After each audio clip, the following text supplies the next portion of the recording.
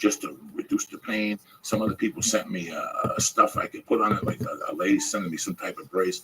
Listen, man, I love you for motherfuckers, but you guys got to spread out amongst us. We got to start making money. We got to start taking care of each other. Not me. I'm talking about you guys as a whole. There's a lot of you guys that hit me up from I noticed that a lot of people have hit me up lately from fucking Utah and Texas and Houston. You guys got to work together in Houston because it's amazing. All the shit, all the great exercises and little things, breathing. Every time I put that I have a problem with something on here, Lee, it's fucking amazing. Yeah. It's amazing. I at least get 3 emails from people going, Joey, you were wrong about this. Try this. And it really, I don't argue with people. I take their advice because maybe this is their fucking field. And 9 out of 10, it is their fucking field. You know what I'm saying? Yeah. So if you have something, put it on this Twitter page, on this, what do they call them, a thread? I don't even know. Because it's very interesting, the things I've learned from fucking you guys. There's a Facebook page. What's that? There's a Facebook page for the church. Is there? Some girl sent me a workout with a wall. Like, I think she was telling me that she does this to rehab people, but she believes that if I do this before the surgery, my knee would get strong. I swear to God, Lee, I did all 3 times last week. Okay. And the swelling went down. Whoa. To the T. She goes, this is what's going to happen. Then elevate it and ice on it for 15 minutes and get back on it and walk on it for 6 minutes. I mean, this girl sent me a fucking thing. So thank you, man. Thank you for all the love you give us. Thank you for always reaching out. Thank you for always doing all that type of shit. I got some interesting. I also got you get good shit and you get bad shit. I got a very fucking interesting email like Thursday from somebody. And I got it and I didn't look at it till yesterday. This is how high I was last night. Then in the 3 years or 4 years I've been doing a podcast, it's the second time I didn't answer emails. You didn't answer emails? No, I couldn't even look at them. I tried. I opened them up at about 6 and I could not do it. When the baby wanted to take a bath, I ran in there real quick just to see if I could knock off 10 of them. Yeah. I read one that fucking made me cry, so I closed it and fucking went out and sat there. That's how fucking high I was. That's how fucking high I was. It was such a touching fucking email about somebody's family that I had to shut the fucking thing down and go lay down on the couch. That's how, it's amazing the things that, this is why we're trying to I went to look at couches this week. Okay. And I couldn't find couches that were high enough. I left Sarah Tiana a message. I'm going to bring the table over here, and we're working on the advice show. It's just going to take a little while. I want to make the studio look right on that side. I want to put a perfect couch, and I want to have the perfect pictures and whatnot. But it's amazing. We always get advice. Somebody sent me a fucking thread this week from a webpage where they were just bashing me. Really? And it's hysterical. But it didn't bother me because they were telling the truth. Okay. They were telling their opinion, the truth. The other day we had a conversation about a show I saw that I just did not think was funny, and how society thinks it's fucking hilarious. And these guys, it was a thread that somebody sent me. I think it was from a Duncan Trussell webpage or something. Is that what you call them? Like a board? Yeah. A board. And they make some interesting points. I've always heard. You should write back. No. I won't write back because I don't want it to become. It's not a confrontation or something. Hey, listen, man. I never peep. Okay. I never fucking peep. Okay. A lot of people always say, don't Google yourself. I know people Google themselves constantly and find shit. I don't want to see nothing. I don't want to hear my voice. I don't give a fuck. Yeah. But it's so weird that somebody sent me this and said, look what I found, I guess, on somebody's webpage thread or a board. Yeah. Is that what you call it? And it was just, 15 fucking pages of hate, of not some intelligent hatred, and I understood it the same way I would explain. I just wouldn't say something sucks. They said, some people said that Joe Rogan was selling all of us, that they didn't think I was funny or I was funny, that the people thought Joe and Duncan were funny. They thought that I was a slime ball and Ari was a fucking idiot, whatever. And it was very weird to read, Mm-hmm. What do you feel like when you read that? You just feel disconnected, but I understand. No, I'm not that type of person. I'm not a hypocrite like that. I get it. I fucking get it. Listen, once in a while, if you want to hit me and go, I don't like what you do, that's fine. Yeah. I appreciate that. It's when you hit me and insult me. There's a big difference. Hey, you fat bastard. Fuck your stupid fucking show. Okay. It's on. But if you want to hit me with an email or something like that, like a gentleman, listen, I listen to your show, it's vulgar. You're racist or you're fucking insensitive or you smoke dope. Some guy wrote, I'll tell you what some guy wrote, that he never paid attention to me, Ralphie May, Jackie Gleason, or any other comedian that's fat. Because why would you listen to a public figure if they were obese? That was the one that made me laugh. That you would never, a comedian should be in shape, you know, whatever. That was the one. So comedians should just be very attractive. That was how shallow this motherfucker was. Hasn't paid much attention to comedy. Right, hasn't. And that's why you have to, you know, one guy said we were a one-trick pony. That Rogan talks about certain subjects, and I talk about certain subjects over and over again. All right, so tremendous. That's the subjects we know. I'm not going to talk about something I don't know and be a fucking farce about it. I'm not going to come out here and make believe I know about everything. You know, I don't know about it. I don't know about anything. I know about 2 or 3 fucking things down to the wire, but that's it. And I've grown from there. But it's the only thing that bothered me was that people called me a liar. That was the one I didn't like. For sure. Yeah. But there was a lot of people on the thread that also made viable points. What's up, you little sluts? All right. Next up on Rabbi's Big Board. Mr. Pyle, what's happening, brother? What's happening, JD? Good morning, my friend. Thank you very much for taking the time and calling me. What's going on over there? Oh, now just everybody's up for the day now. How's the baby? He's staying trapped. He's in there eating right now. 10 months old? 10 months. And is he walking? Oh, yeah, he's walking all over the place, man. All over the place. And how do you feel? Great. Great. It's awesome for your son to walk to you and lift his arms up to you to pick him up and hold him. It's tough for you to leave the house anymore, huh? Yeah, it is. It really is. It really is. I didn't even make it to Eddie's invitational last night because of my house. So after we spoke, I couldn't do it, man. It was Sunday and there was too much going on, and it was Wally Kazam, and I bought a scooter, and you know. Stay black. There's a new boss in the house, man, and that's all there is to it. I don't care how tough you are, how badass you are, how mean of a person you might be, or whatever. A kid will soften you up in a second. Your own kid will soften you up in 1 second, man. No, it's a weird thing. What's going on in your world? You training? I am. I will be going just probably a couple hours after I'm through talking with you. And do you have a fight and set? You'll probably have me so pumped up. I'll go and bash somebody when I get to the gym. Oh, please! I need for you to go in there like a fucking savage today. What do you got today? You got striking, you got conditioning, you got jiu-jitsu, you got everything today. Yeah, I think it's going to be MMA orientated training today. I'll lead the class today because owner is out doing a reality show right now, so I'll step in and fill his shoes until he gets back being famous, and then lead the guys a little bit, and then maybe choke a couple of them out, and then come home.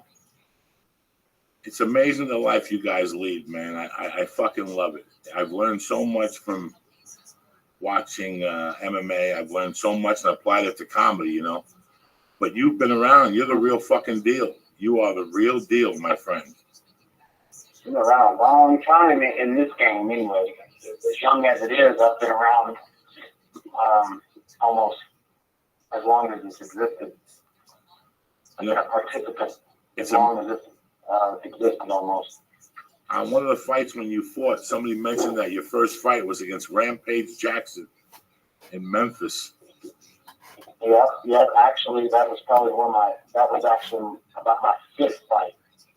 And Rampage's first fight was around my 5th fight.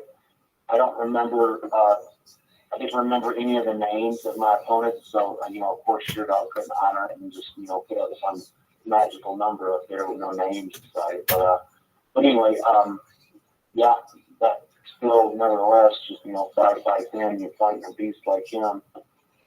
A big man, and I was way out of my weight class.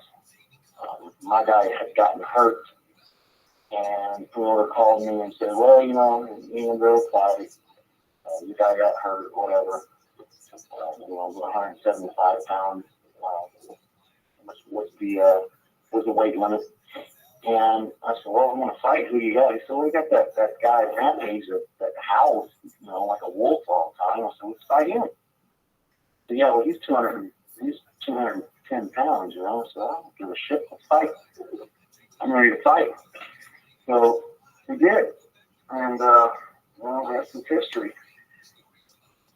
I got thrown around a little bit, slammed around. I got picked up, thrown out of the ring into my corner's arms a little bit, and they just kind of shoved me back underneath the bottom rope and told me to go get after it.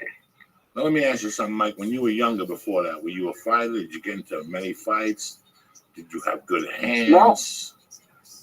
No, you know, actually, I was a good kid. I was all redneck, small town. I spent my time on a pond somewhere fishing or just at home running around the woods or something like that, you know what I mean? But, you know, my mom moved, I went to, I think, 4 different schools in my lifetime. So, you know, we've had little pricks you have to, you know, slap around a little bit so they leave you alone. Got into a few fights like that, you know, just kids being kids and picking on the new guy, and then the new guy whoops their ass, and then then they want to be friends with you. But other than that, no, not really a lot of fights. Maybe probably grew up maybe 10, a handful of fights growing up only. And yes, Joey, I won every single one of them in kung fu fashion. Now, let me ask you this. What was your first art? Did you learn wrestling first or jiu-jitsu? Or? Taekwondo was my first at 18 years old. That's when you joined at 18? What's that? You joined Taekwondo at 18?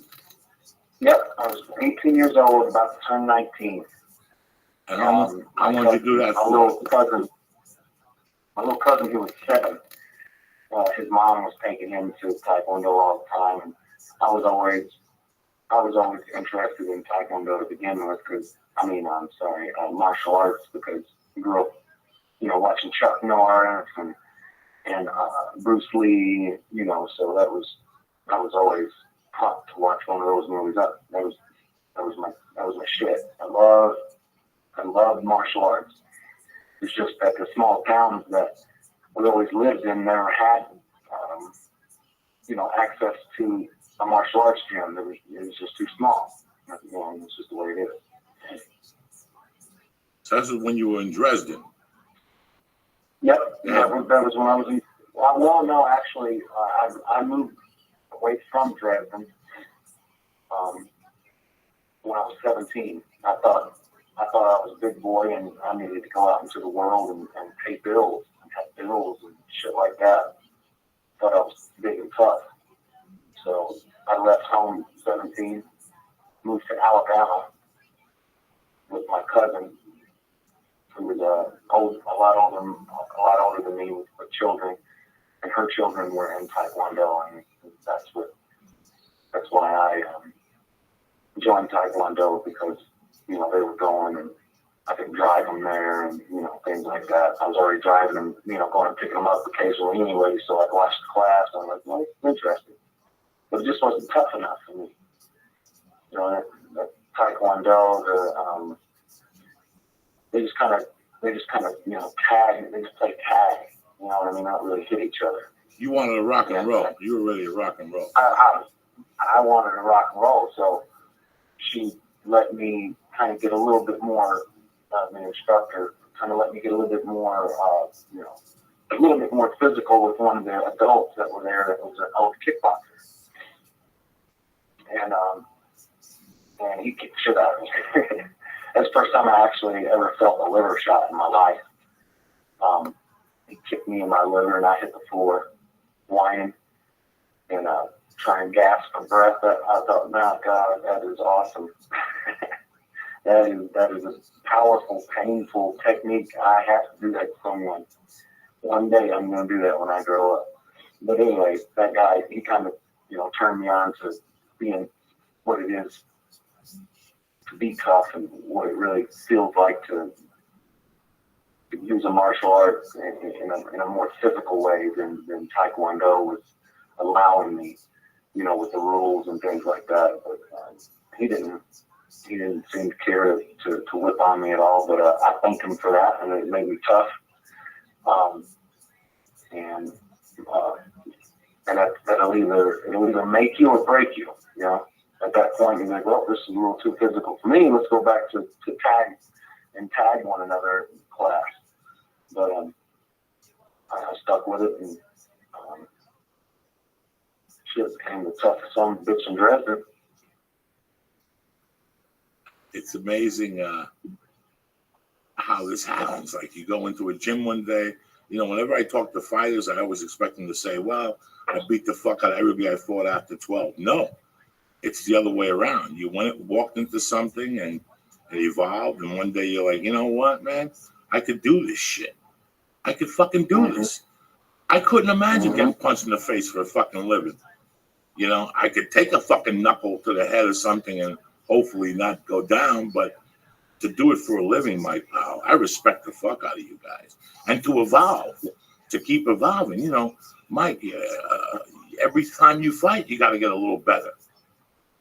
Yeah, you have to, because hell, the other guy is. The thing is with the way it's going now, for me, I went through all the stages and all the changes that MMA went through. I started training when I was fighting when it was no holds bar, and then it was NHB. Remember that? Yeah. NHB? Yeah. They abbreviated it to make it sound a little more sophisticated than NHB fighter. And I was an NHB fighter. I went through all those times where you basically kind of had a guy who was that barely could punch, and you knew you were going to be in a wrestling match. You knew you were going to be wrestled, right? But times have changed. Everybody's getting better, and now everybody can wrestle their ass off. They can punch very well. They can kick. They can grapple. They can submit. They can, motherfuckers are jumping off cages and side kicking people in the face. It's just, I've been there since the beginning, and now better coaches as far as strength and conditioning, and better, more open-minded striking coaches have gotten into the game and evolved and now is starting to produce some very, very good fighters, because they got a good grasp and a good idea of what's going on with the sport, and they know what the hell they're doing. It's not just a boxing coach or just a wrestling coach or etc. Now we're starting to develop some young guys that 5 years ago come in when they were 18. Now they're in their middle 20s, and the first thing they were doing was mixed martial arts, not karate or taekwondo, boxing, yeah. I mean, pure. Like, here you go. You got to take down, wrestle, punch, kick, grapple, submit, and all that shit. You ready to go? You know what I mean? So, and there's been some good coaches that evolved and now retired and been in the game back in the day, and that and been around it, and and the sports young was like 20 years old, dude. That's I mean, 20 years is not anything. That's nothing for a sport. To evolve and grow, that's 20 years is nothing. And look where it's at now. There's just nothing more fascinating than two guys pitted against one another and it's just a human chess match. They're getting after it, man. And it's been I mean, it's as humans, we've documented it over the thousands of years that we've been on this earth. And, you know, you see all the even down to hieroglyphics. People are, you know, they got show a couple of dudes grappling. And then, you know, back in the Roman days, guys, you know, the gladiators. I mean, it's infatuating. Fighters will always be around until the end of time because it's just the ultimate. You know, it's just the coolest. Yeah, soccer players are cool, basketball players are cool, but you get to sit down and pick a fighter's brain or talk to him about fighting. It's just something that will always remain interesting. I mean, because we are a small percentage of the human race. We're 0.005 or something. I don't know. I haven't crunched numbers, but the people that walk the earth that do what we do. It's a very small number. And people are, you know, even boxers, you know what I mean? And put us all together, boxers and MMA fighters. It's a small world and community. Not a lot of us out there that's able to do it, you know. It's interesting. It's interesting to sit and talk to a fighter or watch it. It's, you know, like I say, it's part of history, and it always will be. But humans beating the hell out of one another, people will stop and watch it every time. It's so fucking interesting. You're right. No, hey, listen, man. Hey, man, you're walking down the street and then a soccer game breaks out. You're going to keep walking. You know, you're going to keep on walking. You're going to walk on, or you're walking by a baseball field. They're playing baseball. Yeah, so what? You're going to start to keep talking to your buddy about that new engine that you're going to put in your Trans Am tomorrow or whatever. But you walking by a park and two dudes start scrapping, you're going to stop and you're going to watch it. You really are. It's something that it's captivating. It's interesting to watch people, you know, especially at the level that, you know, that UFC has you know, brought the MMA community, you know, as far as knowledge and exposing the fighters to the public and letting them understand that, you know, hey, look, we're not a bunch of, you know, dumb meatheads that just get in the cage because we like fighting. You know, it's an art, it's a skill set where we are professional athletes, just the same as a basketball player or a football player. We prepare, you know, we have to prepare. We're professional athletes now, and you know, and UFC's done a really great job at getting that point across and exposing the fighters to the public so they can shake their hand and talk with them. You know, it's not that often you get to sit and talk with your favorite golf player or football player or whatever, but you know, you see us everywhere. You know, we're approachable. And for the most part, intelligent. You know, and friendly. You know, it's a great sport, man. No, I love it. I love what's happening with it. You know, when I first watched the UFC, I didn't know what the fuck was going on. 10, 15 years ago, I wasn't too crazy about it. But I started paying attention after I saw Anderson beat up Chris Liebman. I just had it on my TV when that fight was happening. And once I saw Anderson Silva, I'm like, oh, this is beautiful. I was really into it. Yep. And after that, I became a fan. And I became a fan of your lives. I like your lives. I like that exactly. It's just not two guys beating each other up and during the week juicing and going to a bar. It's, you know, people have families. You're a family man. You're not out, you know, fucking having orgies every night. You're a family guy. You get up, you go down there, you do your training, you go back home, and now you have to be this different person. Here you are in your mind 3 hours earlier. Your focus is on breaking somebody's shoulder, whatever. You know, you're in a fucking cage practicing. You know, you have to get your mind set up, and now you got to go home and shut that off and pick up a child, and, you know, wash a dish and tell your wife you love her. It's brilliant that you have those two different mindsets, but just what goes into being a fighter. not just a UFC fighter, but the whole thing. We were talking about dedication this morning, Mike Powell, that people think that you just do jumping jacks and hit a bag all day. There's so much more. I wish it was, and even for comedy, there's people think that you get up at 2 and we just get on stage and crack a microphone and smoke a joint. I'm 51. I fucking work harder now. You got to write. You got to prepare. You got, and I can't even imagine being a fighter. The nutrition, the jiu-jitsu, the wrestling, the running, the conditioning, and then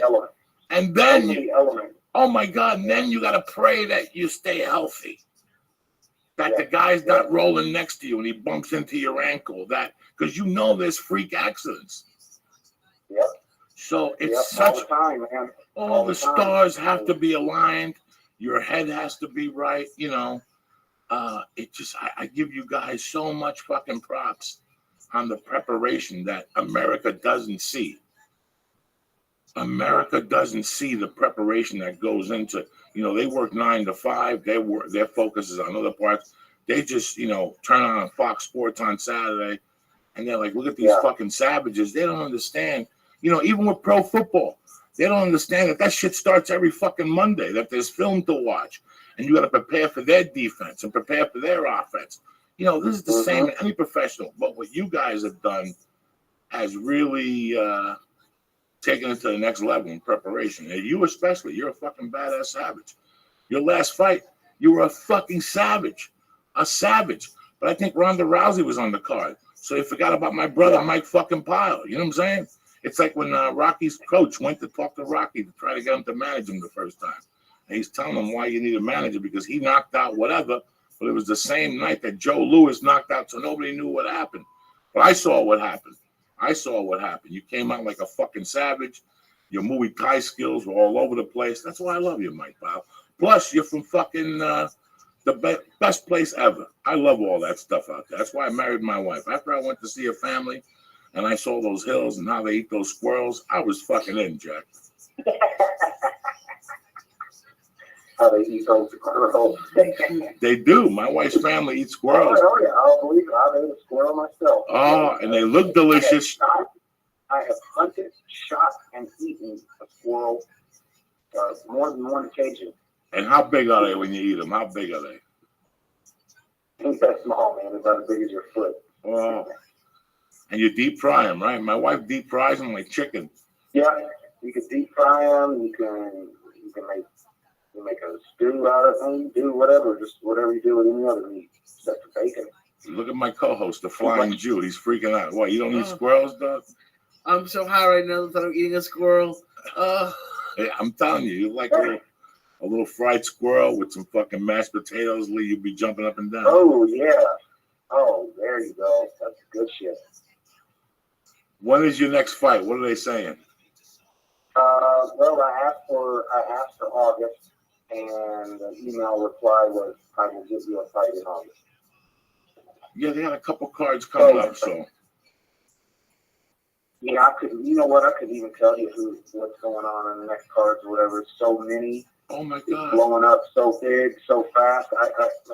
I'm, and all these new names coming on, on board. I mean, I can hardly keep up with myself, getting to the gym and, like you said, coming home being dad. It's like, damn, who's fighting next? Oh, there's a fight Wednesday and Saturday. Okay, all right. Every week there's almost a fight. It's awesome. It's blowing up, man. It's, they were just in Berlin and Brazil, and now they're coming back home here in the States. It's just nuts, man. It's nuts. Where are the fights this weekend? Because I know there's fight Saturday.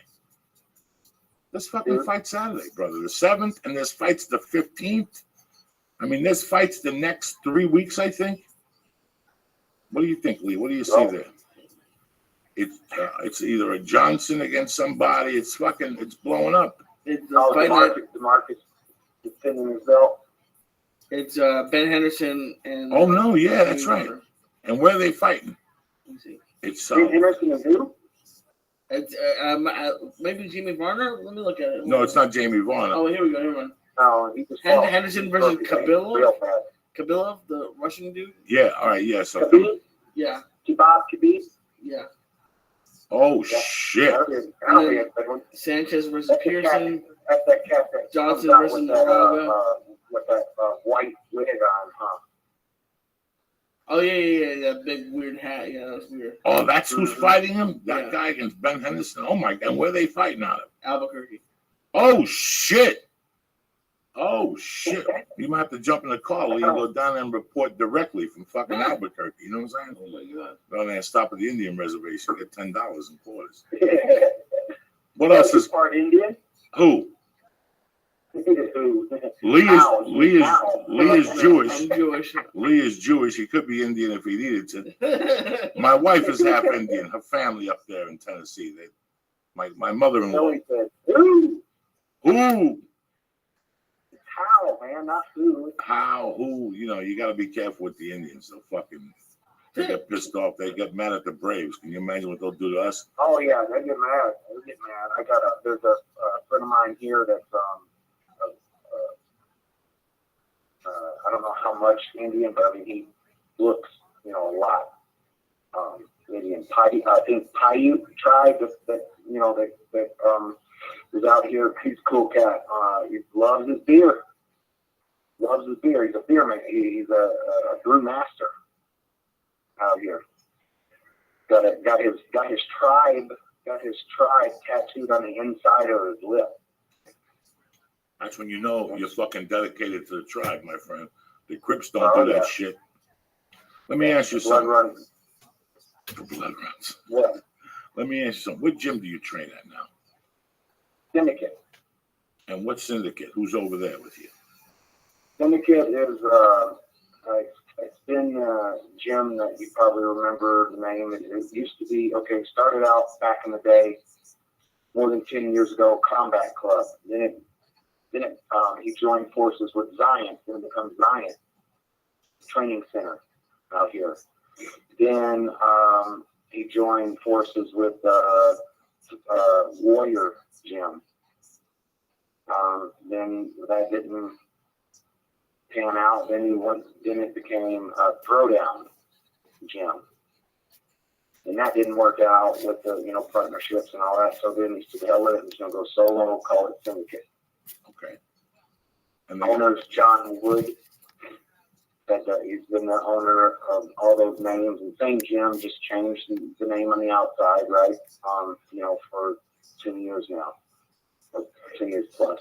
his sign guy must love him. Right? The guy that makes his signs fucking loves him. He's like, oh, here we go. No, the bank's gotta love him when every time he changes the LLC. Oh, Jesus. You gotta pay some more shit. So you're fighting out a syndicate now. Those are your trainers. Yep, those train. Yep. I train a boxing coach. Is actually more of a private boxing coach, not part of the gym. That's Jimmy Gifford. And then another one of my striking coaches that I use for the most part all the time is Nate Pettit. He's out of Syndicate Gym, and then I'm out of Syndicate. John Wood, who owns the gym, has been a real close friend of mine ever since I moved out here to Vegas, and I've always went to his gym. His gym has always been close to my house. Usually, always the closer gym. And I used to be out of the Extreme Couture. Right, I remember. And but I was only once or twice a week I was over at my buddy's gym anyway. I just represented Couture's gym, and then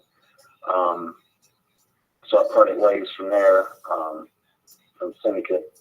I'm sorry, from Couture. Yeah, from Couture's, and then just started going over there, solely and completely. Like I was talking about, evolving in the sport and things like that. I got to the point where the team aspect of everything is great. Don't get me wrong. But I just felt like I was at a point in my career where it was either shit or get off the pot, because I'm 38 right now, Joey. I'm getting old. I'm an old man when it comes to this sport. Young man in life, but for the sport, I'm getting old, right? So I needed to make a change. I needed to get more focus on Mike Pyle. I needed to get a coaching staff around Mike Pyle, not a extreme couture team. It's hard for a coach to walk the floor when there's 20 guys on the floor and 7 of them are getting ready to fight in 2 weeks or 3 weeks and get that kind of focus and that attention that you need in that focus and things like that, that you need from your coaches and your coaching staff and things like that. It's hard for a coach to walk the floor and work with 20 guys at the same time, right? But so I've made a change. What I'm gonna do is I'm gonna hire a coach on for my camp, where every day at this time and this time, my people are there. Whether it be 5 people that's on board or whether it be 2 people that's on board, they're right there, and they're all about Mike Pyle winning on whatever date it is, and that's what their focus is. And that's what flipped the script for me. I dropped a couple in the UFC, and I was about out. If I would have lost another one, I would have been gone, probably. Due to the history of other fighters that it could look like that was, next for me. Because you lose too much, then you're not that interested. And that's just the way it is. It's cutthroat that way. So once I got that focus and I dialed all that in, I made a turnaround in my career.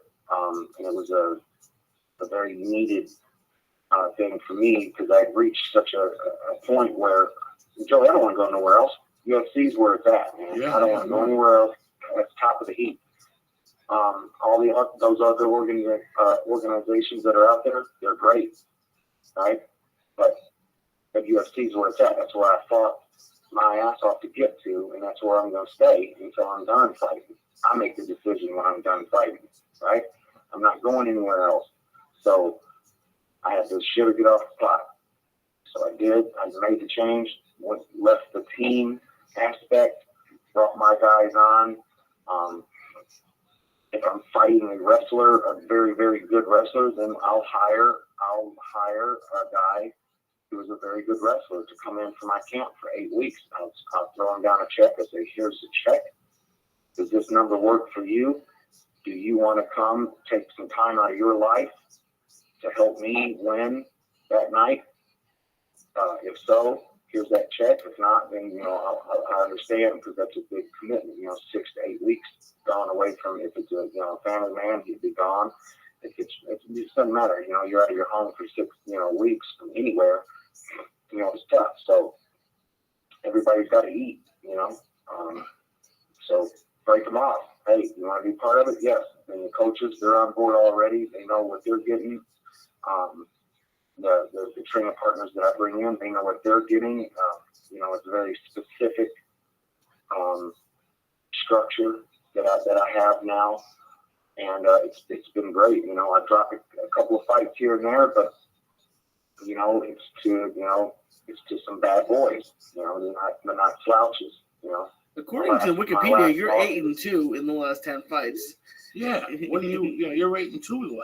I was gonna say you were 4-1 in the last cut. I know you went down to Matt Brown, which just went by the blink of a fucking eye. It wasn't like, and I know you beat the fuck out of Story, and there was another one there, and then the one in February. So you were never out of the game, brother. You were always in there. And I know hey, listen, self-criticism. You're talking to Captain fucking self-criticism. I hate myself.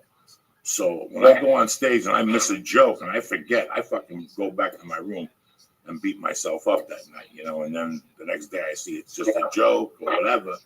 But if you want to keep doing what we're doing, we got to pick this shit up. So no, you're a fucking savage, brother. 38 is just a fucking number. You look good. You keep, you're light. You haven't taken that many. What did you fight at 170? Don't you? Right? 155, 170. Yeah, 170. Yeah, 170. I probably woke up 187, about 17 pounds over. I never really, I'm not a big guy. I'm just always been, tall and lanky, so not too big of a welterweight, but right in the middle there, I guess. And you got heart, man. I see it when you fight. I see it how you walk around. I've known you a couple of years, and I've always loved you. When I found out where you were from, I even loved you more. I love rednecks. That's my dream. I didn't want to be Cuban or I wanted to be a fucking redneck, dog. Because then I had an excuse to shoot a motherfucker. You understand me? When you got an American flag on your truck, you got an excuse to shoot a motherfucker. I'm Cuban now. They'll throw me in jail. But, I got after that just to be driving down the road and take a shotgun out the back right off your gun rack out of your truck. Just take it off the rack, step out, shoot whatever the hell it is you're shooting out there, no matter where you're at, ain't nobody gonna hear it, and then put it back in to the truck, visible to everyone, go to the post office and drop the mail off, shotgun still sitting right there, and no one blinks an eye or calls the cops because they shit in pants and that guy's got a shotgun in their window. When I was young, growing up in Jersey, I was I didn't know. I thought Texas was where you went to be a redneck. So I was going to pick up my bags. I loved everything Texas. I loved the Houston Rockets. I liked the Dallas Cowboys. I didn't even know about fucking Tennessee and what was cracking there till I got older. But, I told you a couple of times, my wife is going back in June, and we're definitely getting a house an hour outside of Nashville somewhere. Like, I'm done. Okay. I'm done. Do it, buddy. Do it. I'm really happy. I want to move back there. I want to move closer to her family. Let that little one grow up with a yard and all the trees and grow up that way, man. No, I'm with you. I really like that. I want property. I don't want to spend, $400,000 and have a fucking neighbor. I want to whack off in the fucking yeah. Sit up on the back porch, looking out over the fog rolling through the trees, way back in there. Maybe a deer walking by. You be in your underwear, just chilling. Maybe, and if you needed to take a piss, you just stand up and sit off the side of your porch. I love all that shit. I love it. I'm sick and tired of traffic. A couple people, I've said this before, I want to move to Nashville, and I've got emails from people that it's very racist. And I'm like, you know what, man? People fucking hate people everywhere. I don't attract those people, so I don't give a fuck. You know what I'm saying? I don't give a fuck. I don't attract. What's racist about wanting to move to Nashville? I know. How the fuck, everywhere you move, there's racism. Everywhere, so it's like, shut the fuck up. I go to Nashville. My wife's best friend is black. We talk every fucking day on the phone. Andrea Bobo. She's in fucking Memphis now. My niece is in New York. My niece who just graduated from Bradford. They took him for a 2-week trip. Tonight they're going to a Yankee game, bitch. They're in New York City. She went to see a play. There's racism everywhere you go. I grew up I grew up this song kicks so much. I guess I would say just throw songs in here out of being dirt poor. Just a little bit higher than that, I guess, wherever that would be. But we had, we were all living together. Black folks, white folks, all down in those neighborhoods, man. One of my good friends growing up, his name was Tojo. Everybody wanted to see him. That was his given name. His name was Tojo. That was my boy. We go hunt birds with BB guns every day after school. Wonder what old Tojo's up to nowadays. Hunting fucking birds with BB guns. You never know, my brother. I'm gonna see you July 18th. All right, you're gonna come with the wife. I'll see you at the South Point. I love you, Mike Powell, and I wish you nothing but luck. I wish we had done the show earlier. I was always embarrassed to ask you, but you're a fucking great guy, man. Nobody can hear any of this. No problem. Anytime that you want me to come on, I'll definitely do it. I love you, Mike Powell. Have a great week. Give your son a kiss, and I'll see you July 18th with the Flying Jew. All right, say goodbye. 18th. All right, brother. Say goodbye. Bye, buddy. All right, man. Have a great week. Thank you.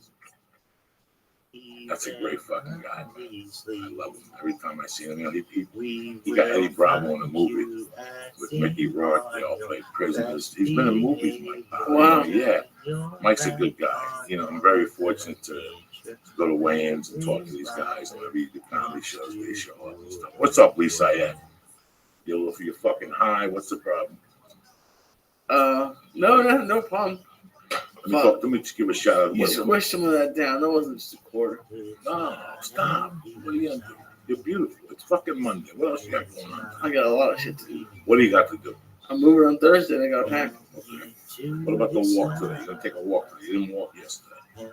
What am I supposed to do, dog? You see how high I am? Listen, you go home, you get your fucking iPod with the Jews jumping up and down, the techno music, and you go for a Listen to that walk. high. Then you I get almost had a panic attack. Listening to him talking about people beating each other up in the park, I started thinking about that. Look at you, look at you. He's stoned to the gills. This is what I'm talking about, people. Get your shit together. It's Monday, motherfuckers. Who gives a fuck what I'm still thinking? On it for all your fucking needs, for all your supplemental needs. If you're not going to onit.com, you're still giggling, checking out what they got, then you're slipping. You understand me? Onit's got the what do they got? They got the hemp protein. Ooh, they got the alpha brain. Who farted? They got before. No, did you smell that before? It was tremendous. Anyway, they got the fucking, they got the alpha brain. They got the shroom tech. They got the new mood. Listen, they're fucking cutting edge technology. You feel good. I went to beginner jiu-jitsu Friday night, and I took 2 of those shroom techs, and I'll tell you what, I did phenomenal. The energy it gives you towards the end, I did phenomenal. You feel good. You're breathing better. I'm sorry, I'm burping. It's just fucking water. I hate that. Edible made me burp. I'm Just go to fucking hashtag Viral Rabbi in any search engine. From kettlebells Filter to by weighted live. vests to ropes. Hashtag Onit Viral was Rabbi. always doing anywhere. something ahead of Thousands everybody of else. accounts. You know, if you go to all these other health websites, yeah, they're okay, and they've got good protein powders and whatnot. And they got a money back guarantee. You don't like what they do, you fucking, especially with the alpha brain. I mean, who else fucking puts out alpha brain? You take a cycle of alpha brain. You see how good you feel. You feel alert. You feel alive. Your eyes are fucking. What do you smell? The fart or the burp? No. Just like, who else makes alpha brain? Only one company. No one else can make alpha brain. Well, what the fuck you talking? This is what I'm saying to you. When it comes to nootropics, Alpha Brain's the motherfucker. Tell everyone you know, this is the biggest event in global history. Go to joeydiaz.net. Go to the Onit Box and Press. Church. CHURCH. Get 10% off. Go on the Stay On It program. They'll send you your stuff directly every fucking month, at the beginning of the month. You don't have to dilly-dally and get back on the webpage. Just like my people at Dollar Shave Club, those bad motherfuckers. This is the first ingrown hair I've gotten in months, right here. Biggest I don't know why. You see that fucking everyone weenie? you It know. looks like a fucking Watch pepperoni like, fucking in slice. reverse. It's big. I popped it It's this like a morning. I woke timeline up, of I had a human lump history. on my fucking side. What, Tell your bitch? parents. What? Tell your Yeah, I children. popped it. That's what I told Tell you. I your popped it aunts by and mistake. I uncles. scratched Tell it. your grandparents. I didn't know what it was. Everyone you know. But it Tell doesn't the matter. Rothschild. Dollar Shave Club. I looked No at the blades the other day. I looked at the handle the other day. How good the handle was, the blade. Listen, if you're fucking around, No, you guys are everyone. going down to the Everyone. supermarket, you gotta wait online. You're spending Stay fucking black. 20 a month. And that's just on blades and razors alone. Cut this shit. They got a program, $1, $6, and $9. You get to pick what you want for your needs, the tenderness for your beard, whether you want an aloe strip. Go to Dollar Shave Club. Go see what they got to offer. If you like it, go to joeydiaz.net. Go to Dollar Shave Club Box and Press in. Church. CHURCH. Don't sound so fucking enthusiastic, cocksucker. I didn't know. I am because girls can use it too. Because Paula stole mine. That's what I'm saying. And you shave your monkey. It's got a good handle. It's heavy. Your hand won't slip. With those plastic ones, you got no guidance. If there's a burp or you fart, you'll slit your fucking clit. Oh. Not with Dollar fucking Shave Club. Go to Dollar Shave Club. Go to the Box and Press. Church. Search CHURCH. You dirty cocksuckers. Always in the world of entertainment, I always try to hook you motherfuckers up. Whether it's razors, whether it's supplements. Let me come at you with my main motherfuckers. Hulu Plus. You can watch the Hulu Plus and so much more. You understand? You got Modern Family, The Daily Show, Scandal, and you can watch every episode of Nashville, Lost, and Doctor Who. You get ad-free movies and you get kids shows fucking too. You can play them on any computer, smart TV, Roku, Apple TV, Xbox, PlayStation, pretty much any streaming device you got at the fucking house. An iPhone, your foot, your fungi toenail. Hulu Plus is there for you. Go to Hulu Plus, see what they got. If you like what you see, go to Hulu Plus box on joeydiaz.net and press in Joey, Joey, Joey, you bad motherfucker, and start your program at $7.99 a month. But I'm going to give you 2 weeks off. 2 weeks for free. 2 weeks for free. Who gives you 2 weeks for fucking free? Who? Tell me who. Nobody, motherfuckers. Go to HuluPlus.com. Go to the box and press in Joey, Joey, Joey. Also, to one of my favorite people in the world. I love Jeremy. I love talking to him on the phone. He always got answers for me. Go to escapepodtank.com. Let me tell you something. For all your tank needs, look at the shape of this fucking movie. For all your flotation tank needs, whether it's industrial, residential, they ain't fucking around over there. You understand me? You got a question, you call Jeremy on the 1-800 line. They got the just the tank model. If you go over there, tell them I sent you, get $150 off. If you go to any other tank, whether it's commercial or residential, you get $250 off if you mention JoeyDiaz.net or whatever the fuck you want to mention. Joey Diaz, Lee Giggling. You know, look at this. Look what I gotta put up with.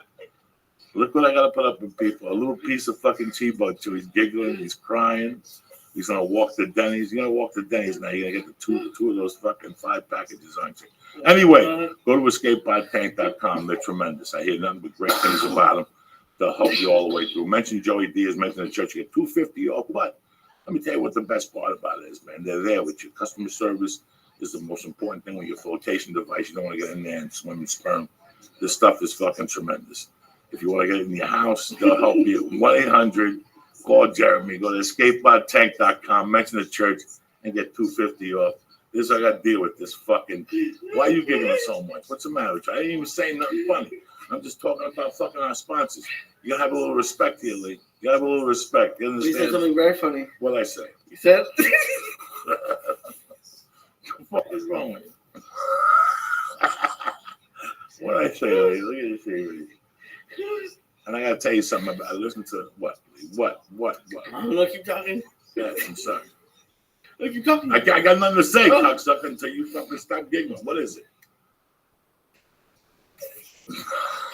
Ladies and gentlemen, this poor fucking kid is shot to death.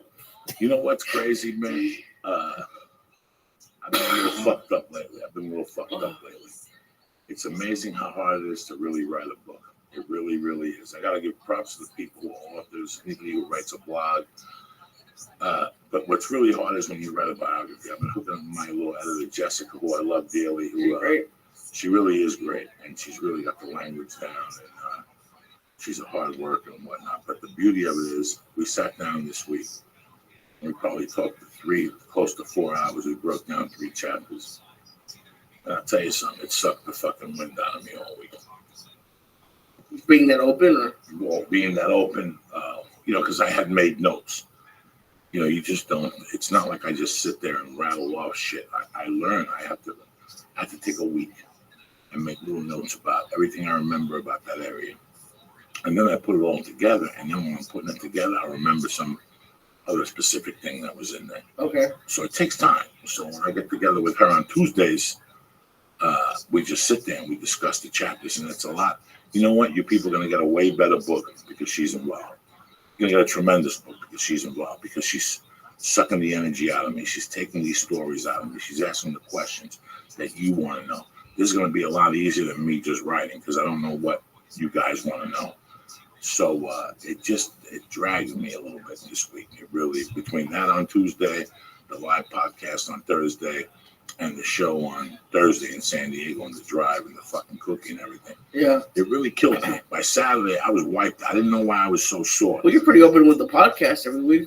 I'm open with the podcast, but this is remembering those years is a fucking nightmare. It's a fucking nightmare because it takes me there some nights. I have to go there in my heart and feel the desperation. You know, Friday night I stayed home. I was just about ready to go to bed. 9 o'clock, Hustle and Flow was coming out. And I watched the beginning of it. Hustle and Flow is about a black guy that has pimps, that has hookers, a white chick and 2 black chicks. And they're all stars today, I guess, in their own way. I mean, this movie was great. It starts off a little slow. I don't know how many years old it is now, 10 years old or whatever. It starts off a little slow, but it gets, it picks up. It picks up in the story, and they start writing. And every character you'll see in this movie, you've seen before, including Ludacris. And I don't know what happens. I don't want to spoil it for you, but there's a part in the movie when I was watching it the other day, and they're sitting there and they're waiting for a client, a trick, and he's writing raps. The pimp is writing raps in his car. There's no air conditioner, and the hooker is a young, pretty girl with no confidence, zero confidence. But she looks over at him and she goes, "Hey, I wish I could do something. Just like that. She goes, no, she goes, I wish I was good at something. You know,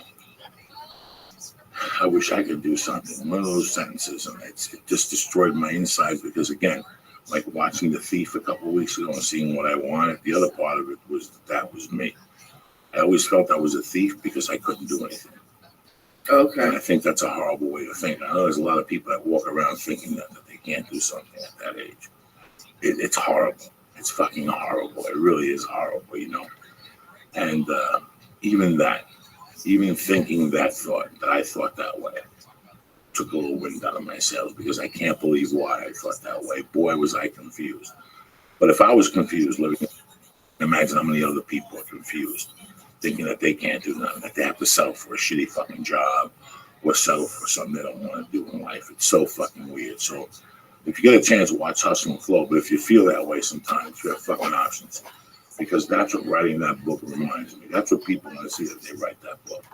I never, ever wanted to be a fucking celebrity. I still don't consider myself a celebrity. That's a stupid fucking word. You know, and I'm not a movie star. I'm just a dirty fucking comic. And I sit down with another fucking dirty Jew twice a week and we talk shit, okay? But we talk the truth and we talk what's in our heart and we talk about the things that we do and how it affects us. This podcast is about fucking Lee and his growth. This podcast is about making somebody's day. But this podcast is also about thinking that we can't do something. And I don't want you to think that way no more. Fuck all that shit. You can do whatever the fuck you want. It's Monday, motherfuckers. Plain and simple. That's why we ate the edible. That's why we smoked the vapor pens. And that's why we're going to leave you with a smile on our face. I think I can tell you what was so funny to me. Well, tell me now. So you're doing the escape pod take ad, and you're like, I love calling Jeremy. I love talking to Jeremy on the phone. He always has answers for me. Just a quick line. I love talking to Jeremy. Sure, why call a customer service guy if you don't have fucking answers, Lee? You know what I'm saying? I used to back like his answers about nothing. It's like answers. He always got answers. And then you ask him what the McDonald's cheeseburger was 88 cents. Yeah, why call somebody if they ain't got no fucking answers? You know what I'm saying? Have a great fucking week. It's Monday, June 2nd. Like I said, you can do the fuck. Don't ever think you can't do it. Dog, I thought the same fucking way. It hurt my feelings watching that movie. So get up there, grab your fucking balls.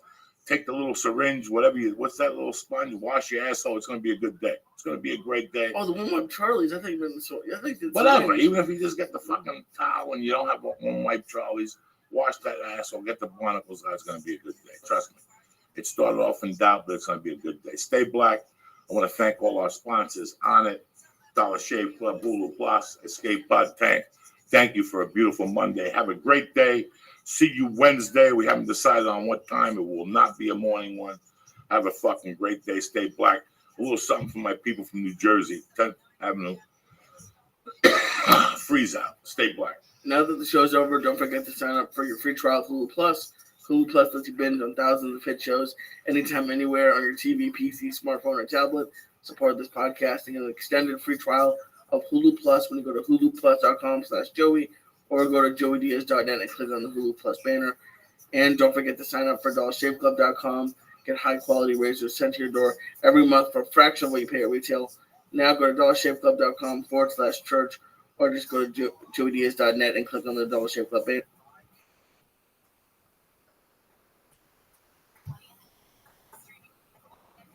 Sing it.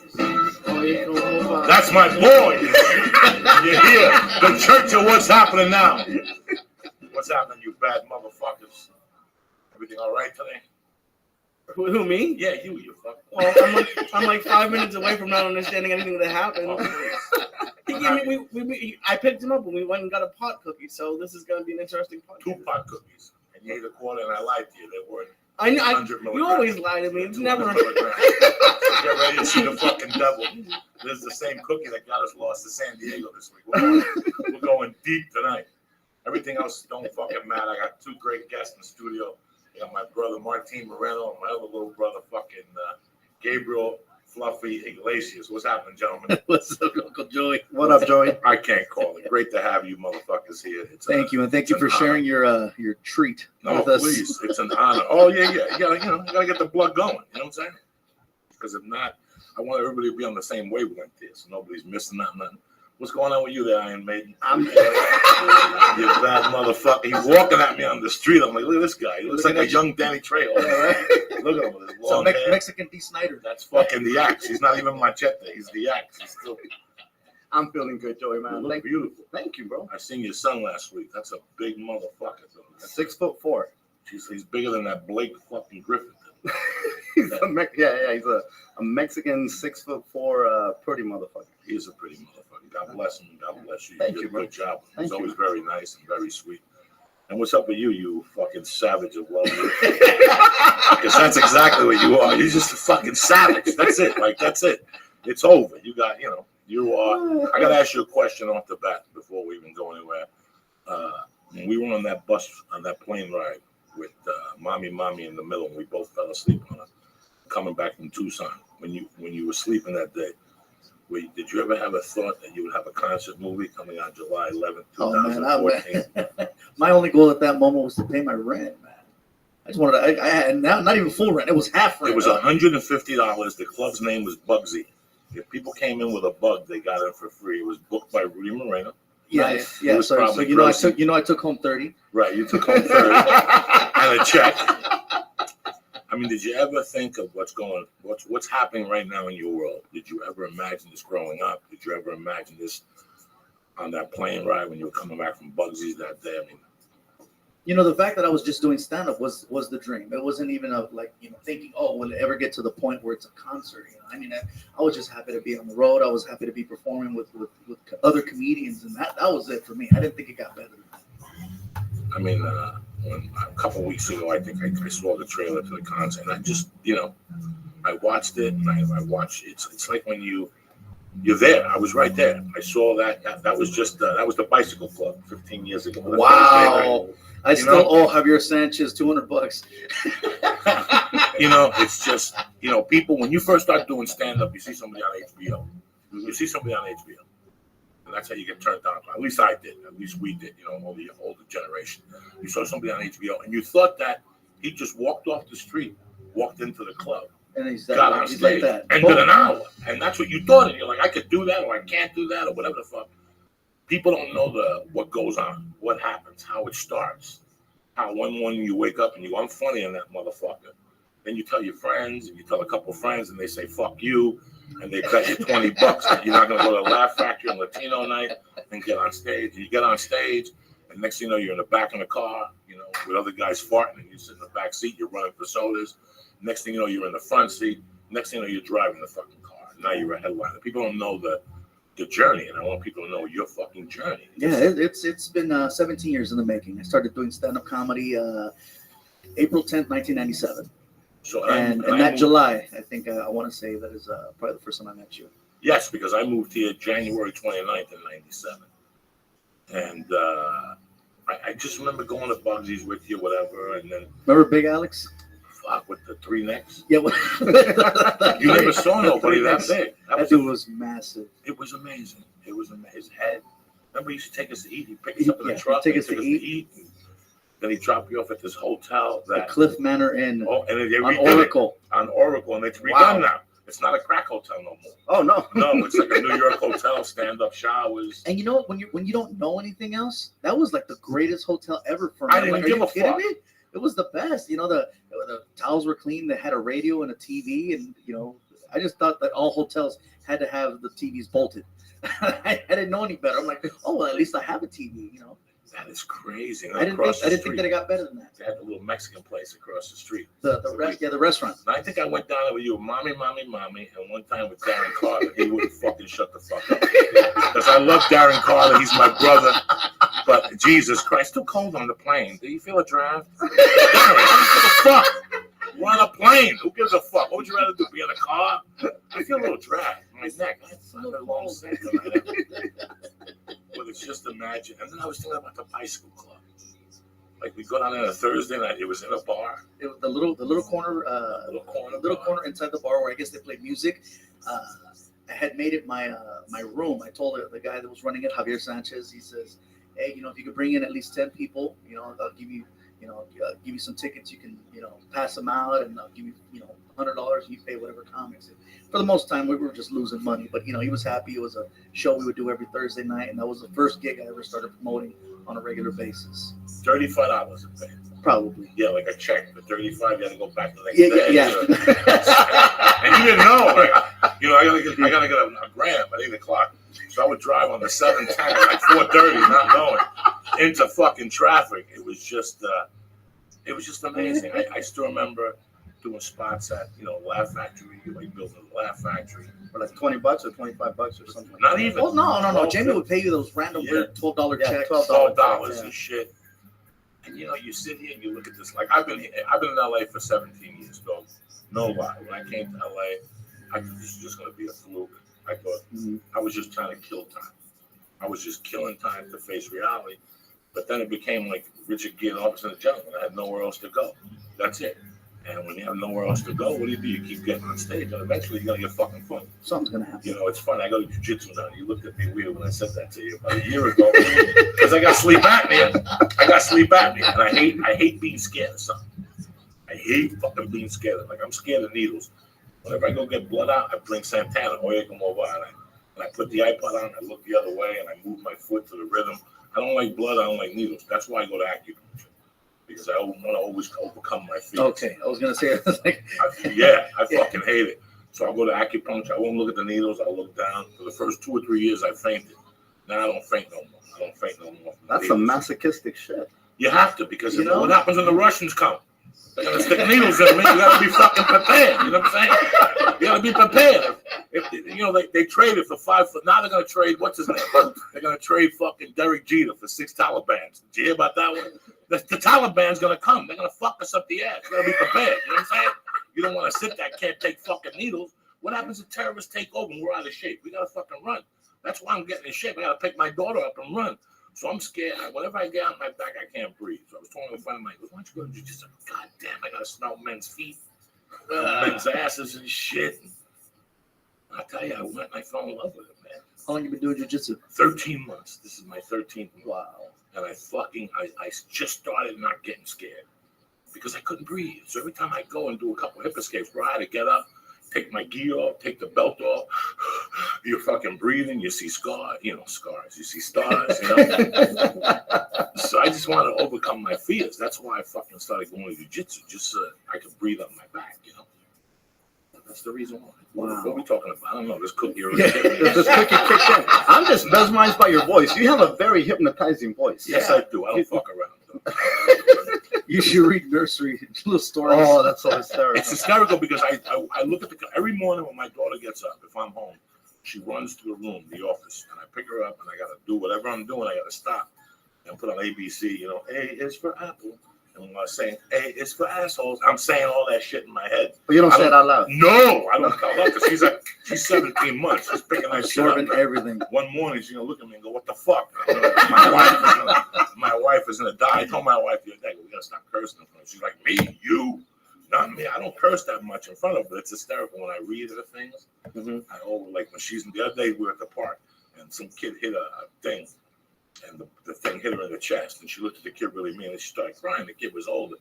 And I looked at that little motherfucker in the back of my head. I'm like, you little fucking black cocksucker. And I already seen myself throwing the ball at him and hitting him in the head and the ball bouncing off his head. I had one of those rubber balls in my hand. I had to control myself. I'm like, I'll fucking kill you, little fucker. You hit my daughter again. Because at first it's hard. You don't know.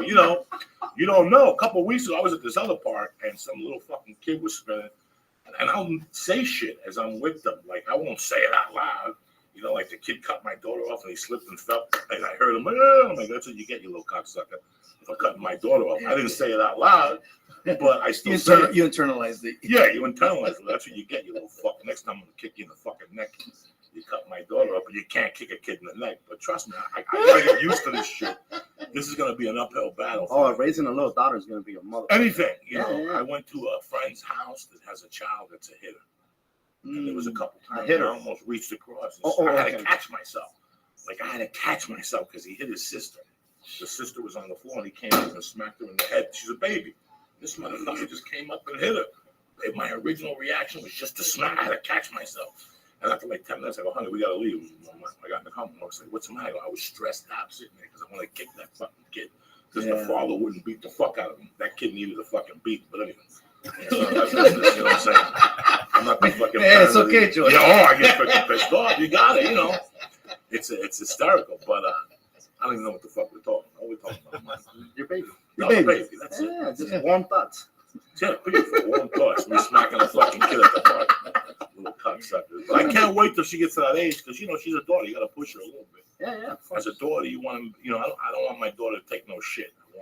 You want her to be tough. Yeah, you want her to be a bad bitch. Yeah, I want to. Yeah, you don't want her to be a bitch. I want her to be a lady, but I want her to know that there comes a time where you take off your shoes and go, what? Yeah.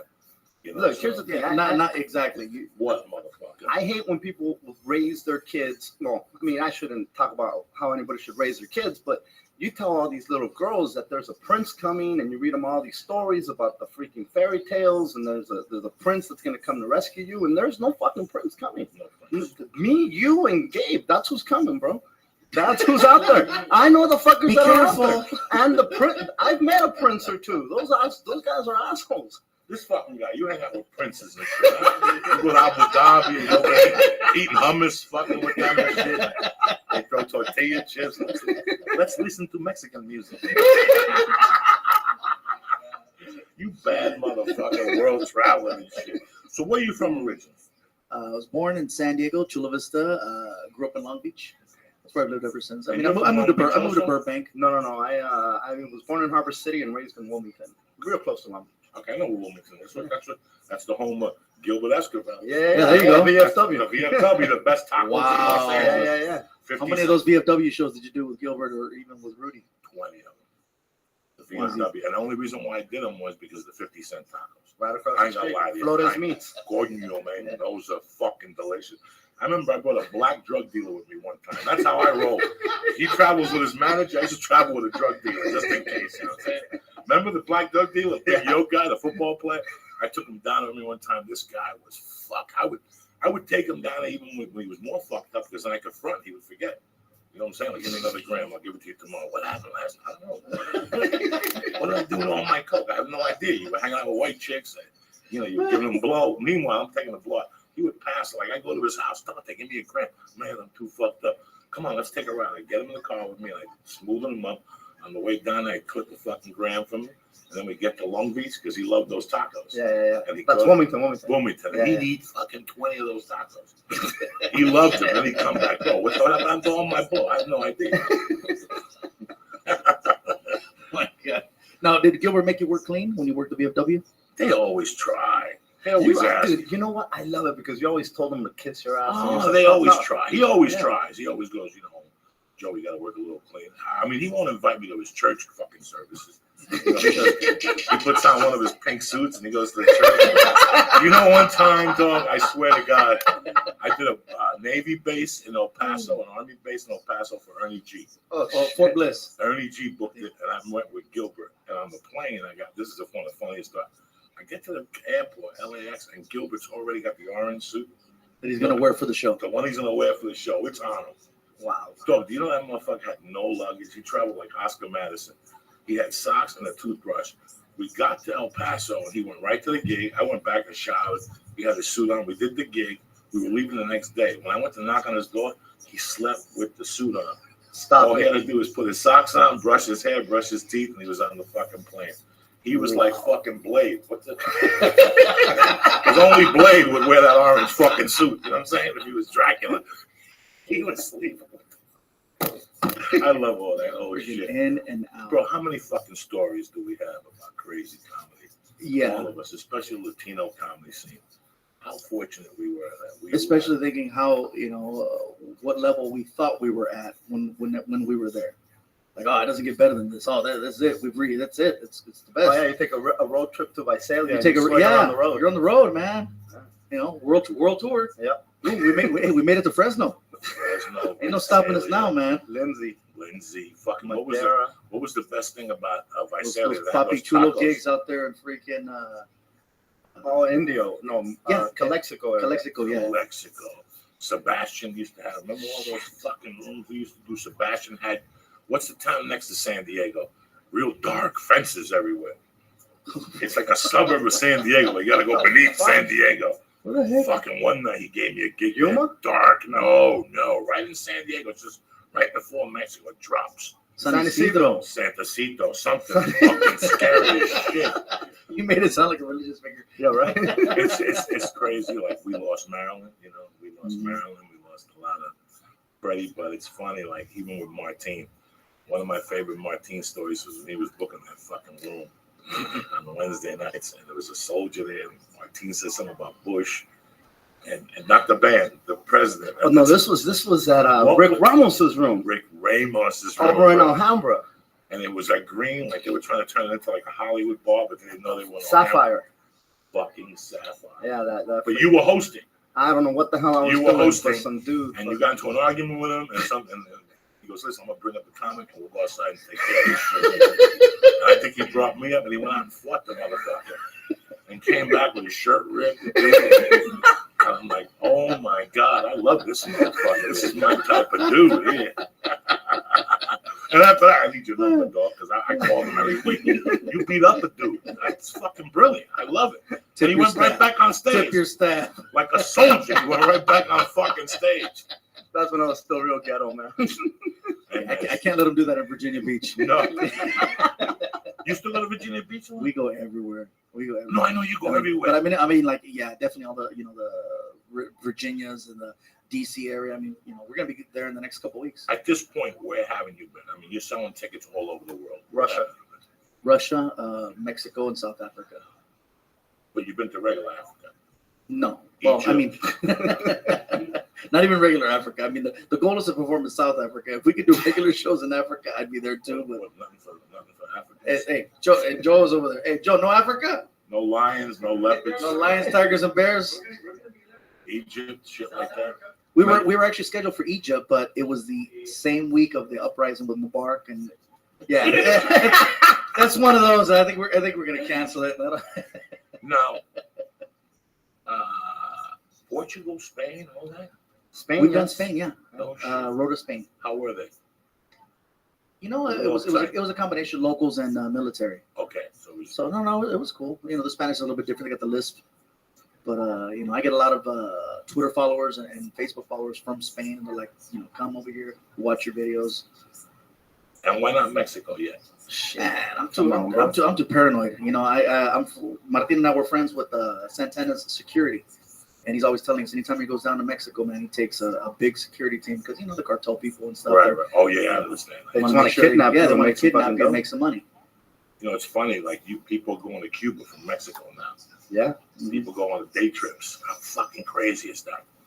Day trips? Day trips. Yeah, and they won't stamp your passport. They won't stamp your passport. They hook it all up in Downey.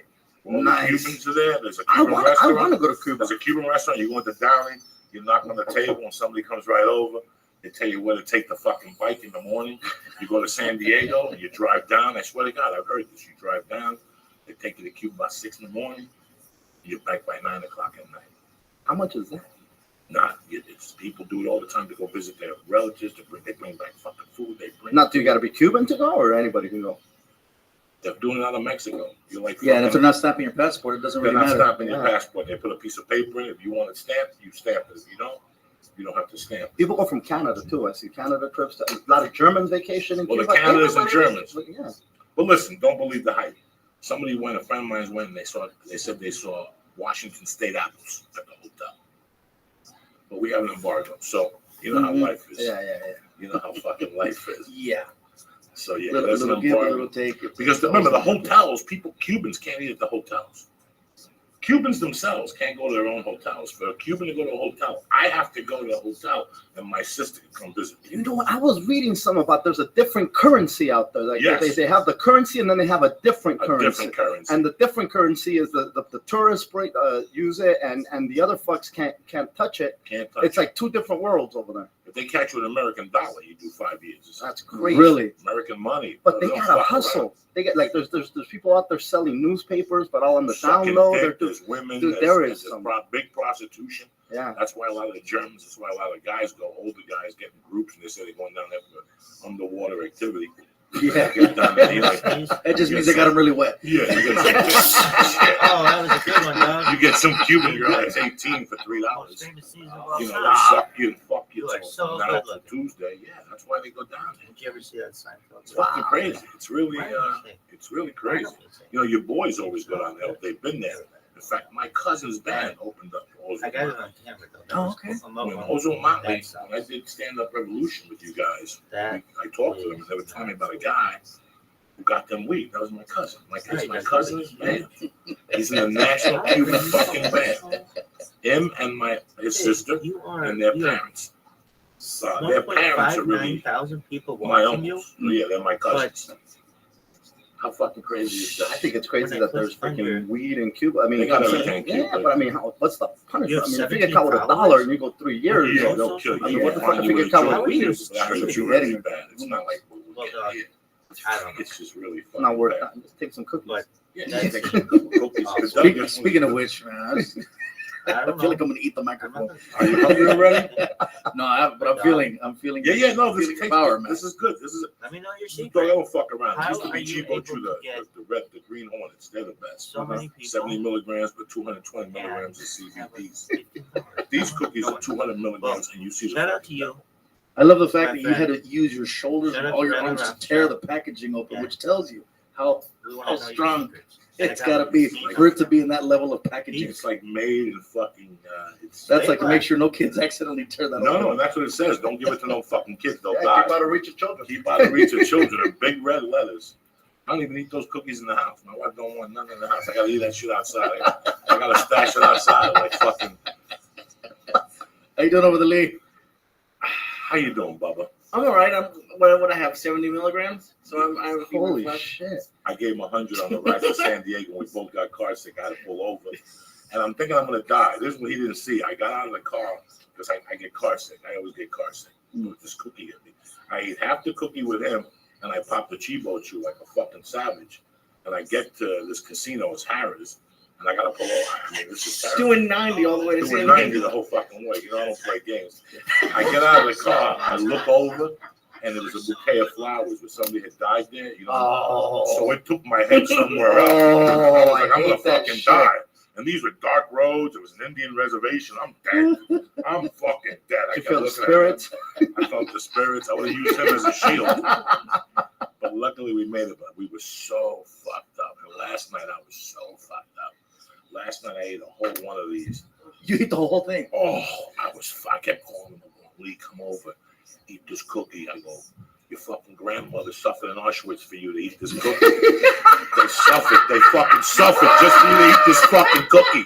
And he's like, what are you talking about? I'm not going to go over there. I go, my grandmother swam here from Cuba for me to eat this cookie. Your grandmother survived Auschwitz and came over here for you to eat this cookie. Each time you called, it was a different family member. Like, your grandfather burned, and I was I was so fucking stoned. And then last night was the Russians who were going to come and give us edibles. So we were training for that. Now today they're giving us needles. Yeah. Last night they were giving us Yeah, edibles. the edibles, bro, I was gone. Even my wife kept looking at me. It's time for you to go to bed. Finally, like at 9:30, I go, maybe I should get a cup of coffee and get this party started. I go, fuck that. I'm tapping out. But Joey, doesn't the fucking weed just tap into parts of your brain that are normally dormant, right? Listen, I'm retarded. I don't know what dormant even means. All I Like, because you only use less than 16% of your brain. right. So they say So that the weed other that it part opens it is up. just fucking chilling. Oh, it opens So it when up. you start doing drugs or hallucinations, it opens up those other parts of the brain, and now you're living or existing in different realms and looking at things different, Fuck. which makes sense. 2 weeks ago, I ate one of these by myself, and I kept thinking this is the cookie that. Remember the week Casey Kasem was missing? Nice. Dog, I kept sitting there. Maybe this is the cookie Casey Kasem made, right? And I'm going, this is what he ate. I'm saying this to myself in the living room, watching Wally Kazan with my daughter. I'm like, dog, this is the cookie Casey Kasem made. This ain't all of a sudden they came with a thing. There's traffic on the 405. They're pressing the visuals in town. I'm like, oh shit. That motherfucker knows where these cookies are. I kept saying that to myself. Like, he knows what Casey Kasem is, and he knows where to get the fucking hot cookies. I love it. I love giggling. You know, you love giggling. We love giggling. We like having a good time. I'm just trying to figure out how I'm gonna get home. You're going to be fine. You're going to be fine. That's fine. There's a Puerto Rican restaurant right down the corner named Mofongo. We can make a picture. Mofongo. And they got Coco Rico. They got everything just like in Puerto Rico. Oh yeah. Every big time Puerto Rican comes up here. They said that They serve stuff like lechon and all that shit. And then they got a criollo across from. That's where I went with my wife on Sunday. A criollo, Cubano criollo over on Third Bank across from Costco. Not bad. You got the pork chunks with the white beans and rice, salad. That sounds good. Everything else, I don't buy. I'm hungry right now. Lee had the chicken. Chicken was good. Lee's had the garlic chicken, the Cuban garlic Oh, chicken. that's always good. Before we get off here, I gotta talk to you about something. How strong is Chan's Dragon? Oh, come on. You know, I grew up in that motherfucker, right? Since I was shit. 15, I've been going to get Those steak on a egg stick. rolls, the size of baby arms. Those are the best fucking egg rolls in the world. You dip it in the mustard and your nose hairs sift out and shit like that. That's good stuff. The food is good, and that bar looks like some shit went down. Let me tell you Things have happened at that bar. Hits Yeah. have been made at that bar. Yeah. Listen to me. We used to go there. You know, in high school, you have driver ed. Mhm. Okay, we have driver ed. So the teacher's name was George McGrath. He smoked Camel with no filters, and he had a mustache, and it was orange from smoking Camels. His fingers were orange, and his teeth were orange. So we used to call him Camel Breath. Right to his face, Camel Breath. Come on. So we take over the car. You had to sign up. So you had to sign in for when you want to drive red. There was no drive red with us. He could blow. We had this guy. So we get in the fucking car. We were sophomores in high school. We get in the car. And we go, where we going? First, we got to stop at the liquor store. Guys, you're going to make me lose my job. What the fuck, McGrath? Come on. Let's go get some fucking beers. It's a party. It's a celebration, fellas. You know what I'm saying? All right, get an 8-pack. We got a little 8-pack, but they were nips. Nips are 7-ounce beers. Then the next thing, we got to stop at fucking Chan's. Guys, I can't have food in the car. Come on, McGrath, we'll buy you some egg rolls. A fucking steak on a stick. You motherfuckers. And we go to Chan's in high school and get 2 egg rolls in a package and get steak on a stick, and we'd eat them, and he'd take us back. It was the cars that his side had the brakes on too. Yeah. So you know what I'm talking about? But the best was just me and him alone. I don't give a fuck. I'm gonna talk about this guy because he won't be my friend on Facebook. So fuck him. He's mad because I put a bet in with him, his buddy. Come on, Camel Breath. Mr. Pollute, and we didn't pay him, so he never wanted to talk to me again. So when I saw he was on Facebook, I hit him up. So me and him, I was like a sophomore in high school in front of Cardbound on 38th Street, Union City. I'll never forget that, bro. And he goes, you got me blow. And I took out a double-barrel shotgun.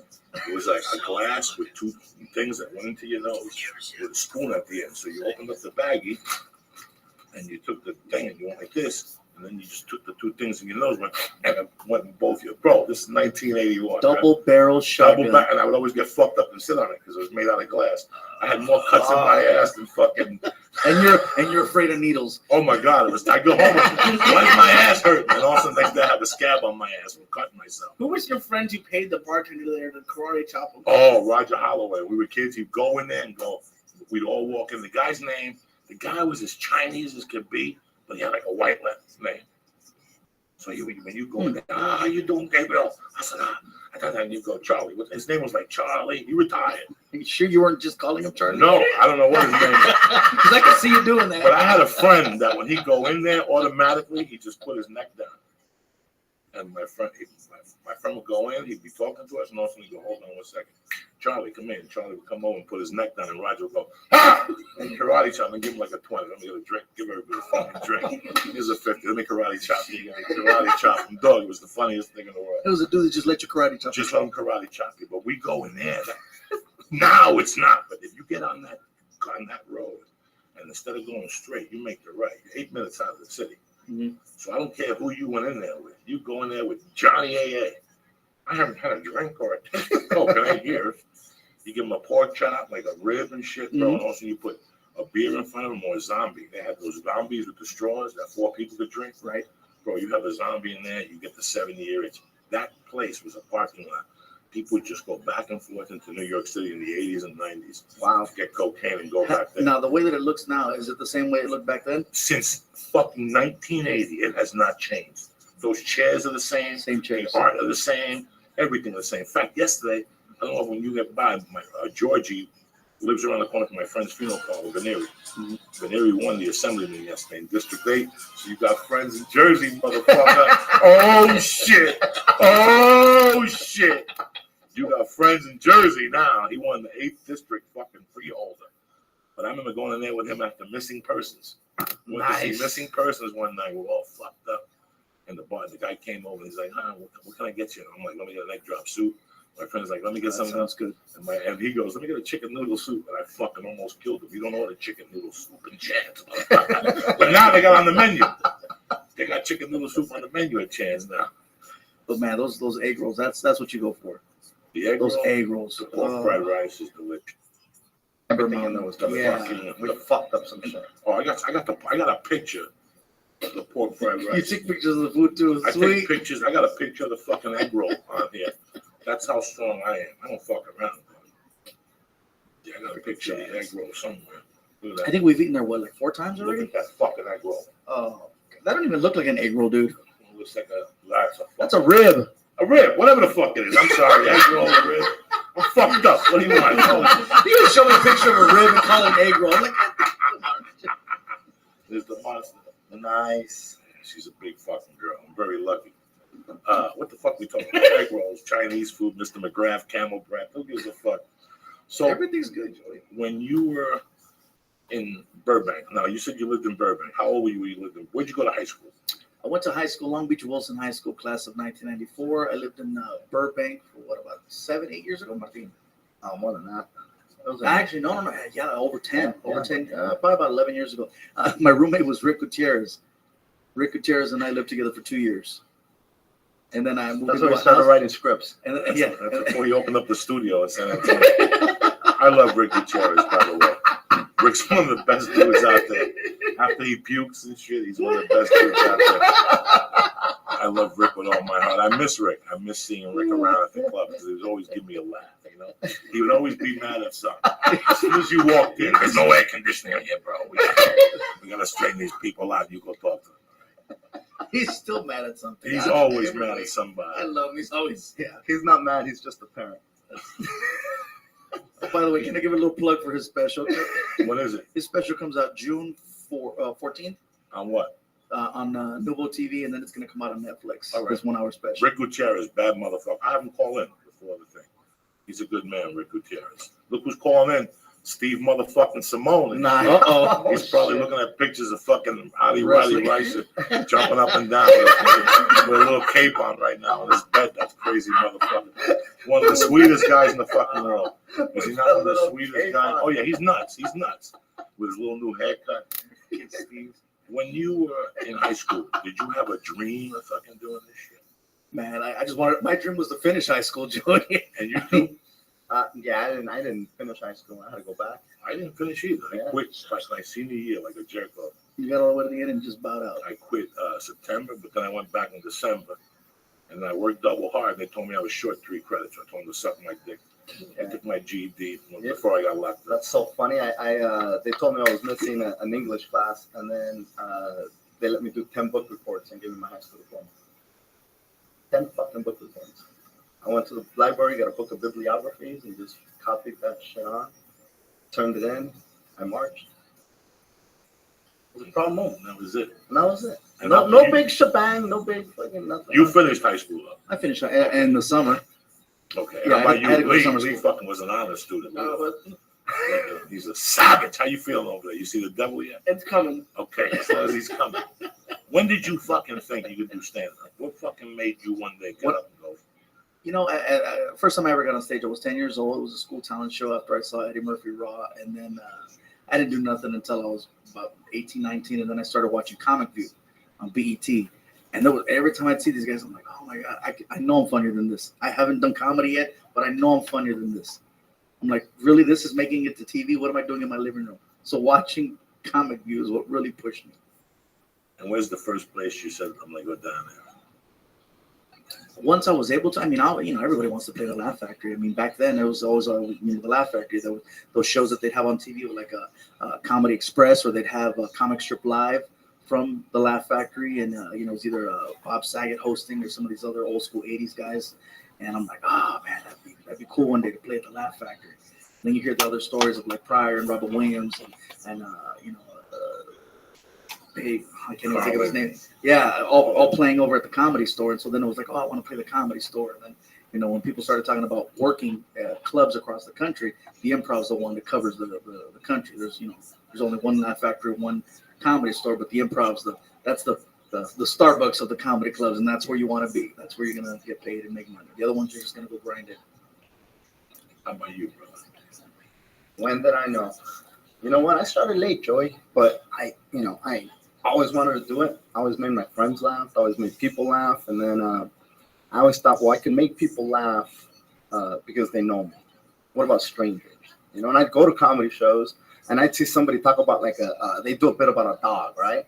And I thought, holy shit. And because I used to think they were making it up. I thought it was all improv. I didn't know that they worked out a set. That's what I thought. I thought, holy fuck, if they They're do just that, that great. you got to know everything about everything. Like I really thought that you had to be informed on every single topic that they were. I didn't know it was a set. I thought these guys just knows that shit off the top of his head. I was taking a speech class probably in '99. And every speech I did, I mean, I not to sound like a dick, but it was funny. I mean, and I did it mostly because I wanted to keep their attention. I hated people looking at, because when other people did a speech in school, you just start doodling, you look out the window. I'm like, fuck that. I want to keep the attention on me. So I made it funny, and I threw a lot of sexual innuendo in there. I mean, it wasn't crazy, but there was a lot of sexual. I mean, I did a speech on baking cookies, and I made it sound like fucking the oven. And like jacking off, dude, it sounded like you were jacking off, and then you were finally sticking it into the oven. And this dude came up to me, and he's like, I don't know what the hell you're doing in this class, but why aren't you doing comedy? And I said, dude, I make you laugh because you know me. He goes, no. I go to comedy clubs regularly. He goes, you made me laugh every single week. He goes, and you're not a comedian. He goes, everything you said was funny. He goes, I don't know what you're doing with your life, or why you're in school right now, what you're trying to do, but you were supposed to be a comic. And I was like, what the? And it just like, and I always. You were in the service, right? I was in the Marines for like 2 months. Okay. And then you said, fuck He's that. flat-footed. Well, no, my foot. I have an extra bone on my foot. I'm double jointed. I salute. I look like I was fucking around, but I can't put my hands straight. So he thought I was fucking with him. It was just a nightmare, bro. You would think with an extra bone, man, that'd be kind of like an advantage in the military. Yeah. This Like guy's some actually got caveman extra shit. bones, man. He could fire 2 pistols if he's got double with that hand. But no, they got the boot. Me, no, I didn't do nothing special. I barely finished high school. Went to school at Long Beach City College, half a semester. I took that free money that they gave me, bought a stereo and a car, and then just said, You took the student loan. I took the student loan. Remember when money. they told you could get money? Like, that's what happened to me. Oh man, when I got that check in the mail, I'm like, shit. And then they said it's a loan, you got to pay it back. Fuck you. I'll pay so all you got to do is stay in school for 6 credits a semester. You have to pay the loan back. I was like, fuck, I can do this till I'm 90. I'll never pay these fucking loans back. Well, you know what, bro? I paid all the loans back except the last one. I just paid it off last year. Wow. They came back 20 years later. I thought I was out of the weeds. Yeah, I thought after 7 years you were good, but no. No, No, they they'll came back. hunt you down. They wanted 9. I think I got them down to 4, and they went away. So what are you gonna do? But you pay for all your fucking sins, bro. They don't fuck around. Yeah, no, They'll show. You know when they show up when you buy a house. Yeah. That's when the You run screw a credit people check, show up. something happens, they're gonna find you. You know, bro, I'm a fucking crazy guy. You've known me a long I time. have known you for Joe quite knows some me. time. Martin knows that I'm a crazy guy, and I love doing this podcast. When Lee and I started doing this podcast, I wanted it to be funny. I wasn't going to sit up at night and write jokes. Mm-hmm. But the purpose of this podcast was that, for me, bro, they always put things out of context when you're growing up, especially for guys that are Spanish or black or Chinese or whatever. Yeah, It's like, minority. and I came from fucking Cuba. I didn't know no English. One thing, and then I was very insecure because of that. And then my parents did numbers. They were in the numbers operation. They made money. Plus, they went to Santeria. So now, besides worrying about my language, I was insecure about that they were going to find out my mother had a bar and that people got stabbed there. And then when my stepfather shot a dude when I was 8 on 148th Street, I was part of the Adams family. You know what I'm saying? For Latinos. So I've had all these insecurities. This podcast is a funny podcast. I like to have a good time. But this podcast is to let people know, dog, that you can do whatever the fuck you want. And if you're not living proof of that. Thank you. That's why I wanted you guys to come on here. That was the main reason, because a lot of comedians, young comics from the Valley, little Mexican dudes, it's like when we showed up with those kids last year, Felicia's kids. A lot of kids look up to you. They see you on Comedy Central, Gabriel, and they see what you're doing. When they find out I'm a comic, they come over and they start making fucking noises and pling and all that shit. You know what I'm saying? I'm like, look at these fucking little Gabriels, you know? When you meet these drunk idiots at a bar and they all want to be Doug Stanhope, that's one thing. But when you meet these young kids and they all tell you, when I was 8, I thought I wanted to be a fireman. Right? When you're 8, you got 2 choices: a cowboy, Fireman. If I tell you what I really wanted to be when I was like, for 2 years, you guys are gonna die. I wanted to be fucking Mexican. Stop it. But not you Mexican motherfuckers. I You want like the Pancho Villa. You want with the bandoleros and everything. Yeah. With the bullets. I wanted an uncle like that. Like I kept saying to my mom, don't we have an uncle down there in Mexico that I could go live with? Because that's what I really wanted to be. I wanted to be a Mexican with the fucking things. Because you know, when I was 10, we don't need no stinking badges. Yeah, we don't need no stinking fucking. When I watched Zoot Suit, I lost my mind. I heard a couple of years ago they were thinking of remaking it, and I was like, blocking. You can't remake that. Even James Edward almost was like, dog, please, I will shoot you motherfuckers up. You understand me? But it's really weird, all jokes aside, that you have done that. You've let a bunch of people know that you could do things, man. It is possible. I mean, as a kid, first of all, I grew up with just my mom. My dad wasn't in the picture. We were on welfare and Section 8. We were living in not the greatest part of Long Beach. It's right on the border of the East and the West, which was really interesting when the gangs would meet because, they would basically duke it out right there in that neighborhood. That's always East Side, West Side, and then, that was it right there on that line on Henderson in the city of Long Beach. And my mom and I, we lived there for 14 years, and then finally we got approved for Section 8, and we were able to get a better house, better place to live, not a house. And your father recently showed up. My father recently showed up. He showed up at Rene Garcia, one of those gigs.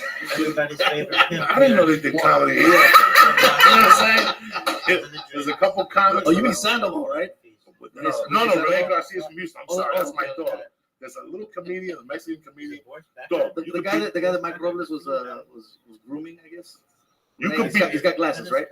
Yeah, you could be doing a show in Alaska, and he'll come in and look around. He always comes in. Bro, I didn't know you were here. You know what I'm saying? Like, I didn't know you were here. I didn't even know they did comedy in this motherfucker. I just happened to walk in to use the phone. I heard your voice. And you're like, really? Just like that. You know what I'm saying? Meanwhile, his phone has everybody's app on it. Right. Everybody, it's crazy. There's always these comics that whenever you're doing a room, they just show up. They're in the same town and shit. But yeah, that's what my dad did. He showed up, and I thought it was gonna get weird. I thought he was gonna ask for money. I thought it was gonna get like uncomfortable, and it turned out to be okay. He just want to let me know I had a couple of sisters in Mexico, and that he was around, and if I had any questions. And you're tight with him now? We're not tight. But I mean, we'll communicate. It's rare, but we do. It's a lot better than it was before. Right. He checks in on you. You check in. He checks in. You don't check in. Not yet. You can't. Nah, it's still too.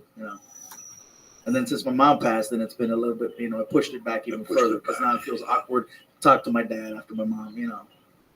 It's fucking rough family, huh? Yeah. Family's a motherfucker sometimes. I don't really deal with anybody anymore. I mean, I got one sister that I really talk to, and her daughter, my niece, and that's about it as far as family's concerned. I don't talk to my brother anymore, my other sisters. Everyone's estranged. We're just kind of like, that's it. They're, people say that I changed, but I'm like, nah, did I change or did you change? And then, like I said, since my mom's passing, that's when everything was like, okay, we were all doing this for her. And now that she's not here. Now that she's not here, we don't have to bullshit each other. No. It's amazing. You have the same problem too? I'm just having like a total weed moment right now. Okay, I'll leave you alone. I'm gonna tell you. No. This is a good thing. You mentioned where Gabe came from. You talk about where you came from. I didn't come from a great neighborhood. Why us? What? No. Seriously, because you said all these kids are getting hope and stuff. How the fuck did we get out? Why were we so lucky, so fortunate? Because there's people that I grew up with that are like more driven or they're stuck. Well, you know what? But Joey, it's like some people. It's like I love where I came from. It taught me a lot, But it is a gang area. It's a gang place, and people are real proud of gang-related stuff. Well, Martin and I always used to do this thing. It's that line we always say. That's all I know, bro. That's all I know. And it's from Boulevard Nights, the first freaking Cholo movie ever, bro. Fucking Boulevard Nights. Bro. Yeah. So anyway, proud of this fact dude. They didn't even have Mexicans playing the gang members on Boulevard Nights, and this dude looked up and he goes, That's all. When you run your barrio, you're a chavala. That's all I know. And I'm looking at that, and I'm like, this motherfucker.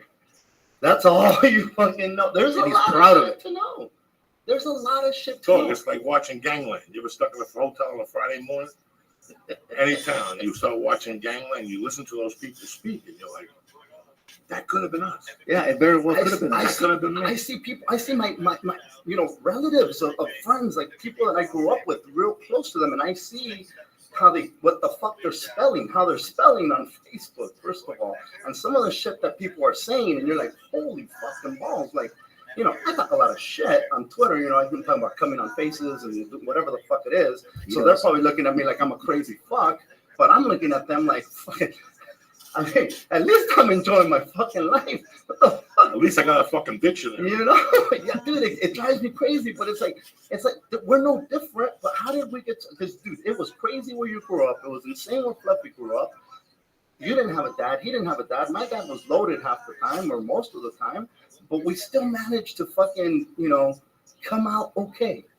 Some people come out okay, and some people get trapped.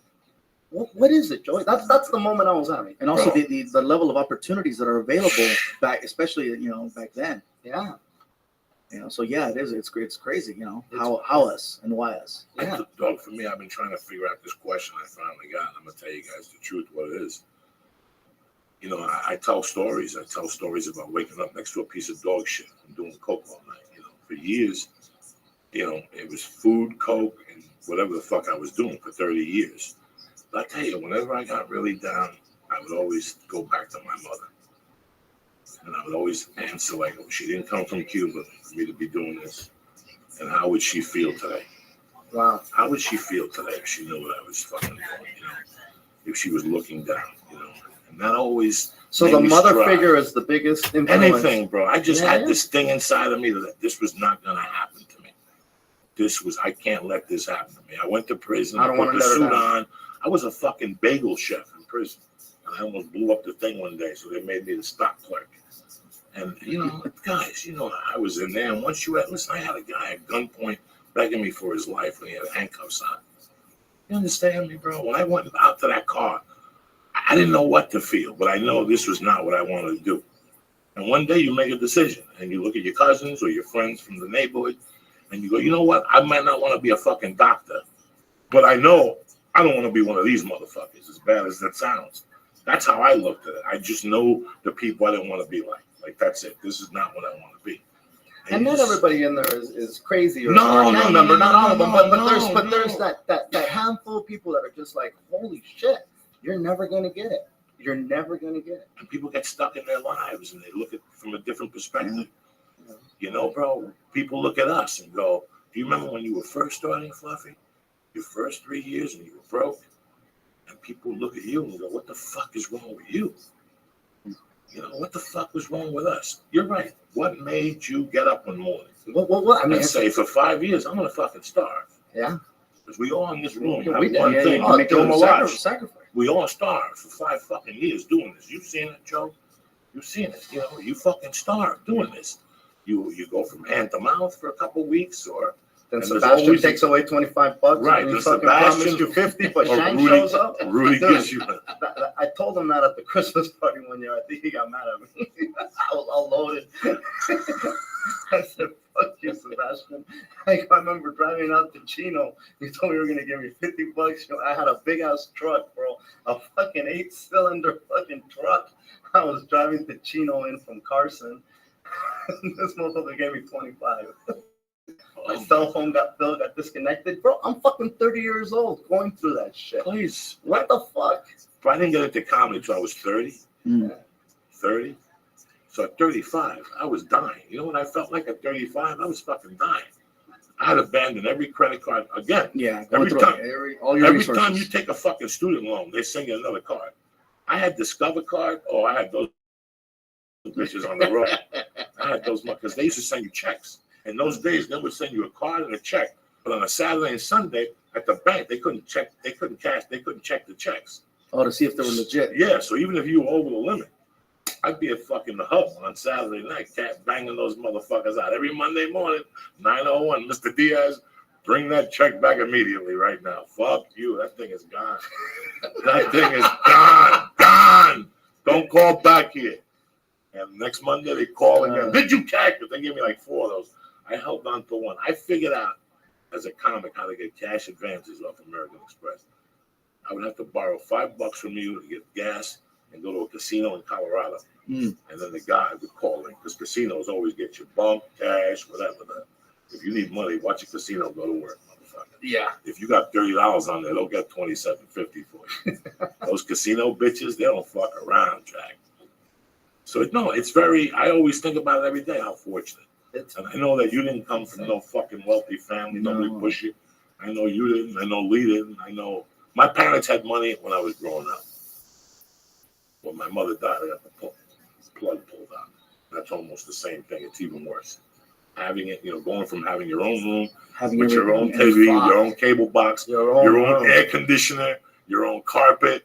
My mother would bring up the food to me like a prince, you know what I'm saying? To share in a room with 2 dudes farting, scratching their nuts, no air conditioner, a fucking dog, It was when my mother died, I sat there and I was waiting for the fucking who would offer me that out, so, but it's just imagine fluff. Because statistically, we're not supposed to be. No, this is just No. Hell no. Not even close. Broken homes, living in bad areas, on welfare, just barely getting by. Man, I was freaking doing drugs when I was a kid. I was 13 the first time I got stoned, which I think that might have helped.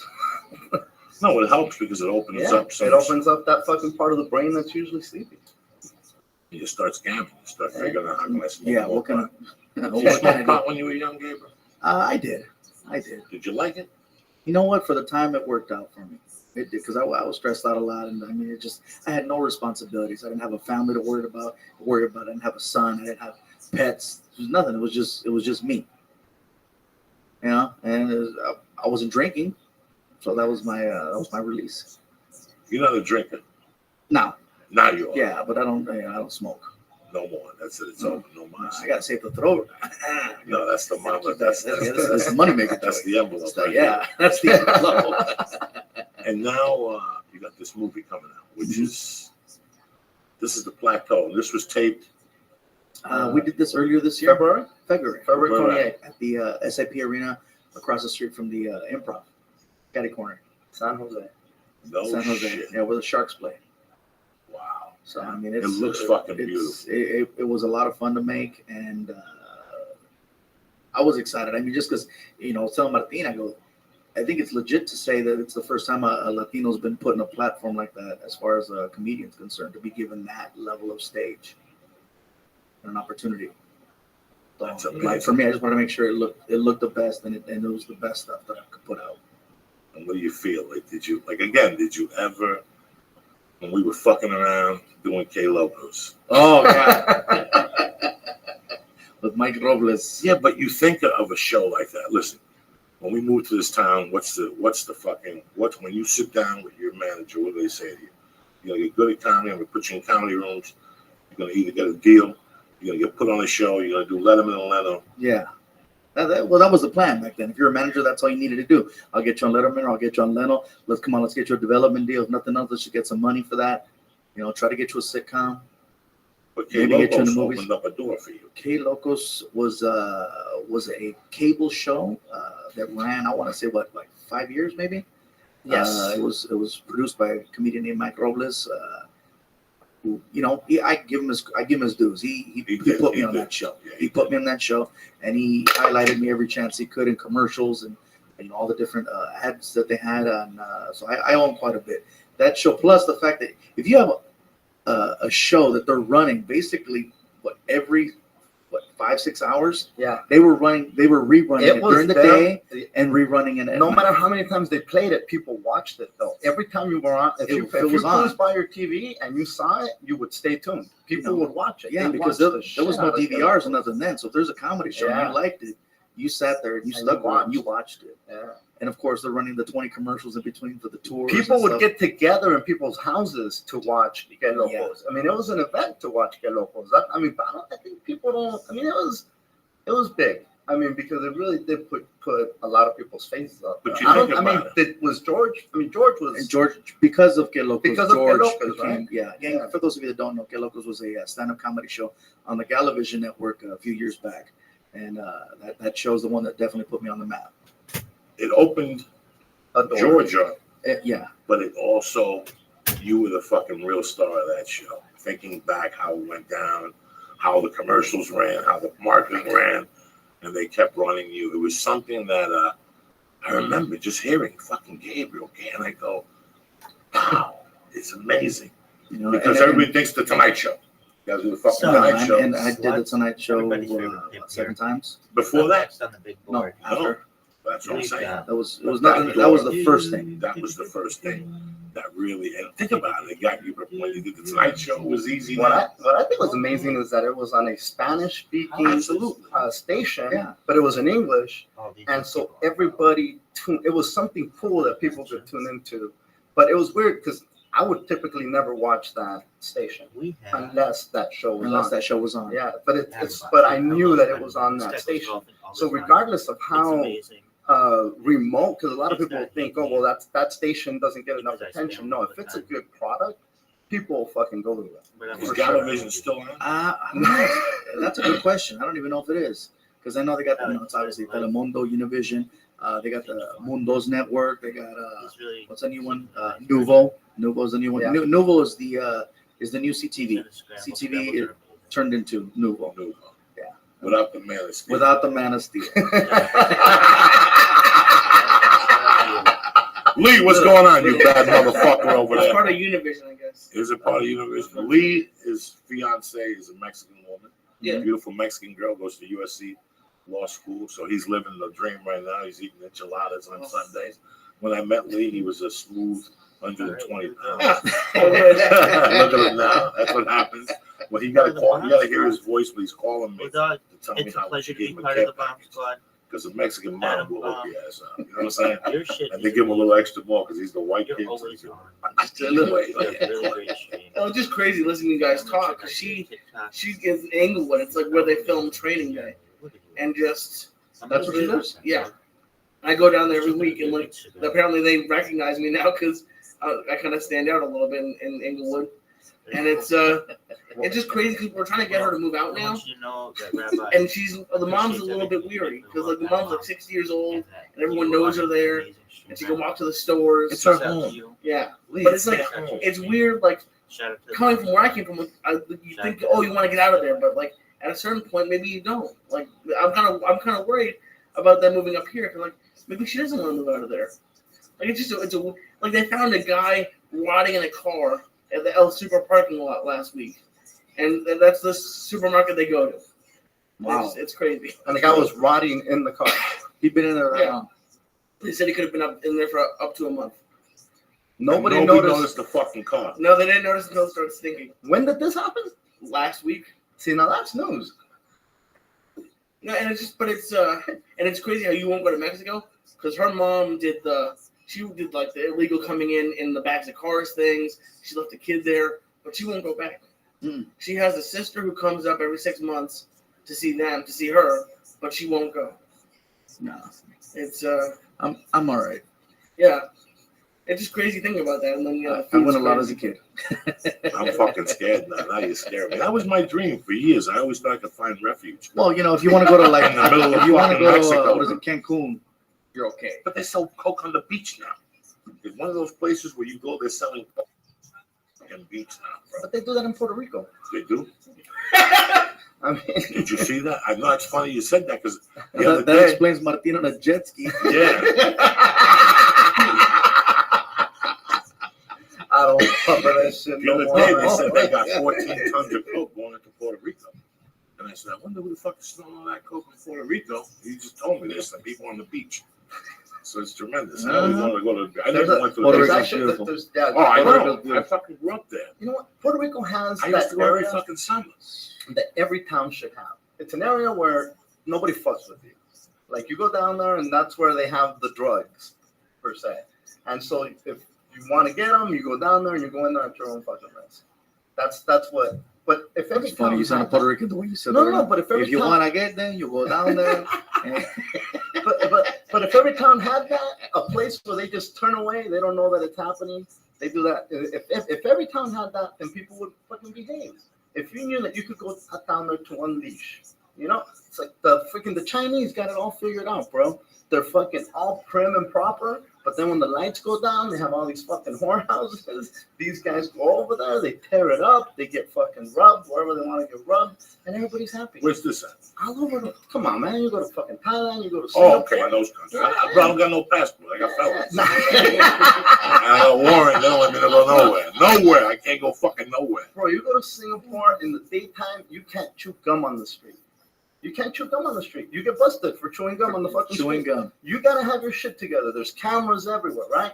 But there's an area in town where you can go and do whatever the fuck you want, and nobody's gonna fuck It's called with Englewood. you. You know? Yeah. That's what it's called. You go down there, you can die in a car in a restaurant. No one will know. Nobody will fucking know. Cooking in your car. Now, how long? You're married now. Now, hey, no.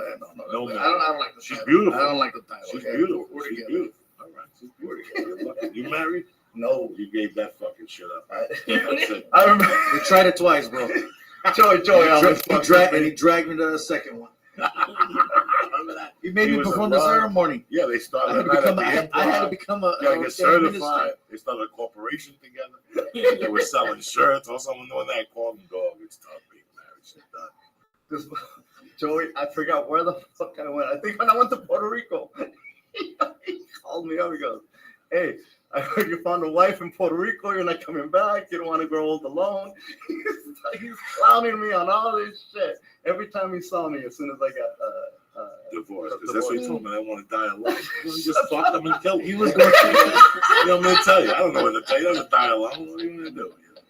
Nobody wants to die alone, but, you know. What was he telling me? Yeah, he was going through that phase, and we all knew. I told him, "Don't do it, bro. Don't do it." There's some people who could get married and cut the. I couldn't do it at 20.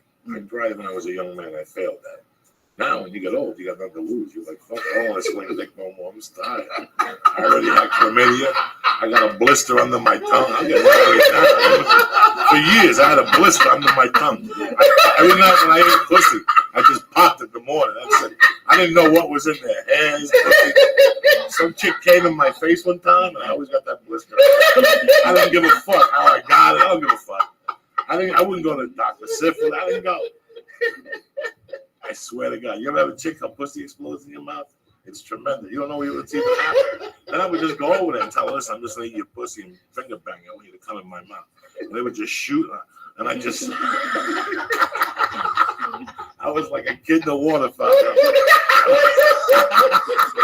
And I loved it. I love when she came in my face. I loved it. It's tremendous. But then I got that blister under my tongue. I didn't know what it was from. I ain't gonna tell you. You got a hell of a memory though, bro. Dog, that was a long time ago. You always remember all your sick. Does it keep coming out? No, not anymore. No, that was 20 years ago. I was eating that chick. I don't even know where she is. I tried looking for her on Facebook like a year ago. You ever think of a name when you're driving on the 405, you think of a chick that stuck a tongue up your ass, and you're like, that filthy bitch. And then you try for like a week, you can't think of their name. And you're on Facebook putting her first name in, just sitting there. I'm going to figure this I'm going to figure this puzzle out. And then one day when you least expect it, you fucking think of the name. Oh my God, it just comes to you. And you go home and you type her in and she's done. Like she's just done. Like you can tell she's been through the gamut. Nah, that's it. She's done. She got 3 kids. They're all different nationalities. She's got a tattoo on her neck. I love it. The years were rough. Oh my God, it's fucking hysterical. It's fucking craziness. Martina, you in this film? You know what? I do a little cameo in the film. Okay. Absolutely. Do we have a lot of behind the scenes in this? Is it really? There's a film up front. There's a film about a 6-minute movie that plays it before I hit the stage. It kind of tells a story about how my mom and dad met. But there's certain people that get to play certain characters in that sequence. It's a great. Yeah, I'll tell you what. As far as comics go, I got Martin in it. Alfred Robles is in it. Rick Gutierrez is in it. Armando Cosillo's in it. Tommy Chong is in it. Ron White is in it. Gina Brion. Gina Brion. How many comics was that? That's at least 8. What about Ivan? Yeah, Ivan didn't want to be in the movie. Ivan don't got a cameo. Yeah, Nothing. Ivan don't got a You cameo. don't throw him No, a SAG card. You get insurance. You get level 2 insurance now. I already get him insurance. He wants a SAG card. Somebody got a SAG card. Just to pull it out. Just to pull it out. I got a SAG card and shit. It don't get you thick and shit. All right, so after the movie comes out, what's next? Well, I guess it depends how the movie turns out, but I'm already The scheduled movie's to gonna be do fucking great, bro. The movie's gonna be great. You have fans all over the world. You know, 20 years ago, I go see all these comics, and there was maybe 2 comics that when you left there, you felt really good. It was like you did a drug. You know, one was Pablo Francisco years ago. You know, years ago, 20 years ago. When you went to see Pablo, you left there, your fucking head was buzzing. You'd be making noises, and jumping up and down, and turning purple. You don't know what the fuck is going on. doing Tortilla Boy. Doing Tortilla Boy and all that shit. The Seinfeld in Spanish. When I first went to the Laugh Factory, I came to showcase for CTV, for the Latino Laugh Festival in 1996. And I saw Pablo up there doing the cast of Seinfeld in Spanish. And I almost ran out of there. I'm coming down here with pussy jokes. You fucking crazy. This is talent, you know. But that's what you've become. When people go see you, bro, Fluff, they leave there and it's like they know you, like they hug you. You're the guy they want to feed. You're the guy they want to, you know. It's amazing what you've done. And yes, you reached the highest for Latino comics. It's a fucking, it's, you know. Joey, you know what's crazy is that leaving the show, I'm out there when the people are leaving. It's like they're leaving Disneyland. Yeah, they really feel like they went. It's not. I mean, you think you go to a comedy show. It's you think you just left Disneyland, and it's and it's funny because it's like you mentioned Latino comic, but holy shit! I mean, as far as a comic period, just it's huge. It's fucking big. It's big props, bro. Thank you. Like I said, when I see different kids, I got to go all these kid things now. And my wife will say, hey, he's a stand-up. My wife would tell a lady, and then let it go, he's a stand-up comic. And right away, the first person to ask me to, fucking Fluffy. Yeah. And I'll sit and they start, jumping and whatever. And I'm like thinking of myself imitating Richard Pryor when I was 10. Like I was imitating. You were watching Richard Pryor at 10? Oh, I went to a kid's house that was Puerto Rican. We used to play basketball. And he had a brother who was a junkie. And we had like the Beatles on. Like when you listen to the Beatles, you tell like this is jamming. And this motherfucker was sleeping, drooling with heroin. And he's like, what the fuck you little motherfuckers listening to? Well, like the Beatles, we thought we were cool. He just took that shit off. But he put on Richard Pryor, the nigga's crazy. When Richard Pryor meets Dracula, and my head almost blew up, bro. It almost blew up as an American, as a Cuban, as a young boy. Hey man, what's that dirt on the back of your neck? You a filthy little motherfucker too. All that shit almost made my head blow up at that age. I know it backwards and forwards. This time in the mornings, I'm getting dressed and I'll put that on YouTube and I'll break into tears. Wow. Because that's my childhood. That's what you're going to do for these kids, bro. 20 years from now, they're going to listen to this and go, wow, this is the guy I listened to. Well, this is the guy that inspired me to do comedy. My hats go off to you, bro. Plus, I got to tell you a story real quick. You know how me and Lee met? Do you have any fucking idea? No. You think I just met Lee? This is the nicest. I didn't even know you knew him. This is the nicest. I thought he was just the guy that worked the This buttons. is one of the nicest fucking people you ever meet. One of the nicest Jewish fucking people you ever meet. He's the real deal. He eats bagels. That's my brother right there. That's my little fucking Cuban Jew brother. So I got nothing going on in my life. I go over to this fucking car dealership. Right down the corner, you guys both passed. The Ford, not the Nissan across the street. The Ford. I go in there and I tell them I want to sell cars. They say to me, what are you talking about? I want to sell cars. One guy comes over and goes, dog, what you in his yard? I go, yeah. He goes, what are you doing here? I go, I want to sell cars. I want to apply for a job. I had a plan. I moved to the valley. I didn't want to go back on the road. I just didn't want to go on the road. I just wanted to do movies and I was going to do comedy locally. And I was just going to live in the valley and kill this motherfucker out. I wasn't doing coke no more. I hadn't been doing coke about 3 years. I was just smoking pot. I had just lost the weight. I would walk around every morning, and that's what made me go into the fucking Ford dealer.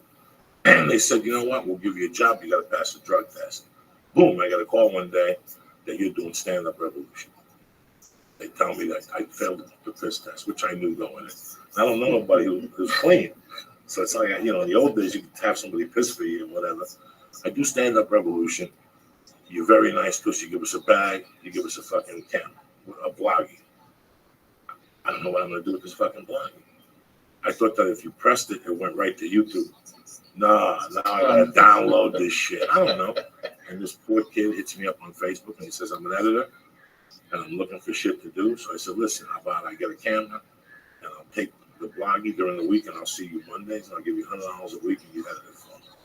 And we put the tapes up on YouTube and that became Mad Flavors World. And from there we shot a documentary, which we were going to shoot with the fucking bloggy. And to this day, we still have the bloggy we just shot in fucking August. So all this is because of you, in a way, because I wanted to do something with that camera. People had given me cameras before, and I kept saying, I'm going to do YouTube videos. I'm going to do this. I wouldn't do nothing with them. I wouldn't fucking do nothing with them. And finally, I go, this kid gave me the best luck in the world. This kid's on fire. It didn't take a fucking genius to know you were on fire. I wanted to do something with this energy. I met him, and this is how this whole thing started. He talked me into the podcast. We did a documentary. You saw the documentary with my mother. That was him. That was this fucking lunatic. We took a plane to New York. I got him some chance. He bumped into people that I stabbed. It was fucking tremendous. Giving me banana bread I gave banana bread the entire shoot. I had them all fucked up. So this is the energy that you spread. I don't know if you knew this story. No, I had So no from idea. that fucking bloggy, which we still have, it's got dents in it, bumps. I will never give that up. They're gonna bury me. That's gonna be in my soup pocket on the right. I still got that fucking bloggy. Wow. And that was your energy. This whole podcast, because from there I was still doing the podcast with Felicia, but this whole thing, he's the one that said you got to do a morning podcast, blah blah blah blah blah, and this is how it started, brother. So That's amazing. I'm happy, bro, that you called in That's today. amazing. I know you got other shit to do. I'm very happy you just dropped in and said hello and spread and brought my other brother with you, this fucking savage. And I'm proud of him, I got a call a couple of weeks ago, an agent's going to sign him and shit. He's a fucking animal. He's got shit going on. He's got a hair deal. He's got a hair deal. No. Every time I see him, he's got a new hair deal. I thought it was, he's Mexican. What is it? Iron Maiden. Andy Snyder. Run to the fucking hills. Remember? Is that him? Run to the hills? Yeah, that's the first album without Paul Diano. Yeah. Who the fuck you think you're dealing with? You see what Paul Diano looks like now? No. He's bigger than me, bald. Are you He's serious? still fucking old rat child on acoustic. Hit it on YouTube. It's hard. Fucking Paul Diano. Who the Dude, fuck you think you're you know doing? what? Bruce Dickinson was a fucking genius. When he saw Iron Maiden, he said, these motherfuckers can go to the top, but that's not the guy to take them to the top. That's amazing. I can take them to the top. He punked himself into the band and took Bruce Dickinson was a bad motherfucker because everybody said Iron Maiden with Paul Diano was great. It was great. But Bruce Dickinson just made it fucking arena great. He was just bigger than, and he's still. If you ever see Bruce Dickinson perform, that motherfucker will run up and down the stage. He's in his 50s. He's jumping on speakers. I mean, you gotta be in fucking shape to jump on speakers. Wow. This motherfucker's still putting on a fucking show. Gabriel jumps on speakers. Fuck you, kid. Fuck Bruce Dickinson. July 10th, you'll see him jump on speakers. July 11th, he's doing Circus du Soleil. He's a fucking savage. He's like fucking Pacquiao. When Pacquiao goes to box afterward, he fucking goes and does karaoke. Gabriel does Vegas, he goes and does fucking Circus du Soleil. Nobody knows. Put a mask on and shit. Listen, man, I love you for doing this. I wish you all the luck. You're my little young brother. You want to reveal a secret to these people about us? About how far back we go? No, with the virginity. All right, look. Tell these motherfuckers. Yeah.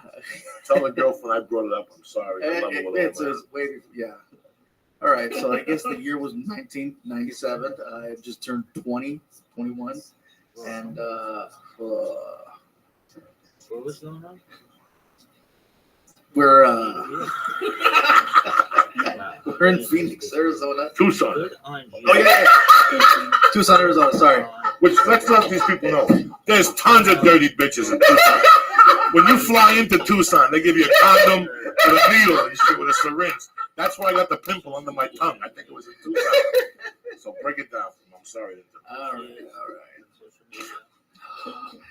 Let's just go, girl. Yeah, so it was the summer of '97.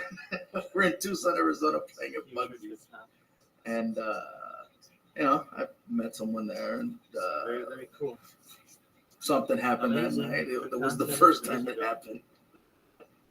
Now, as far as how dirty you want me to get it, Joy, I won't do it.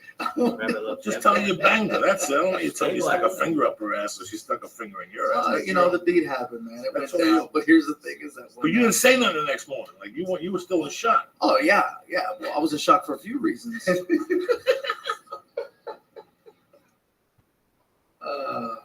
I go to never mind, dude. The cookie. Yeah, the cookies did this tremendous. I ain't fucking around with nobody. You made me forget my own virginity, dude. That's how good that cookie was. No, I'm telling you, this is the real deal. Joe, you should have had a fucking cookie. It would have put you over the top. And look at what are you gonna? This cleanse ain't gonna do nothing to you now. That cleanse is gonna melt in your fucking stomach. How's that cookie feel? It's amazing, bro. Let me give some shout outs to get the fuck out of here. Get ready. He's gonna call you like 45 minutes and talk to you about Black Sabbath and Devils and why your family came from Mexico. What was the outline? Yeah, did you have an outline for the show? Or no? That's funny. I just try to fucking write things down so I remember. Shane Quinlan, Justin Monk, Matt Buffer, Rob Beptold, Lady Red, whatever your fucking name is, Lady Ranicorn. You know what I'm talking about. You know Rainicorn, Yeah, Rainicorn. She wanted to sniff your ass. She even said it. Whose asshole do I have to sniff to get a shout out? And I said, Lisa, yeah. Lady Ranicorn, Tiago Guerra, and Aris Abar, Puerto Rican dude, bad motherfucker. You're not telling the whole story though. I had to have like 10 pounds of hummus or something. No, listen, don't worry 10 about the hummus. pounds of hummus? He hates hummus, so I fucking I'll hate bring it up, and he goes into a panic attack. That and ranch, and what was the thing we found out on the live podcast? So, soy coffee. Soy milk. Soy milk in your coffee. What the fuck? Who's regular milk? Like it's gonna change your life. You know what I'm saying? A little fucking. Just regular. They all want to be different. I'm enjoying my milk. Listen, I'm gonna fucking stab you. Hold on. I'm about to shout out to Onnit for all your fucking health needs. If your knee hurts, strong bone. If you want more cardio, get some fucking Shroom Tech. The one I take for jiu-jitsu keeps me fucking. Sometimes I need jiu-jitsu, bro. My heart's fucking pumping. I gotta go home and calm down. That's how good the Shroom Tech Sport is.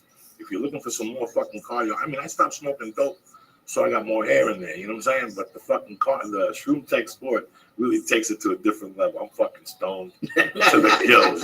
Go to Onnit.com. See what they got. They got the ropes. They got the kettlebells. They got the fucking Alpha Brain. Go over there, pressing in the box. CHURCH. I hope that's how you spell it. Knock yourself out. Also, Nature Box, the healthiest fucking snacks sent to your fucking house. No drama. You understand me? The fucking mailman knocks. Boom. There you get your bug. You don't ask some questions, nothing. You can order the pistachios. You can order the sesame sticks. You can knock yourself the fuck out. My favorite, the cocoa almonds. Tell them, Lee, they're bad. I never get this fun. Shut up, cocksucker. I knocked on your door, but you weren't home. You brought them back. You bring me the weird ones. You bring me like pumpkin seeds. Yeah, you like that shit. You like hummus. God, keep eating that shit. They're going to fucking take you over there and butt fuck you in the muffler. And then you're going to be eating hummus with chips. You know who the Taliban. I'm scared of you. You're going to keep fucking around with those people. Nature's Box. Go to the box. Press on what? Joey. Joey. Joey. Nature's Box. Get 50% off your first fucking order. This is nutritionist approved snacks. I ain't fucking with you. They're fucking tremendous when you're stoned. I ain't gonna lie to you. Nature's Box. Naturebox.com. Tremendous. Naturebox.com. The fucking Naturebox.com. The fucking pistachio, spicy pistachios, but the almonds and cocoa, fucking tremendous. And everything's natural, bro. I ain't fucking around with you. Nailed It Life. If you want to smoke wax, Nailed It Life. If you want to smoke the fucking vapor, Nailed It Life. If you want to smoke crack, go fuck your mother. Nailed It Life. Tremendous. Go to naileditlife.com. Tell them Uncle Joey sent you. Get 20% off your fucking first vapor pack. And that's how we do it, dog. You know what I'm saying? I ain't got time for fucking fun and games. This week, Salt Lake City. Next week, Governor's Tuesday, Thursday, Friday, Saturday. That's it. You want to plug anything, my brother? Shoot. Yes, I'll be in San Diego. What date? The 26th of June. What club? American. There you go, American Comedy Club. Nice fucking place. They got pork chops. Go down there. Tell them Martin Moreno and Uncle Joey sent you.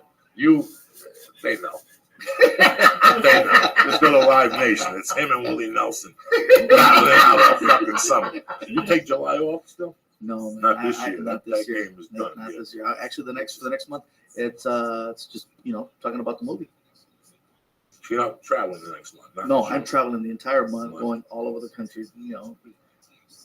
Doing my runs to let people know about the movie. So I mean, it's time off, but it's not time off. It's time off from performing, but it's not time off from the traveling and the staying in the different cities and just getting up early and getting out there and letting people know what's going on.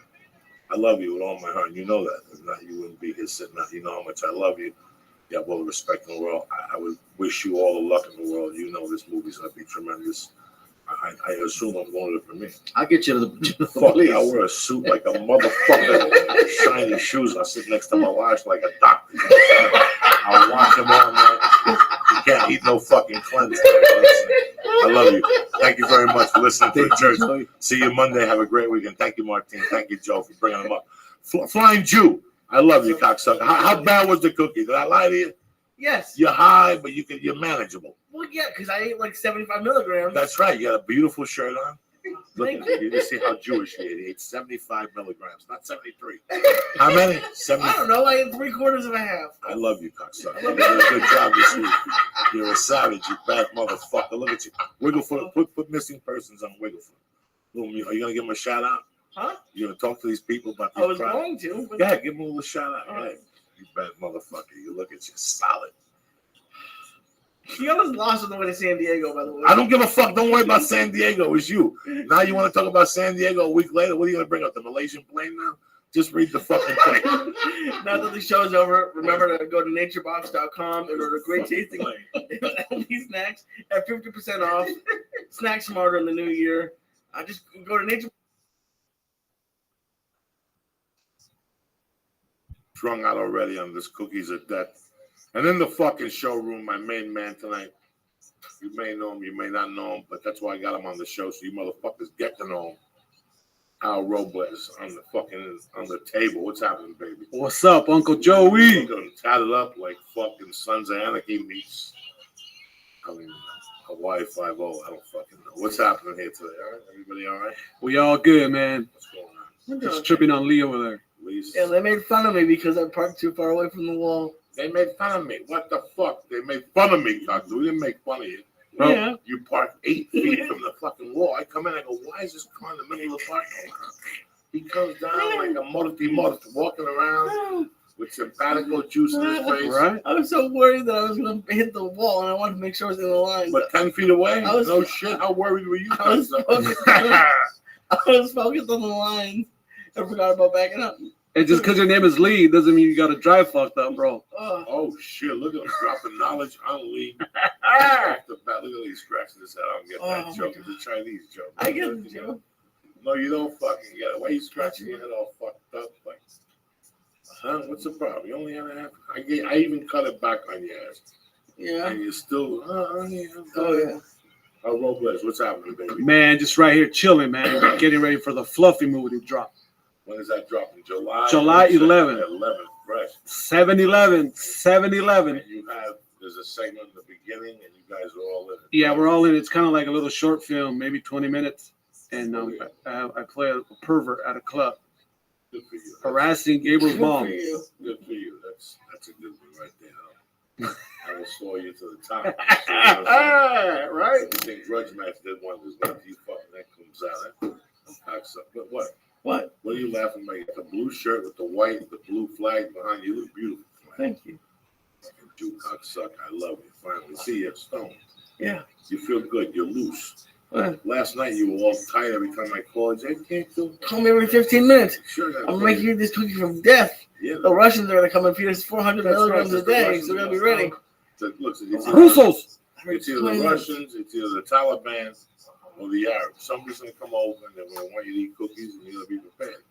Because that's how you roll. You're not some regular fucking Jew from some Mamalukville. You're a Jew with balls. You got spine. You got me, Yangoli, got personality. Cut. What do you think?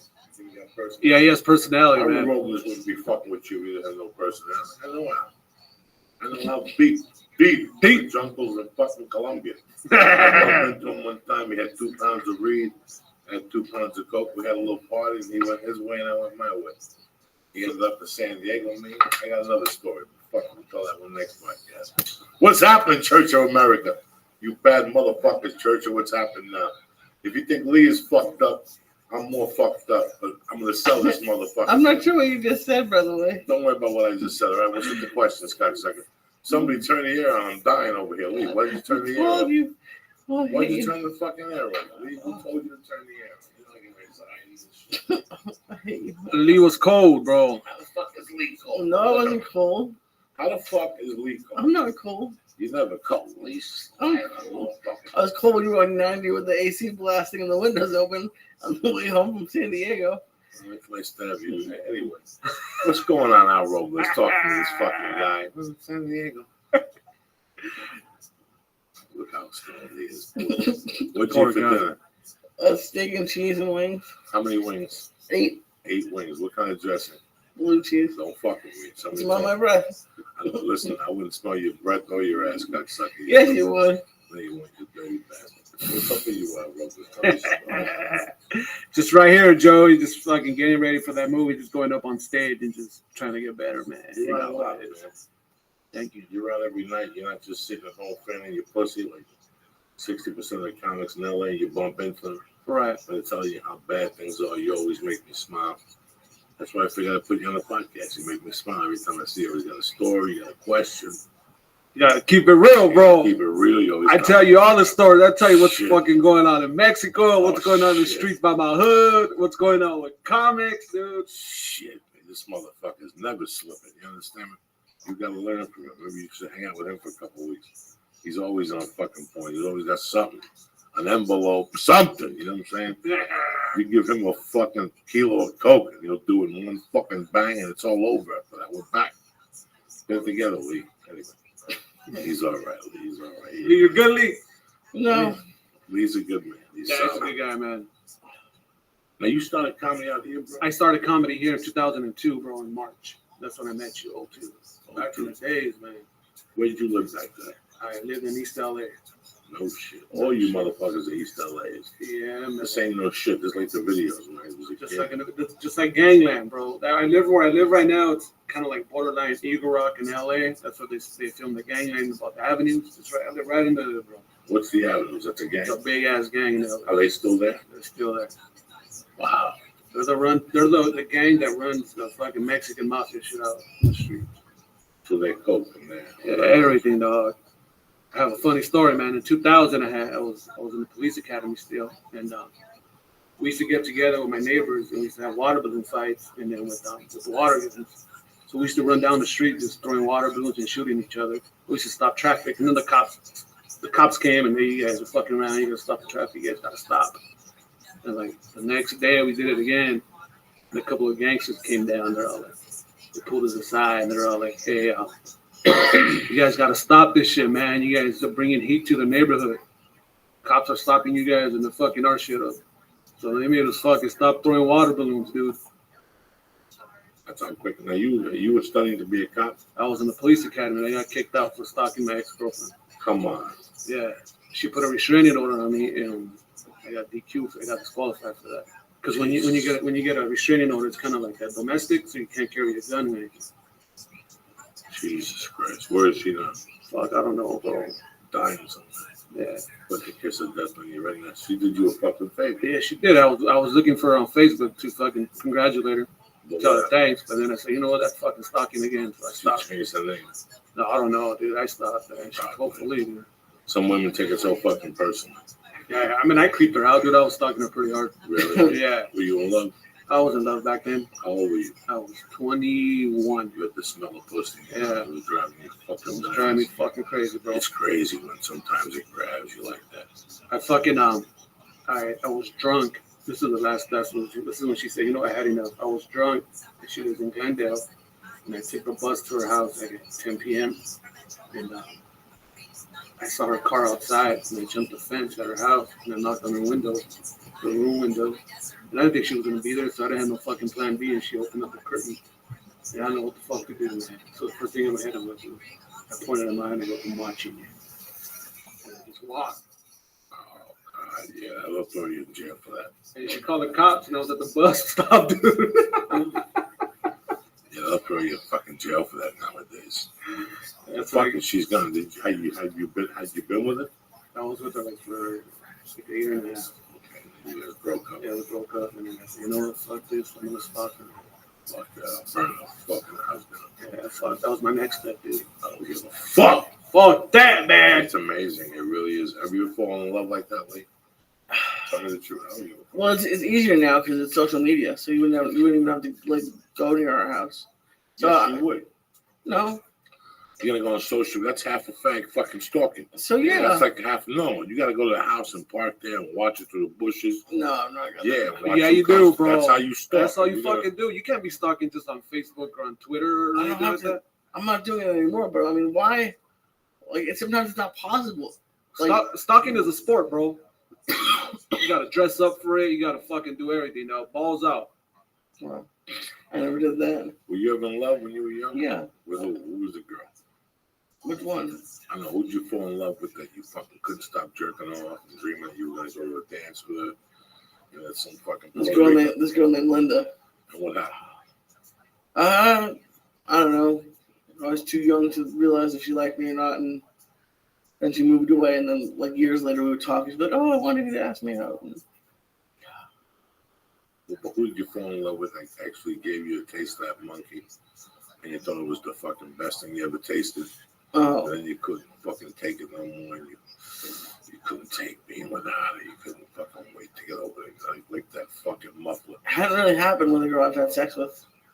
What happened? Like, it hasn't really happened with a girl. Like, I've never broken up with a girl that I've had sex with. Be like, But she cut you off. no, I can't think of like How fucking boring are you? Right? What do you just said? You haven't broken up with the chick that you had sex with. No. I'm saying it, I haven't had those like stalky feelings about one of them. Oh, okay.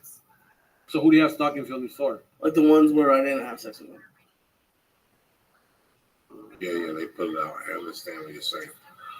The time I went crazy on pussy was the 6th grade with the broad Nikki. I went fucking nuts, bro. I let back. I couldn't even think straight. Right. Because I was driving up there. I was sucking her titties, but that's it. She told me the day after school, because the day when school ends, we're going to fuck like motherfuckers. Bro, I was counting the fucking minutes. When you're in the 6th grade, you count the fucking minutes. I couldn't focus. I couldn't do anything. I couldn't go to karate. I couldn't fucking do anything. And then finally, the day after school came, and she goes, no. Dog, it was a nightmare. It crushed me. But I went after it. But by this time, I did so bad at school that they put me in summer school. Right. In North Bergen, you have to go to, if you miss 3 days, they throw you out. Dog, I missed 3. Before I would go to school, I couldn't even think about it. All I could think about was running back and eating that fucking monkey. And nothing ever happened. She broke up. It was fucking horrendously. And do you think she gave it to someone else, bro, or you just fucking? After that, she did. Yeah. And then years later, she bumped into me and I was going to give her a stab. But that time, it was too fucking late. You know? It's amazing how your life changes like that. Then when I was 25, 30, I fell in love with this broad. That, you know, was a freak, man. When they're dirty like that, you're in a bad position for a while. One comes along. And let me tell you something. It fucking sweeps you off your feet. Where, you know, I would fucking climb by the side of a house. I would drive by a house and see if she was home. And I would knock on her glass. But see, here's the other thing about me. I stalk all my friends. Like, I've always been one of those guys. Let's say Alfred lives on 72nd Street. I live on 79th, and you live on 65th. If when I'm coming home from a gig at 2 in the morning, I'll take the route that I'll drive by all of your houses and end up in my house. I've always done that. Even as a kid, I always did that. That was my main thing. I always drive around and see what my friends' houses look like. So this broad, you know, it was weird. It was a weird thing, but I loved her. I didn't know if I trusted her or not. You know, when you have to drive by a chick's house, you shouldn't really be with her because you don't fucking trust her. You know what I'm saying? right, yeah. You know what's crazy, man? I was engaged for 2 years, and I'm not with her no more. And I remember when we had just broken up, she was all like, "Oh, I don't think you really love me because you talk about your jokes about you used to stalk your ex-girlfriend and you haven't even stalked me once." Bitch, that was a long time. I was a little kid, I was young. I was 21. I don't got to fucking stalk you now. So that's one of the reasons why I didn't know you didn't love me. You didn't stalk me. Like, you have these jokes about your ex and you stalked him.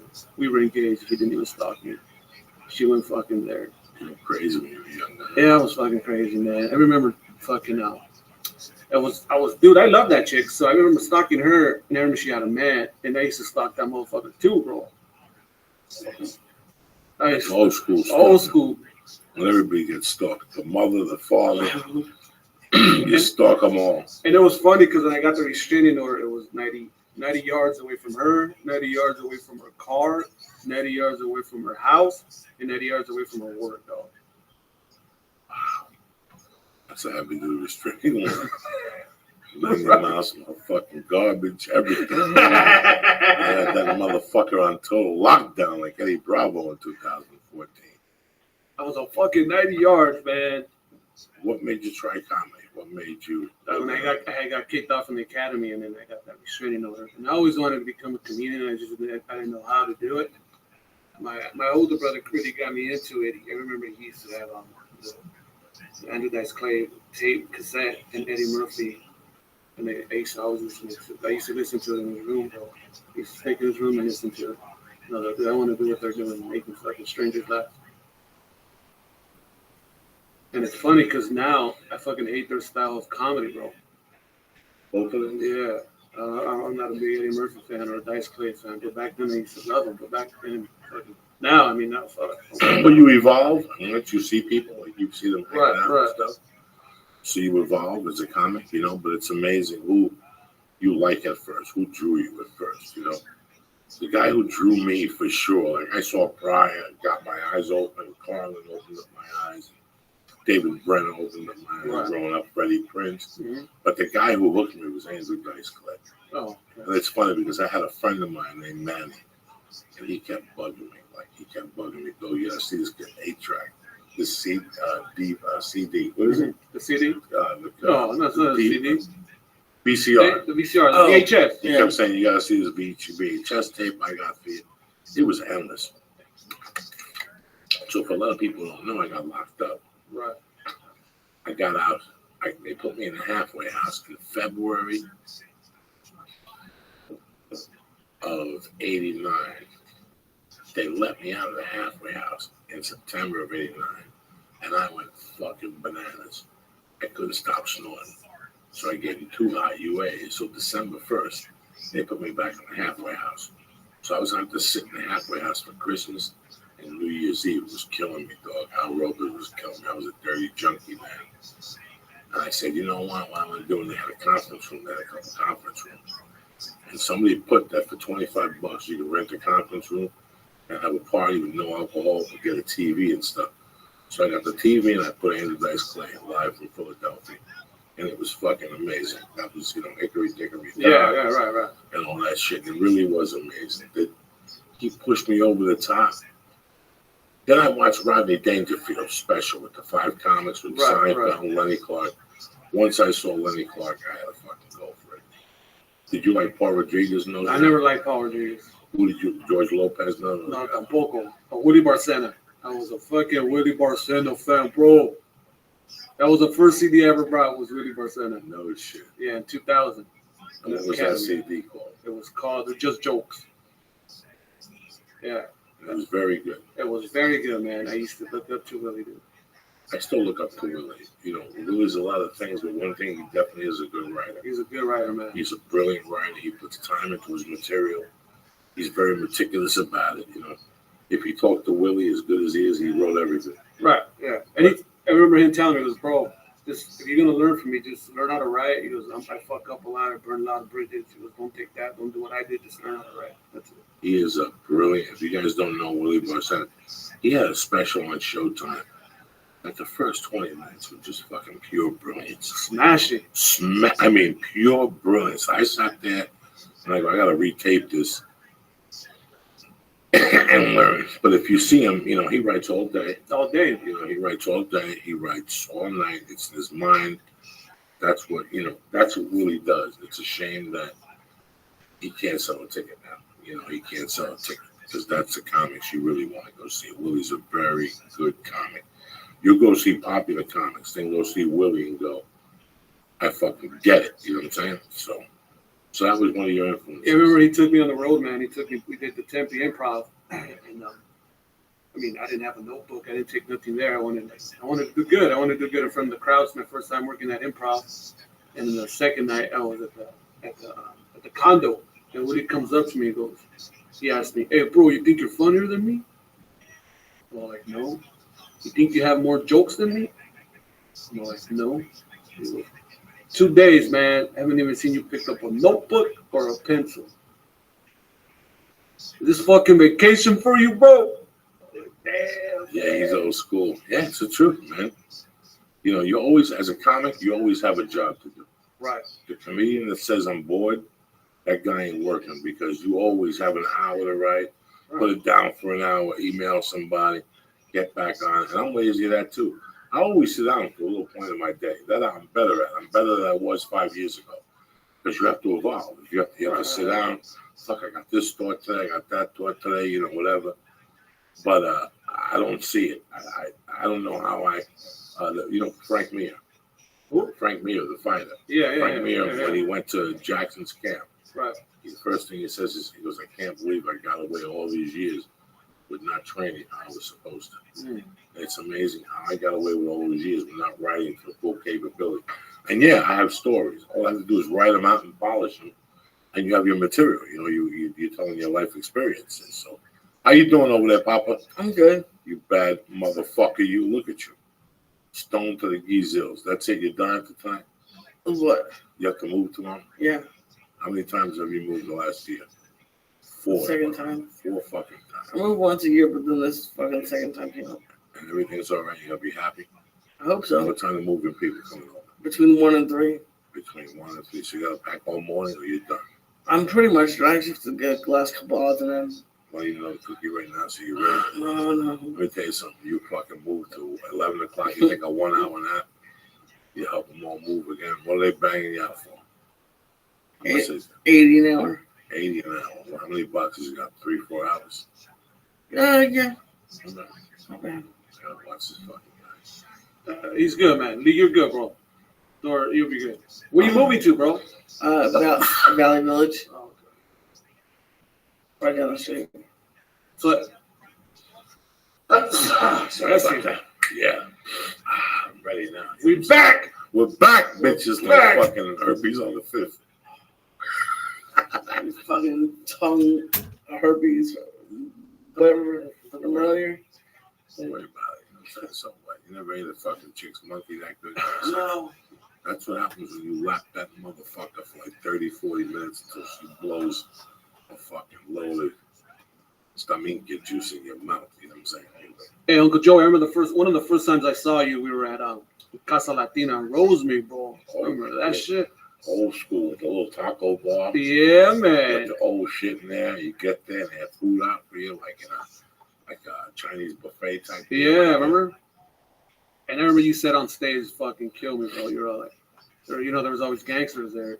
You said, I'm not fucking scared of you motherfuckers. I'm scared of the Mexicans with the tight pants, with their fucking hats and them boots. I fucking died, man. How do you know, bro? Oh, man. Those are the real gangsters. You said, Shit. Once you go to El Paso, you see those gangsters that don't say What's up, much. gangsters? It's everybody's favorite pimp They here. just sit in the audience every Next once in a up while. on Rabbi's cavalcade of They amazing. drink their fucking booze with their hands and shit.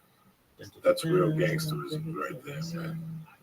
These motherfuckers ain't not with tattoos jumping up and down at Casa Latina on a Tuesday night. Fucking with their Straight pants reds. falling down and shit. You know, it's amazing how Most many fucking consistent nights streamer. you I go beg out. to I was differ. telling the Agostinos today, I yesterday stream at lunch, 24/7, that when you start comedy, 365. you have to go out. yeah, you Like, do. there's no nights off. There's no Like night. you don't even think about it because I might get 2 spots tomorrow and I can get that much better than me. I don't have time for Al to get that much better than me. You got to be out doing 3 spots a night, 2 minimum, One is a bad night. Let's take a look at their Now I gotta YouTube. hang for 2 hours. That happens They to gotta us spend stuff. $11.45. Shout out to Trout It's Jeff Rods. Garcia's room from an Shout hour out to late. Rabbi It's in Rothschild. West Covina. Shout But out it's to all my amazing homies how on the many east side. fucking rooms we All went. my homies on the Like, west I side. learned Los Angeles from doing Yeah, comedy. I didn't learn Los They were. Angeles because I'm a fucking visitor and I want to see Los Angeles.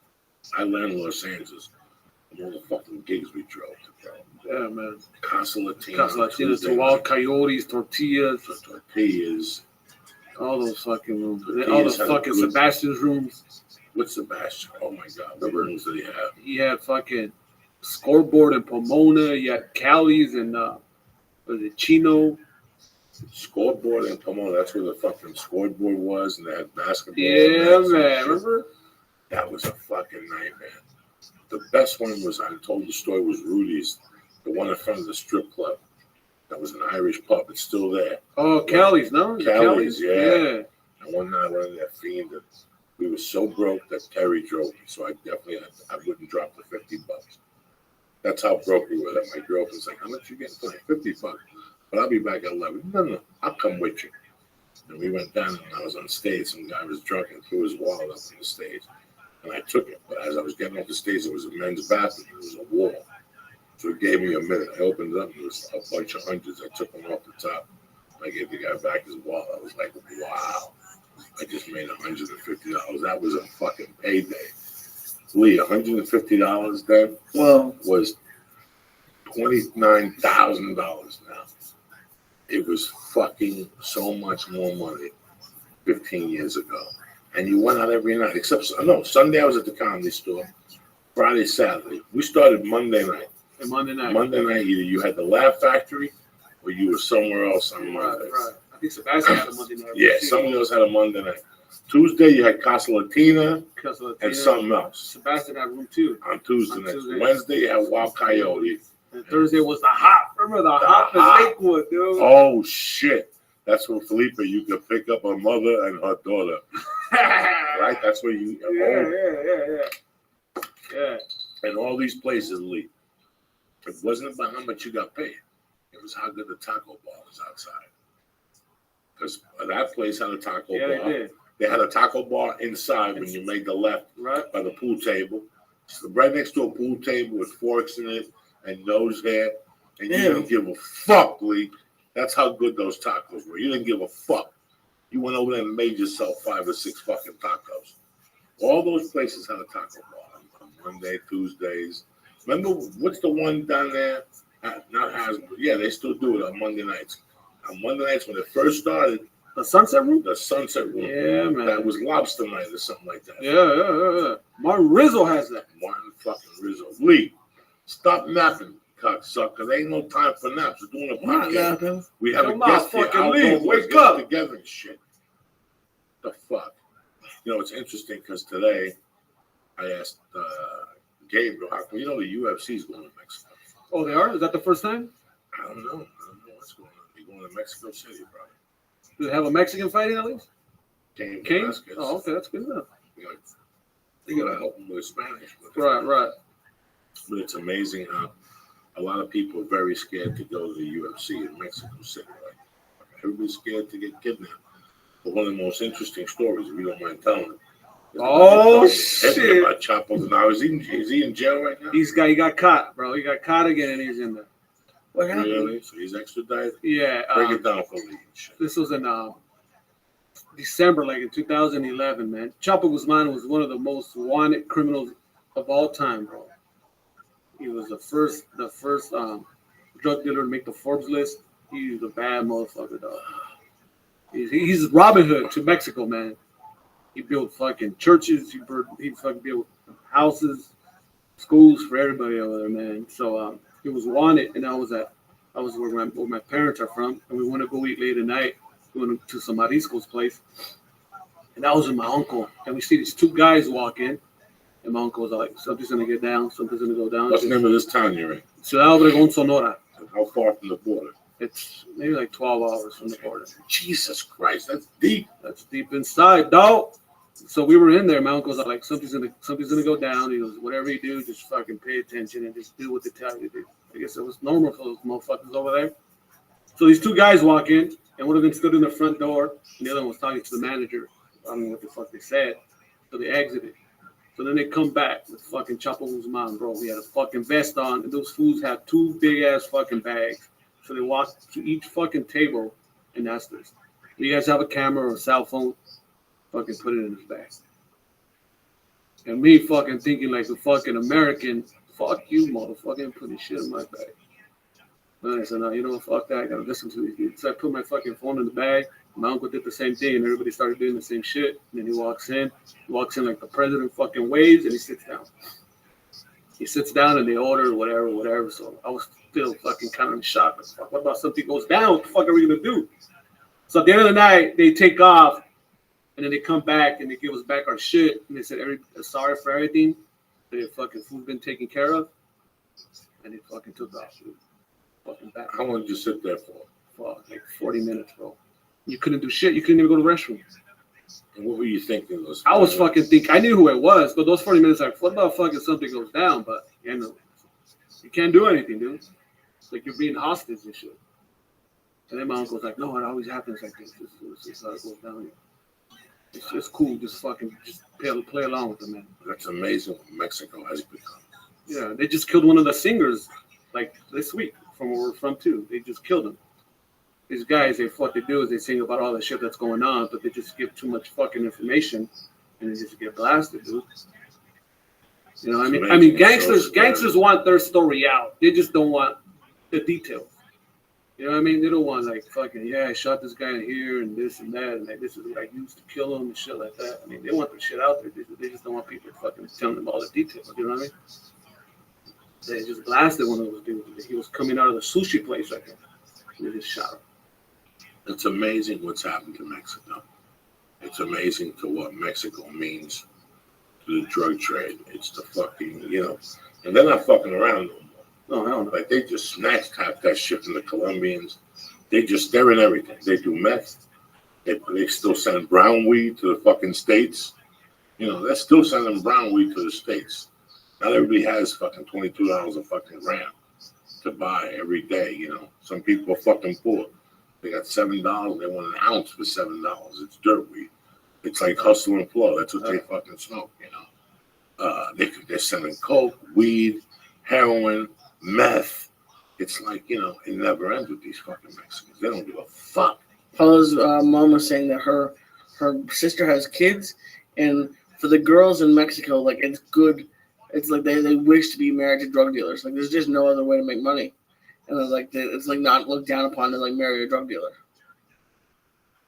Listen, man, drug dealing is, especially at that level, right? What's going through Mexico. You know, this is all Miami 30 years ago. Now you go to Miami, it's cut cocaine. You want cocaine, you gotta go to Texas to get a gram of blow. It's fucking pure. You know, you look at the rocks, it's got a picture of the fucking Chapo Guzman. Every fucking rock. It's just really, you know, I haven't bought coke in 7 years, but I saw the trend because I used to travel across the country, and I would buy coke in different places. And I bought coke one time, you know, all the time I'd buy coke in Miami. It was okay. Once I went to Texas with it, was Houston, Dallas, you know, those border towns. I was snorting the fucking electricity, bro. And, you know, if you talk to Jerry LaRocca, where all those guys are from, Corpus, they're right. That Mexican mafia's there. And they're moving shit up, and that's the reality of it, man. You know, and people, I love when they show you a tunnel, you know. Well, guess what, bitch? I got 80 of those. You got one. And you're on TV with 3 dudes with a suit on telling everybody you solved the mysteries of the world. No, you didn't. They got 79 more of those motherfuckers. In fact, they had one that was coming right downtown. Right. Do you remember that? They found one. They found one that came downtown.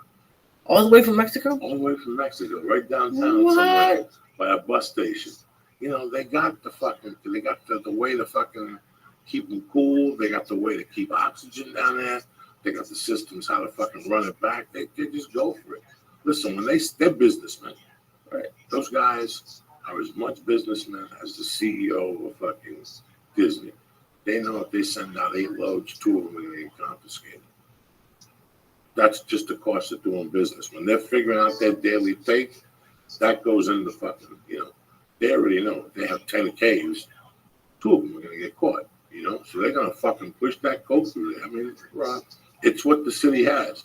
If you think this country of Mexico makes money selling straws, you know, selling straw hats, when you go to Cancun, fucking good luck. You know, they're like Colombia was. I guarantee Mexico has loans with the United States. Oh, I'm pretty sure they do. How did they pay their loans back? By selling straw hats, Viva Mexico t-shirts and shit like that? Fuck no. By selling fucking blood. Guess who sells them that fucking blood? Who gives them passageway to sell that fucking blood? We do, because God forbid we get in the way of us getting our money back. It's a fucking cold world out there, man. People don't believe that. But it's the truth. All that shit, they're all cartels so there are mules. There are mules. They're not really the United States mules. Who controls that shit? You think 3 fucking Indians put that deal together? No. Is that what you fucking think, cocksucker? It's fucking crazy world out there, bro. Even the baseball player, Yasiel Puig, the Cuban guy, he paid Mexican mafia to fucking cross him over here, and he owes them money. And now you don't want to pay it. That guy will be dead. He keeps fucking, you know. They got security on him. They know the story. Major League Baseball's watching him. You know, Major League Baseball watches him before they fucking even get to the city. They go to the stadium and look in the hotel, look under the bed. You know, Fidel might send one of his fucking boys. You never know. And Fidel's fucking serpents don't fucking miss. You know what I'm saying? They come over here. In fact, the cops give them the guns at the airport when they come over and do the paperwork. Here's the final lease I had. Here's the fucking Sherman Oaks. The fucking Italian place eating a rib sandwich. What else is going on, man? That's So how it. long you been doing comedy for? I've been doing it 12 years now, man. And when did you hook up with Fluff? I hooked up with Fluff like in 06 at the Wild Coyotes. Really? I met him through Felipe. And at what level was Fluffy in 06 last year? Which was basically what? 8 years ago. He was about to blow up. I remember he was doing a couple of theaters, but now he's fucking like you knew he was gonna blow up. He was doing a couple of fees, but he was selling tickets. He was still selling doing tickets. improv. He was still doing improv still. I remember we were doing Wednesday through Sunday still. 2 shows Sunday, 1 show Monday. I remember them Addy shows, man. Right, those are the Minnesota years ago. Wow. Yeah, he was just fucking doing it already, man. And he was just a nice guy. He told me, hey, I think you're funny. Let's hook up, and he's helped me ever since. It's you, Martinez. It's Rick Gutierrez, bro. Rick Martinez. Rick Gutierrez is part of it. And Martin Moreno. Yeah. And then Ivan Cuellar is still there with them. He's the road The manager. road manager and fucking Big Fluffy, man. That's amazing. We're talking about today. What level? You know, I remember taking planes with him. I remember we were both getting the same money. I remember doing the Laugh Factory. He was always a very nice kid, you know, and he always made you smile and stuff. I mean, there's nobody I like being around. I see him twice a year for 10 minutes, you know. I don't want to go to his shows because I never want to fit. I could have drove to Burbank last night home with you guys and drank you. Right. He's got 90 people there, you know what I'm saying? It's very, today I had a great time with him and Martin because I had him for an hour. That's the most I'll see him, you know, but it's amazing what's happened to him. He's never changed. And, you know, he's always looked out for me. He always gives me something. Right. Yeah, he goes and fucking something. This came up 2 days ago. He called from Martin called. He goes, well, he's in town. He wants stuff. I can do your podcast. I go, that's funny because fucking Roma is my main man. Pizza. Pizza. I was going to do your podcast. And then it's funny how you and I hooked up. It was really weird.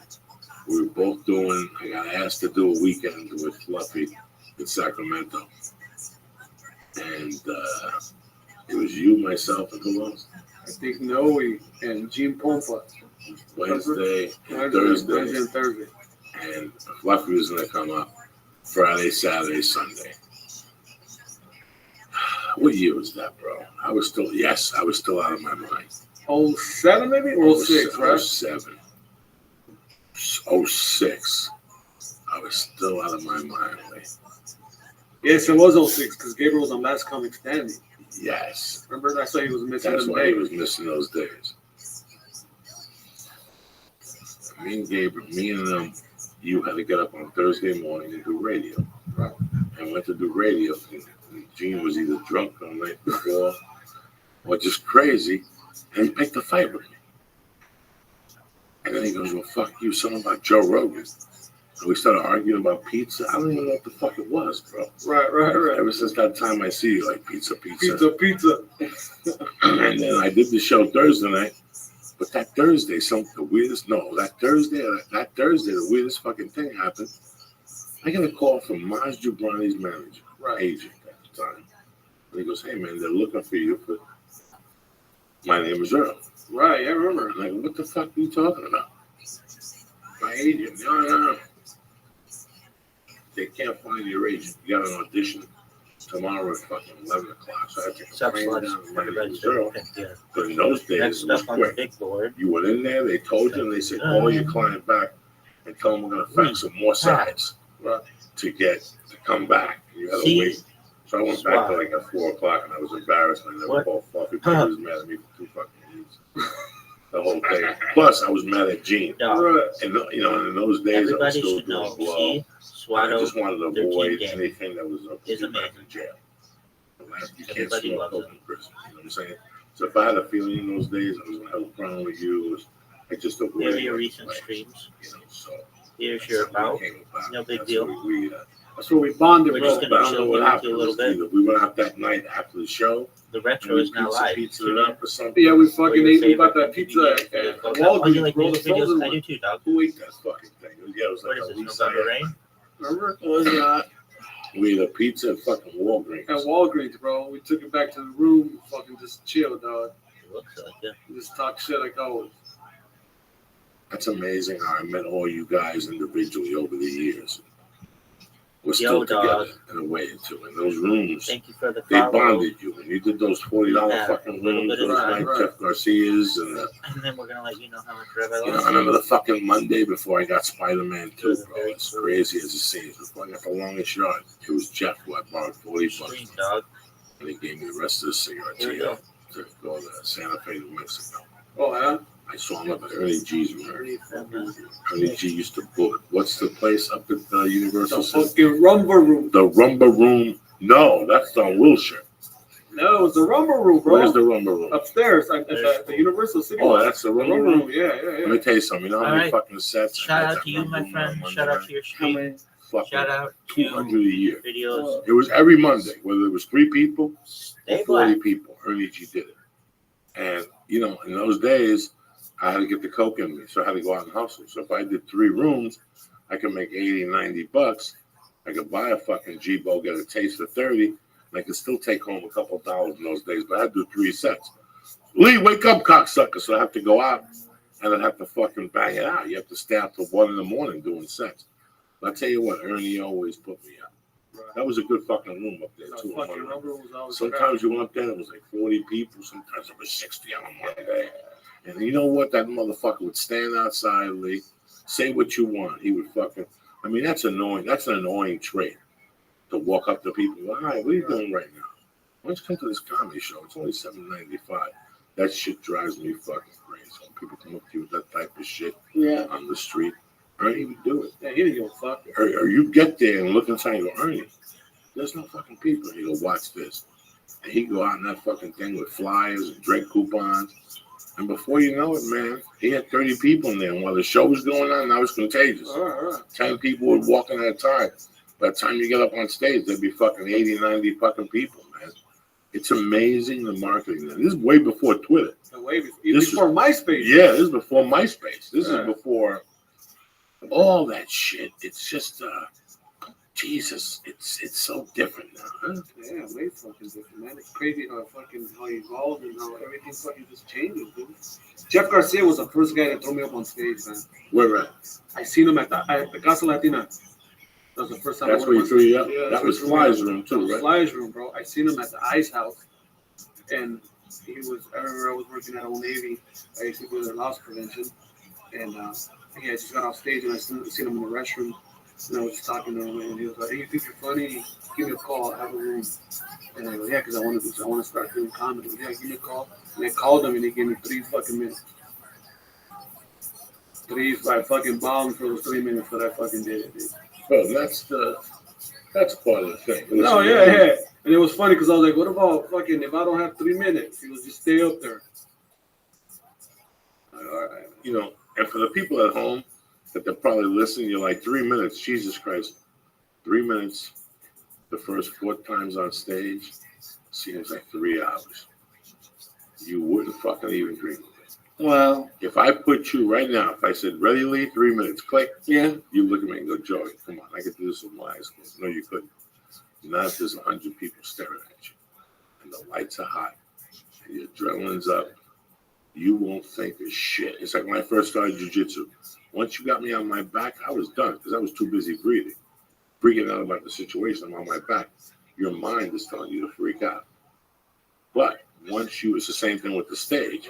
You're funny when you're in a corner.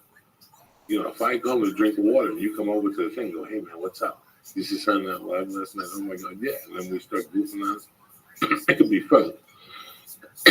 That changes completely when there's lights on and there's 150 eyeballs looking at you.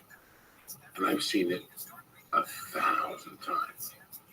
I've seen people, I know people who say, there's a big difference between people who say inside that I'm funny on that guy on TV, I could do it. And then there's other brand of people who tell it out loud. I went to acting class with this jerk off years ago. Big time jerk off. On the East Coast, New York, New Jersey. And one day he's like, hey man, I want to come down to the club and watch you do comedy.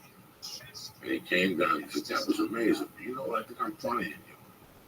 And I'm looking at this guy, and about a month later he called me. He's like, hey man, after I saw you that night, I got on stage.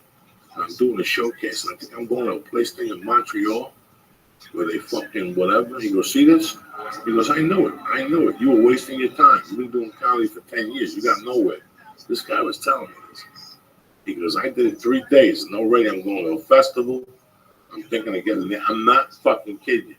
Then I never heard from the guy for about 2 months. And I called him. I'm like, hey, man, what's happening? You're not going to Montreal? He looked at me on the phone. He goes, let me tell you something.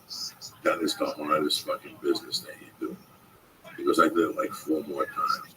What a bunch of bullshit. What a bunch. Because the guy told me I was going to go to Montreal. And then he came down. The guy told me I was no good. And it's a fucking battle in the beginning. And that level, that's why I see these guys still. And my dick gets hard. Because I fucking know how hard it is, man. Especially out here. Yeah, and especially back then, bro, doing like the Felipe's rooms. I remember fucking Felipe used to pull you up on stage. Back then, I would only have 10 minutes. And that's fucking, Felipe would never light you. Felipe would go out, he'll blaze, he had to do what he had to do, and he'll never light you. So you're up on stage, you're supposed to do 10, and then you're up there, you look at your watch, you go, fuck, I've been there for 20 minutes, and Felipe will leave you up there, dude. That's how you learn. That's how you learn back then. Those were amazing. Let me tell you something. Everybody knew that when you went to Wild Coyote, after 2 comedians, you were dead. You just basically went up there to go through verbiage. I loved when you went to Wild Coyotes and people would show up with cameras to tape a set. You know, with 3 guys. This is a Montreal set. And you wouldn't even say nothing to them. You wouldn't even say nothing to them. Like, you're wasting your time. When you put the camera on the back, put it back in the car, and tell those guys to go home because somebody might fucking steal it. You know, that's how fucking bad Wild Coyote was. You were just going up there. If Willie had it, you were dead. Yeah. Once Willie got off, you were just going up there to lip sync. There was nothing left in that. Willie would fucking do an hour. Do an hour up there, bring chicks up there, fucking show them drinks the and shit, fucking shots. Lee, wake up. How can you be rolling your eyes like this? I'm up. Get up. Do a jumping jack. Put the air on I'm something. I can't reach the air. Yes, you can. You're a tall dude. Reach the air. Jump up. Get on the table. Jump up and down. Look at this shit. You can't be this side. We still got to go out. We're going out tonight. No, we're not. We're going to Denny's. We're going to get a milkshake. I already had a milkshake. From where? In-N-Out. When? Before you got here. So you went to In-N-Out. You had the wings and you had the sandwich. Look at the shake. I got the shake. What type of shake? Chocolate. Large or small? You go to the window or did you drive through? The window. Look at the shape of you, cocksucker. What am I going to do with you? Huh? I don't know. Unfucking. That's it. No more cookies for you. What time did you take that cookie, bro? I don't know. 4, 3, 3:30. He could have taken it at 3. Yeah, It would have wore off by now, but he cried till 3:30. Oh. He took little bites. Alfred, I bite the thing. He was taking little bites. He's fucking Jewish. You know, it's like the heart of Jesus. You know, when you catch it, give him a cookie. That's how you bite it, like a half a fruitcake. He was taking little bites. I'm like, bite that motherfucker, cocksucker. Something burning. It could be this building. As we speak, can you imagine?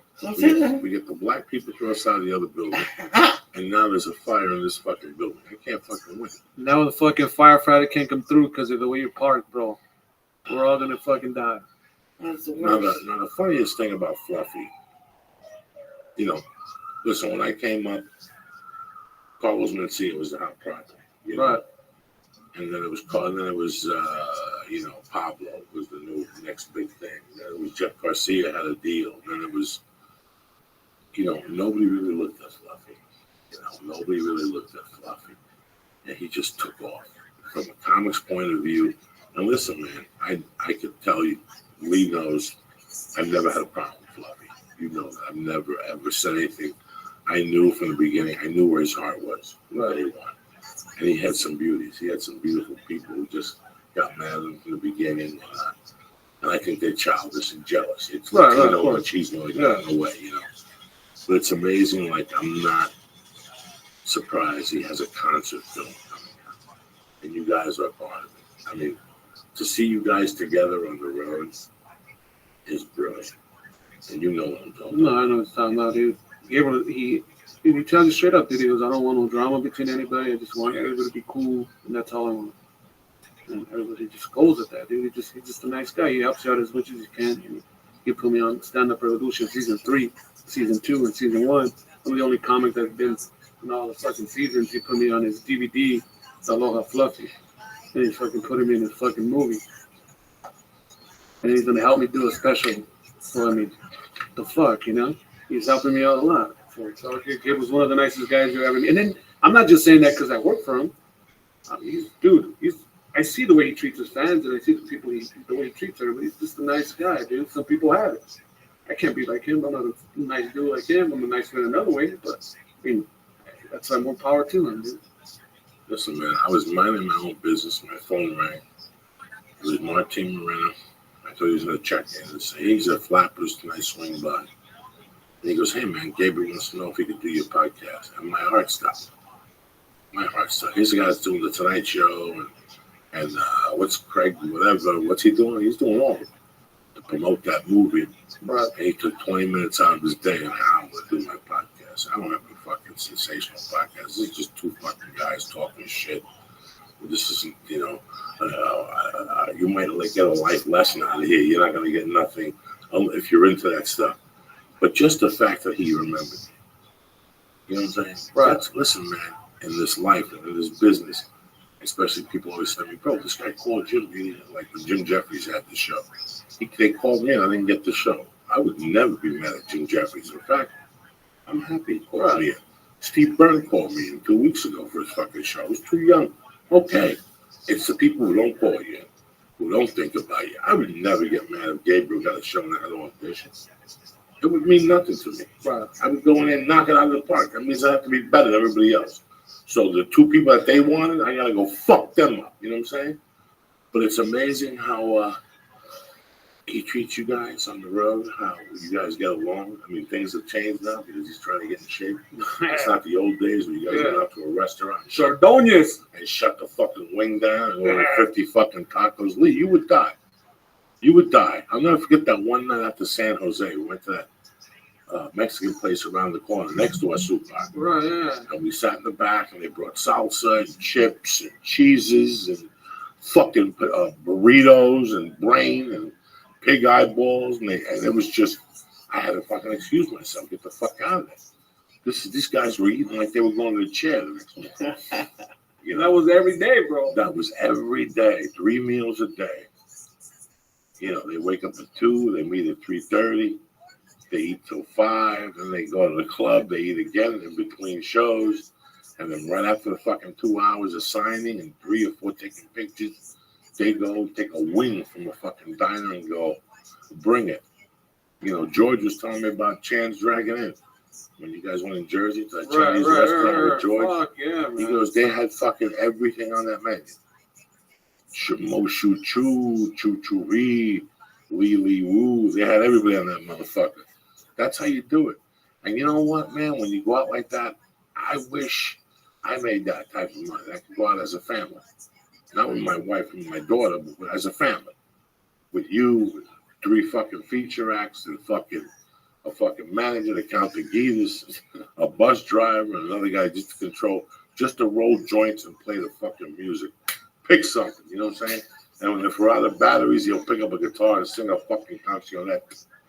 You understand me? Lee, look at that. I'm never fucking with you again. Fucking Lee, man. Fucking No more Lee. cookies. No more Cookies. No more nothing for you. Look at the shape of you. I can't take you nowhere with you, Blue. You look handsome today. You got barbecue on your shirt. Blue cheese on my shirt. You got blue cheese on your shirt. Yeah. The wings dripped on your face. Yeah. So I was gonna ask Gabriel, but I got too high and I didn't want to ask him. Like I was thinking about it last night because Ask me, bro. Okay. We're gonna ask. Well, it's both of you guys, but it's when you told me it's gonna be on. I was like, all right, let me think of a question. And like, there's some comedians out there who have like how Gabriel makes the noises. Sometimes they have that kind of aspect to their act. Right. But a lot of comics and a lot of people don't respect them. But like somehow, like Gabriel, not gets away with it, but people don't seem to be mad about it. Like, there's a bunch of like really active, loud comedians who people are like, oh, that's not real comedy. But Gabriel seems to like they seem to respect Gabriel. You know what, dude? You're gonna get haters no matter what type of comedy you do. I still do tell a lot of one-liners, and people hate on that. That's old style comedy. Why you're doing that, and they're always gonna pick something. Dude, Gabriel's just a nice guy. He's on top, so they're gonna look for anything. Well, like, it seems like they don't really mess with Gabriel. I mean, do they? Is he? It seems like most people that talk about him love him. I never really heard nothing about. Listen, if you look there with a guitar, people break your balls. Right. But nobody's ever busted Pablo's balls. No, look at And him. nobody's ever busted Gabriel's balls, really. You know, Right. he does what he does. He does it well. I was He does it thinking well. more along the line, and I'm a huge fan of him, but more of the line people like hate on Dane Cook. Like that's what I would think. Well, it's a different style of comedy. Gabriel's and Dane Cook. You know what I mean? It's different, but it has like some of the aspects. I've heard people say bad things about Dane Cook. You could like kind of relate to what Gabriel does. Just like the noises and just the way he does it. And it's not exactly the same, but it was just interesting. Like I love Gabriel too, but it was just like I wonder where the difference lies. Like I said, dude, Dane Cook was hot, and everybody hated on him because he was doing a lot of shit. Yeah. So, you know what I mean? That's That sucks. People should be like happy for you. Mexicans are never happy, bro. It's amazing. Nobody's ever going to be happy. Somebody's going to feel that they got you started. Somebody's going to feel that they gave you 3 jokes. You know, all of a sudden you're finding out that, oh, Joe Diaz is mad at you. He said he gave you a joke one night at a diner and you don't return his call. And you sit there and go, what are you talking about? It's like a guy told me once about Gandolfini. You know, God rest his soul. He goes, I used to party with Gandolfini. And he went to his thing, and we shot a movie together. And like 3 days later, he came back with a stack of pictures. Him and Gandolfini, all these people up for weekends. You know, Right. This was years before he got the Sopranos.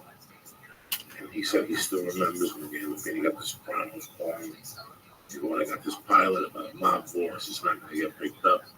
I'll be back. And blah, blah, blah. And, you know, season 2, when the show was a hit, he called up Gandolfini. You know, at the old number, Gandolfini took like a week to call him back. He goes, listen, bro, I know what you want. You want to audition for the show, I will control that. He goes, listen, what happened between you and me was a long time ago.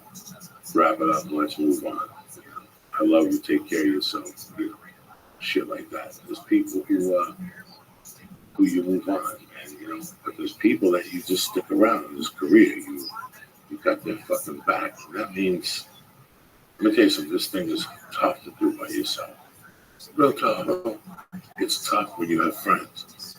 It's tough when you have people that care for you or other people that care for you. Comics are always going to fucking hate, bro. Comics are always going to hate something about you. Listen, I may not like a comic, but if I think he's funny, he's funny. Right, yeah, me too. I'm one of those people. Yeah. There's some guys that hate their comedy, I hate them. But there's a lot of guys, I don't like them, but their fucking comedy is superb. But I hang out with them, fuck them. I don't want to hang out. I don't want to hang out with me. They don't want to fucking hang out with me. If you look what Gabriel did with Stand Up Revolution, you know, with Tommy Chun, he takes care. That's the most important people. What is the fucking thing of this podcast to make somebody's day? Gabriel didn't have to give me $1 million to make my day. He just called and said, I want to do the podcast. Made my day, made your day. Yeah. You You know, Al Robles made my fucking day. Every time I see Al, he says something to me. Nick Diaz, bro. Nick Diaz, Anderson Silva. What do you think? You hear about that fight? Yeah, man. That's who they're gonna put up. Lee, if you close your eyes one more time, I will fucking stab you to death. What are you gonna do, Lee? We still gotta go out. We're not going nowhere. We're going out. We're gonna fucking go to Ha and have some laughs. You drink a couple of sodas. We'll get you all caffeinated up, and that's it. So when are you thinking of shooting the special, my brother? I don't have a date yet. Just Gabriel's just working with me still. So see what's up, man. And where you living now? I live in Eagle Rock. You got a girl now? No. You've been single for how long? Next up, Playboy. 2 years. We You been have- coming to your life. You're a freak. I got a couple of friends. You tie him up and you rub salsa on that fucking asshole. And you take it to the fucking boot, don't you, little dirty bastard? What are you Let's go thinking over here about? in the man cocksucker? match. What's up? Get up, throw the chair away. You gotta stand up. Asher You gotta is get a some very energy. smart Look at you. individual. You're like a Just fucking wants a little bit of with no work. energy. You need testosterone. You need fucking everything. You If know, you lot stand Here's up, Cash we'll get you Rosen. some They've Mexican. got a couple No, of I'm followers. hungry. You gotta be hungry. They Look at are you. recording the young Every Thug time you trial. close your eyes, you This is get two amazing. tacos with onions. So check them out. That's ways. Hash Rosen. No me gusta ese boy. Let's, You don't like Saboya? let's Not, give that not Hash too much. Rosen Never too much. some I love. remember that taco spot used to take us right there by the hop on Lakewood. Which one? Let's check out There was one like around the corner on Lakewood. what they've got. We used to always go after the hop. They- I don't know, but you used to take us. This is a You spot other right watch here. parties, did you just chatting? Simple tacos. And it looks like they do a lot of courtroom Say what you want to recording. say. So very cool. King tacos Shout out to is Hash Rosen. Let's get Hash Rosen Mexicans get some pissed at you. attention. King This is the tacos Young and Thug shit. trial. Fuck you, bitch. Shout out I to live Hash in the valley. Rosen. King tacos, Shout out shit. to Rabbi. King tacos, them. You ever done King Everybody tacos? should know. No, I don't know what that is. Hash You should Rosen, go on the very 5, smart right? person. It's on the 5. You should Rabbi stop. Rothschild, a very smart I'm never person. on the 5. Well, Stay make blessed. it your business to get on the fucking 5. You're always on the 405. What's the difference? The 5, the 405? It's on the different side of the hill. That's Is it. it? Yeah. Well, thank you there, Mr. fucking GPS. I didn't know this shit. You know what I'm saying? What else, my brother? Tell me something good. What's next in the whole thing? What have you been learning lately? What have you been seeing? What do you want to do? What's your next move? Acting, bro. You really want to get into the acting side of it? A little bit. It's like trying to lose weight, trying to get, you know what I mean?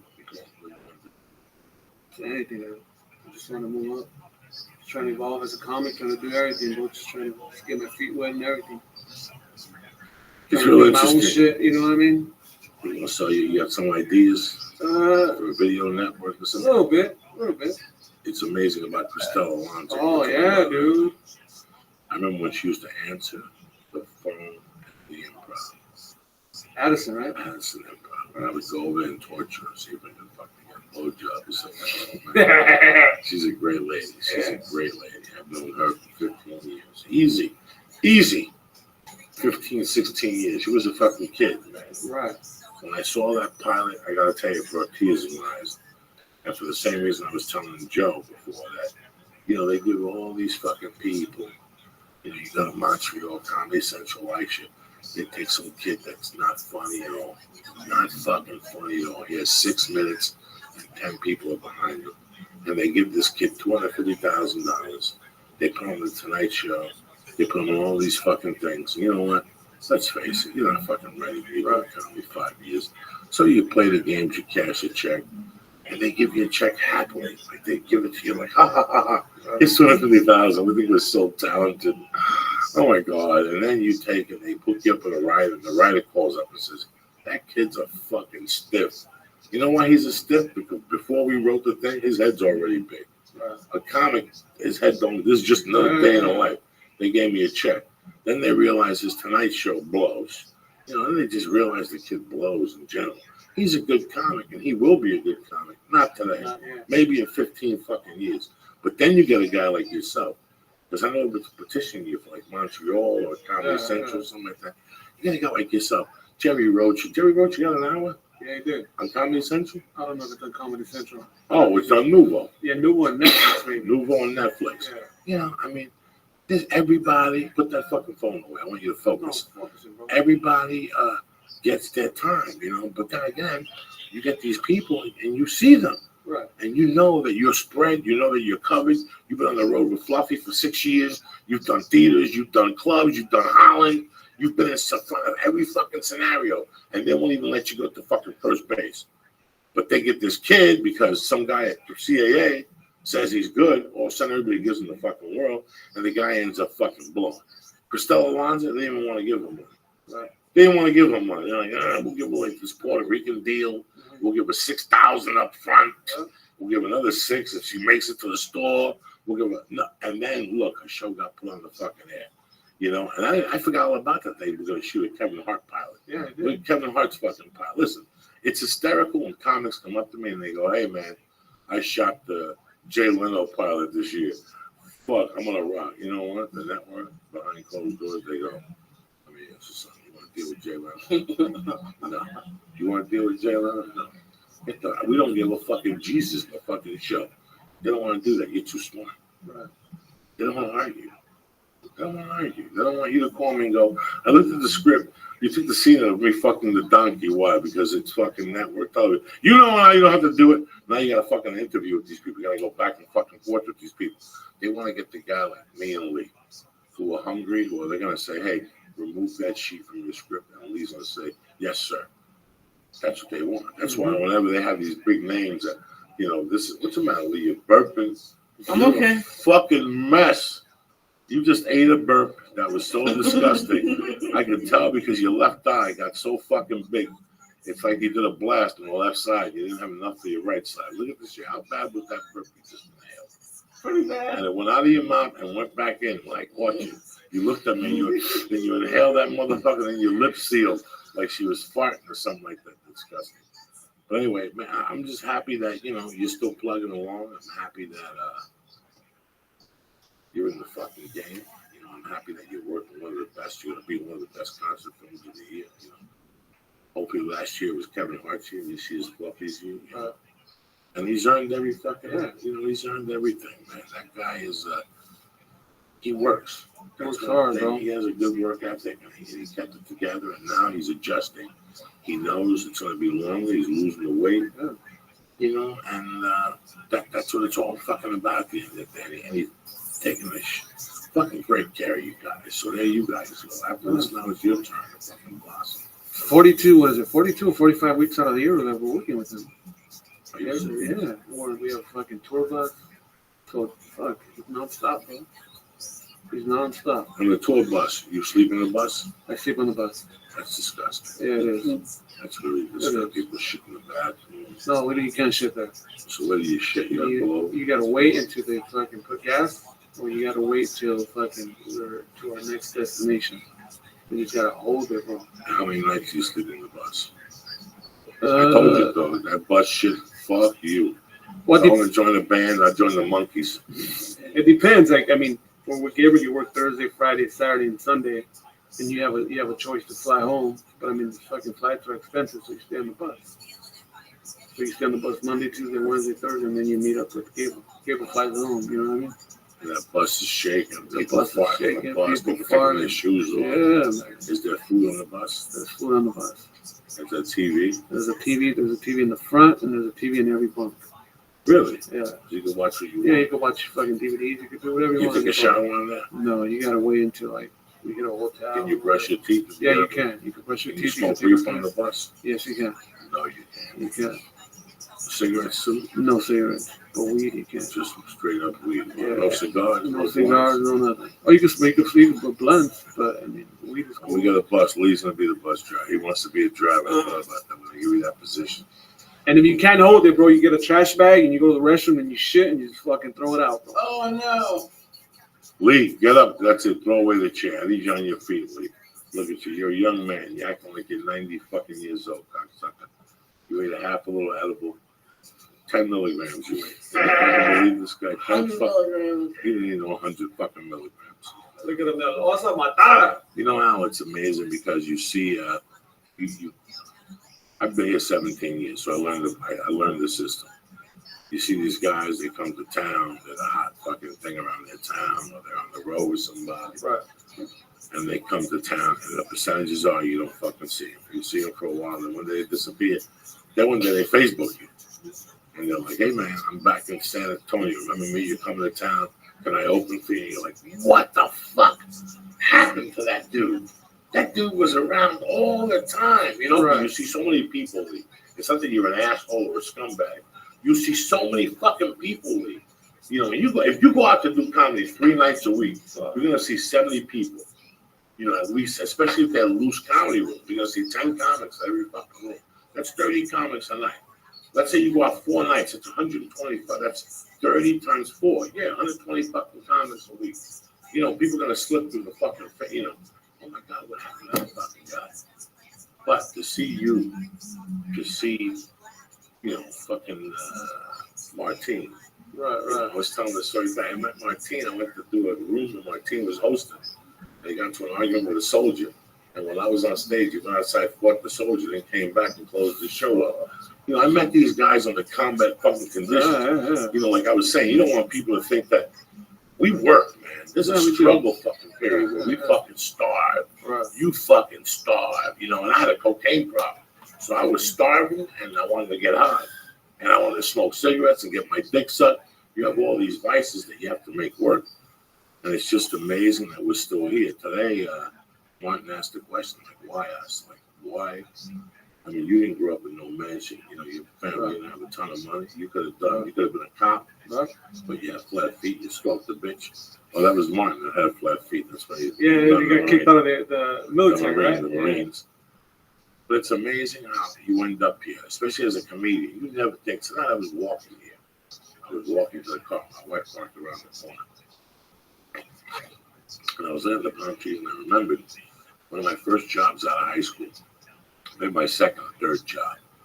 It was a hardware store, and I worked with George Milad. He was the first Arab I ever knew. He ate hummus too. I didn't like him. But Good guy. His father worked there, and his sister worked there. And we used to call his father George Milad of the Bahama Sound.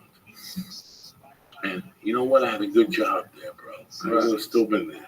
You know what I'm saying? Like today, I would have still been there with nice people. And he used to make me prep the deliveries. Right. And I would put extra shit in the deliveries. And let's say he would say, you know, I'd get the order, it'd be a drill, a hammer. I put 3 drills and a hammer, and I make the delivery and sell the drills that afternoon. And one day, somebody gave me a checkbook. Well, I took a check. Somebody gave me a checkbook, asked me if I could sell checks. I said I knew a guy that could cut them and give you 80%. I gave the guy the checkbook. He got caught and gave him my name. So the fucking funny thing was I met the guy outside the bank. He had a picture of the fucking van. Right. So that's how they got me. They went back and went to George Milad, and George Milad said, that's my driver. And I remember as they were pulling me away, the cops, he said, Joey, I got to tell you something. I've been here for 20 years. You're the best employee I ever had. You would have made it. I never went back and apologized to that guy. I never even went back. He believed in me. Lee, look at the shape of your sweat. Oh, my fucking God, you know. And you think about how at that moment when they were putting me in that police car, my first arrest, I think it was June 28, 1983. I thought my life was over. 31 years ago, when you were getting fired off the police force, you thought it was it. That's it, bro. That's it. I'm going to be a gangster because I can't get a job now. Everybody's going to know I got fired from the police. So this is never going to fucking happen. It really is amazing, guys, how when you think you're fucking down, you still got so much left, man. And I could have given up in my mind. I could have, you know what? I got a fucking possession of theft, whatever it was. That's it. I might as well take this life. And I did for a little while, but I realized, and so did you. After you stalked that broad, you said, fuck it, I'm done now. I'm fucking done. The crazy part, I remember I didn't know how to tell my mom that I got kicked out. So for an extra month, I was still dressed up like I was going to the fucking academy. And I went to the mall and somebody saw me and they called my mom. Like, oh, where's Alfredo and this and that? Like, oh, he's in the academy. Oh, we just seen him at the mall. So I came back and put my uniform back on, and my mom sat me down. What's going on? And I had to tell her. That was my thing. I was always scared of my mom, dude. I always lied to her because I was like, I didn't really want to lie to her. I didn't want to tell her the truth, you know. I didn't tell her I got kicked out until I got caught. I remember my graduation from high school, dude. I remember not graduating with my class. I graduated after, and I didn't know how to tell my mom. And I remember my whole family fucking came from Mexico. They fucking flew in, and I was like, But you got left back. What's that? You got that back of it and tell them. You gotta check this out. So everybody flew in fucking from Mexico here for your graduation. And I remember I told my mom to fucking buy my cap and gown. So I'm already fucking balls in. I gotta fucking do this shit, dude. They were my counselor telling me, you can march with your class, but you can't go up on stage and receive your diploma because there's no fucking diploma for you. You gotta come to summer school and get it. So fuck it, I'll still fucking play this fucking role. But fucking my whole family went, they fucking bought a camera, they went to my graduation. I was fucking waving at them and then I had to go around the stage, bro. They didn't call my name, they called that guy in front of me and had to go around the fucking stage.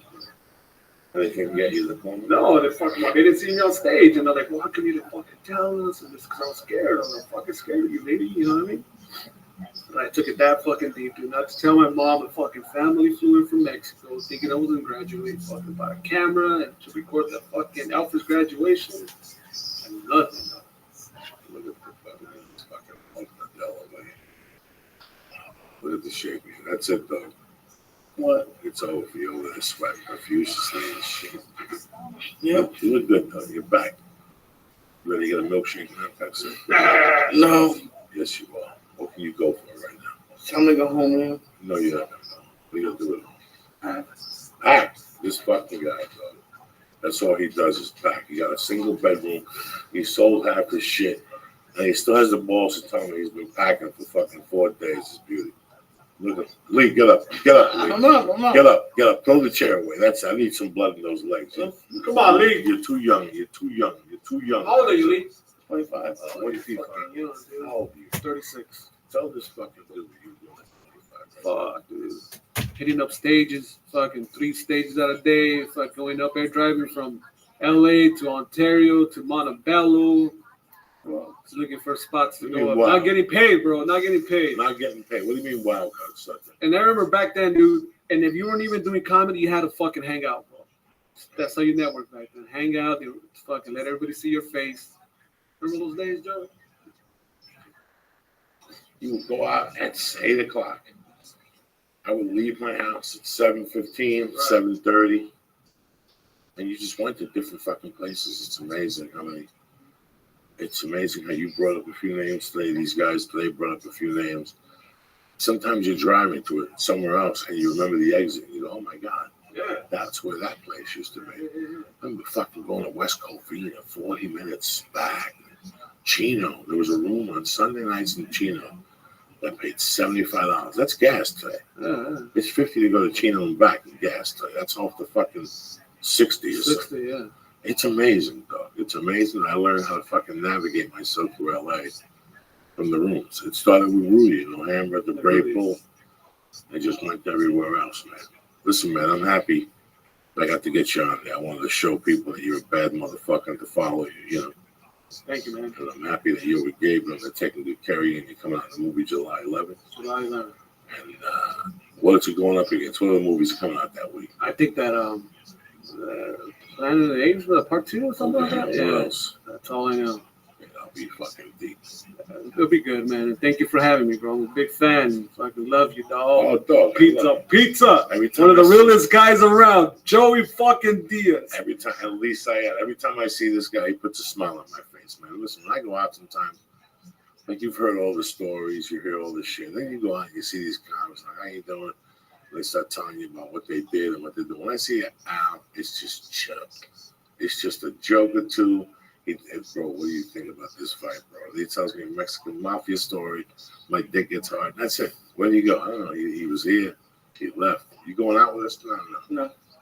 You going out with us? Okay. This party's stopping. You're not going anywhere. I'm going to the house. You're going home. I'm not. I got nothing to do. What am I gonna do? I told him I'm going to the house. Yeah. We're gonna meet out.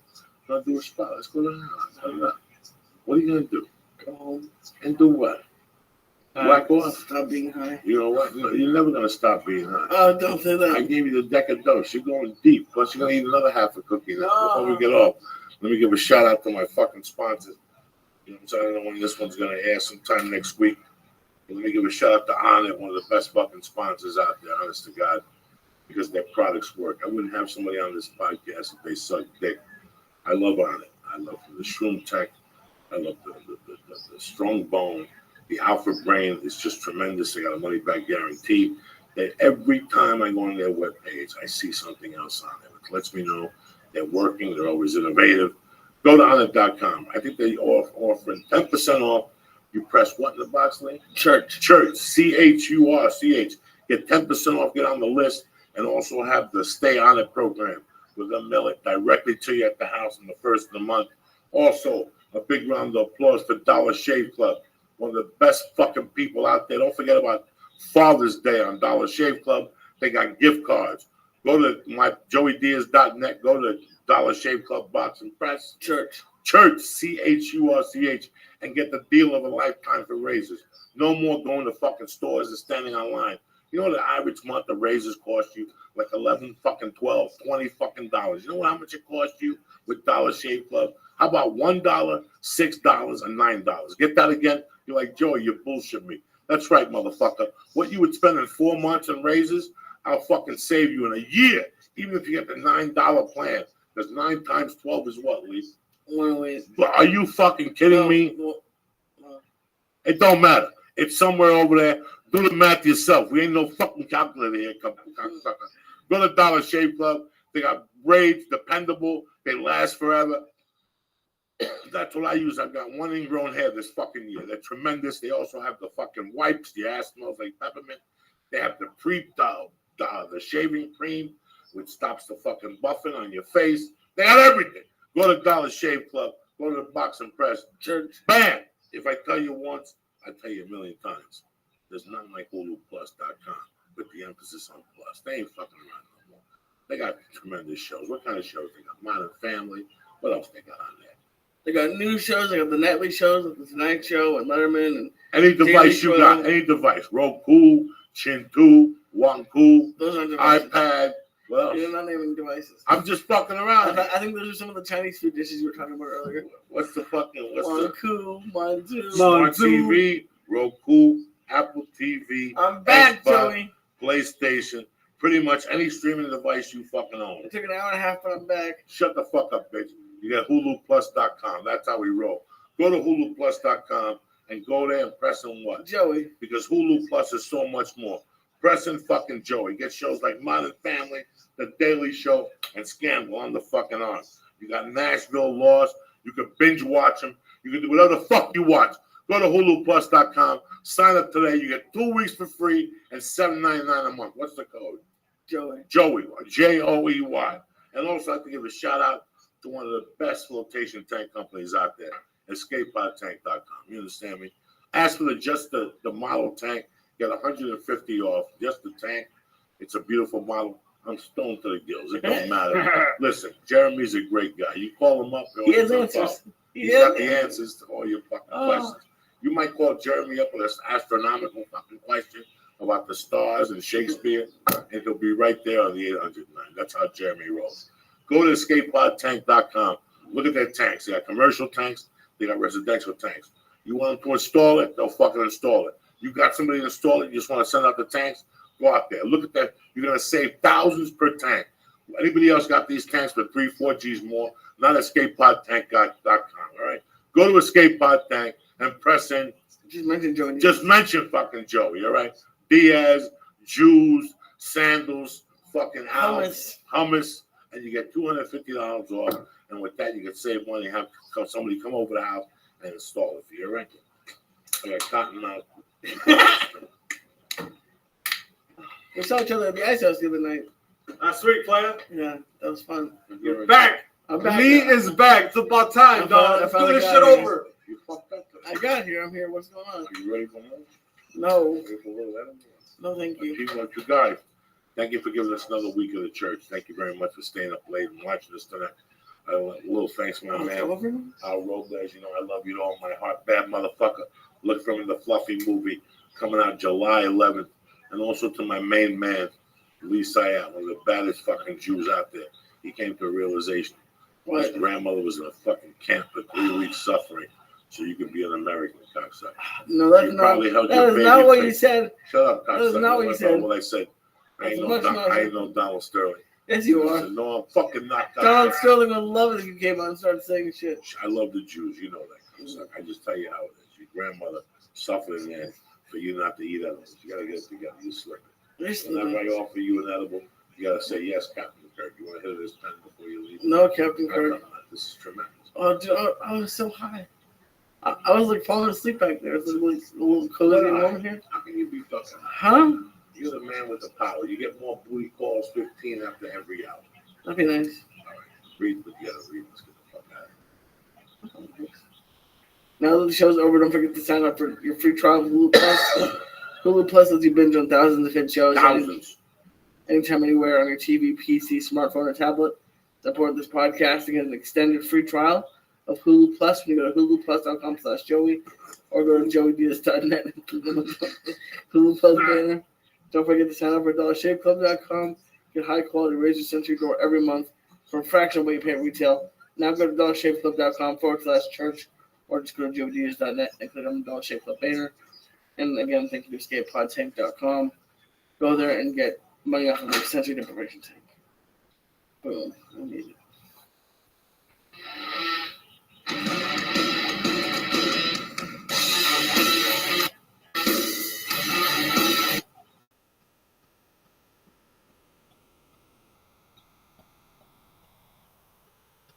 Sunday night, we're here, Lisa Ayat and my girl, Miss Pat. You motherfuckers wanted it. There you go. You got it. That's how we drop it here. Miss Pat don't fuck around. She got frequent flyer miles. She said, fuck it. I'll sit in the back of United plane, eat peanuts like a motherfucker. Eat peanuts? I got a pad and fucking glasses. I work this motherfucker. I ain't no peanuts. I got diabetes. Really? No Yeah, peanuts? them things, oh, they too salty. You ain't never ate a peanut? I eat peanuts, but I don't have diabetes. Oh, I thought you say penis. No, peanuts. Oh, okay. Oh, okay. Peanuts. Oh, I eat peanuts. I don't eat peanuts. No, I would never disrespect you like that. Oh, okay. I was like, I don't know peanuts. It's a pleasure Maybe having when you. I was in the 7th grade, but not now. No, Mama cool, Mama Sa. What's up, also my main man, Lisa Ayat, the Flying Jew. Look at him. Yeah. Smoking. Cookieless, THC, clean. Oh, I watched the video back of Alpha Robles. Oh. You look fucked up. You I was fucked just up. dead. You can't keep doing this. Man. But you had my favorite tweet of probably the century today. What's that? When you went off about people sending you pictures of hummus. Oh, it's a nightmare. I don't want to see that shit. I don't like karma. But see, it's a payback. It's karma.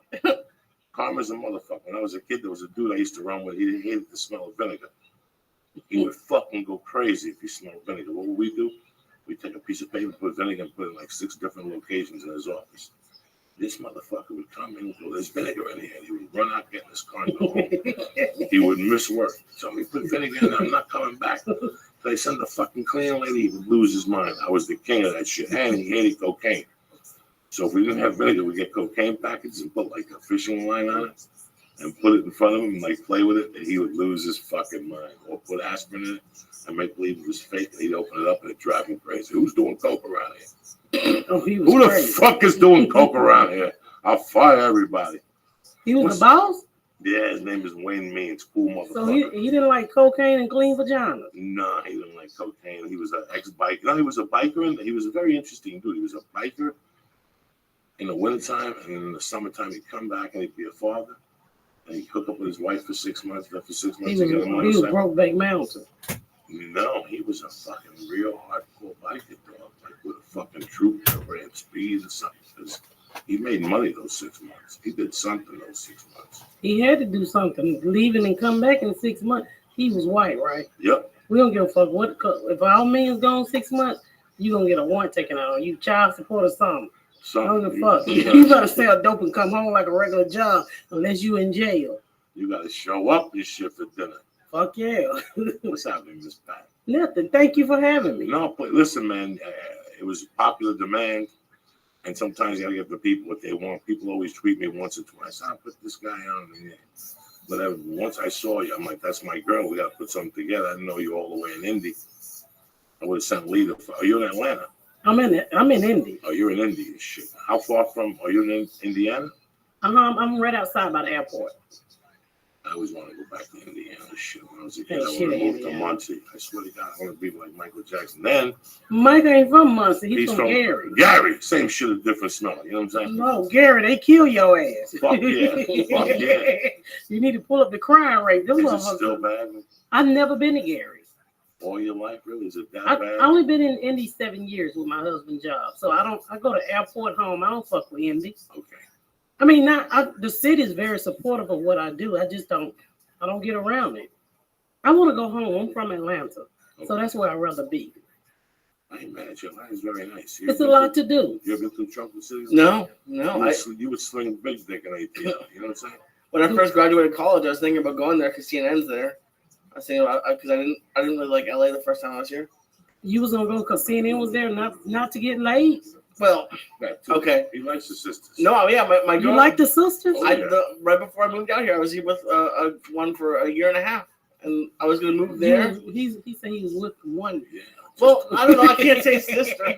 You can't say fucking sister. It sounds weird coming from It's better than saying color girl. Yeah. Well, She was black. yeah. You like black women? I'm Jewish. And right now I'm dating a Mexican girl. I just anything that's different from my mom, basically. As far away as Fuck, you your can mom fucked you up. get. No, I love her. It's just He just don't want Jewish women. He don't mingle well with Jewish women. That's what my daughter said. My daughter is gay. Yeah. She said any bitch is different than you. So she went out and got one that looked like Robin Thicke. yeah. Oh yeah. I mean, it's the You got a same. white girl? Yeah, she got a white No girl. shit. Look just like Robin Thicke. I like her too. It's amazing. It's amazing what's going on in society. Yeah. You My couldn't daughter. just go home and tell your mom 30 years ago that you were gay.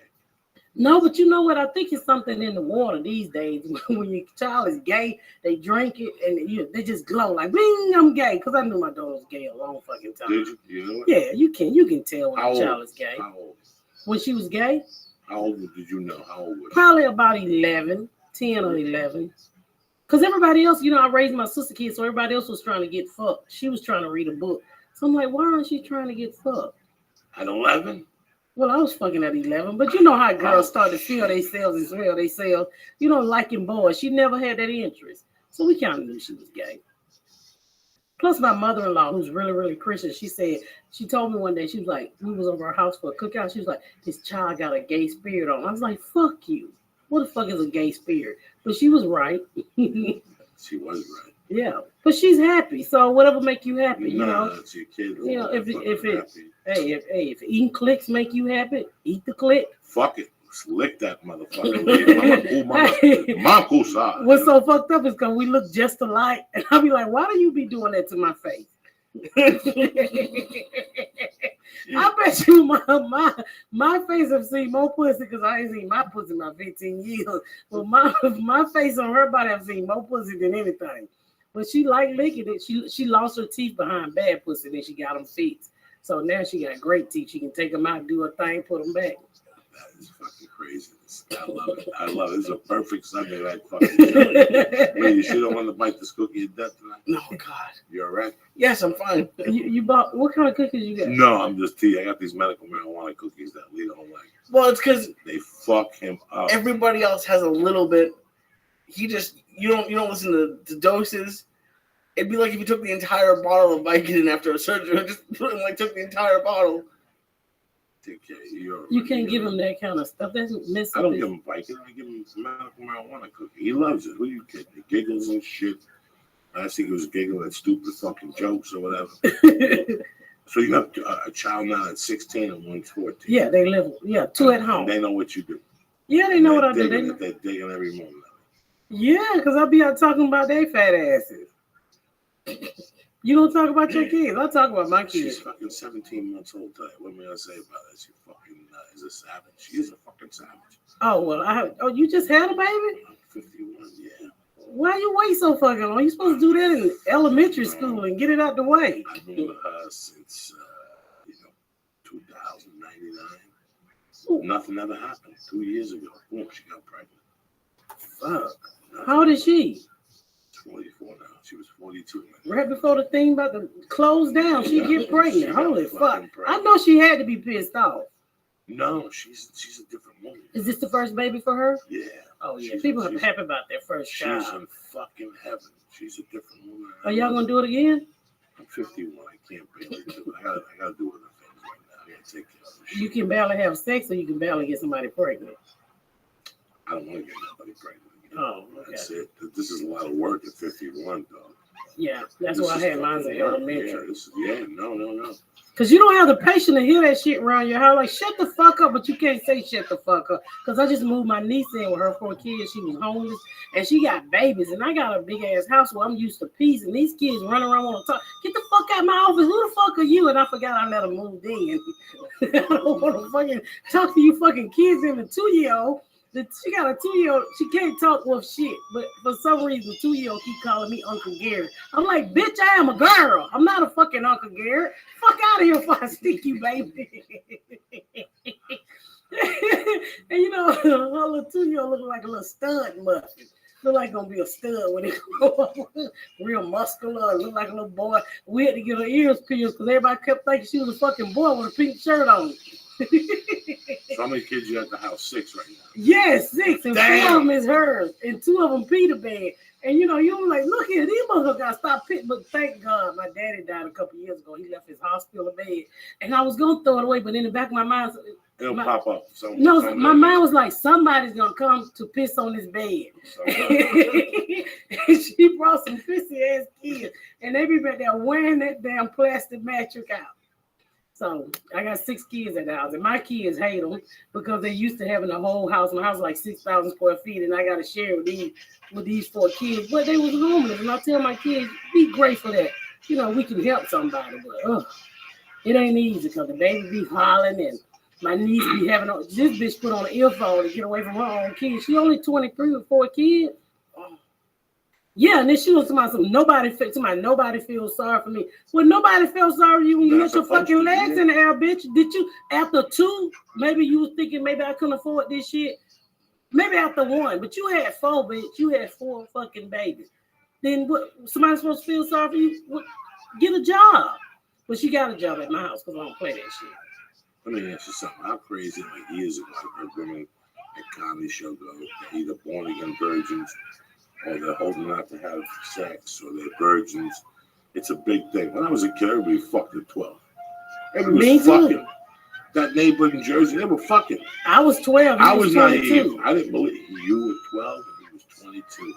Yeah, I was. Now that was child molestation today. Right, back then, it was somebody helping the mama out. That shit just happened somewhere. Yeah. He bought her a computer for Christmas. Janitor. This motherfucker was married. He was married. His wife was pregnant, and she gave birth in August. And I'm sorry, in January, and I gave birth in August. And nobody questioned this asshole about getting this girl pregnant. Nobody. Some good sex now. I can say that because I'm not listening to the podcast. Some good sex back in the day, because of course you don't really know what your dick is when you only have 1 dick at a time. Then when you get multiple dick, you realize that first dick wasn't all that. It was just some, shit. No, unemployed dick is delicious. I say that all the time. It's like Obamacare. It don't work, but it's good. 12 years old, he was 22. He was 22. And nobody said dick. Oh, I had a second baby by him. Nobody said dick. Where is he today? He almost your age. No shit. I think you got him about 1 year this year. Can you still talk to him? I think that was when he just called me. Every now and then I still talk to the pussy. He just took out a one on my daughter because his stepdaughter ran away with my daughter, pussy ass. And I don't know, just some old drama shit. That's what he do. He work at Jiffy Lube in Atlanta. If you need to hook up on the oil change. Man, that's fucking crazy. I had 2 kids by him. Then later on I got pregnant again and I had an abortion. Because I was like, this motherfucker just going to keep on punching me in my left eye on Friday, get me pregnant, and not showing up for 9 months. So I was like, I can't keep having these babies by this piece of shit. What do you think? Like, I can't imagine now. At 25, I feel like I'm too young. Like, at 12, like, what are you 13? Like, how can you, think about taking care of one? I can't even imagine. I think when you're a mom, that it just kicks in. Hey, I'm a mom. I got a responsibility. If you care anything about the kids, so you start your survival mode. So that's what I did. I started my survival mode, and I went and got my first job. I made a fake ID when I worked at the Huddle House. It's like the Waffle House. It used to be called a Huddle House back in the day before the Waffle House. Where was this at? In Georgia. So I worked there. And, that's how I bought Pampers. Well, How much were you making there? Like $4 an hour, $5. It was like $2.10 an hour, but you got tips. And then okay. I've always stole on every job I ever had. So, by the time you say, hey, motherfucker, give me $5 for this needle, and then you throw the ticket away. So it's a hustle. It was a hustle. That's how I took care of it. It's amazing how, I don't know what, I don't have a fucking trade, I can't fix an air conditioner. I can paint the walls if I have to. I can't fix a computer. But I can hustle. I can hustle. And hustle is the most, it's fucking crazy. It's fucking crazy. Because everybody can't hustle. Because hustle, I look at the comedy game, like the drug dealing game, because I used to sell crack. That's how I do it. Because if you put it in your mind, you really want to lock down this situation, you're going to fucking work hard. And I just applied all of my dope dealing skills. Only skill I don't use in comedy is turning cocaine to crack. That's the only skill I don't use. Other than that, I use everything else, just to hustle, getting out there, doing what you got to do, busting your ass. It's the same thing. Just waking up in the morning, not knowing. Not knowing. How scary is that? Opening up your eyes and going, I saved half a juice from last night. I got a half a joint. I got $2. Yep. And tonight's Thursday. That means I got to show up with grab a blow. I got to do this. I got to do that. I got to do this. And that's it. You just go out. It's like treasure hunt. Yeah. It's like fucking treasure hunt. But the good thing about mine is I have a trap. You know what that is? What's like that? Where you stand on the corner. That was my corner, which unfortunately it was in front of my daughter's school. But that was my trap. So I could go there every day. I had like crackheads locked in. Okay, all right. Yeah. No, I didn't have. I didn't do the crack part, but I went to a place where everything went down. So somebody would come in, 3 dudes would be drinking, and then one dude would come on and with a dog. We get a fucking ram of coke right now. Boom, they pay $100. Cost me $1.75 for an 8 ball. I got this motherfucker. No, I didn't do that. I had real live crackheads that I look forward to every Friday. Yeah, like you kind of fell into drug deals most of the time. Seems like Miss Pat was like a drug dealer. Like I was a dealer. I would go in and out. Go in and out. I did it for 6 months straight. Then I lost I got out, and then I got arrested a year later. But I knew how to make a quick buck. No, I did. That was my job every day, to get up, pick up the crack, and like I usually pick up the drugs on the weekend, stuff them in my kids' underwear, and drive back. Because that was the thing. Everybody, you had to hide it somewhere. So, this is when crack first hit the black community. So what you do, you hide them in your kids' underwear. Somebody's fucking with a 2-year-old shitty baby. Now, where were you when crack hit? What year was this? I had just had my daughter, so it was 86. I was in Atlanta. 86, yeah. The west end of Atlanta. Because in 84 is when I went to New York City, and I went to a spot where they had reefer. They called it the master mix. They had green weed, Thai weed, and they called it the master mix. They put both of them together. And I went back like February of 85. I said, where's the weed? They looked at me like, what? This ain't a weed plug. It was straight up crack. I didn't even know what the fuck they were talking about. I'm like, what's crack? And they showed it to me, a vial with this rock. And I was like, nah. See, we never did the vials in Atlanta. We did the little plastic bags. And we just, I learned, when I first started, my kid's father used to sell it. And I just thought he was some pussy-ass Negro. I was like, I can do this shit better than you. So I went out and I got a friend from my old neighborhood, and he was like, you should come over here to my old neighborhood and sell crack. And I was like, well, I can get the dope, but you got to show me how to do it. So he taught me how to cook it, how to cut it. We was partners for a long time. I had my first $100,000 at 16. I had no fucking license, and I had about 8 cars. I had a learner license. So I would just give the police in Atlanta few extra dollars. They let me drive on my learner's license. When the ones that worked that didn't like me, I just put a crackhead on the passenger side, because you can drive with a learner's license. Right. That's how I learned how to drive, through a crackhead. I learned every fucking thing. So I learned from my partner how to cook it, and we ran a business. We was making like $10,000, $15,000 a day. I was 15 years old. 15 years old. And but my kid's father used to beat on me all the time, a lot. Like, he shot me in the back of the head.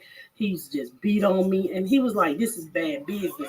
Him jumping on you, you calling the police, and the police know you rabbit, because that was my drug dealer name. He was like, that's just bad business. So we split our money. We went our separate ways. So he stayed up at the top of the hill, and I moved at the bottom of the hill. Because my kid's father used to cheat all the time. He would take my money and buy my money and take these bitches and wind them down. I show up somewhere, he got this bitch in my car with my jewelry on. So I'm choking this bitch out, and he pull off and leave us fight. Like, you gonna leave your hoe and me? You ain't gonna help neither one of us. So I used to catch him like that all the time, spending my money on hoes. I go over, I would just track his ass down before GPS was even out.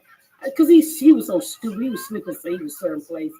One time I caught him in the bed with 3 bitches. At 16, what the fuck were you thinking at that time? When you woke up in the morning and you had cash and you had your corn, what the fuck were you thinking? And you had the 2 kids. I had 2 kids. 2 kids, 16, Survival. I was thinking. And you know, they catch you, you lose your fucking kids, right? I've been to prison. No, my kids, I had too many people. When you got money, you got good friends and bad friends. So when I finally did time, I had somebody there to keep my kids. So, you know, they never, you know, because what it was is that I had my 3 nieces, which was my kid's father niece. So I taught them how to sell crack. And then I had my cousin, her name was Boo. I taught her how to sell crack. So I let the kids handle the crack because we was fucking all kids because everybody thought I was grown. Really, I was fucking 15 years old running the whole block. It just one day somebody was like, how old are you? And I was like 15. They was like, bitch, we've been saying Mr. You and you all age.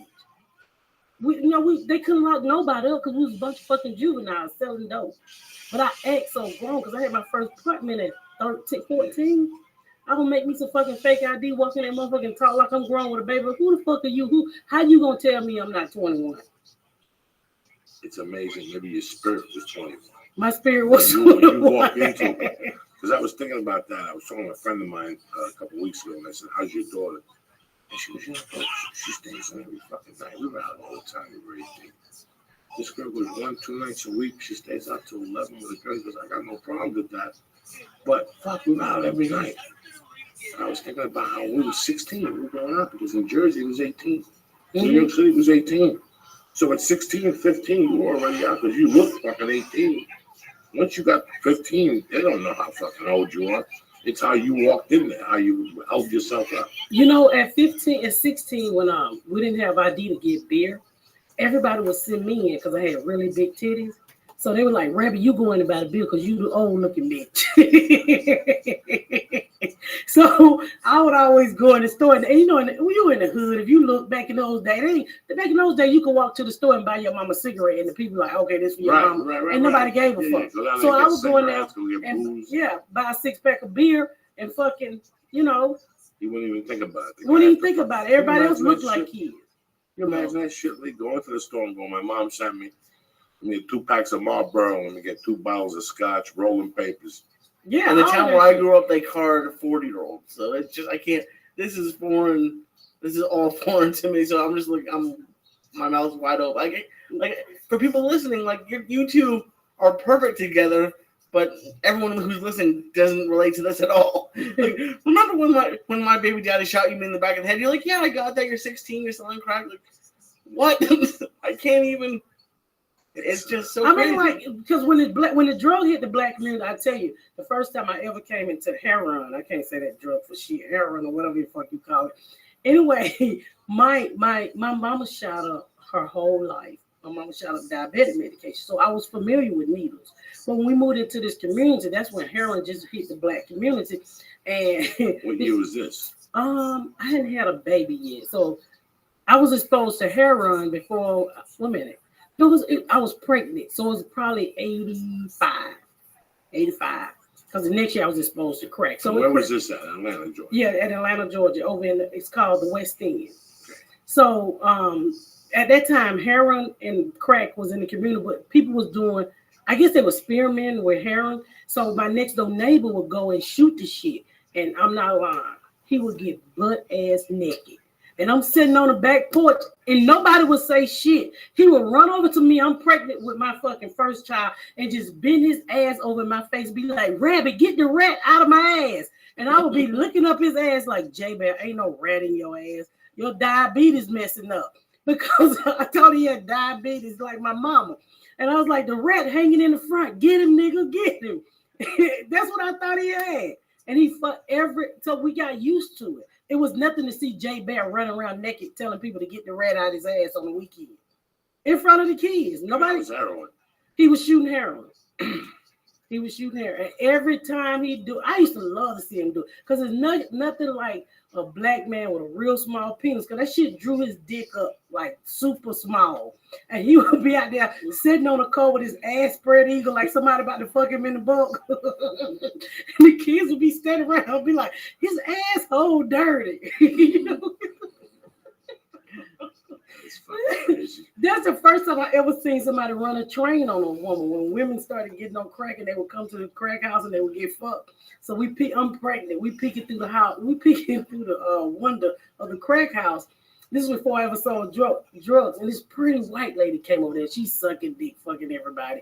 And we just watch it. And they are fucking her with, the sandwich bags. They didn't have condoms, so they was in there putting on sandwich bags and Ziploc bags. And they were running a train on them. How bad was fucking crack? Did you see it? What the fuck did it make people go crazy? It really told I the didn't black know community. nothing about it. I knew nothing about it. Oh, crack told the black And community. then Yeah. in 90, I came back to New York after 6 years of being gone in Colorado, hidden in the mountains. And I go to New York and I go, where do you get the blow? They go, you gotta go to Yankee Stadium. And I went to Yankee Stadium. I made the wrong fucking left and right, man. And I ran into Crackville, where you actually get out and stepped on the vials were everywhere. It was fucking Crackville. It was like a like a zombie. It was like that show, whatever they fucking call it. Because, black women was beautiful. And that shit made them ugly. That's why I never used crack. Because when they hit our community and all those women started turning ugly, I know what I look like without hair and makeup. So if I smoke that shit and not comb my hair, somebody gonna think I'm from the fucking zoo or something. It's like, this drug ain't for me. That was fucked up. What happened to crack? Did you see it in Boston? No, I mean, I He's grew a up in the white 25-year-old white kid. Lost his virginity at 19. What the fuck You you lost your think he virginity did? at 19? somewhere around there, yeah. Jeez, what you do to you at 19? You just whacked off? Yeah, I mean, I did other stuff before then, but yeah, first What sex, kind of other stuff did you do? blowjobs and stuff. But Who sucked You your gave dick? blowjobs? I didn't give them; I got them. Who sucked your dick? Some high school girl? Yeah. You pay her $5. No. Can't imagine. No, Did she suck your titties too? No. Oh, she don't know the fuck she's doing. One girl bit my nipple, and that was terrible. That was the one out here, you man. Yeah, that was She bit awful. your nipple and we went fucking nuts. He was red in the face. He was angry. It hurt. She bit it hard, and it like. Who was went. you fucking, a crackhead? No, it was fucking online dating. Oh, It was the worst. But No, crack was something that, Jesus fucking Christ, because they broke it up into like a crack neighborhood. And when you made the left down for that, you could feel the energy. It was like being in a fucking horror movie. yeah. It was like being in the Thriller video. And then when you left it, I smoked crack. I smoked crack for a couple of months right here in California. Never smoked it before. On the way home from the Comedy Store at night, I would drive on this one street and I'd see these guys in the corner. And one night I just pulled up and I go, I couldn't get coke one night. I go, what do you guys got? And they go, we got whatever. I go, give me a 20. And they gave it to me. I went home and I tried to cut it up and snort it. It broke my fucking nose. And I told somebody this, and I go, no, that's fucking crack, guys. So I had it at the house. So one night when I ran out of coke, I got a coke can, I opened it up, and I started smoking fucking crack. I smoked crack. You smoked it on the can? Out of the can. Yeah, my brother used to smoke it on the can. I smoked crack for about maybe 6 months. And then I went to El Paso, Texas for 2 weeks. And this had to be, 99, 2000. And I was in El Paso for those 2 weeks. I didn't smoke crack. I snorted coke. So I started smoking crack. why not just do coke? Like I don't know. It was the craziest thing. well, like why don't I crack just liked it. Like why did it become popular? Like Because it's segregated. Crack is for black people, coke is for white people. but you make crack with coke, right? Yeah. But here's what happened. Go ahead, I'm sorry. I'm just like, why? Because you always say the thing like, why do I have to add stuff to my weed? Like, why not just do the coke? Like, if the drug dealers would get coke to make crack, like, why even waste their time? Because the crack was cheaper. Yeah. You could, for $5, you got something. If I go to a place to get powder for $5, I get a half a line. Yeah, and you could add to it. Like you could take crack when you cook it, and it was this thing called comeback. You remember that? Yeah, And it take just a little bit and blow that bitch up to a lot. So as a drug dealer, you would be making like say if you was cooking a half an ounce, you could turn that half an ounce of powder into a whole ounce. So where you was gonna make $500, now you can make $1,000, but you probably only spent $300 or $400. So that's fucking great profit if you know math. And when you went to prison, did you sell it there? Because no, I you know what? I didn't do drugs, so no. I know you didn't do, but I don't know if because I know you guys probably didn't watch it, but Orange is the New Black, the prison my show. brother watching it. My husband watching the shit out of it. It came out this weekend, and the new thing this season is there's a new person in the show who's selling drugs in the prison. And you didn't really do drugs in prison, right? You smoked weed a little bit, but I did acid. Some hippie had acid. They had speed. Yeah. They had drugs. They had heroin, coke, stuff like that. I did heroin one time, but I didn't do the white heroin. I did the Mexican heroin, and I did the crank once or twice in that, and I did acid most. I didn't do any coke in there. I didn't smoke weed. And did you? I never did any drugs. But did Never you? in your whole life? My mama was an alcoholic, and So I don't even smoke cigarettes. And I used to look at my mom and say, everything you do, bitch, I never do. I didn't say that to her because you say that to a black mom, you get fucked up. You can curse out in your mind all you want to, but you wouldn't curse out in person. No, hell no. So, but everything she did, like she smoked weed, and she got high all the time. She did alcohol, so I did none of that shit. Now, my sister did. My sister do everything. She just got out of jail. So this is the first time in her whole life that I've known her that she's drug-free. It's funny because what happened was they supposedly like the CIA brought it into LA, whatever the fuck they're saying, Ricky Ross, Broadway Ricky Ross. But then it became this epidemic across the country. That's a great question, Lee, because it was $50. You know, cocaine came out, it was $100 a gram. That's it. 50 for a half gram, no negotiation. So it's kind of like when you say you cut cocaine, crack is like super cutting. It's super cutting it. But it's still strong? It's still strong because they magnify it to the most powerful fucking source known to mankind. But then what happened was the biggest problem, like in the mid-'80s, was the Bush administration. It was the Bush administration. They were having a hard time smuggling ether into Colombia. And ether is what you use to wash the cocaine. It's what you wash it. When you do cocaine at the end, when you suck it in, you get that little draw in your throat. That's why you do the blow, because of that taste. You can never replace. You can't. Yeah, they say that taste is delicious. When you do that at the end, that's why people do that shit. That thing right there, that's the fucking money shot right there. That's like coming in somebody's asshole. You understand me? When somebody's blowing a balloon in your asshole, that's what the money shot.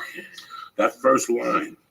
Yeah. That first, Lee, how you doing? Joe, you want to line of this shit? I just got it off this fucking black dude on the corner. All right, let me get on. That first gagger, that determines your evening.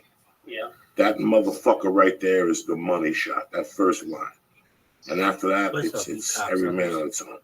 Next up So, on Rabbi's Big Board. what happened was that taste went away.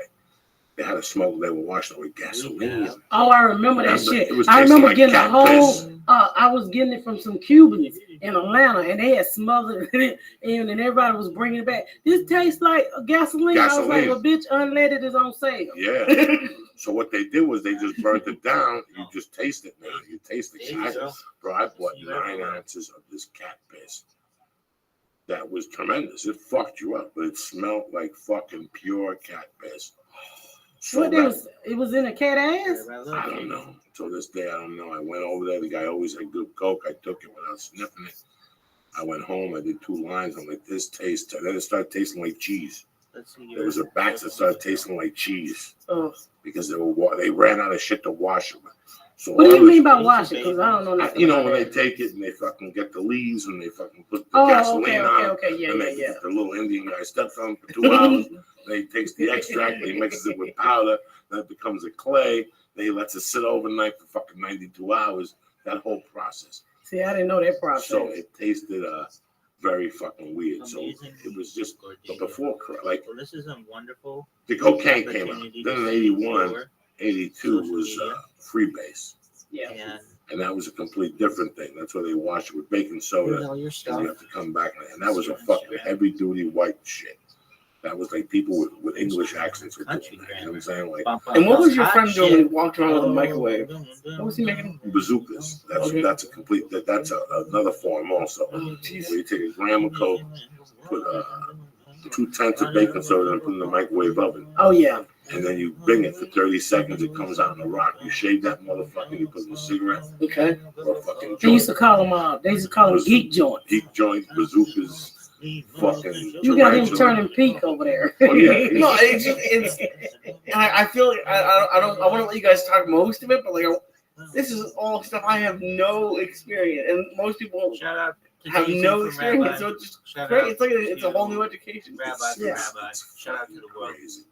And people are Peace. becoming West side. millionaires off of crack because the profit margin.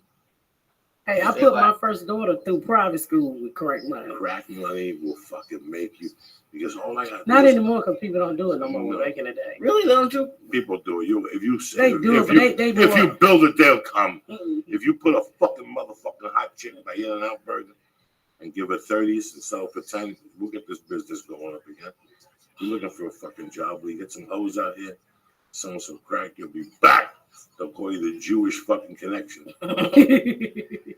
Oh my god! So you had $100,000 at 16 years old? At 16 years old, I had my first $100,000. Did you ever get to the point? Because Joe, I mean, By mistake, People- without knowing what she was doing. and that's the point. She wasn't even a fucking CEO, Yeah. no 4 years of college, no Yeah. fucking nothing for all you fucking business majors that got a hot dog stand. You don't know dick, okay? Business is, listen, the biggest gift you can learn in life is belly-to-belly sales.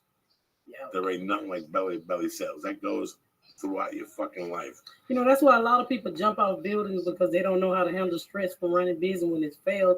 They want to kill their fucking self. But for me and you, we like, fuck it, then that didn't work out. Let's start the next motherfucking thing. These hot dogs, we need to put chillers on the next motherfucker so all the business can stay up. Well, did you lose it? Like, 'cause- Fuck yeah, I lost it. I mean, anything comes fast, goes fast. Oh. So you never heard that saying? well, I have, but I mean, most people know Joey's story. And he had a lot, and then going. So I don't know your story. Mine- My mother had a lot, not me. Well, but you went through periods like doing the longest yard, and then you were addicted, so you went through a lot of money. Like when you think about it, if you didn't spend any of that money on coke, you'd be living in Beverly Hills right now. No. You don't think so? But the whole thing was, it was, I don't even know what the fucking question was. This motherfucker confuses me all the time. This shit. Yeah, I'm sorry. What were you saying? I mean, you know, when you out in the street, you're gonna eventually have to spend that money. Either you're gonna go to jail, motherfucker gonna rob you, motherfucker gonna try to kill you. That you can't. A lot of people say, "Oh, I can get out of the business with this money." What comes fast goes fast. I mean, and plus you got to remember, I'm a 16-year-old girl with that kind of money out of the hood. What I supposed to do with it? I did like everybody else, bought fucking joints, cars, and loud music and Chinese speakers. food. You know, I made money from drugs on one run. In 85, 86, I made money from drugs, even though I was a fucking coke fiend, because the profit margin was so big. People were paying $1,800 an ounce. I was getting it for $800 an ounce, Mm-hmm. and putting 10 grams of cut in that motherfucker and selling it for $1,800. They couldn't go right. I couldn't lose money, and I had it sold before it got there. So I went under the bed, and I swear to God, I started this little side business in maybe June of '86. And by August of '86, I had $60,000 under the bed, $50,000. Eating stew out every day, eating at restaurants, thinking I'm Johnny La Bamba. Johnny La Bamba. By fucking November, I owed $40,000. I owed $40,000 to local drug dealers.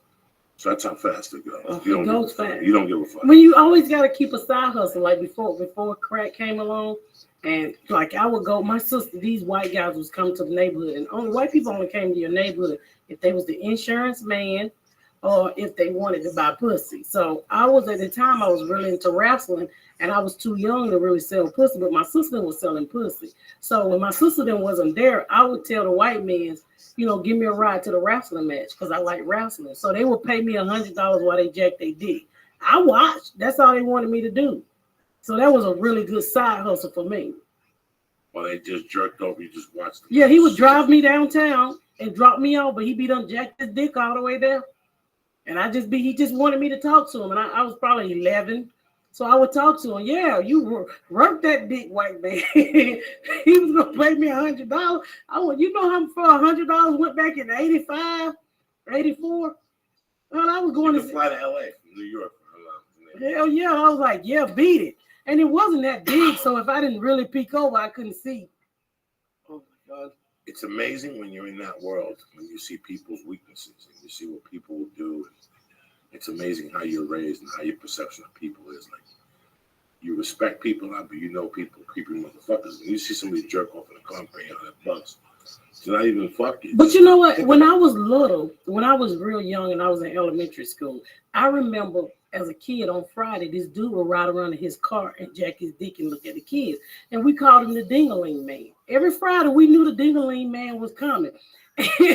And nobody was scared of the Ding-a-ling Man. We would tell the teacher, he's like, just stay away from the Ding-a-ling Man. He didn't want to fuck nobody. He just wanted to look at you and shoot off in his car. And we'd be like, oh, there go the Ding-a-ling Man. And when I asked people, I was like, y'all didn't have no Ding-a-ling Man? Everybody had a Ding-a-ling Man. Or if you didn't have money for cookies, you go over to the candy man house and let me touch that little titty, undeveloped titty. Okay, you can rub it. How many cookies you gonna give me?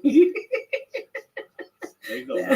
That was making money. I mean, you was earning what you got. I mean, it's child molestation now, but it wasn't nothing for an old dude to rub on your ass for some freeze pop in my neighborhood.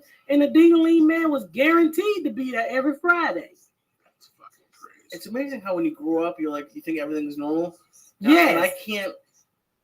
And I don't want to. I'm not. None of this is judgment, but it's just like growing up. I'm trying to think of me 11. And all this stuff you're saying, I don't know if I can handle it now when I'm 11. That's because your ass was sheltered. But if you wasn't sheltered, fuck yeah, you were handling. Either you were handling or jump off a fucking bridge. So when you raised your kids, would you want them to be sheltered or do you want? They were sheltered. Wasn't no Ding-a-ling Man in my motherfucking neighborhood. If it was, he was gonna get beat down. But in a way, like it made you who you are. So is it a good thing or a bad thing? It made me aware of what was going on in the world, that how I wasn't washed out like as a kid, like all the shit that happened to me, like I got molested and stuff like that. And I was like, nobody ain't never touching my daughter pussy. I would kill a motherfucker. Even after I got married, I had a talk with my daughter every day. I say, if my husband ever touch you, I want you to know, don't nobody who walks this earth mean more than you, and to you and your brother to me than y'all do. I kill a motherfucker. And I asked my daughter that from the time I married my husband, she was in the 2nd grade until 9th grade, till she told me, can you please stop asking me this? I was like, well, why you want me to stop? If he would have touched me by now, don't you think I would have told you? I said, I just want you to know I go fuck him up right now. So, I mean, I don't think I was overprotected, but I kept an eye out because I knew the signs of a fucking Ding-a-ling Man and the ice cream man and the motherfucker who rub up against your titties for freeze pop. You know, people see your weakness and they play off your fucking weakness. You know, like my weakness was I didn't have nobody that'll love me. So this grown ass dude come in and act like he loved me. And what did he do? He take my fucking virginity. You wouldn't get downtown like that with my daughter. Get the fuck away from here. I can buy my daughter her own clothes and shoes. I'm a supportive parent. But that's what happened when you grew up with an alcoholic parent and nobody's watching after their kids. Yo, you know, what's it wasn't going on, she you supposed to little be in my bitch? How are granddaddy you? Looker house, you know, fucking dancing for the grown men and they looking at I'm us like fucking we living like fucking a pimp. ice cream pop. You know, it was the freakiest shit ever. But we had to dance. Hell for yeah, it. because I'm amazing. That's funny because my daughter ran the.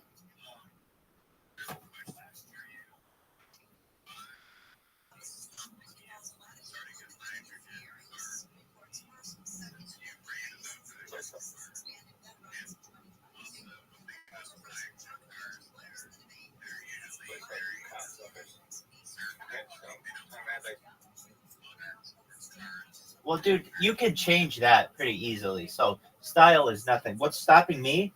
Financing.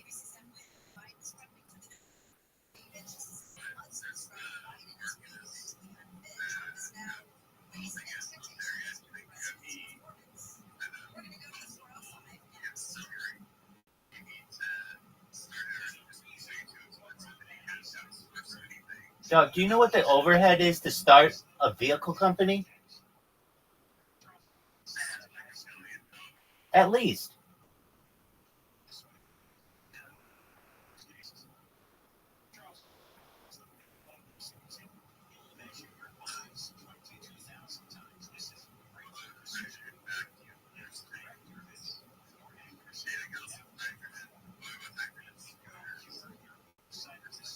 I think that the container that you need to hold the hydrogen is too large.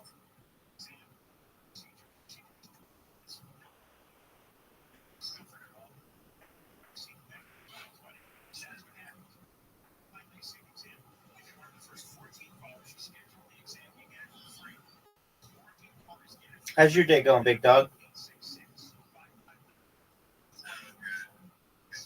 Are you living like a pimp, sideline to sideline, all day, every day?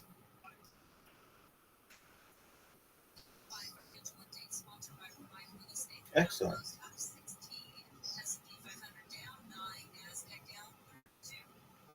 So you waited all fucking day to ask me that question?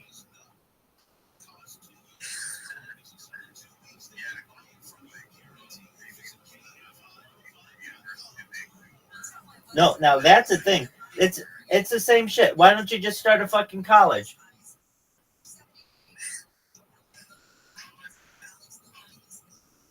Dude, I would agree with you. It is more feasible to start a college than a car company.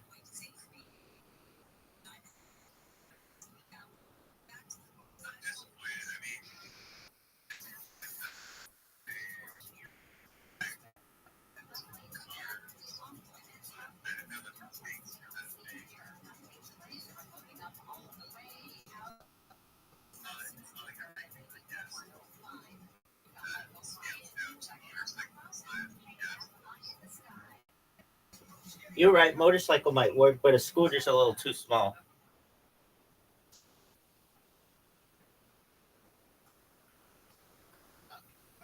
Yo, dog, have you been on Super Rothschild on TikTok recently?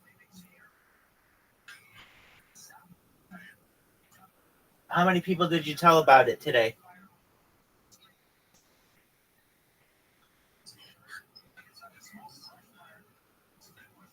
There you go, dude. It's like we don't even have to talk anymore. You know exactly what I'm going to say.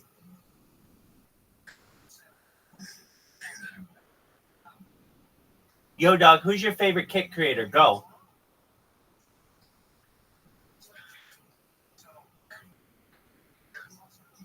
Good. Is Caspian Sea there?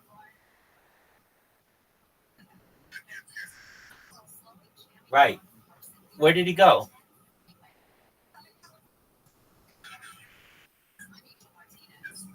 Dog, what did you do to him?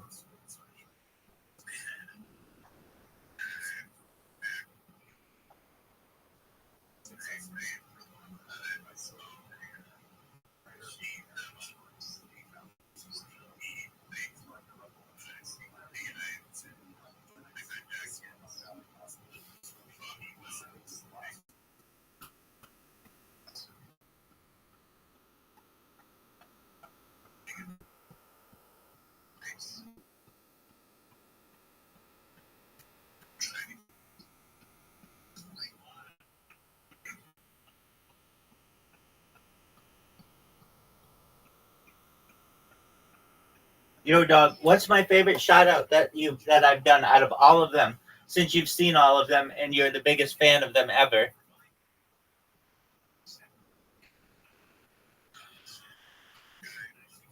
Oh, that's nice. Very cool.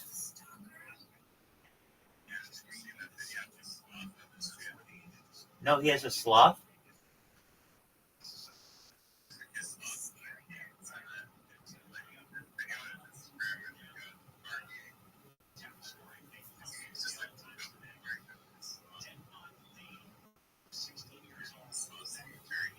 Dog, that guy lives an amazing fucking life. And Kick doesn't appreciate it.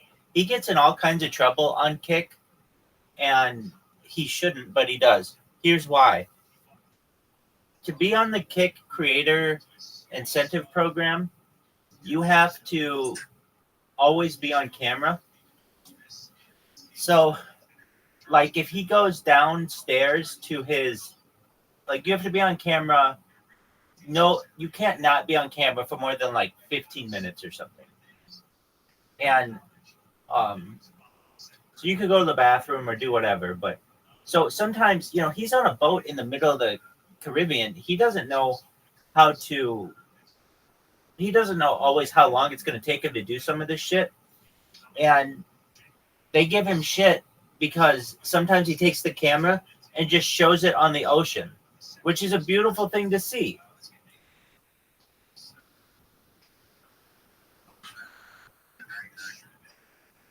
Yeah, they are. That's exactly right.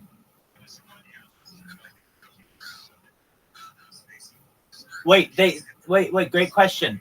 They tell you no facing forward, has to be facing backward. Yeah, I had never heard of that. They say no cameras facing forward. Rear view cameras only.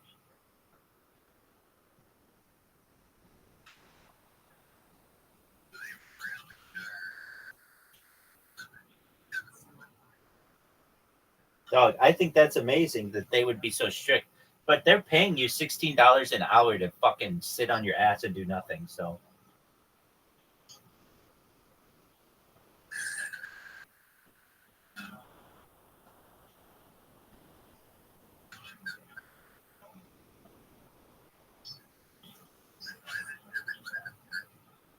what'd you say? What'd you say?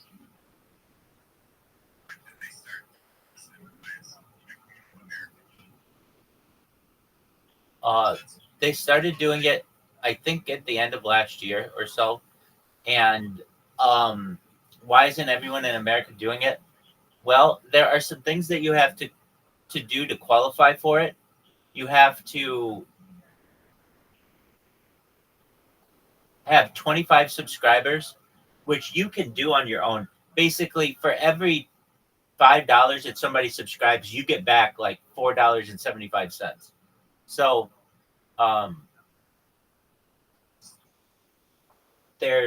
you have to have 25 subscribers and 75 followers. There are just some requirements that you have that they have that not everybody wants to do, but in my opinion, well, it's like, okay, Rabbi, why aren't you doing it? Perfect question. A few reasons. One, I've been banned from their platform. Two, you're not allowed to multi-stream, and I'm the king of multi-streaming, meaning I can do one stream and it go out to 33 different platforms. If you stream on their platform, you're only supposed to stream on their platform.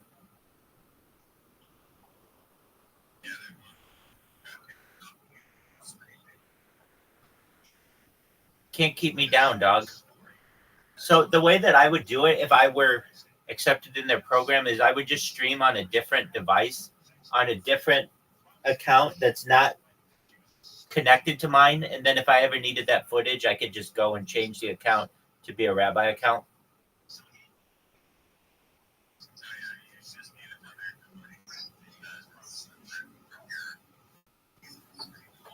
Exactly, dog. Isn't that the most amazing conversation you've ever had?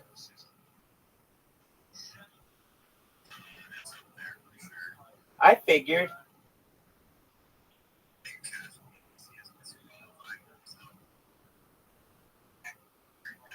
Wait, you don't understand. It's only once you are doing their program can you not multi-stream. So he's not doing their program right now. He's doing what he can to get qualified for their program. So what is that? He's got to get 75 followers and 25 subscribers. No, they can be bot accounts.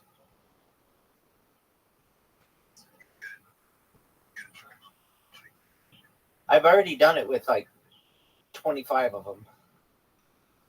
But here's what I told him. It's the whole feed a man for a day, he'll eat for, or give a man a fish, he'll eat for a day. Teach a man to fish, he'll eat for a lifetime. I taught him how to fucking create his own bots so that he doesn't have to stop at 75. He could get 1,000 if he wanted.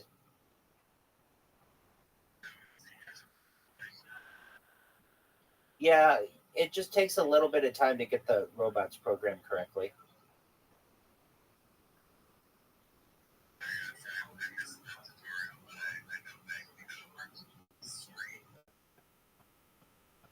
Right.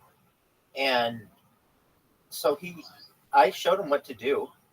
So the ball is in his court. Like I told him, I can get you 75 people, but no one wants to follow someone with only 75 subscribers or followers or whatever. They want someone with at least 1,000 people. So learn how to do it on your own and let the machine run 24/7. And by the time you awake, you'll have 600 followers. And then the next day, by the time you awake, you have 1,200 followers, etc.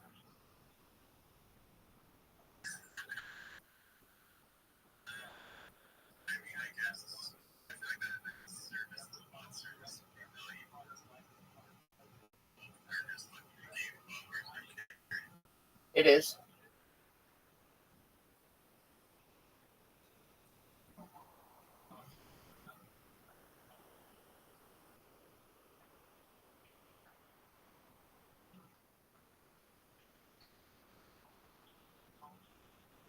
Dog, where were you last night?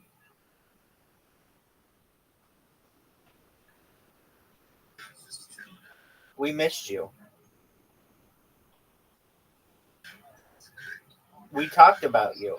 Caspian C and I asked him, did you fucking kidnap Elle? And he said no.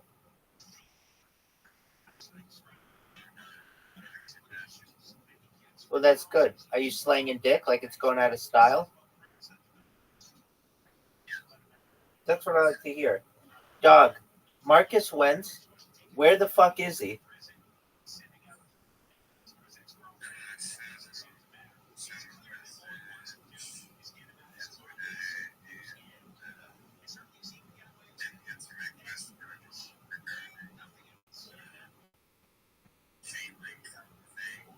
Yo, I saw that car that you sent me with that. That's like that's like faster than a Porsche and a Tesla.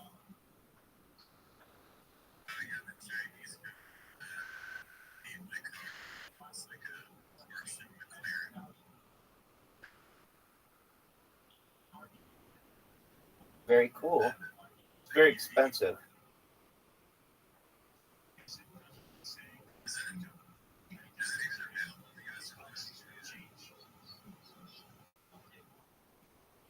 Let me look at the price.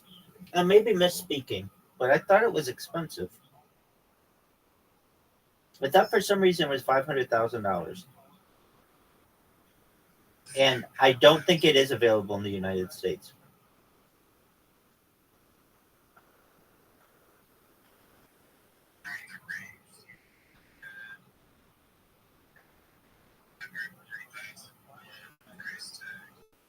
How much is 140,000 won?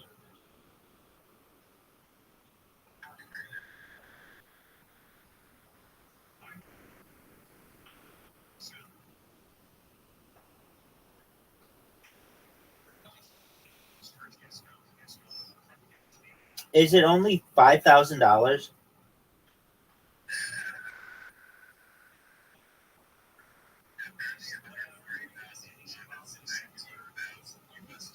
I think that's accurate. So it's actually not expensive. It's very cheap.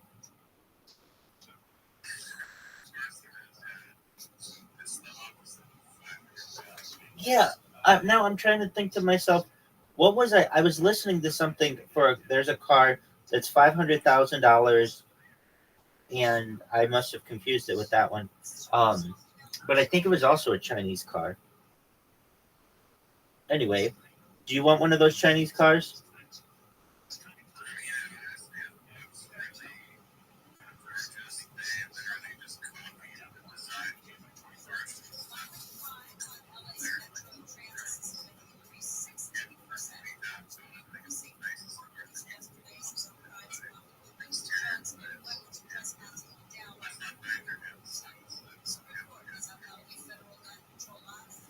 Oh, I think it's the Hongqi L5.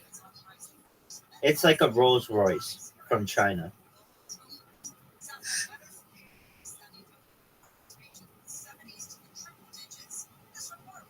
It is $680,000.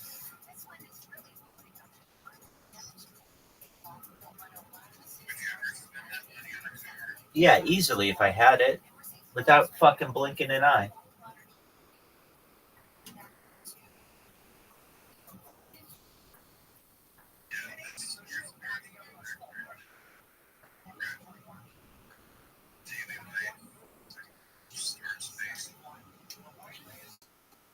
Yeah, I mean, if that's your problem, then fucking you don't need a sports car.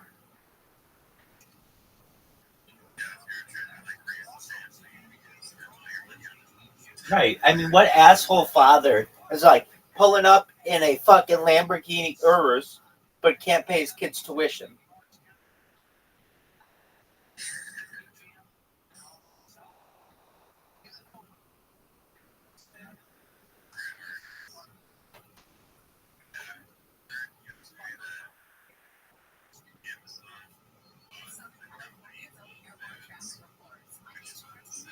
Dude, they've owned that company for years.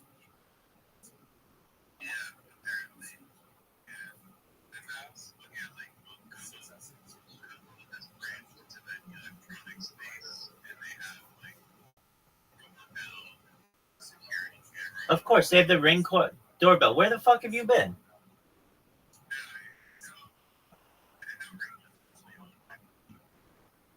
I guess because you're in Canada, they don't fucking announce these things. But at least in the United States, they do. If it's an American company, they'll say that Amazon has acquired Bing doorbell. I think they bought it for $1 billion. A Ring doorbell.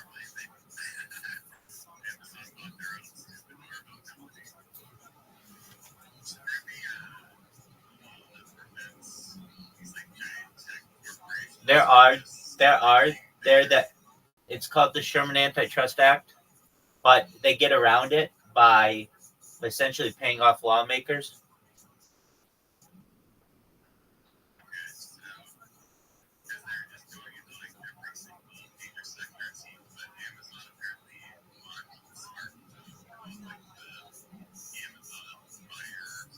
Dog, I've got 6 fucking devices looking at me right now. Amazon, I've got 8 Amazon Fires staring at me. They suck cock. Dog, here they are. I'll show you them. Dude, they're terrible. Where the fuck have you been though? Like this is old tech.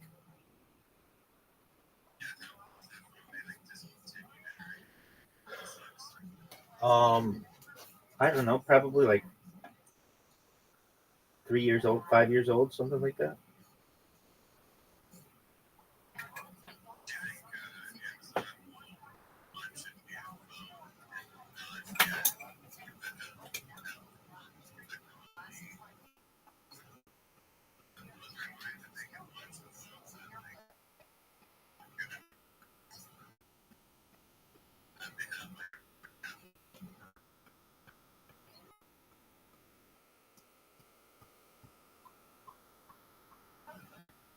Do I think that they'll launch another one?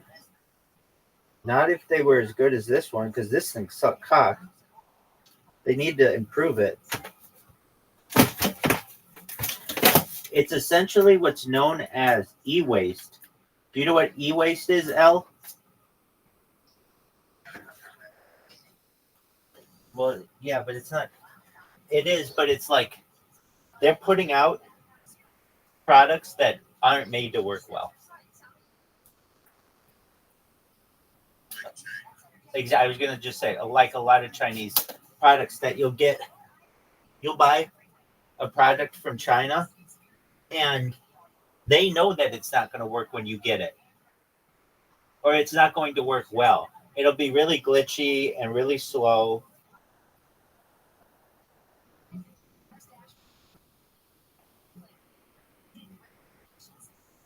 Al, what the fuck did you do to Caspian Sea? I haven't seen them all goddamn day.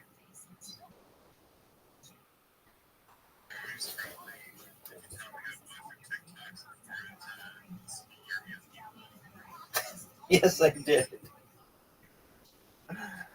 I told him if he doesn't watch all my TikToks and manually distribute them to every person in his area, I'm going to be pissed off. So I think that's what he's doing right now.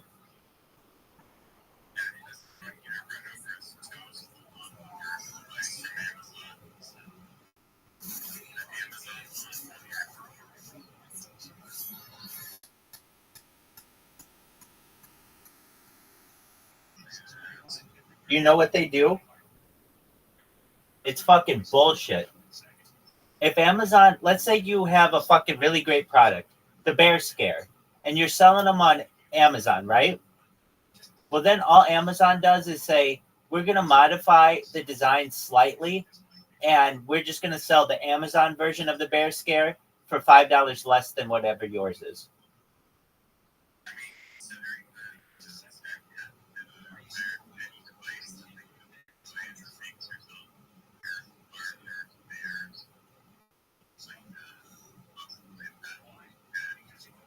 No, all they have to do is modify the design, and your patent is null.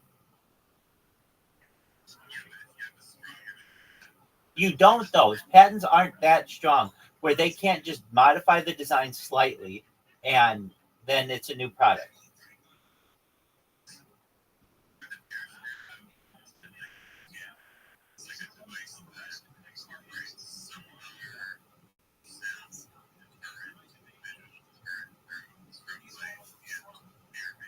Right. So perhaps a company can't do all three, but what they could do is just change it slightly. So instead of being a strobe light, it's a big red light or an LED light, or instead of it having a bear horn, it has a bear bell, or perhaps having the ability for it to shoot 20 feet, it shoots 25 feet. They just have to modify it a little bit. The patent would be something like this. You have a patent on exclusivity regarding a device that is intended to scare large game in the event of an attack. The main components of the device are a bear spray, a bear horn, and a strobe light. That's it. Okay, fine. So then all you have to do is, if you're Amazon, say, all right, well, we're just going to, instead of having it be a bear horn, it'll be a bear siren. Instead of it being an LED strobe light, it'll be an LED light. Instead of it being bear spray, we're going to make it a bear fog. Whatever we want it to be. We'll just slightly modify all of the things. And on top of that, if we can add something to it. We can make it glow in the dark. There you go. So it'll be a glow in the dark bear scare.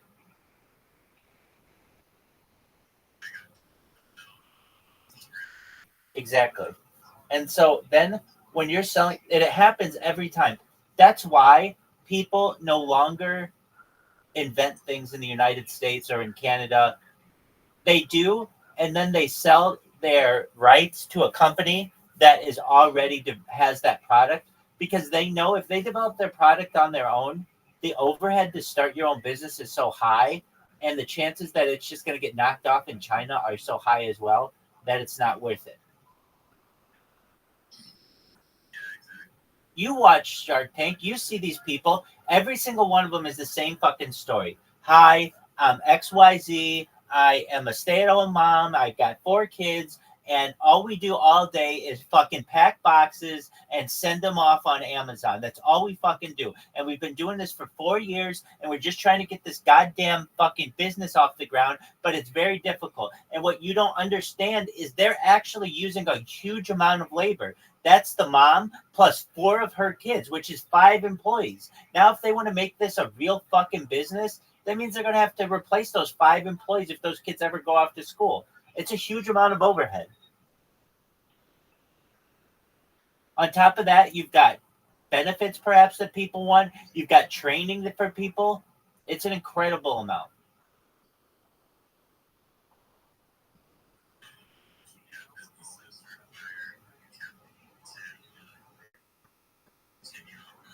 There's a saying, it takes money to make money.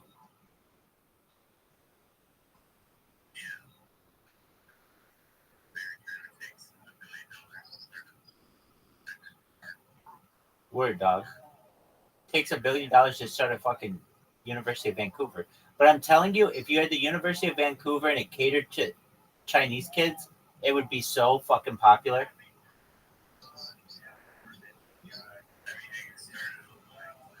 That's how you would do it.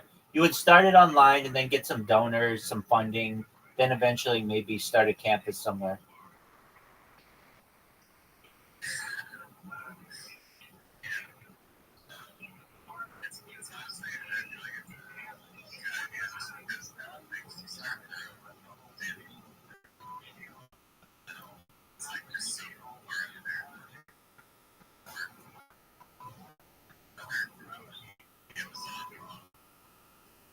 They own Audible, so they own like the audiobook company. They've got their bookend. They've got Whole Foods. They've got Amazon Web Services. They've got the Ring camera. They've got their logistics side.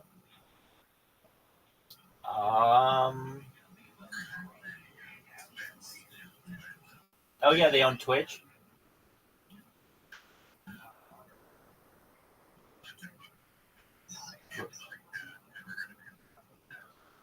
They have Amazon Pay.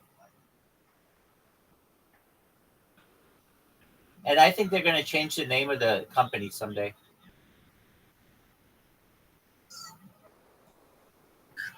Yeah, I think they're going to change the name of Amazon to Prime.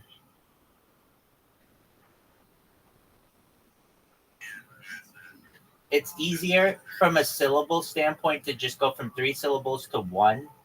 And Prime is such a positive thing in society. And when you're talking about stocks and you're buying stocks, the name of a 1-syllable company is more valuable than a 3-syllable company.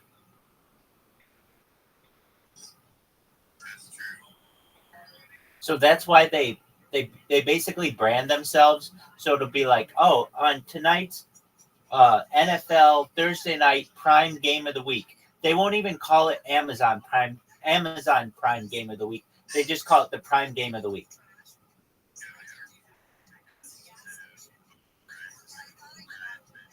Dog, I'm telling you, you may not think it, but they're eventually going to go with that name.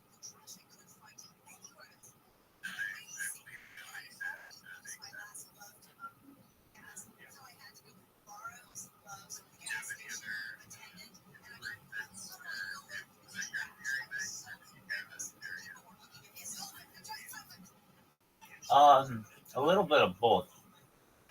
What do I mean by that? I dreamed it one time that was going to happen, and then I saw it in a forum that they were considering that. So I don't know if I maybe had seen it in another forum and that came to me in the dream, but I do know I've seen it referenced, and it makes sense to me that they are, like you've said, so pushing that Prime, and it's not even your Prime membership that they're pushing so much. It's just Prime as the name of the company.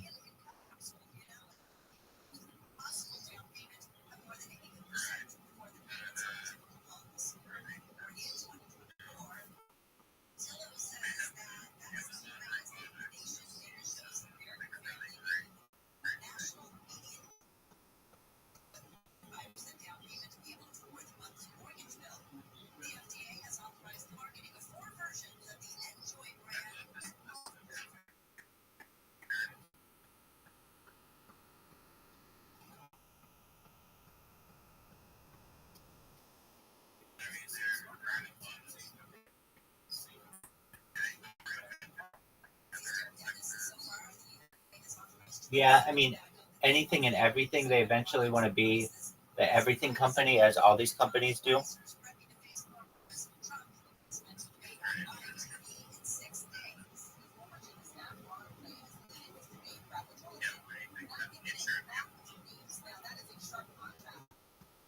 Space travel, space tourism, complete automation. everything. It'll be to the point where you can't get anything delivered to you without them. And all of your they own Amazon Pharmaceutical. They bought this pharmaceutical company so that they have their own drug company now.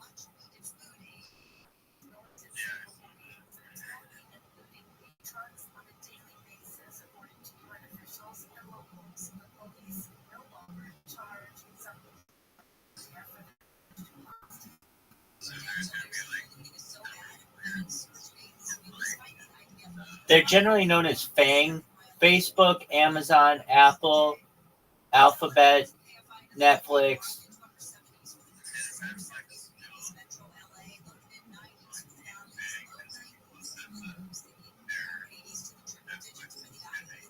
Netflix is huge because it can sway public opinion on topics very easily.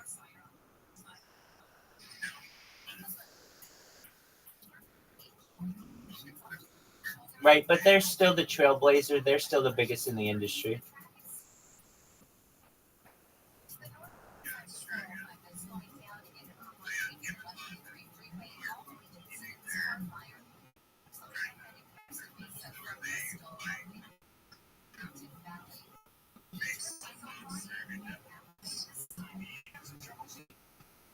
Well, I mean, yeah, they have. There's the Google phone.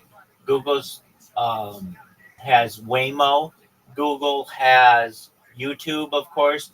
Google has, or Alphabet has, basically some impact on every single technology company available.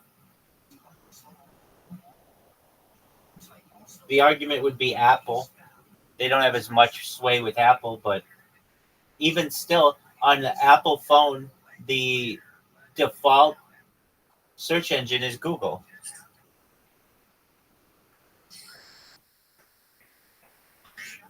Google pays $1 million a year for that privilege, and it's a small amount. They basically dominate the world of the search engine because they are the default search engine on the iPhone. If somebody else was the default search engine, then that search engine would dominate.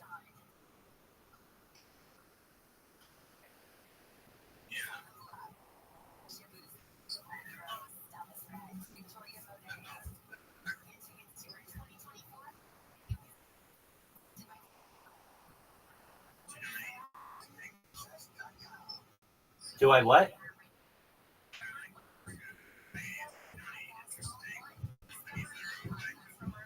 Yeah, Google X. Project X, which nobody even knows about. It's run from a fucking brick building outside of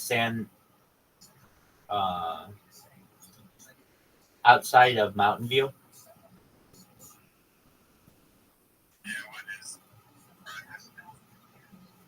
And when you look it up, it's very secretive. Basically, Google has 26 subsidiaries. Every single one of them is supposed to be a part of the alphabet. So, like, Waze is W. YouTube is Y. Google X is X. They all have, every single one is like A, B, C, D, E, F, G. They all have a name. They all have all 26 letters are a subsidiary of Alphabet.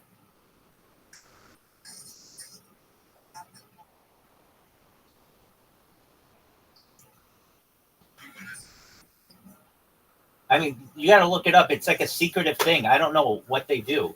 I just know it's in a brick building in Mountain View. Or outside of Mountain View. It's in California. It's near San Francisco.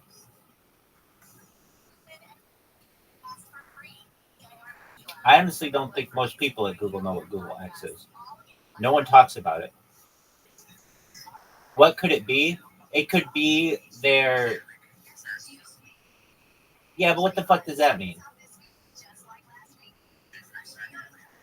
Exactly.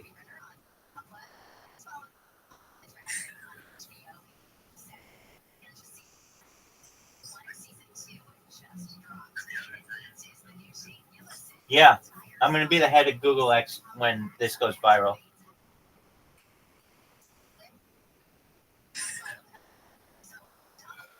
That's all I know about it, dog.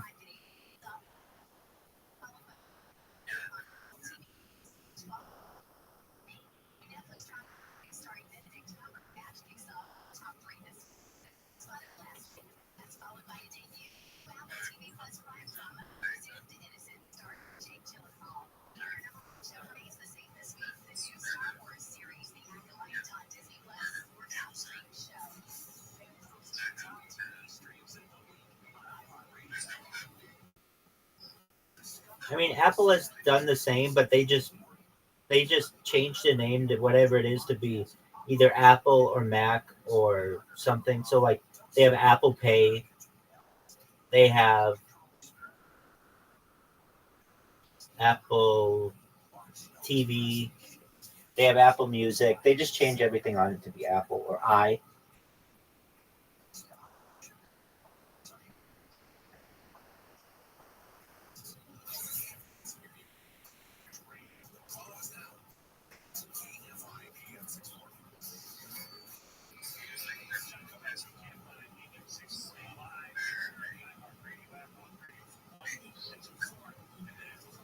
What'd you say?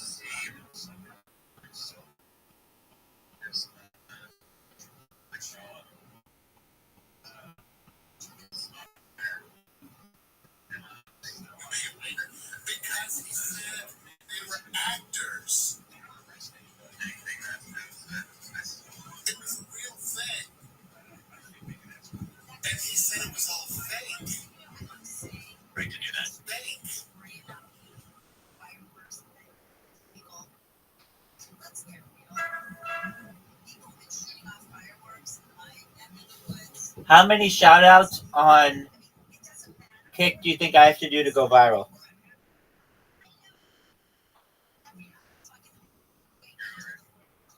Excellent point. Excellent point. How many do I have to do to be more viral?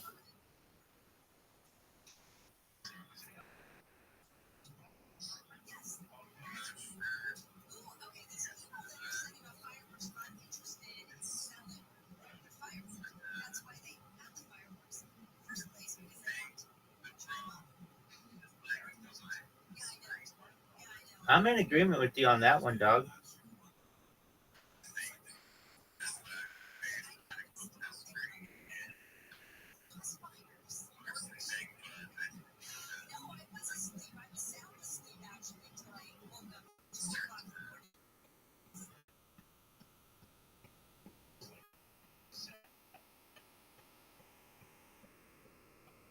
Oh, I forgot. Um,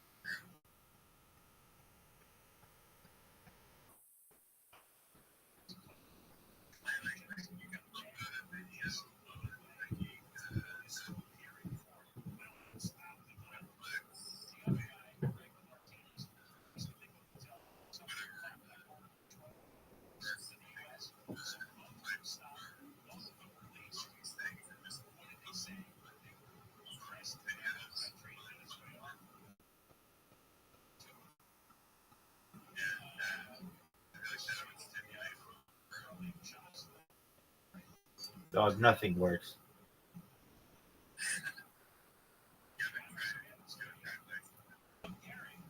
Dog, I've done everything. What do you want me to do?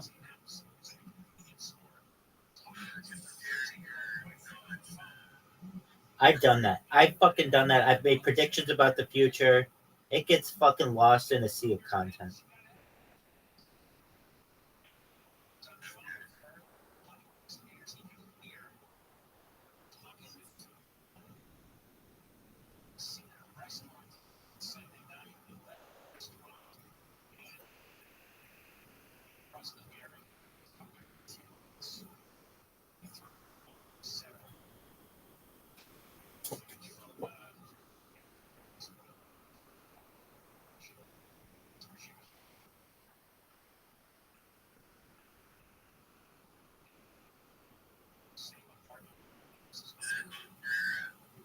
Yeah, it's the middle of the summer.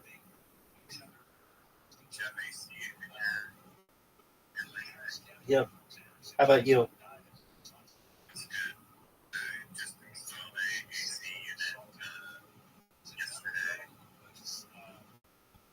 Bitchin', is it good?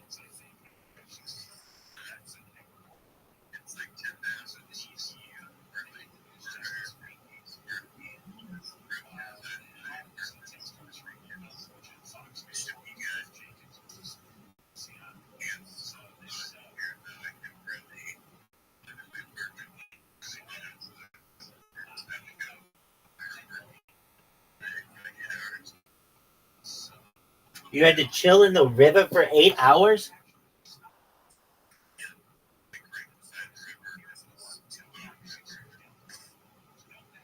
Wow. How is the river?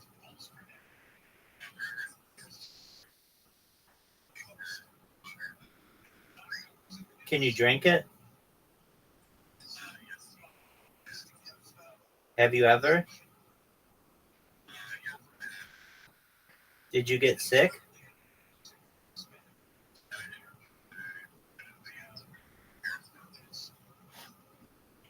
Is it the sickest shit of all time?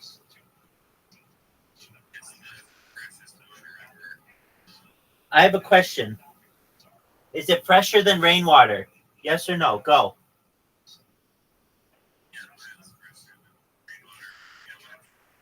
Miles or kilometers? That's phenomenal information, dog. Dog, do you ever eat your own boogers, allegedly?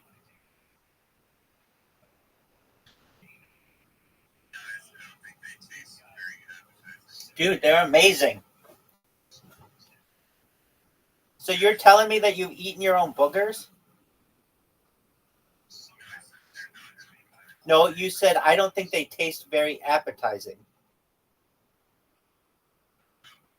Which implies that you've eaten them, dog. That's disgusting.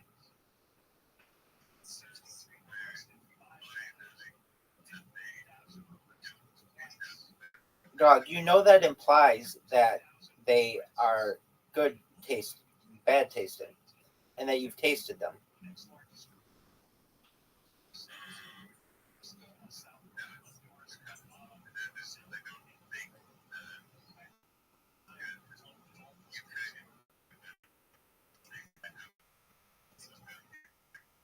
All right, I can live with that. Dog, I love them.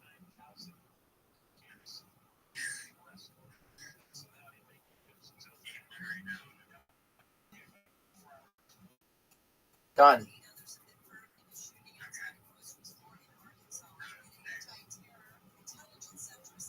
Just like it smells. Delicious.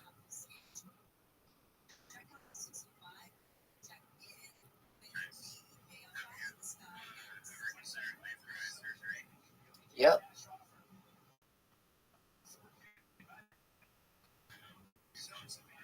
I think it's a positive.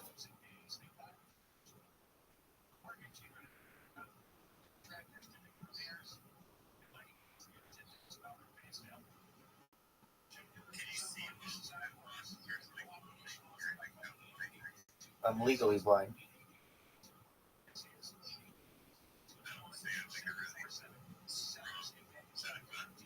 Correct.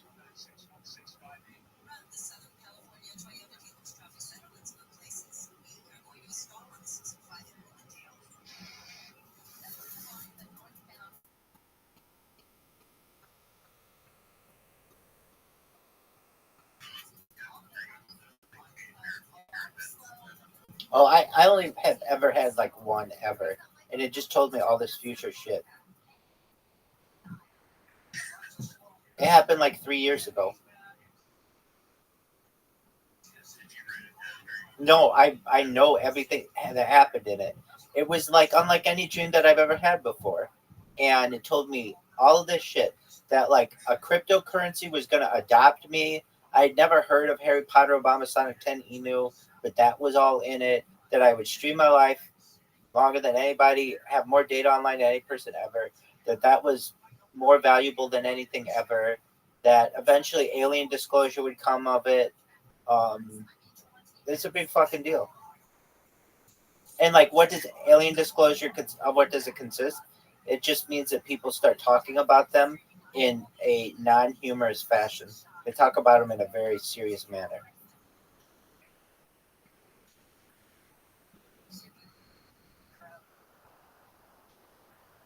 Now, whether it's true or not, I don't know.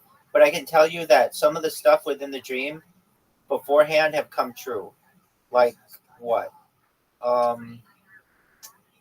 Like what would be a big one that has come true?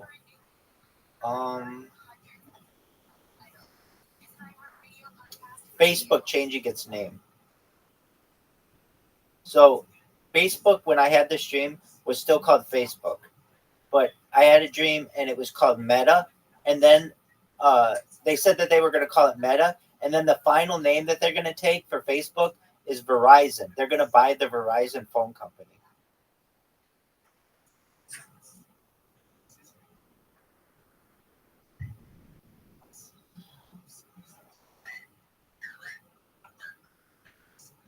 Right. But eventually they're going to go by Verizon. Nope. It was just like I went to bed one night like normal, and it was like all this information came to me, and like what's another thing that happened in it? Well, that Prime changes its name, or Amazon changes its name to Prime. Cadillac adopts a new motto or a new slogan. So I don't know what Cadillac's slogan. You know what Cadillac is, right? It's a car company. Their slogan would be Cadillac. Yesterday, today, forever.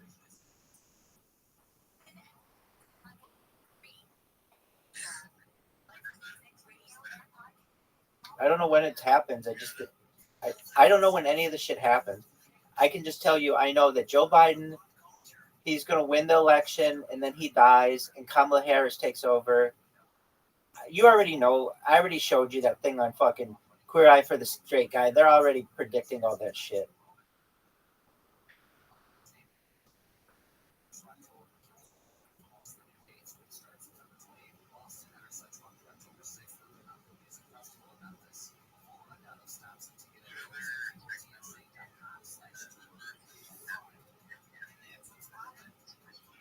Well, from the saucers, we've gotten the transistor.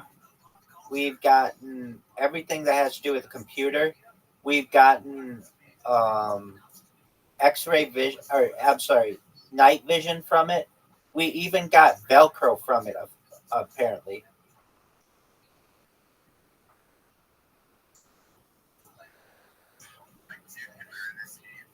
Yeah, all that shit. Definitely. All that.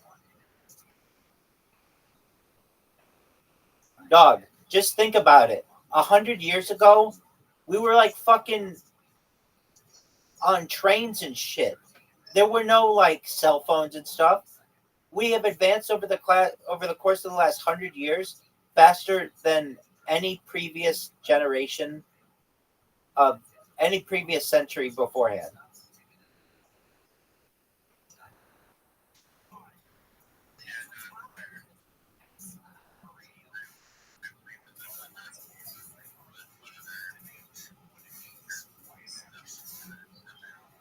I mean, if you want to know the whole list, it's in a book called The Day After Roswell by Colonel Philip Corso. He goes into all of the details, like how we got the night vision from the retina of an alien, and we got some aspects of propulsion from their craft, and we got all kinds of like different alloys from their craft.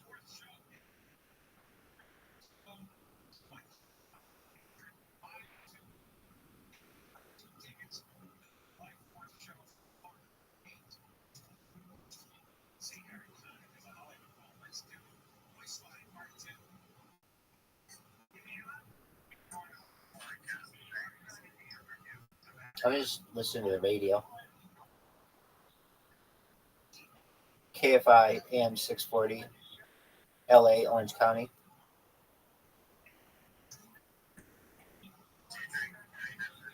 Yes.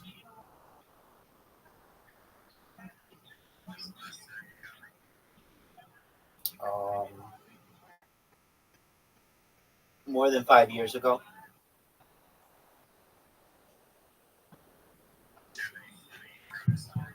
Tons.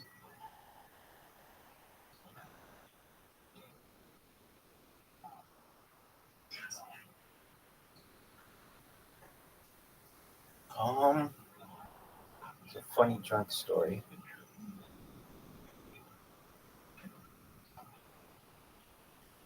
All right. I was in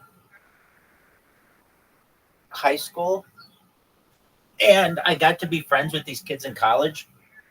And this isn't a very funny story, and this isn't actually involving me being drunk, but it involves my friends being drunk. So basically, my friends in high school were kind of pissed off at me because I was friends with kids in college, and the kids in college were really cool. Anyway, so this one night, the kids in college call me up to go hang out with them at a party, and I do, and we all hang out at this party, and it's time to leave, and a bunch of people want to go home, but they don't have a ride. And so I say, I'll fit as many people in the car that I can. And it was just a little coupe that I had.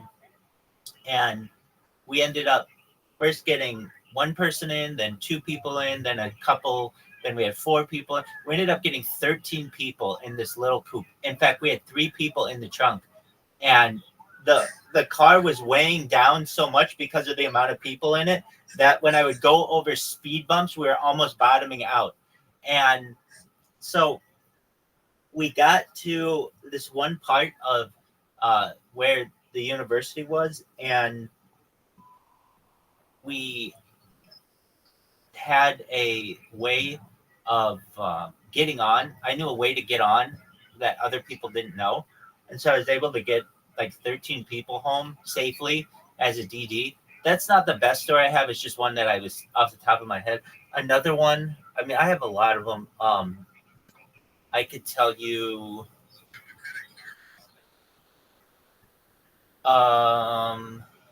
was a Saturn SL2. I could tell you that I invented this thing that would allow me to drink a beer faster than just about anyone on earth. It's essentially a bottle bong. Basically, I'd be able to take a beer and put it in a Dasani bottle, and then because I developed this thing, this bottle bong, I could flip it up and it goes right down your throat like a beer bong. And so I would challenge people to try to see if they could beat me, and nobody could. Okay, here's one. I was hanging out with my friends, and we let's see here. Okay, so we weren't allowed to have hard alcohol. We could have beer, but we couldn't have hard alcohol where we were because the rules were that you could have like under 12% alcohol.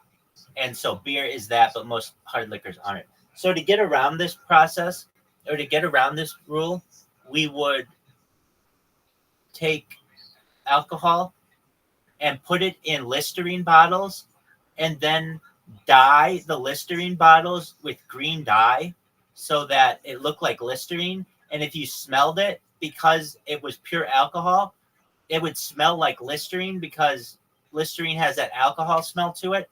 So we'd be able to drink vodka when we wanted, and no one knew because it was all dyed green and it looked like Listerine. No, we wouldn't drink it in front of people, but we would drink it when we wanted it.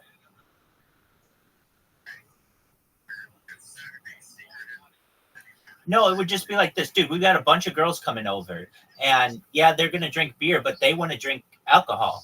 And it's not like we're allowed to just have alcohol bottles floating around. So what do?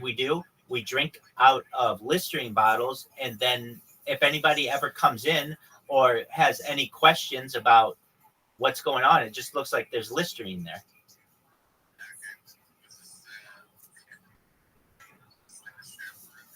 Yeah, exactly. It was our rector assistants.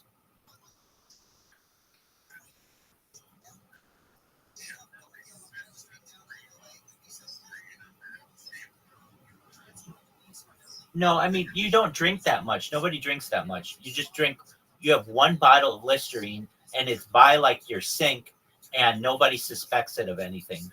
And it's not like anybody's going to come in and smell what your Listerine smells like. So it's a very good way. Another thing that I did that was very smart. So we would want to drink outside sometimes at like sporting events, like tailgating and stuff. But if you weren't 21, you couldn't walk around with a beer. So I would take a can, like a Coke can, and cut the Coke can down the side and cut out the bottom. So you could take the Coke can and open it and put a beer inside of it. And if somebody were looking at it, it just looks like a Coke.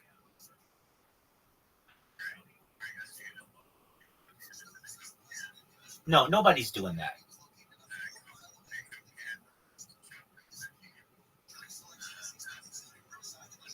Exactly. If you have to open up a beer and then like empty out a Coke can and pour one into the other, it looks super obvious what you're doing. But if you just have a Coke can sleeve basically, and you can put a beer around it, you could do that behind someone's back and no one knows.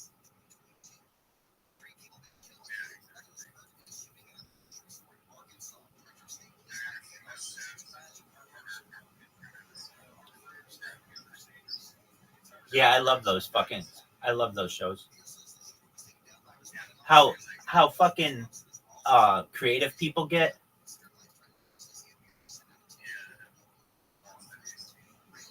I've seen one where they have like the semi trailer, and there's like this little hole in the semi trailer, but it goes along the whole length of the semi, and they like start pulling out this little string, and the string starts pulling out these bricks of like heroin.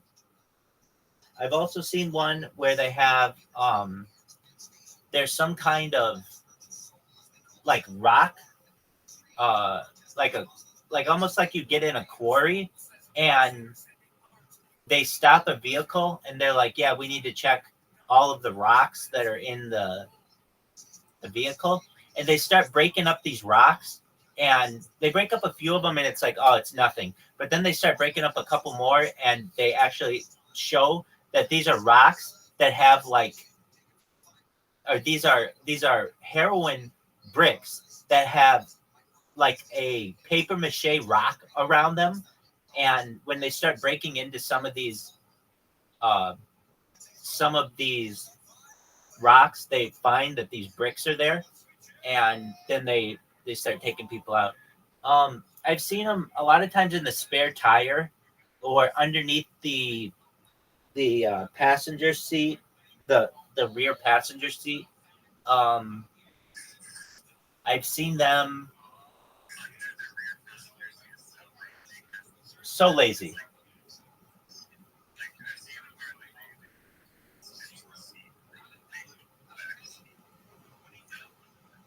Oh,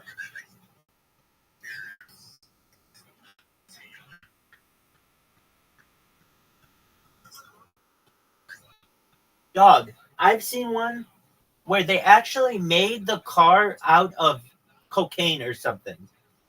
Hold on. Now, if you're like, how did they do that? It was like they had some kind. There was a car made of cocaine. Dealer throws. No, it was. Um.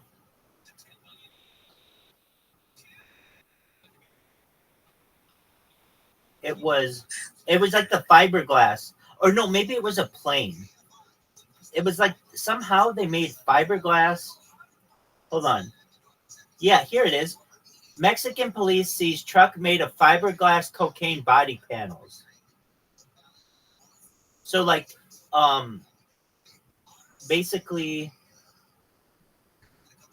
oh, that's where I heard it. It was on the show Narcos. But then I've seen it done before as well. Drug traffickers mix cocaine paste, fiberglass, and other agents to create a malleable substance that was molded into kennels.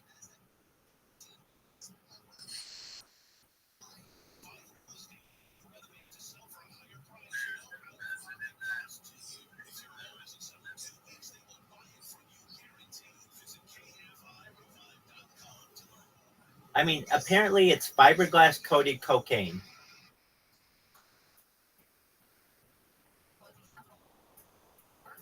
So you press cocaine into the shape, and then you put fiberglass coating over it.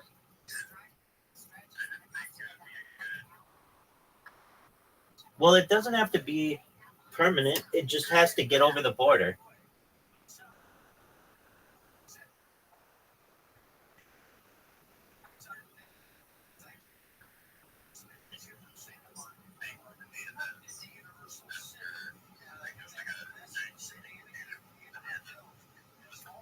I've seen that one where they fucking sewed into all the bananas.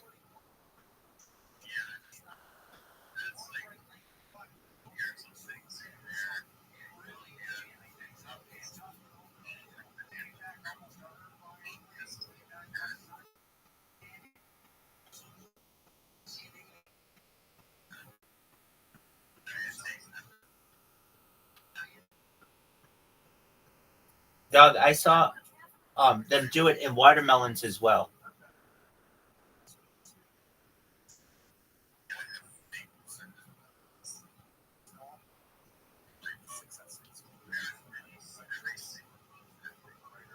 Right. I mean, whatever it is, they'll figure out a way. I've seen one where they take a 2-liter bottle and they cut the bottom out of the 2-liter and they put shit like usually they do cell phones in jail with this. They'll put cell phones in there and then the top they'll screw on basically. Okay, how do they do it? They take a 2-liter and cut it in half. The top half they seal and they put like a Coke or something in there, like Coca-Cola, and then they hide the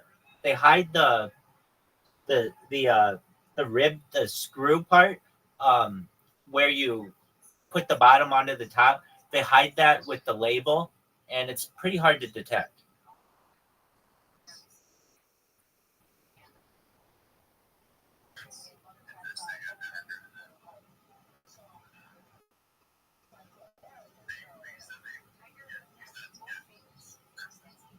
Cell phones into prison.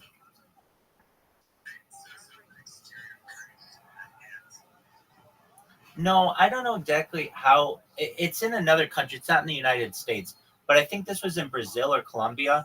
Basically, at point you're allowed to have Coca-Cola or something in there if you've been on good behavior or something, and so they'll have people who will cut the 2-liter into 2 pieces, fill the top part and seal it, and then the bottom part is just a container for carrying things.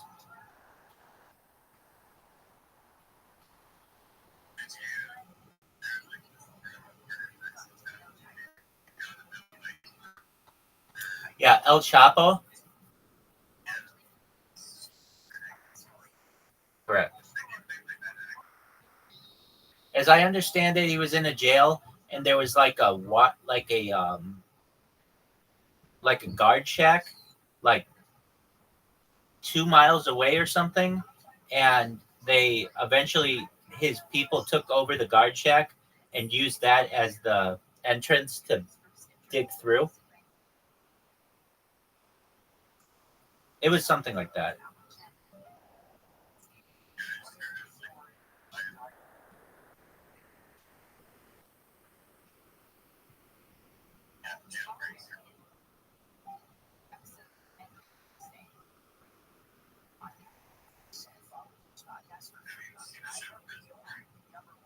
Um, no, I mean I know of it, but I haven't seen it. It's on Fox or something. Do you get Fox in Canada, or do you just get like? Do you get Fox in Canada?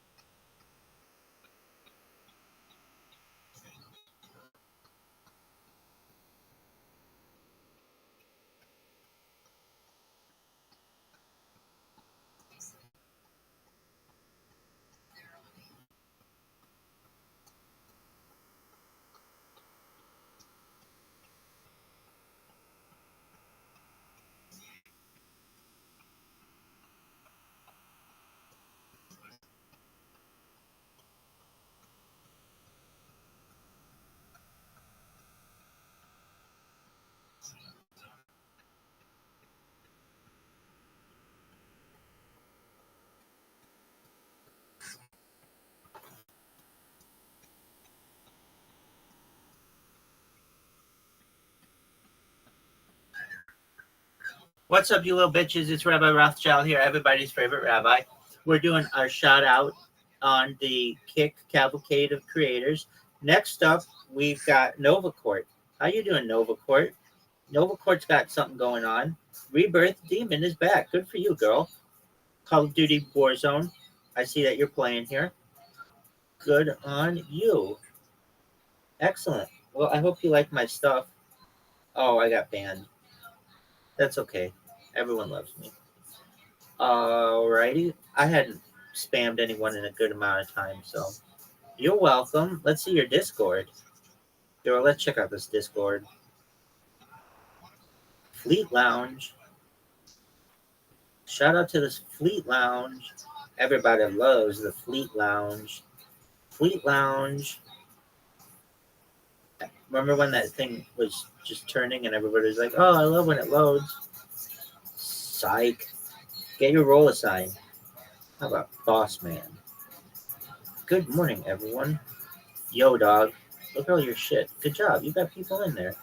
Excellent on you. Well, I won't disturb you anymore. I hope you enjoy your stream. Shout out to Novacore. Shout out to Rabbi. Peace out. Stay black, everybody.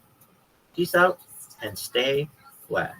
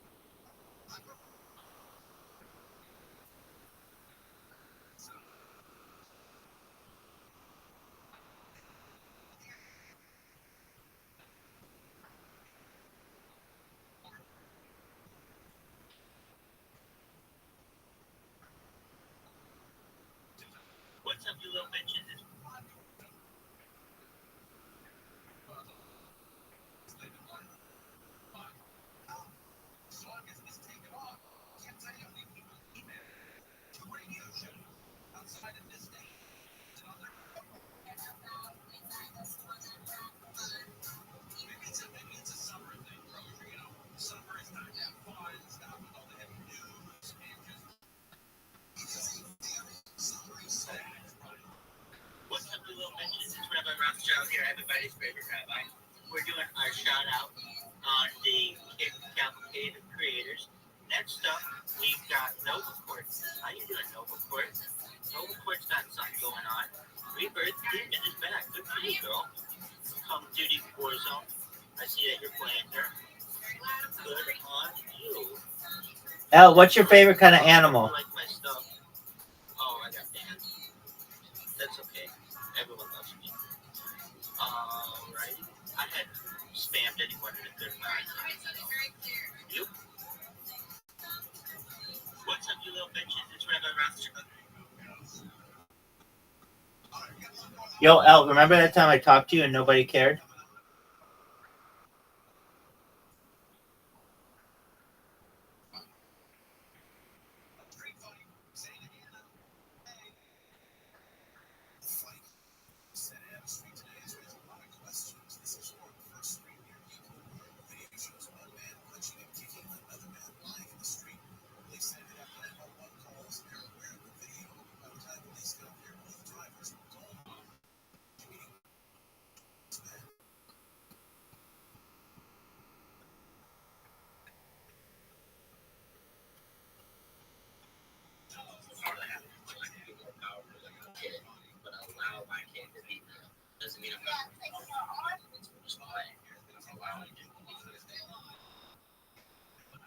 That's what this whole kind of seems like. It's a big play with a big script that everybody has.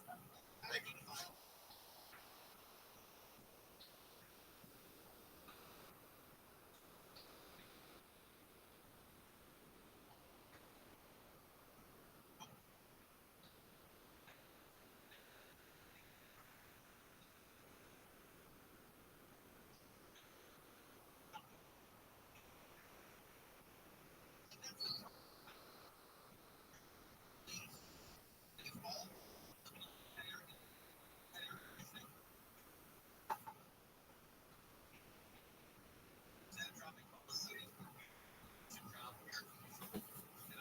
As a child, I was in a better place with my life, and I handled it. You know, the only thing I saw a little bucket with blood, and I kind of freaked out. But I looked at her, and I saw her transformation right in front of my fucking eyes, like the Wolfman, with no 3D or 6G or none of that shit.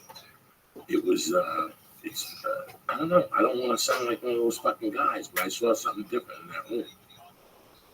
I think that's a beautiful thing that number one, that you felt it. Number two, that you can say that, because a lot of guys think it's, oh, no big deal. It's macho. It's no macho bullshit. You are seeing it. You're seeing your wife's power in that moment. That's her power. That is what she was meant to do.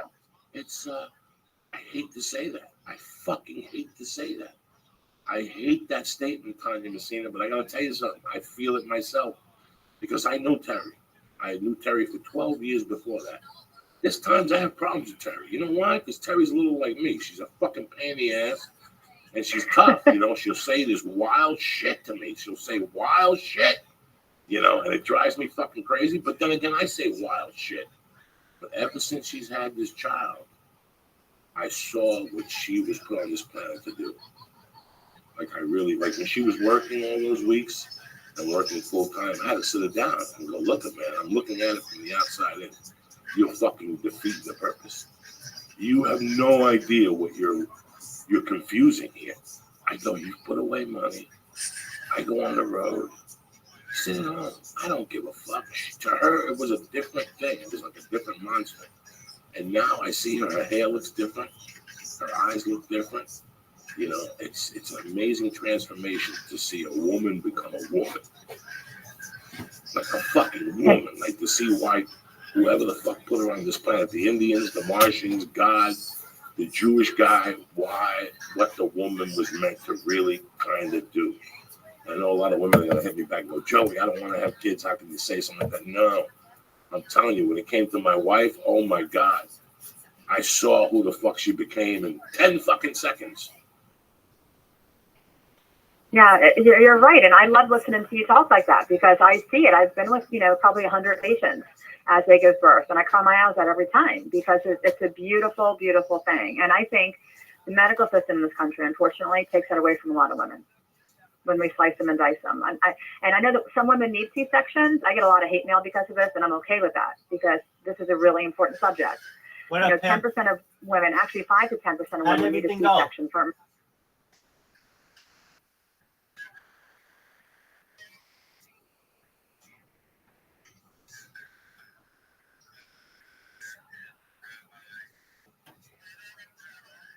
Living a dream, dog. Elle was just here. I thought he kidnapped you. I know. I saw your note. I just giving him shit.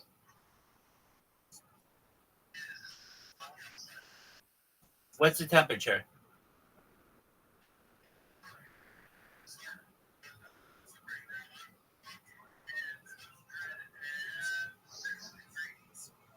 That'll do it.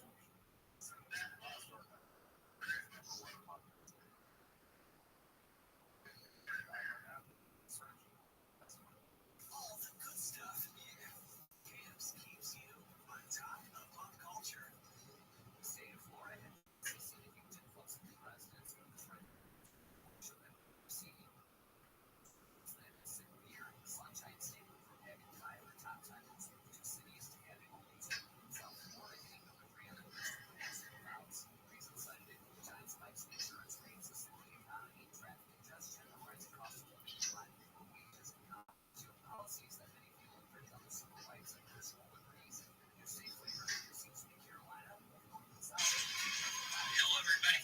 Today I'm going to be showing you how to install a new show on our old system. This is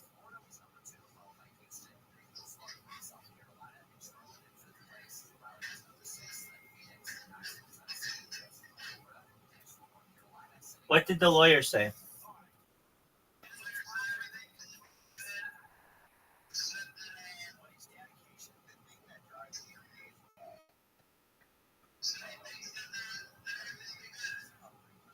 All right.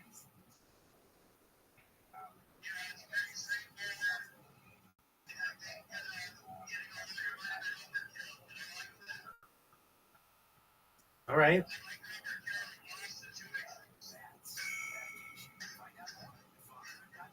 Did you talk to your parents?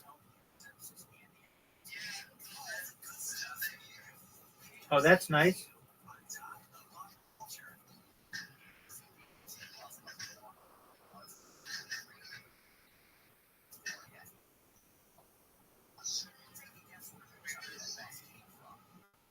Dog, I want you to go to a video that I sent you, the one that you replied to. Watch the guy. He has 1,500 viewers and 17 followers.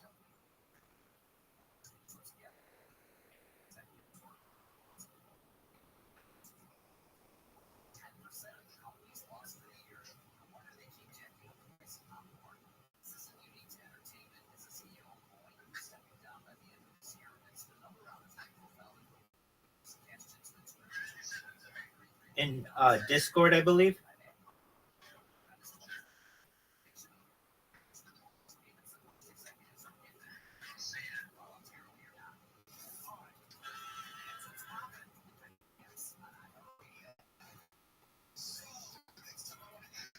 Let me make sure that's how I sent it.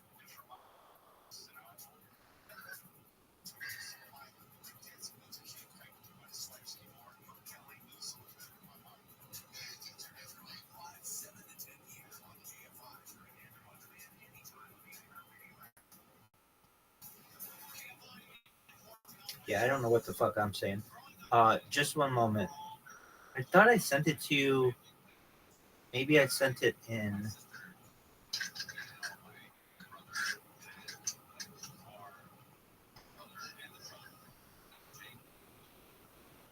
Telegram.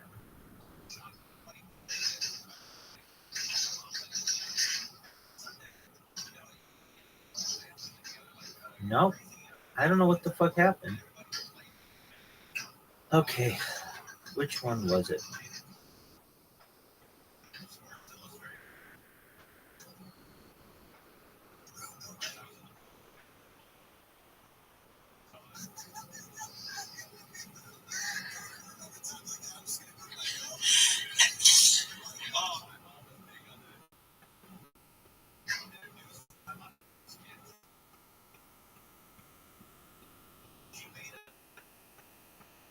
All right, I'm going to send it to you on.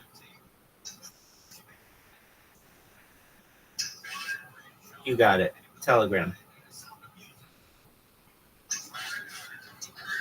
It's going to piss you off. I mean, not really. You know what's going on, but it's like, how is this going on like this?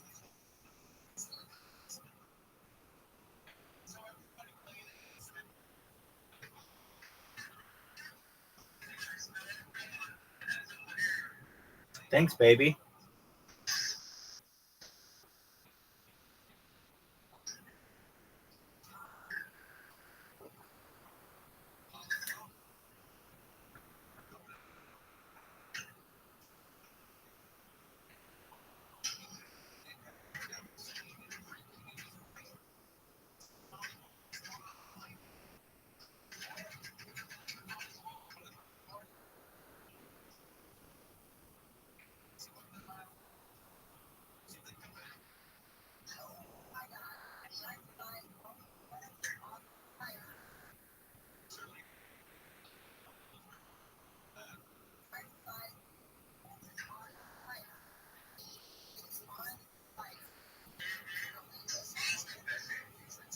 I don't know how else it could be done.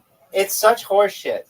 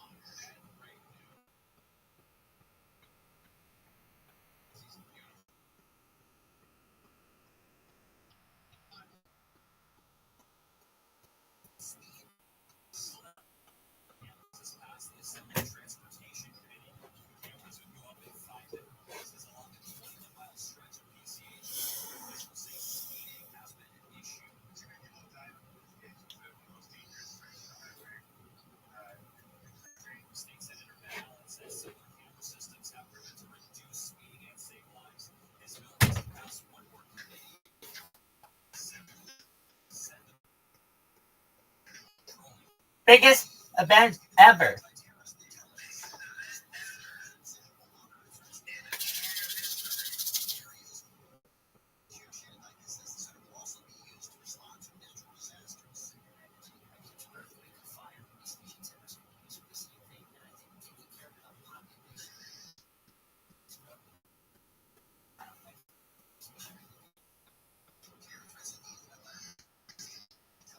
Hey, I don't mean to fuck with you, so I'll just say it nicely. Have you had a chance to make any headway on that robot? I understand. I completely understand. That's your next project. Think about it. That thing could have already gotten you 1,000 followers. Actually, that's incorrect. It would have gotten you about 200 followers, but still, that's something.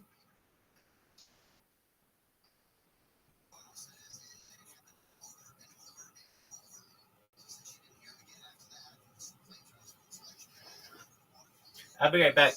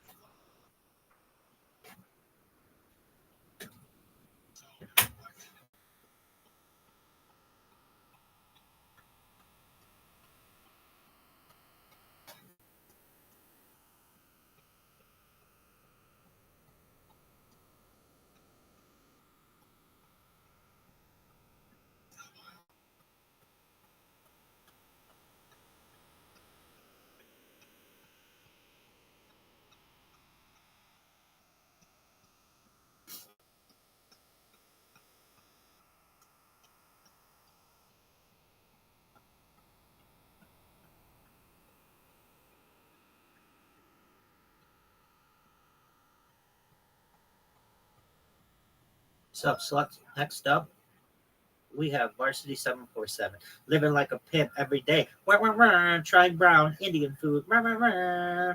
Wah, wah, wah. Wah, wah, wah.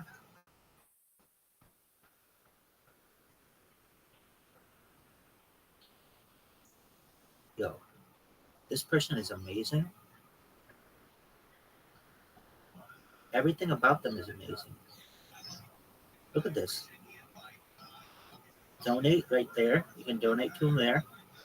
And they have an Instagram and a YouTube and a TikTok. Very cool. Here's their TikTok. Couldn't find this account. That's okay. It happens to the best of us. Next up, Varsity 747 _. Look how amazing this is. Dog, shout out to Varsity 747. I love you. I love everything that you do.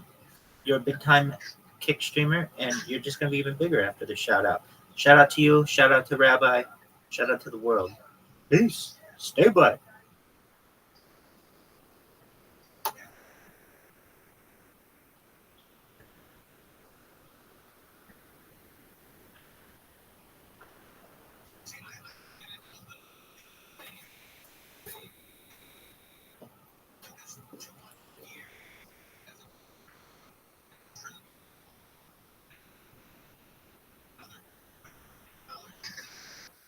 What's up, you little bitches? It's Rabbi Rothschild here, everybody's favorite rabbi.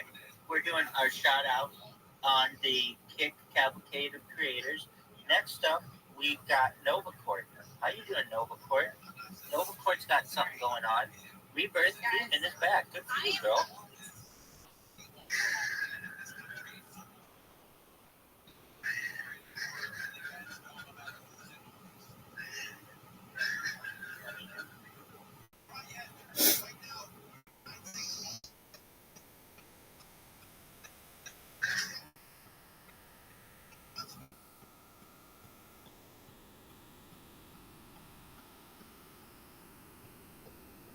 What's up, sluts? Next up, we have Varsity 747.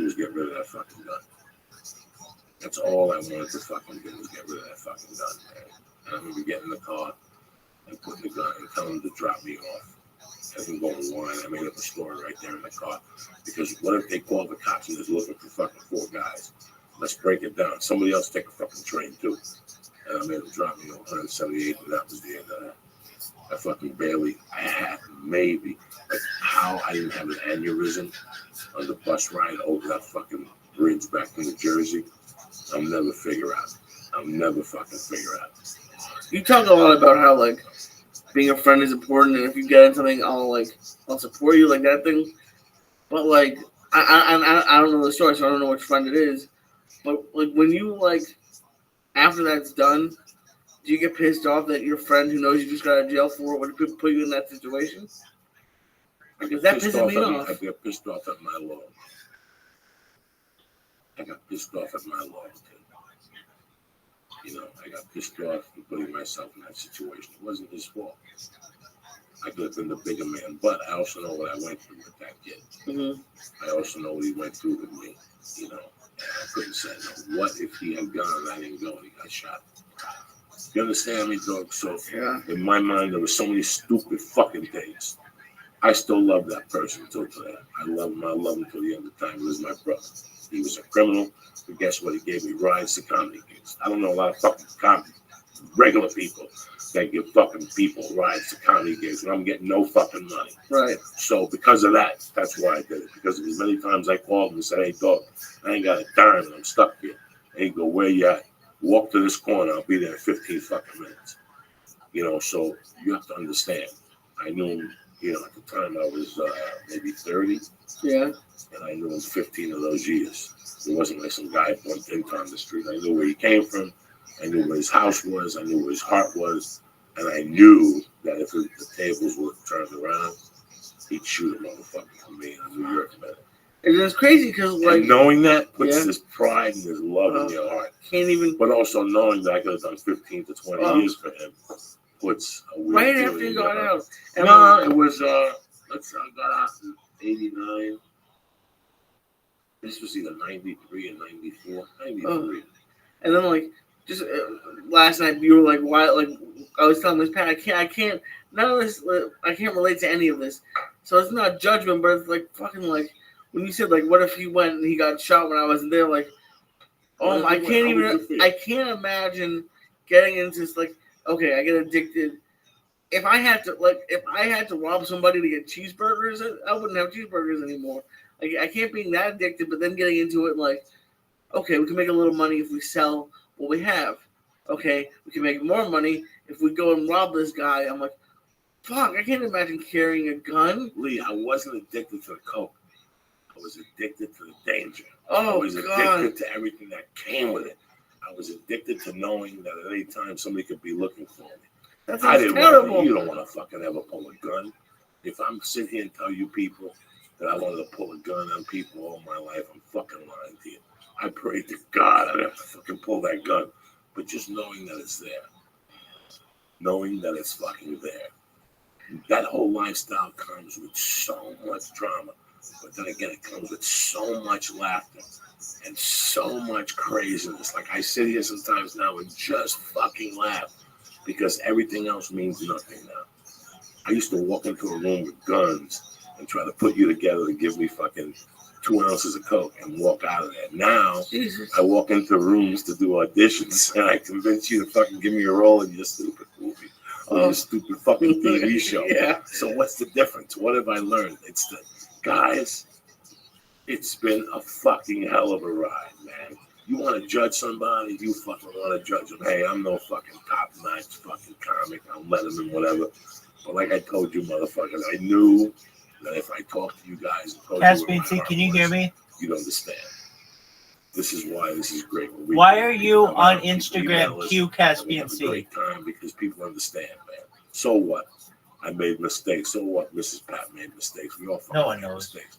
Now we live a great life, and we're telling people. I'm telling you, Lee.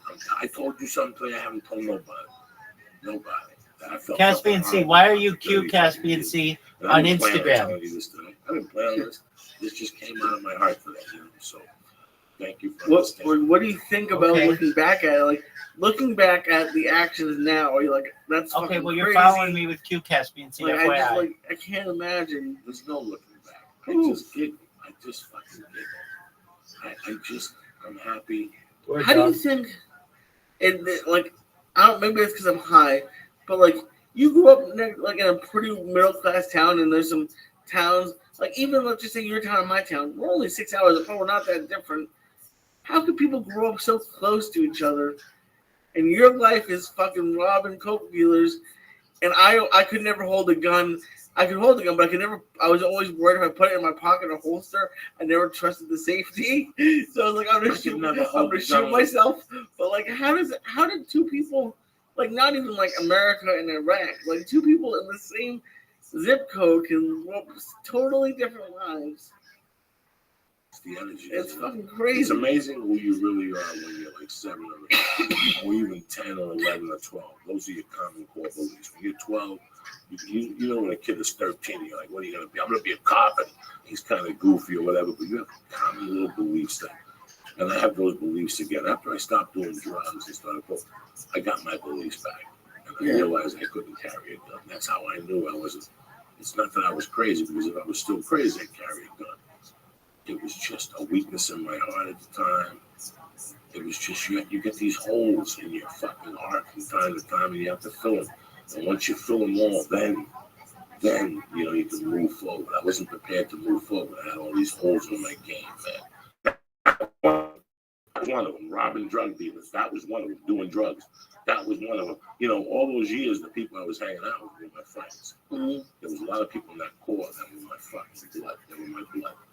So I want you to understand that I was with family. When I was in Colorado doing that dumb shit, I was with Jimmy Burke a lot of times. So I had blood in the area, I don't even know what the fuck I'm saying. On it, you bad motherfuckers. I can't say enough good things about it. I can't say enough good things about it. I feel great when I can tell the difference now when I don't use the shroom tech sport and when I use it. Sometimes when I go to jiu-jitsu with the kettlebells or the epileptic, I take 1 aspirin and 2 fucking on it. And sometimes I just take the baby aspirin and go. I could feel the difference. Shroom tech, if you're looking to get into something, you're looking for more cardio, you're looking for not that energy thing you get from your fucking energy drinks, then it drops. I'm talking about after the 30-minute drop of rolling or lifting or doing the epileptic with those last 20 minutes, because your body doesn't start burning fat till 20 minutes or 18 to 20 minutes. After that time, you have another 20 minutes. After that 40 minutes, where are you going? Are you tired? Do you have more energy? Try the Shroom Tech Sport. If it works for a 300 fucking pound guy and epileptic will pass 40 minutes, it'll fucking definitely work for you. Not only that, they got Alpha Brain, they got fucking kettlebells, they got ropes, they've got instructional fucking DVDs, they've got wrists for your kettlebells. So if you do kettlebells, you don't hurt your wrist. But I specialize the most in their nutrients. All that stuff is fucking tremendous for you. The turnaround, the hemp force protein powder, I cannot say greater things about. I hate the taste of fucking protein, but the chocolate from fucking on it is fucking delicioso, cocksuckers. Go to on it. When they press in the box. Church. CHURCH. Try them out. You get 10% off. You get put on the mailing list. While we're not fucking around. One thing I do have at the house, I do eat from time to time, very low calorie, all natural, not that much sugar, naturesbox.com. You get 50% off your first order. Order for Father's Day. Trust me, dads will like this shit. What do you got to lose? Take a chance. Columbus did, right or wrong. Order it. Get the sesame sticks, the fucking black and white granola. I can't wait to get it together. The black and white granola was so fucking delicious. My wife and the baby were eating it. The apple figs, delicious. The cocoa almond, delicious. Do me a favor. Go to naturesbox.com. Read what they're about. Read the nutrients. Read what the fuck they do and what their mission is. From there, order. I'm telling you, the first time, 50% off. 50% off the first order. If you want to order from there, you do what you want to do. If you don't, go back to potato chips. I don't give a fuck. But try these things. You're going to love it. What's the code? Joey. Go to joeydiaz.net. Go to Nature's Box and press Joey. Boom. Joey. Get 50% off your first order. Do you understand me? I ain't fucking around with you. Also, again, I want to congratulate these people up there. Nailed their life. They're posting the baby up every day on Facebook. The baby is fucking adorable. We had a Batman cape on, a Superman cape on. I love you guys up there. David, I love you motherfuckers, what you're doing. Whether it's those Boomies Hermanos, whether it's the vapor pen from fucking death. It's one of the best vapor pens on the market. When you mention Joey Diaz, you get what? 20% off. Are you kidding me or what? Where do they get this discount at? NailItLife.com. They ain't fucking around. Tremendous vapor pen. It either burns the oil or the motherfucking wax for all you motherfuckers that want to see the devil full time. Who doesn't? Also, EscapePodTank.com. I'm giving these guys an extra fucking shout out this week because they are the fucking masters of what they do. I'm getting emails from people going, Joey, you know what? I haven't bought a tank yet, but I looked into it. I could save fucking $4,200. I could do this. I could do that. They're a tremendous fucking company with tremendous customer service. You contact fucking, what's his name? Jeremy on the 800 line. Bam! He answers the phone. Good morning. This is Jeremy. How can I help you? He'll answer all your questions. They'll ship it to you direct. They have financing available. If you order just the tank model, you get $150 off. If you mention Joey Coco Diaz, the podcast, Flying Jews, black women with big asses, boom! They'll give you an additional 250% off. You can't lose. Dollars. Huh? They can't give you 250% off. No, $250. I'm sorry. I'm a little fucked up. It's 6 in the morning. You know That'd be a great deal. Call Jeremy. Maybe we can figure out a way to get Jeremy's a good fucking dude. Call him up on the 800 line. If you have any questions about flotation tanks, shipping, handling, people building it, building the box for you, because he has residential, commercial, industrial. Don't write this guy out. Let's say you have a tanning salon. Take a chance. Put a fucking thing in there. What do you got to lose? Let's say you have a fucking massage party. You have women sucking dick. Think about it. After somebody sucks your dick, you put them in a flotation tank. They'll be back the following week with a finger up the ass and a bucket. I'm just dropping ideas to you. Let's say you do. Let's say you're a dick sucker in your home and you're sucking dick and giving a massage. It's everybody's Call Jeremy. Get a favorite flotation rabbi. tank. You throw the fucking Biggest in a pimp. flotation tank. Celebrity pimp. Biggest Pimp of all the pimps. That's the Rabbi extra step. Rothschild. Come to our house. Maybe they can figure out a way to give you your colonoscopy now in the tank. Taking out When was the last the time I next hit you in the person. head with a fucking... Where's my song today? It's Monday, cocksucker. We have Oh, Tony Bennett. I want to be around out of respect. a I search love you guys. I ain't going nowhere. We're just playing for some a music drink. here for you. Having a good time on the church today. Freshen. It's Monday. Giveaway The start 9th now of every June, 5 you bad seconds with a giveaway motherfuckers. and Freshen Up Friday. Amazing. Rabbi loves you.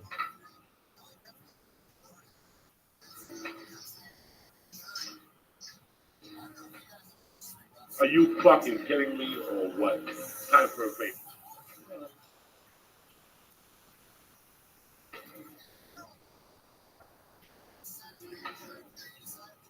Did this get banned? So, it's Monday. Well, you got nothing after this. You got nothing to pack. All you got to do is take a walk right from here. I got dirt TV. No, it's What time? just doesn't, right? No, 12. What's the fool? Cut it out. You got to know where to go. Put the music on. Do it, babe. All right, well, there's your stream. What's that? What is that? A little girl vape? I almost got that No. time. Do the fucking vape. Right. You hold it in your mouth. I saw it. Freshen Up Yeah. Energy. I want to see it expanding your lungs and your belly. Push it and then go slow. That's a boy. Hold it in. There you go. There you go. One more for the communists. What the fuck? Listen, look at the fucking shape he is. Let's see if the puzzle fits. You And bad here we are. Welcome motherfuckers. new members. Monday, Freshen Up get it Energy. together. Wash your Really feet. nice. Clean your asshole. You don't want to be out there Discord, sticking up the checking fucking it out. Then you wonder And why you know. Remember when we clicked on the thing and then it just went whack? Everybody liked that. That was the best. Well, maybe that's a sign that Are you kidding me or what? Turn that off, cocksucker. we want to bigger, better It's things. a beautiful day to be Thank you so alive. much for having We me. did man Having Pat the last ability night. to It was You Pat. have a We got wonderful Tanya stream. today. We did have a our wonderful thing. Discord. We want to see you Peace for the out. next You're going to be a huge streamer. You already are very Hey, big. we'll do something. And check you out on Kick and Rabbi Rothschild. Okay, well, everywhere else. Stay back. Look at this shape again. I was telling you guys a couple weeks ago on a live podcast, if you listen to the last one from the Ice House, was it Rick Shafir? Oh, no, it was Ari Shafir. Yeah. It was Ari Shafir that I always felt Lawrence Fishburne was the best fucking black actor. And I wanted to prove my point this morning. You can't watch it unless you're watching it live. You can see it, you can hear it. This is the opening scene of The King of New York. A little gift for you motherfuckers on Yeah, Monday. if you want to watch it with us, I mean, and not if you're watching live, but if you're listening, just pause it and go to, it's called King of New York, Intro Drug Deal Uncut, and I'm going to start it at 21 seconds. All right, guys, check this fucking shit out. All right, I love you guys. See you next Monday. Please stay black. Do what the fuck you want to do. Grab your balls. It's Monday. Tell them all to suck your dick. It's your fucking world. All right. No, put the thing on. Oh, okay. Just in case. Oh boy, what's up? It's taking so long, man. Who's he talking to? Crazy Eyed We Guy. got to get busy. Why don't you do Guy what you from got to Boardwalk do so we can Empire. get busy? That's All the right, scene. So it's all right? Lawrence Fishburne. Calm down, all right? Relax. Yo, I'm sure you had to. He's I'm sure laying you had out the to. coast. Right there. Hecho bien, Paraguay. 100% puro. Right. It's dope. It's dope, Tito.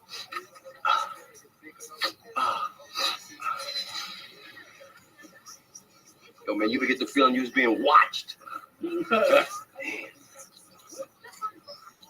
Got any soda, man? Like some root beer or something? I heard my legs playing ball, man. I got these aspirins I want to take, you know? What the fuck is he? I'm not telling him to turn this shit off. What kind of help you got, man? Watching cartoons? Come on, man, to turn the TV off and get me a soda. Un Coca-Cola, por favor, please. Nada, búsquele una Coca-Cola. Yeah, and make sure it's cold. I like my shit cold, man, especially when I'm playing ball, man. You play ball, Tito? No, you don't look like you play no ball, but yo, nice gloves, though. I like those. Jump. Yeah, what's up?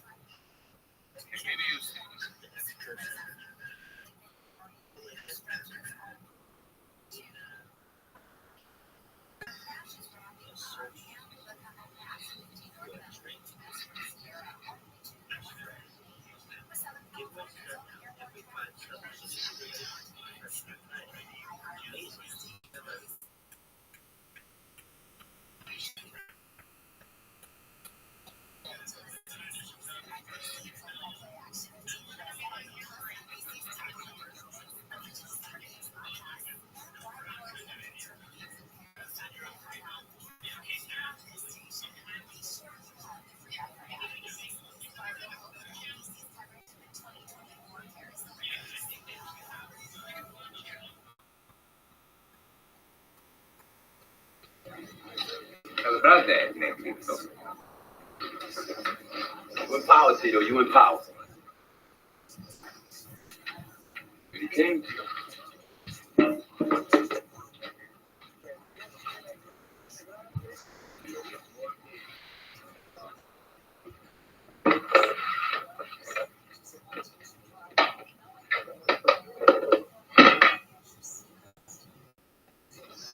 Where's my soda?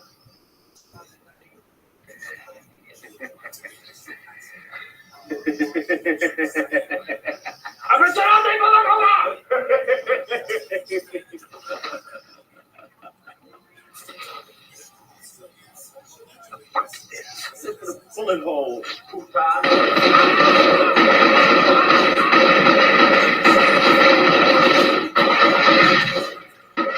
Tremendous service, motherfuckers! Room service, motherfuckers! So if you're bored, you want to see a real fucking movie this weekend on your own, just watch King of New York for a little while. Watch Lawrence Fishburne's acting. He looks so fucking young. He's like Will Smith. He's fucking badass in this. And you got Wesley Snipes is in this. You got Red Dog is in this. They got from CSI Miami. You've got tremendous actors in this. A couple character actors you might see. Great fucking movie. Christopher Walken, tremendous. The attorney is badass. She looks a little like Felicia, the attorney. Really? Like Felicia, yeah. So watch the movie. There you go. You got a complete podcast where you got a whole week to fucking meditate on these things. We got Miss Pat. We got Today's. We got fucking Road Blaze. We got Gabriel. We love you, motherfuckers. All right. Have a great week. Stay black. Don't let nobody fuck you. Don't let nobody fuck you. All right. You got a dream. Fuck them all. Come to suck your dick. You're the baddest motherfucker in the room when you walk in. I don't give a fuck what they tell you. Strap a fucking pair on, cocksuckers. It's Monday. You're taking somebody fucking down. Drop it, Lee. Now that the show's over, remember to go to naturebox.com and order great tasting healthy snacks at 50% off. 50 cocksuckers down today. Snacks murder in the new year with healthy and delicious treats like everything bagel chips and sriracha cashews. Support this podcast and get 50% off of your first order Go to naturebox.com, promo code Joey. That's naturebox.com, promo code Joey. Go to naileditlife.com to get the premier vapor pen on the market for Joey Diaz and get 20%.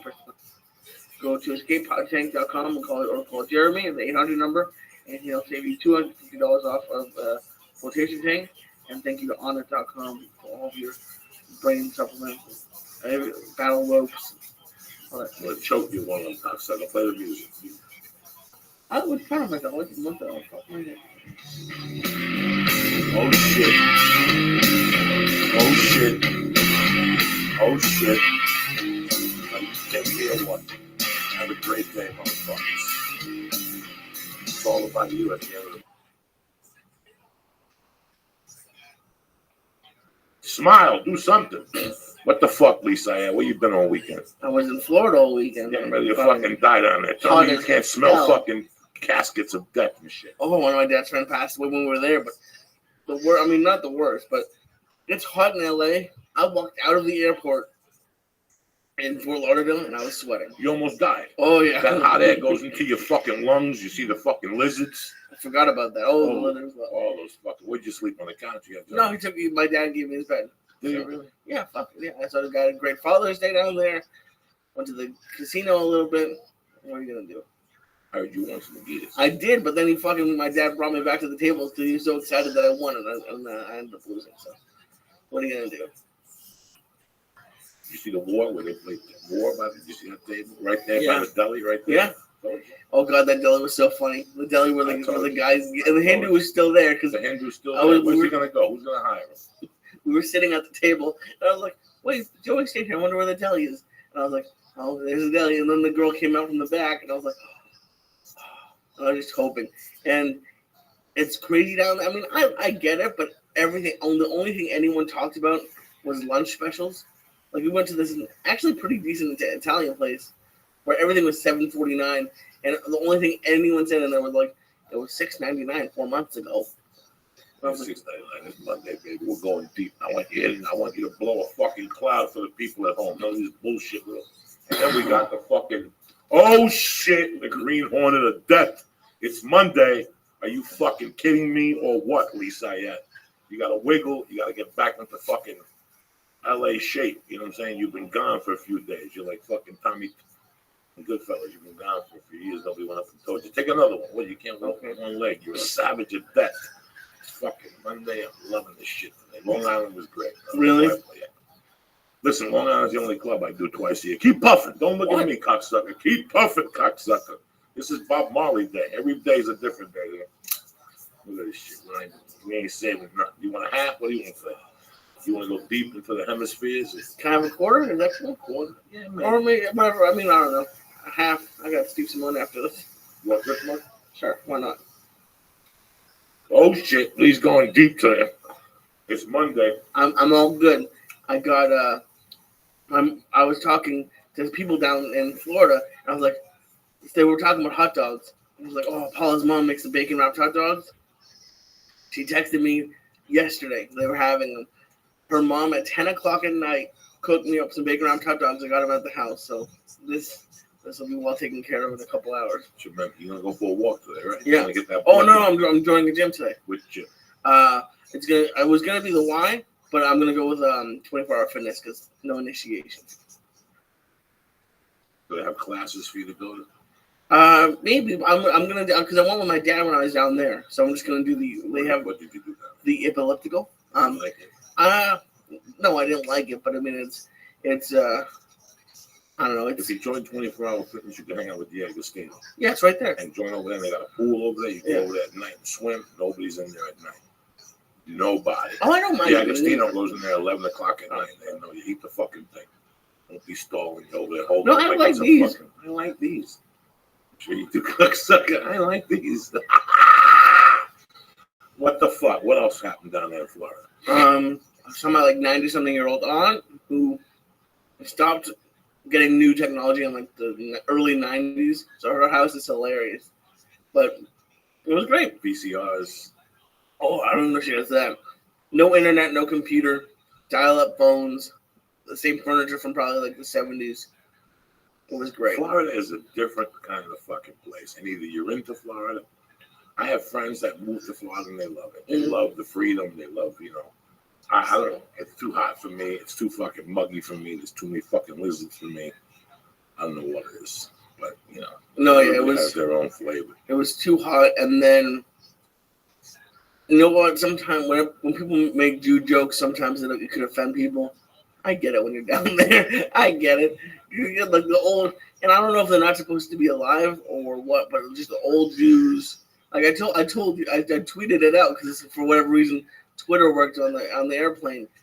About an hour into the flight down, I smelled like 18 tuna sandwiches, and then I have a picture. The couple next to me had sandwiches. Everyone had sandwiches, and when I was leaving, my aunt called me up, and she was like, "Make sure you get something for the plane." So luckily there was a Chili's at the airport, so I ate before I got on the plane because I can't imagine doing that to somebody. I told you, I can't. I don't understand how people could do that. I would never bring anything on the fucking plane. Well, I don't know about you, but as a big guy, I don't want to have any. I don't want to cause any attention. That's why I get the window seat, and I just I watch TV. I don't go to the bathroom. It's just you just sit in that fucking corner like a fucking orphan for 6 hours. Yeah, it was 4 hours. You know what I mean? What 4 hours? It's fucking It's 5 hours. Yeah, 5 hours. It's 5 hours. It's 55 minutes plus you lose a fucking hour. You left at 4 in the afternoon. You got to LA at 10 o'clock at night. That's 6 fucking hours. 7. 7 minus 3 is what? 4. 4 times. Yeah, what the fuck? And you were the fucking Jew. I only hang out with Jews that are bad at fucking math. I don't know. I went there for Father's Day. I know, but you can't say it's 4 hours. You sat in the fucking corner like a Scrooge. Yeah. For 6 hours, crunched up, staring at people. Yeah. Farting, whatever. Your asshole rejuvenating. You take a shower last night? You get up there? Okay. Oh no, you get air, and then I'm starting to make different because it's great to save money, but I parked at the economy lot, and those buses go round and around. It took me like an hour to get out of there. So like, you think I'm here fucking breaking your balls? What? You think like I'm here to fucking make your life hard? No. That movie Family Business with Sean Connery and fucking Matthew Broderick and the other fucking guy. He says a line in there that stuck with me for life. I don't like when people live their life like movies, but from time to time you catch a good line from me. And she says something to Sean Connery at the bar when he's buying the stolen shoes. Yeah. And Sean Connery tells him it only costs 100% more to be 100% better. I don't know what the fucking line is, but it made so much fucking sense to me. And it's like I told the fucking guy at the thing. I go, listen, when I travel, I don't give a fuck about the hotel. Yeah. Every hotel is the same now. They all have a gym with elliptical on a fucking treadmill. They all have free breakfast. Okay? Yeah. And all of them, the air conditioning sucks. From time to time, like this weekend, I was freezing in Long Island. The air conditioner don't fuck around at the Marriott. Last week's Marriott, they don't fuck around with the air in Utah either. They don't give a fuck, the Marriott. But, I'll stay in a Hotel 6, but I don't give a fuck. I have a great time at Hotel 6. Cars, I'll get there on my own. I'll take a fucking cab to your place. I'm not one of those guys that, these people, this guy has a limo company. So every night a stretch limo picks you up. I gotta pull him aside Thursday and go, don't do that. Don't just pick me up in a town car. Pick me up in anything.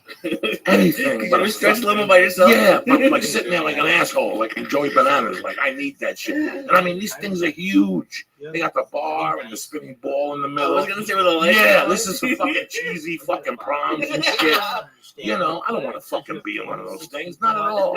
Even if I was fucking Joey Bananas, I wouldn't drive one of those fucking things. Dog, you're like catching. But one thing, kick when I fly, it's inconsistency. It seriously says when I get off that plane, 26. I don't want to fuck around. When I get off that plane, I got one thing on my mind: my family and my house. And this is way before Terry. This is way before the baby. When I'm not planning, I'm planning my trip even when I touch down. Because when I touch down, I just got off a plane for 6 hours. I need an hour. I need to wait another hour. Then I'm gonna get on the 405, and that's no joke at night either. Right. It's always something. I don't have 2 hours, an hour. I remember going to Florida and getting back into town at 4 in the afternoon. To save what? You're getting off a plane at 5 o'clock. Oh, that's the worst. By the time you get your luggage at the 405, and then I gotta wait for a shuttle to come pick me up. I gotta walk to the middle island and get on a fucking shuttle after I just drove 6 hours in a flight. and waited at an airport for an hour and a half. For how much did the whole thing cost you to park there? $50. Okay, for $1.20, I parked at the fucking airport. Yeah. And I was out of there in 3 fucking minutes. 3 minutes, Lee. 3 minutes. I get there early and I park right by the elevator. Oh, I know. Right by the, you've been there with me. You see it right by the fucking elevator. When I get off that plane, the car is 3 minutes from the fucking elevator. I got it on program because I don't know how to have. I'm 51. I got one foot in the grave with a banana peel, and I'm not gonna spend it saving 50 fucking bucks to park. It's just amazing. Nice. It's just amazing how they nail you nowadays. I enjoyed. But you know what? Either you could go. You know who told me this? Eddie Bravo. Oh yeah. Eddie Bravo used to take the shuttle, the one with the spots on it and shit. Yeah. And he, well, that's even better. The one I took on was like a crappier version. Yeah, and he said one day, he goes, you know what? I finally realized I just parked across the street. I don't have time. I don't have fucking time on a Sunday. He goes, and he gets off. Eddie's worse than I am. When he does seminars, he flies back the same day. Oh shit. Eddie doesn't give a fuck. Eddie's packed to leave from the seminar. He don't want to drink. He don't want to jump up and down. He don't want to smoke dope. So when he comes in, he calls me, and he'll tell me on Saturdays, "Where are you, dog? I'm home. Fuck, the 405 blows. You know, I'm taking this." So I listen to him. So I know, and he's the one that told me, "Don't fuck with those buses. Pay a little extra and just go right there." They try to make it seem like it's there's a shuttle every 3 to 5 minutes. No, there's not. No, there's not. It took me 20 minutes when I got there, but you really want to get aggravated? Take that fucking bus that picks you up. Oh, I did that once. That's a nightmare. Yeah. And the way home, you're always the last one. Yeah. You're always the last one. But if you go to Van Nuys Airport, the bus station there. No, that's what I did. That's the good one. Oh, on the way down it was it's good. Really good. On the way up, I hated it because it goes around to each terminal. So that one I didn't like. It sucks. I thought it went straight to Van Nuys. People always say that's a good one. Why the fuck are we? I'm just listen, man. When it comes to traveling, this Guinness kicking in. Just email me. I'll save you fucking 10 fucking hours of fucking aggravation. I'll save you a bunch of fucking aggravation. You should start a comedian travel agency. It would actually be pretty great. Like comedians on the phone during the day. They're not gonna listen. They're not gonna listen to you. They're not gonna say, "Well, no, I'm gonna pay the extra 20" because they don't get it. Nobody gets why you don't work on a Sunday. Nobody gets. I don't do it for religious purposes. I don't do it for any of those purposes. Oh, no, I'm saying you have comedians working the phones. Oh yeah, like people who actually travel. What are they gonna say to them? And people could call them up. I mean, you could bring back travel agents. They could call it up, and it would be you and someone would be calling from LA. Like, listen, spend an extra $100 and get there at 6 a.m. I know that's early. Fuck it. Okay. Fuck it. But you're there. You get become like a doctor. You wake up 6 hours before your flight. Listen, you go to AmericanAirlines.com right now. If you're watching this, go to AmericanAirlines.com and book the fucking flight one way, Kennedy to fucking LAX, and look at the flights and look at the prices of the flight. There's a 545 or 445. It's usually $60 cheaper, $70 cheaper, $80 cheaper. But you're out there at 545. That means you got to get to the airport at 4:45, which means we good. Yeah, we took that motherfucking flight once. We don't fuck around, and you get here at 9. Perfect. By the time you get your luggage, the 405 is winding down, especially going up the hill. That's where we're going. Those are perfect. And look at the price of the ticket. And you still got your whole day. Listen, I went to the park yesterday. I went to some fucking yoga thing with my wife. I went to a different swimming thing to sign up. They drove around. I had a whole day. I got off the plane at 9:55. By 10:10, I was in my fucking car, Lee, with my luggage. Yeah, that's a good to it. Are you fucking kidding me? In my car, I think I got, and it takes me 25 minutes now to get home. 25 fucking minutes to get home. They added an HOV lane. What's that? They added an HOV lane. Yeah. But anyways, how was Father's Day? Father's Day's like any other fucking day. No, I had a good day with them. That's what I'm saying. I had a great day with them. And I always try to get back to have that day. I never understood spending half the day someplace else. That's great. I gotta look at your clock. And you really can't get involved into anything. What would have happened yesterday? Would a day it made sense for you to win? I could see you up $10,000 when an hour got on the flight going. Now I gotta get on this fucking flight. But you know what I'm saying? Yeah. That's when it happens. Now you don't want to get on the fucking flight yet. So that's what I'm saying. You're always at two places. Father's Day was fucking great. Long Island, I tell you something. The people, that's the only club I go to twice a year. And there's a reason. It's still the East Coast, but I'm away from New York City. I'm away from fucking Jersey, but I'm still on the East Coast. I thought Long Island was close to New York City. It's 45 minutes on paper. Okay. But with the traffic now and the amount of cars in the LIE and all that bullshit, Okay. it's a fucking hour and a half. So it's perfect. You're away from there. You know what I'm saying? Long Island's on its own fucking planet. Mm-hmm. And the food was great. The people, you know, man, in Long Island, they keep coming back. It's the same people. We meet outside and we talk and we hung. The fucking the Chinese guys there, the fucking Hindu with the short haircut, you know, the guys from SoCal Jiu-Jitsu, you know, guys came up from fucking the other guy who won, the other guy, I forget what his name is right now, his Jiu-Jitsu school. I mean, it's just the people that fucking donuts, whoever did that, I love you to death. They left donuts and amaretto, fucking the cookies to eat, anisette, fucking whatever, eat with the coffee. And oh my God, people are just great. Lou Greco brought me the cover, the Black Sabbath, the first album. He didn't put the album in there, cocksucker. But him and his buddy gave me a t-shirt from his band. Lady J came. I heard. You know, Dan Sarazulo came, the jiu-jitsu dude. I mean, just a lot of people come and we talk. The highlight of my weekend had to be, I had this friend growing up. I had this really dear girl. My mother died at 3 a.m. I went to eat breakfast. I got back to my house by 7:38. By 9 o'clock, the phone was ringing. There was this girl named Regina Gordon. Regina Gordon's mom had died maybe 2 or 3 years earlier. She was living with relatives now in North Bergen, and she was dating a good friend of mine. And she was just a different type of woman, as you might call her. She was built differently. Mm-hmm. She had her insides were differently, and she had a gift that a lot of women don't have. She didn't give a fuck. She didn't give a fuck. I learned a lot of things from her, a lot. But she was a fucking dear friend, and she was girlfriends with a friend of mine who I loved a lot. But from time to time, she would dump him and date another good friend of mine for the summer, and then dump him and go back with the other guy during high school. She was the real deal, and we graduated together, and we were together the night she I'm graduated. making these fucking shout outs. Me, her, and her boyfriend used to get 8 balls. And she was just a lot of fun. And when I left New Jersey and I came back in '83, I just had a pretty big creator follow me. He has 26,000 followers. No big deal. Friends with him also. NBD. I went to the city one night. That's when I saw Boy George on heroin dancing with a No wall. big deal. I went to this club called Club Aria, and I went to this Chinese-Italian restaurant. He's a Disney creator. Everything this motherfucker does is Disney. Restaurant in the village. We went there, and then we went to that place. But one of the nights I remember her the most, before I left Jersey, I started hanging out with her at Loops. And we I know where I sent. Remember, I said I sent this to you. She worked in the city, so she would I sent Loops, it on Loops would pick me TikTok. up, and Regina called. Let's go over there. Let's get an 8 ball. So we would go to different clubs with her. And my favorite story with her was one night we ended up at an apartment. It was Paul Newman's daughter. Oh shit! And we were snorting coke, and it was like we went out on a Wednesday, and now it was Friday morning.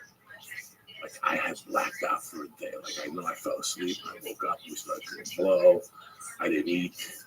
It was just horrible. On Friday, we finally realized that there was no blow left, and the car had been towed. And she went into the room and made the people that owned the apartment, the condo, pay for Rubens' car to get towed. Really? And she was just a different type of broad, man.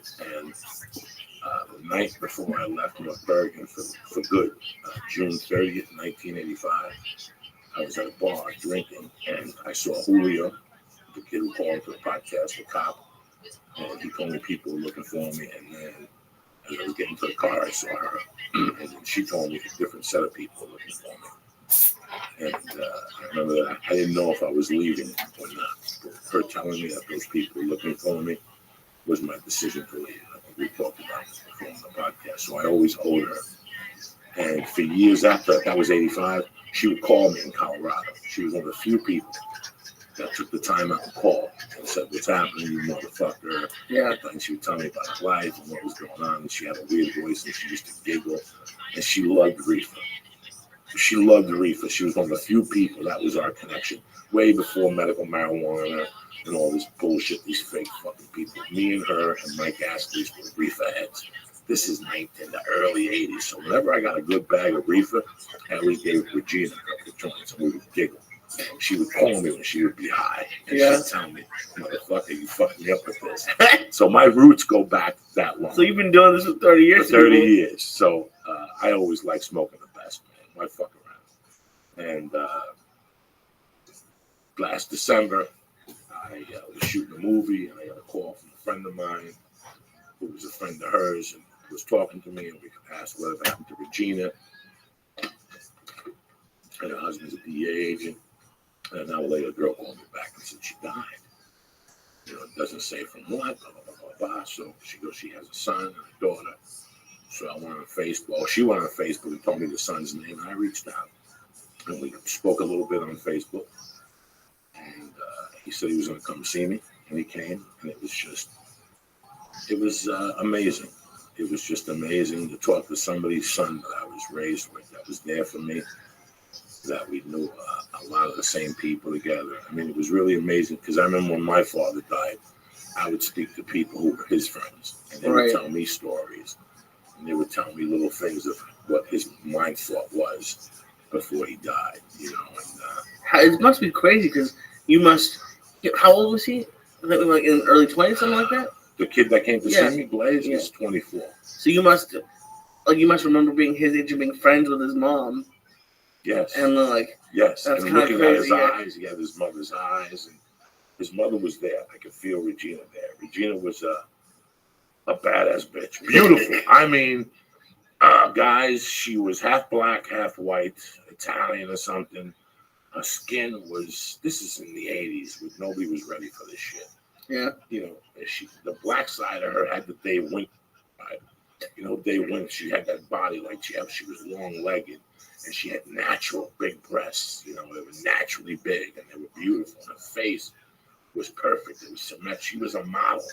She was a fucking model, but nobody had discovered her yet. Okay. You know, and did you tell him stories about drug use with her? He knew. You know, okay. He probably knew. Because I don't know what the thing. Like, I don't. Do you want to tell him that? I mean, listen, man. Maybe think it's funny. There's nothing. If you know anything about me, man. I could talk to a child and feel them out. I could talk to somebody and feel them out. And if they mention something, then I go, listen, this is a kid knows. And the kid just wants to know the truth. I don't want to lie to nobody's kid. If they ask me, I got to tell them.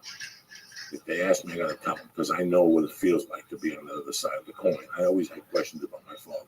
Right. And nobody told me. For 10 years, I thought my father died of a heart attack.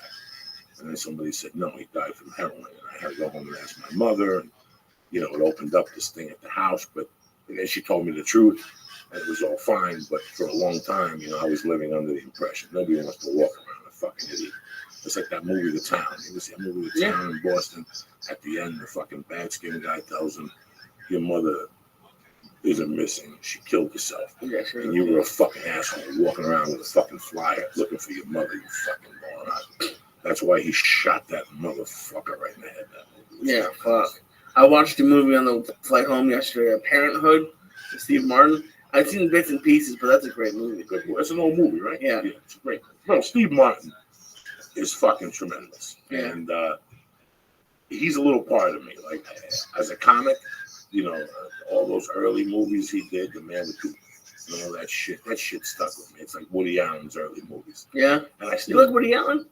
Fuck yeah. I'm so, wow. Listen, as a comic, as a comedian, as a fan, you know, Sleeper and all those early films like that, there's a lot of, listen, I don't appreciate his politics, what's going on with the girl and all this shit. But then again, I'm not in it for the fucking politics of somebody's life. You know, God knows the things I've done, and you people fucking hang out with me. I've never hung out with a 12-year-old girl, though, but I told her she was my daughter, now she became my wife.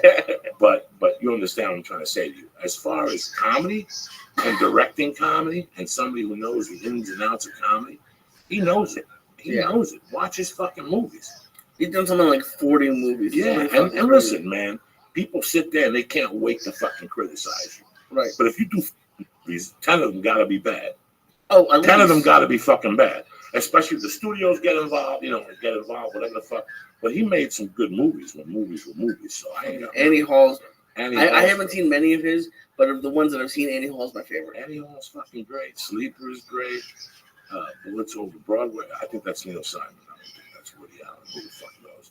But there's a lot. Even Neil Simon's got some good shit. You know what movie I watched that was fucking made me laugh? Biloxi Blues. What's that? Biloxi Blues. I'm a big Matthew Broderick fan. Okay. So Biloxi Blues is Matthew Broderick. Christopher Walken plays his drill sergeant. Okay. And they're all Jews from Brooklyn who joined the army and they fought it. And they go down to fucking. I'm with you already. All right, they go down to fucking Louisiana or Mississippi for basic training in one of those places. You know, they're Jews. Yeah. And they go down to fucking Mississippi. Oh. And they're trying to fight. And Matthew Broderick always fucks with Christopher Walken. You know, he always tells him he can't eat this or he can't eat that because it's Holy Day. Last time I checked, you're not Jewish. You know, it's pretty. I like movies like that. That's the beginning of your comedy career. Yeah. You know, those are the beginnings of your comedy career. Watching those movies subconsciously. You know, something about those movies and seeing the styles of comedy, and then you put your own thing on that. That's why when I talk to a director or somebody who's supposed to be in the comedy business, and I talk to them and they're talking to me about fucking Hangover and shit, I know I'm in trouble. I'm talking about where are your roots, where are your real comedy roots. You know, if you're an actor, whatever the fuck. You know, there's people that have something that becomes something else, you know, but that's how it all starts, by watching those fucking movies, especially in my job, or TV. You know, when most people watch this, I told somebody, for me, my comedy started. What are you doing right now? Jackie Gleason. When I heard Richard Pryor was one side of it. When I saw The Honeymooners, and I saw The Odd Couple, Jack Klugman and Tony Randall interacted. When I saw Benny Hill, those are the beginnings of my comedy. Contemplating going on Monkey before I went to bed. You know, it's like my wife says that the longer the nap the baby takes when she's napping is when she processes what she's learning. Okay. And those are the years 0 to 3 or 0 to 4. I don't fucking know. I believe that, and I believe that's true for me with comedy. I used to go to bed after watching Benny Hill, The Honeymooners, and The Odd Couple, and Sanford and Son, The Twilight Zone. That's 2.5 hours of just death. Yeah. And closing out with The Twilight Zone to scare the shit out of my comedy, to really add fucking fear. So what up, baby? It affected me. You know what I'm saying? It's who the fuck I am. That's the roots of my comedy. Richard Pryor's down there, George Carlin's down there, and then you have those movies. You know, The Man with Two Heads. You know, you have those Steve Martin movies, the Woody Allen movies. You know, Blazing Saddles. Believe it or not, you're on mine as well. Yeah, you can see yourself, chops, man, and you don't know it till you catch yourself doing something. You're like, oh, I got that timing from fucking Blazing Saddles. The black guy ran in. Yeah, do you do that? Because yes, I do it. For people, like, I can't watch reality TV because I start breaking down what they're doing. Do you ever like look at your jokes, be like, okay, this is Blazing Saddles, this is a Woody Allen thing? Absolutely. Yeah. I can hear it from musicians. When you hear Black Hole, I swear to God, I know from listening to Chris Cornell that he was a Beatle fan. I don't know why. And then years later, I saw an interview. It's in Chris Cornell, Soundgarden, and the Beatles. And I dug into it, and it's why. If you listen to Black Hole Sun, if you listen to Blow Up the Outside World, that's the Beatles, baby. When he's singing nothing, trying to tell me something. That's John Lennon, motherfucker. Don't let the world bring you down. That's John Lennon. Yeah. That's so comics have the same. Yeah. You know, it's very weird when you hear a musician and he's telling you his roots, and you're fucking getting blown away. When I watched that thing about the documentary about Lemmy, and he's talking about these American black bands, you know, that those, you know, like Jerry Lee, not Jerry Lee, but the guy that played the guitar. I forget what his fucking name is. With the one leg up, and he used to show up with an empty suitcase, and you know, pay him in cash and shit. You know, I forget what his fucking. I'm high this morning. How you doing? Me too. I'm pretty fucking high. You know, those are those people's roots. Everybody has roots, and from those roots, you become something else. You take it and run with the ball. Okay. You know, it's like Eddie Bravo did with jiu-jitsu.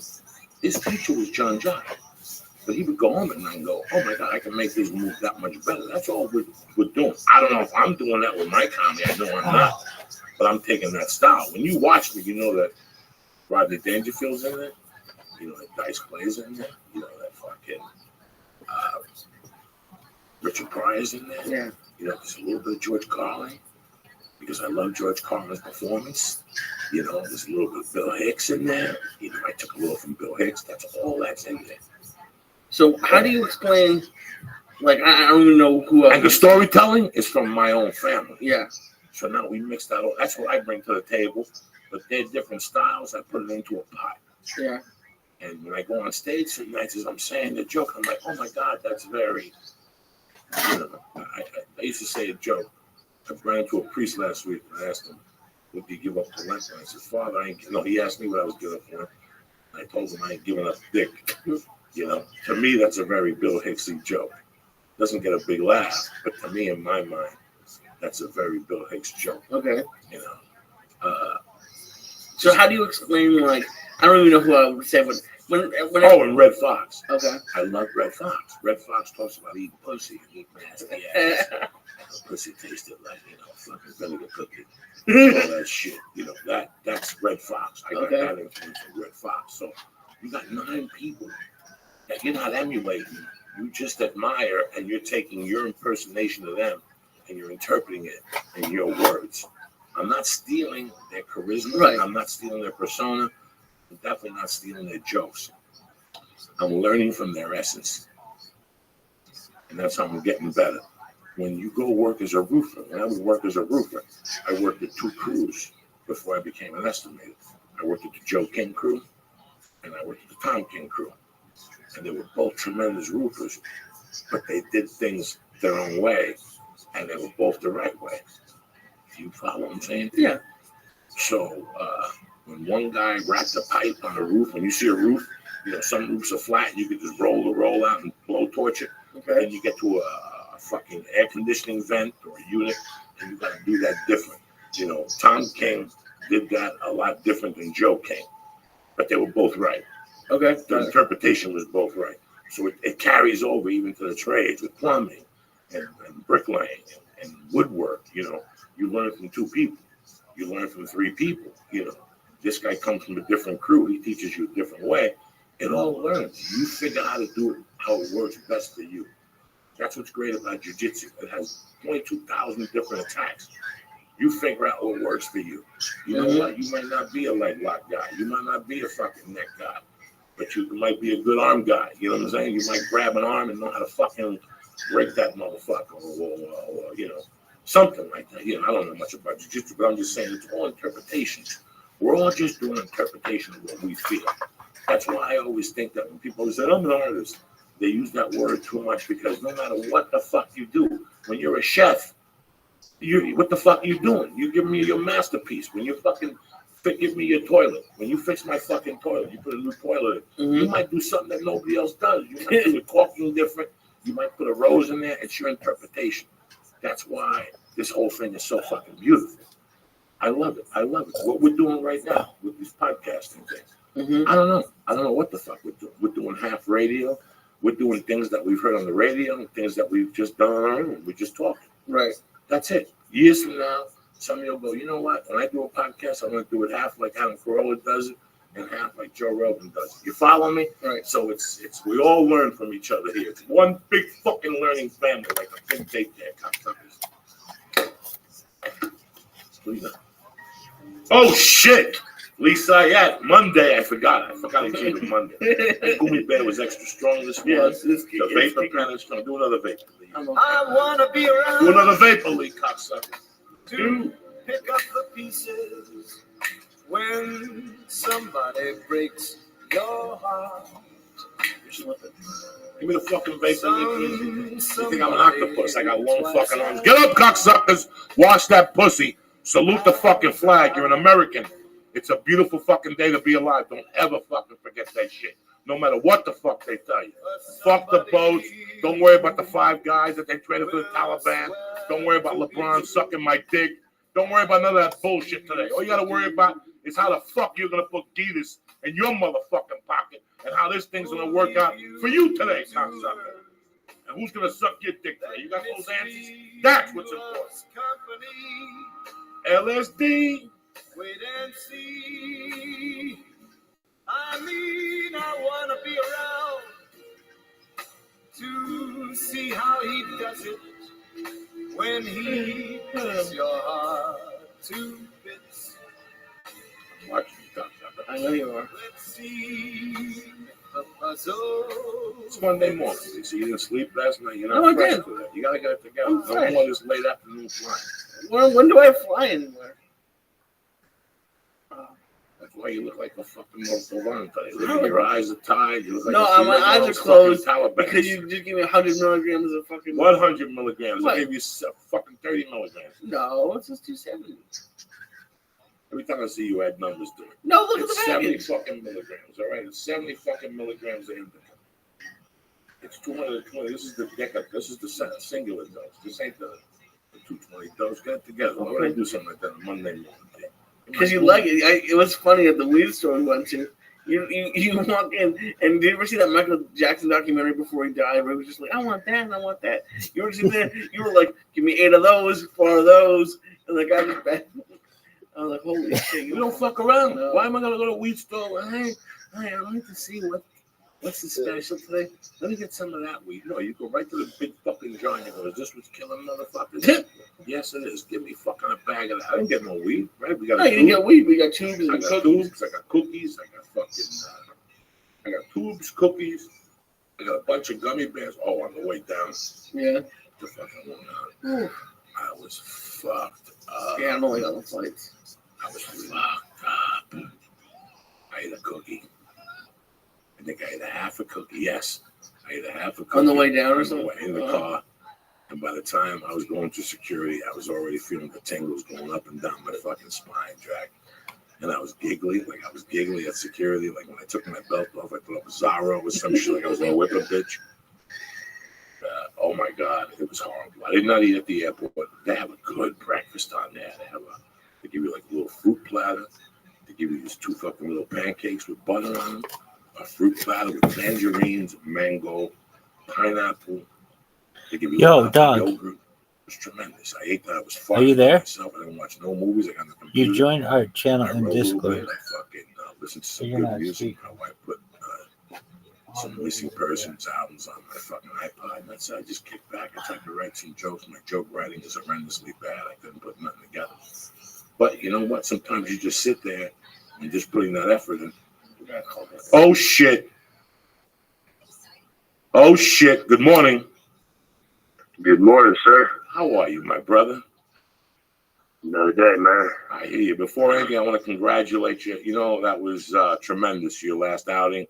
But I wanted to give you a chance to breathe before I bothered you to call in. So I wanted to congratulate you. No problem. Thanks for that. You were fucking beautiful, you know, and I'm not taking nothing away from Eric Silva. As you said yourself, you had to hit him with the fucking kitchen sink that night. But you were, that's a fact. You were fucking beautiful, bro. And you're just getting better and better, man. You're more of a savage every time I see you. What's happened? Not much, man. Just getting ready to head to the gym. Pretty much a normal morning for me. Wake up, make some food, and go to the gym. You got the boys for the summer? Yeah. Well, yeah. I mean, I'm still married to my wife. So No. You done? I mean, are they done with school already? They done? Oh no, they're only 3.5 years old, so they haven't started school yet. Oh, look at you! So you've been having them. It's a lot of fun, huh? Well, yeah, man. I have a blast with them all the time. They're growing up fast, getting smart. There's nothing they love more than the UFC, so they make it a lot of fun. Good for you. You have a good Father's Day with them? Yeah, I did. We just went out to the park. We just grilled some food and some good healthy meat, and we just sat out there and hiked some trails and stuff, and had a good time with the family. It's amazing how we go to the park and we just say we go to the park. When you take I have a 17-month-old little girl. When I take her to the park, she just loses her fucking mind.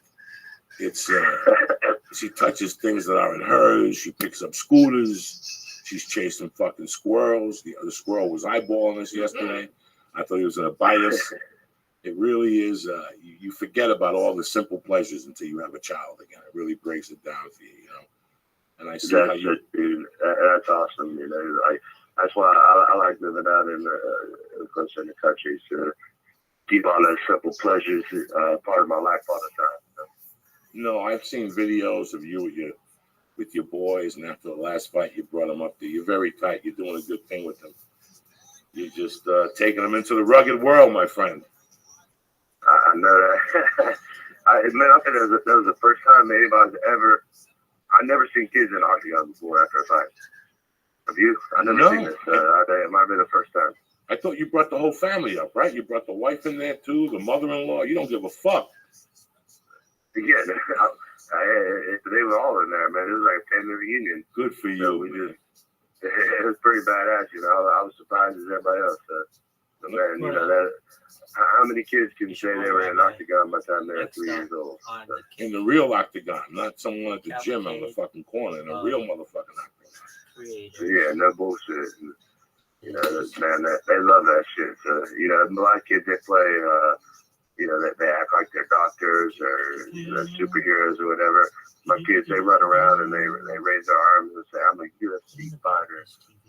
You know, so these kids, man, they got it in their blood for sure. Good for you, man. And I know you got it in your fucking blood. This, you fight in San Jose, correct? Yeah. And it's funny because the other day before I contacted you, I was thinking about it. I saw the date in San Jose. You're the first one I've seen. I saw Robbie Lawler, and I go, you know, I know Matt Brown. You know, somebody would talk to Matt Brown and go, how tough is this fight gonna be? And in my mind, knowing you, I'm like, for Matt Brown, there's just another fucking day in the office. He's not thinking about it. This is the type of fight that it's how you go into it.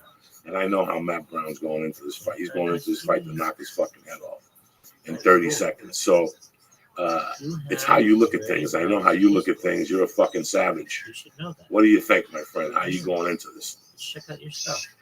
Well, I approach every fight equally. This is really and I mean, I could be, you know, if somebody on the street wanted to fight me as a person equally, I take it very seriously. Every single man on this planet is as much of a threat as the next. So, you know, and Robbie Lawler, you know, as opposed to many other people on this planet, Robbie Lawler proved himself to be a threat. And, you know, this guy, he's knocked out a lot of people. He's got a lot of power. Everybody's favorite rabbi? He's improved a lot. He's the resurgence of his career again. I'm just going to train every day as hard as I possibly can. I'm going to be the best Matt Brown that I can possibly be. And I think that's going to be enough to beat Robbie Lawler, and that's going to take me to the next level. It's funny when I saw, you know, after Eric, I love you to death, man. Not I wouldn't have you. I like how you style. I like your style. I like how you walk around. I went to jiu-jitsu one day up at 10th Planet in the morning, and we were talking about your next fight or something. This is before we were talking about the Eric Silva fight, and I was telling him that you were the first guy I saw on an elevator that you made me shit pickles. And Alda Hamfill, who's the jiu-jitsu teacher at 10th Planet Van Nuys, said, Jesus, I saw him in Vegas one time. I couldn't say a word. You know, just your energy. You're so intense, man. I mean, you're a sweetheart. But you could see that you got something that most guys don't have. Like, you got this little... So, when I never even thought about you and Robbie Lawler. And when I saw it announced, I'm like, that's like a fucking Godzilla movie. Godzilla versus King Kong. That's it. No. This is like Godzilla versus Godzilla in the 10th power. Like both of you are like 10 fucking Godzilla rolled up into one. This isn't Godzilla 1982. This is Godzilla. The Japanese quit by now. This is just fucking savages. You understand me? So this is that type of fight. For the real UFC fan, this is that type of fight. You know. So. That's why I had you call. I'm gonna guess when you guys see me on the elevator, it's probably a fight that weekend or something. The weekend I saw you, I think so, and I think I saw you maybe before. It was Friday night, like after the weigh-ins, and you were just somewhere. Man, you don't have to look in your eyes at that time. But.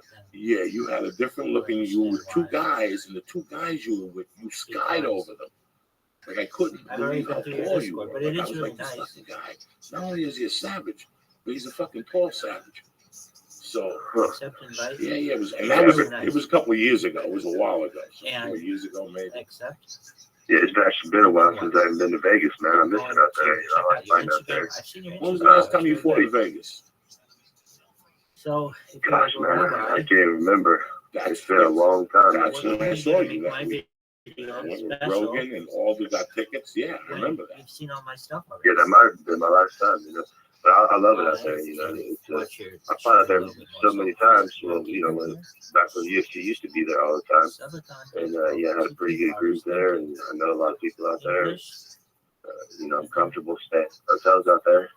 But now, you know, I ain't been out there in so long.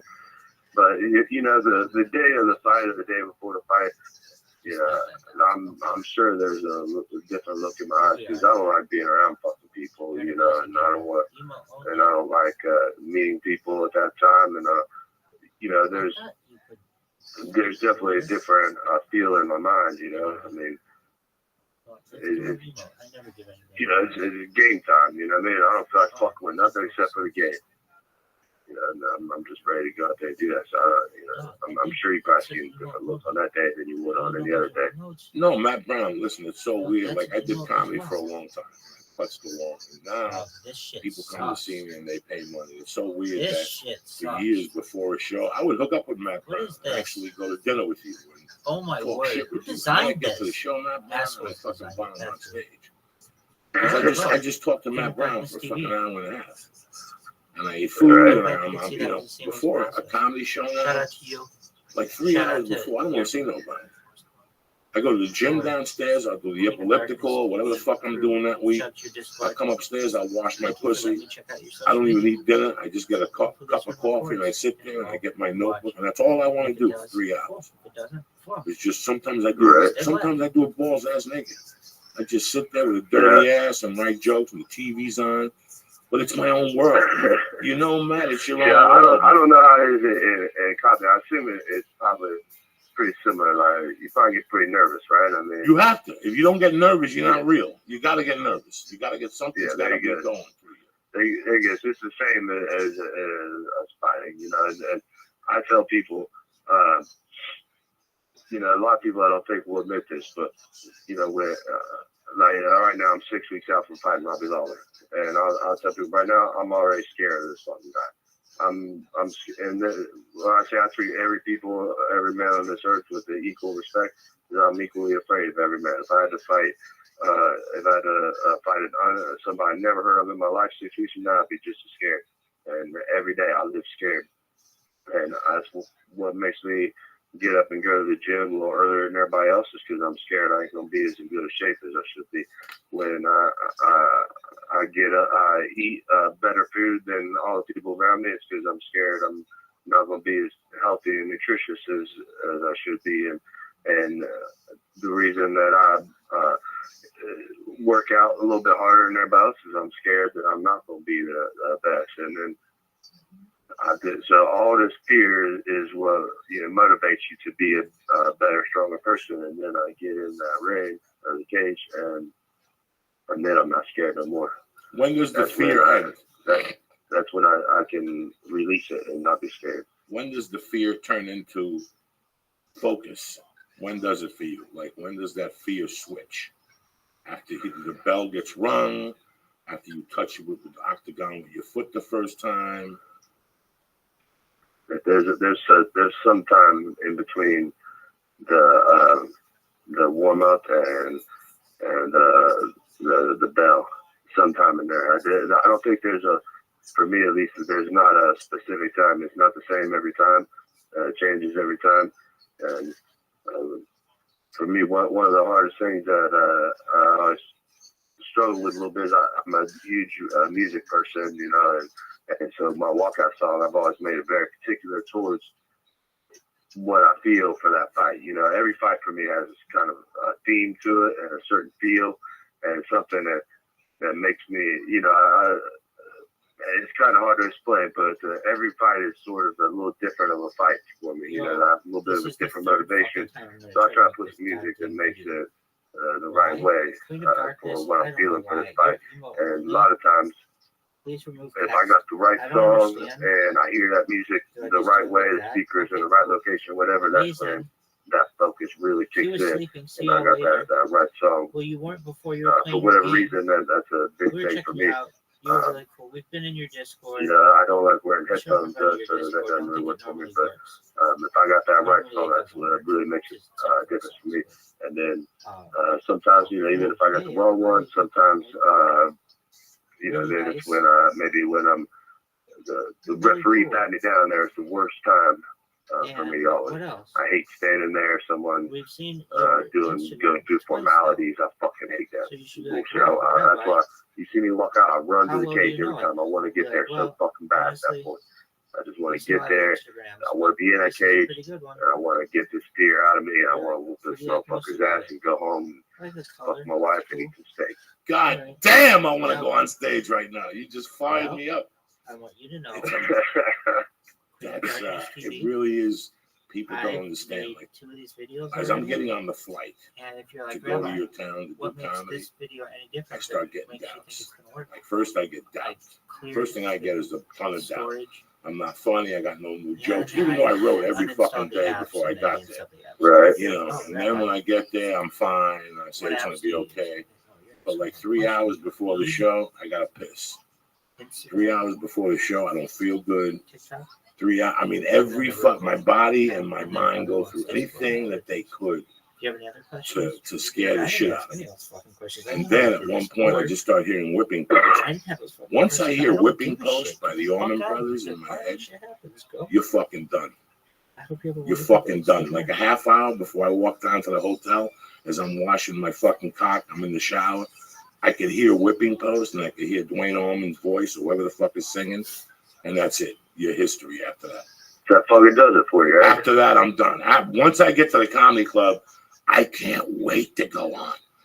I got to put up with 2 guys going up before me, and I love them to death, and they make me laugh. But I'm pacing inside like a fucking animal. And the hotter I get before, like I want people to irritate me before the show. That's my thing. Like I'm looking for people to ask me stupid questions. I'm looking for people to take out and they play with their cell phones in front of me. I'm looking for somebody to pull out hummus in front of me. Something to take me to the next level in anger. Because basically I go out on that stage and I take it out on them in a funny way. Like that anger becomes energy. And I turn it into this funny energy. So I want to be a little pissed off before I go on stage, Matt Brown. Not a lot pissed off, just a little tad. Like he stepped on my shoe, he spilled coffee on me, like that type of shit. Right. It doesn't really change anything, but for 10 minutes, you're like, you're a fucking idiot. You know that? Why you gotta come in here with that Starbucks coffee for? So. No, fear is a motivator. Fucking pacing around. I'm gonna have a hell of a fucking workout today now. That you talk about a little bit pissed off. That's what I call putting the radio on the right volume.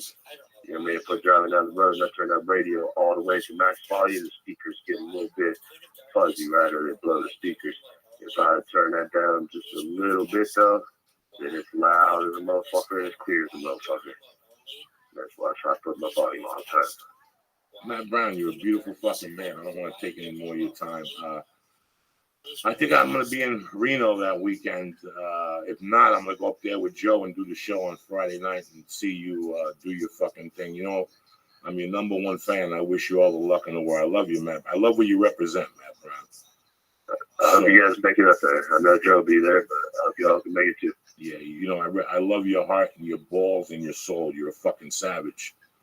And I wish you nothing but luck. And I know in my heart you got this, my brother, right? And I know you're representing fucking Columbus, Ohio out there, and I'll see you out there at the Funny Bone. So I don't want to take more of your time. Good luck, man, all right?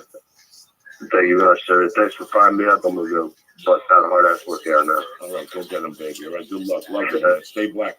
All right. Doug, even UFC fighters get scared. So this is what... I would never think they do. I mean, I guess maybe the first time, but... Fuck. I think about it. When I see them, I go, those guys are going somewhere to punch somebody in the face. Well, and that all sounds great. I'm going to go punch somebody in the face. Especially when he did to Eric Silva. Oh, my God. And Eric Silva took it and gave some back to him. And do you think he let his kids watch the fight? They were there. Well, I know they were there at the end, but like, what are you gonna do? You gonna put them in the hallway with fucking? I mean, can you imagine that? Oh, getting like dad's getting punched, but it's okay. But it might not be. Who knows? At 3.5, whatever their age is, what are they processing? Fuck, it's fucking amazing. and to calm him down and to listen, man. I love when people talk about the truth. You know, talk about this is why I love when he calls. Yeah, Matt Brown's great. He just broke it down for you people on Monday morning, man. We're all fucking scared. And that fear turns into something that's so fucking beautiful once you're doing something. Like, you look at Matt Brown and you don't think fear, like, especially on fight night. Bro, you have to. The day I stopped getting nervous, whether it's a set at Flappers or the Ha Ha Cafe, yeah, to a set in front of fucking 2,000 people with Joe Rogan or something, or Long Island or Columbus or fucking Santa Fe, New Mexico, wherever the fuck it is, I always want to quit. Quit? I don't quit. Quit. Not fucking right there. I mean, as soon as I get to the gig, I'm okay. Okay, so because I was gonna ask, do you look pretty? Not you're not being an asshole, but you look confident before the show. So it's all earlier in the day. No, I'm fearing. I'm just faking. Okay. I can't lie to you. I'm faking. Do you think that's kind of important? Like always have, but you can't like. I don't want to let nobody down. But you can't. I don't want to let nobody down. Yeah. But why would you want to let somebody nervous. fucking down? Yeah. I don't want to let these people down. I listen to the podcast. They fucking work hard. They pay. They come down. They smoke dope. They take a fucking pot cookie. You know, I want them to put their. What are you giggling about? You know what I'm saying? I want them to at least get to feel who the fuck I am. Some night you can't be fucking hilarious all the fucking nights, but I want you to leave there going, he's the same guy I listen to on the podcast. He ain't bullshitting me. He ain't fucking no. I want people leaving. I want you to hug me. I want you to take a picture. I don't give a fuck if you buy a t-shirt or fucking badge. You don't buy anything. Just that you show up. That fear, when people say to you, man, thank you for helping me out, that gives me more fear. Like I go home and go, Jesus Christ. 3 people came up to me and said that my comedy helps them out. Now I got it right. Yeah. You know, people always send emails. Last night I think I answered 60-something emails. 40 of them are people thanking us. People thanking us. People saying, you know what, the evolution of Lee, you know, Miss Pat, Gabriel, you know, guests, what you talk about. But you know what, guys? You have no idea what you do for me because now I have to be that much better. I have to think of ways to entertain you. I have to think of ways to. I never want to suck in front of nobody. You know how much pressure that is? You know how much pressure is from A to Z? Wanting to be fucking perfect for these people on Friday and Saturday night. And you're not. People are going to leave their pissed off. Some guy didn't get a picture. Some guy didn't get to tell me his fucking story of his childhood. I was father hit him in the head with a hammer. You know, because it's always something. I get an email, bro, you didn't let me tell you. I got 200 people there.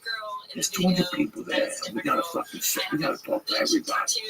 I want to give everybody a hug. I want to see what they're about. I want the people that fuck with me on Twitter go, hey, man, I'm HA22. And I got a fine-ass wife, and the wife brought a tremendous skirt, and she's smiling. That's what makes my dick hard. So now I got to be that much fucking better, man. I just can't be a regular fucking schmuck. You know, I'm off the next 3 fucking weeks. I'm not writing stuff. I'm taking the thing for Ari on the 9th. Okay, I think, and then we're doing the dice thing on the 7th. You know, besides that, I'm going to go back on the road heavy in the fucking winter, you know. It's not like it used to be. I can just sit there anymore. It makes me fucking nervous. But that nervous turns into fear, which makes me fucking better. You know what I'm saying? Yeah. What's up, Lee? Look at the shape of you. I'm pretty fucking high. Oh, how are you going to work that? How are you going to do something? I don't know. Why do you do this to yourself? Did you watch the fights on Saturday? No, did you? Yeah. My dad and I, we got I was working. Yeah. What do you think? I was going to ask him, because I put something up because the main card, there was the Mighty Mouse fight was cool, but a lot of the fights were a little bit, they didn't have like any like highlights. They were kind of either draws or one guy just killed someone. And I put on there that the fights were a little bit boring. Like, do you think he even A, thinks a fight could be boring, or B, does he think about that like when he's fighting, like, I want to make this entertaining? You should have asked him. I don't know, I was fucking high. You gotta get together. Like, what do you think? Like some people were like, yeah, the fights were boring, and some people were like, man, fucking any fight, the fucking I want to go on stage. Fight. I want to go on stage every night. My dream is to go on stage every night, and the first 3 minutes to be very high energy. Okay. 4 or 5 minutes to just sweep them off their feet. I want the energy of the room to change. This is the third And then I'm fucking going to talk time to you I'm trying to 15 make this minutes, goddamn and I'm video. going to fuck you up for 20 Why? minutes. That's my plan. Regardless, I don't know why. That's my You're fucking emo plan. only. The first 3 minutes, my plan is when I go on stage, I want it to be improvised about the area or about the situation. Okay, cool. So we Amazing. all feeling the same thing. I don't want it to be a fucking joke. I want it to be an observational something that we're all seeing together.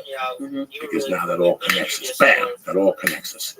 And we're all, anyway, that connects us right there. Next thing you know, we talk. We get to know each other. We laugh. Maybe you see my views, whatever. You know. Then we're going to go for 18, 17 minutes, and I'm going to punch you in the fucking face.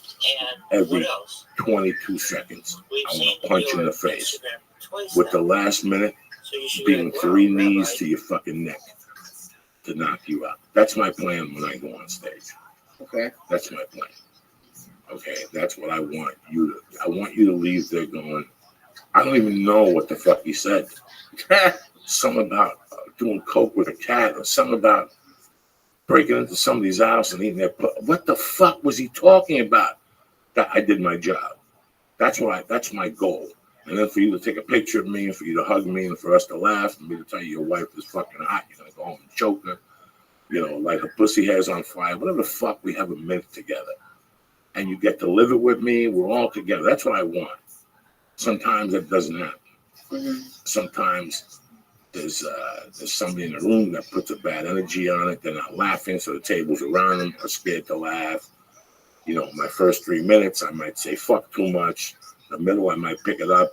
And the last 17 minutes was great, but not the punches because the waitresses were dropping checks. Okay. So things happen. I can't. What I want to happen and what's going to happen is two different things. Right. Some nights the stars align and it fucking happens, bro. And some nights they don't. I just want you to leave there going, he was okay tonight, whatever, but his heart was in it. You know in my heart, I don't even want to call you. I did a couple shows with Rogan 2 years ago in Milwaukee, where I was just terrible. The room was wrong for me. The people on the lineup didn't fucking motivate me. I got lost in myself. I was eating too many edibles. I don't even want that to happen. I want you to come to the show. I want you to pay the $20 and for you to feel fucking great when you leave. Whether I talked about stabbing a cat in the fucking neck or choking your wife or throwing her out of the fucking car, it doesn't matter. It's that we all had a good time. We connected for fucking 1 hour, bro. That's what matters. And all this work on Twitter and we fucking back and forth. And much love, Johnny. Have a good day. All that shit paid off. We have something special here. Right. That nobody ever fucking dreamed of. I get to meet these Twitter people. I get to meet kind of weekend, bro. You know, this weekend, Lady J showed up. I mean, there's just so many people. Lou Greco showed up. Me and Lou have done emails for 2 or 3 years. Yeah. These are people that we've known each other. The fucking album cover, I was going to bring it from Black Sabbath. My dick is hard. I just got to figure out what to do with it because I want to frame it in a way that shows all the aspects of it. You know, this album cover. Let me give some shout outs. I'm getting emotional. You motherfuckers. Let me do this. Nick McDonald, I love you, cocksucker. Lady J, thank you for the pens and the little present for my daughter. She loved it and stuff. Fred Guy, cocksucker, I love you. Joe Perez, Sexy Carolina from Long Island, sexy. Real freak and a boyfriend. Thank you. She's beautiful. See the fucking C and J Ortiz. I love you. A nice little couple is the podcast. Let's see that's a fucking podcast. Lou Greco, what the fuck, cocksucker? Thank you for the album. And Derek Birch, you black motherfucker, making more than me. What the fuck? If I forgot anybody from Long Island that came up to me, you know I love you. I love you with all my heart. So many people asking for shout outs and so and we try to put everything together. I got some good fucking stories for you people. Well, hold on. First of all, on it.motherfucking.com, the masters, the makers of Hemp Force Protein, which I had a shake this morning. With Ludeman, it was fucking tremendous with some water. I feel great. I haven't fallen yet and smoked a fucking rain pot and nothing like that. On it is fucking sensational. I can't say all the good things about it. I got off the plane yesterday. First thing I did was I mixed a little fucking turnaround 180. Look how high you are. A little turnaround 180 with some water. I drank that. I hung out with once Mercy went to sleep, I took a 2-hour nap. Oh, I gotta tell you about something. Before I took the fucking nap, I didn't know I was And I ate a half a cookie, right? I ate a half of that super strength cookie. And me and my wife were talking, and she goes, Joey, you should take a nap because I'm going to take a nap. I said, she goes, I'm going to take a nap. I said, baby, what are you going to do? I'm not going to take a nap. I'm not going to take a nap. I'm going to stay with my wife. Next thing you know, I wake up like at 3:30. Lee, when I got up, I was so high. I spun around like you did that night outside. And I kept thinking of you. I couldn't stop spinning.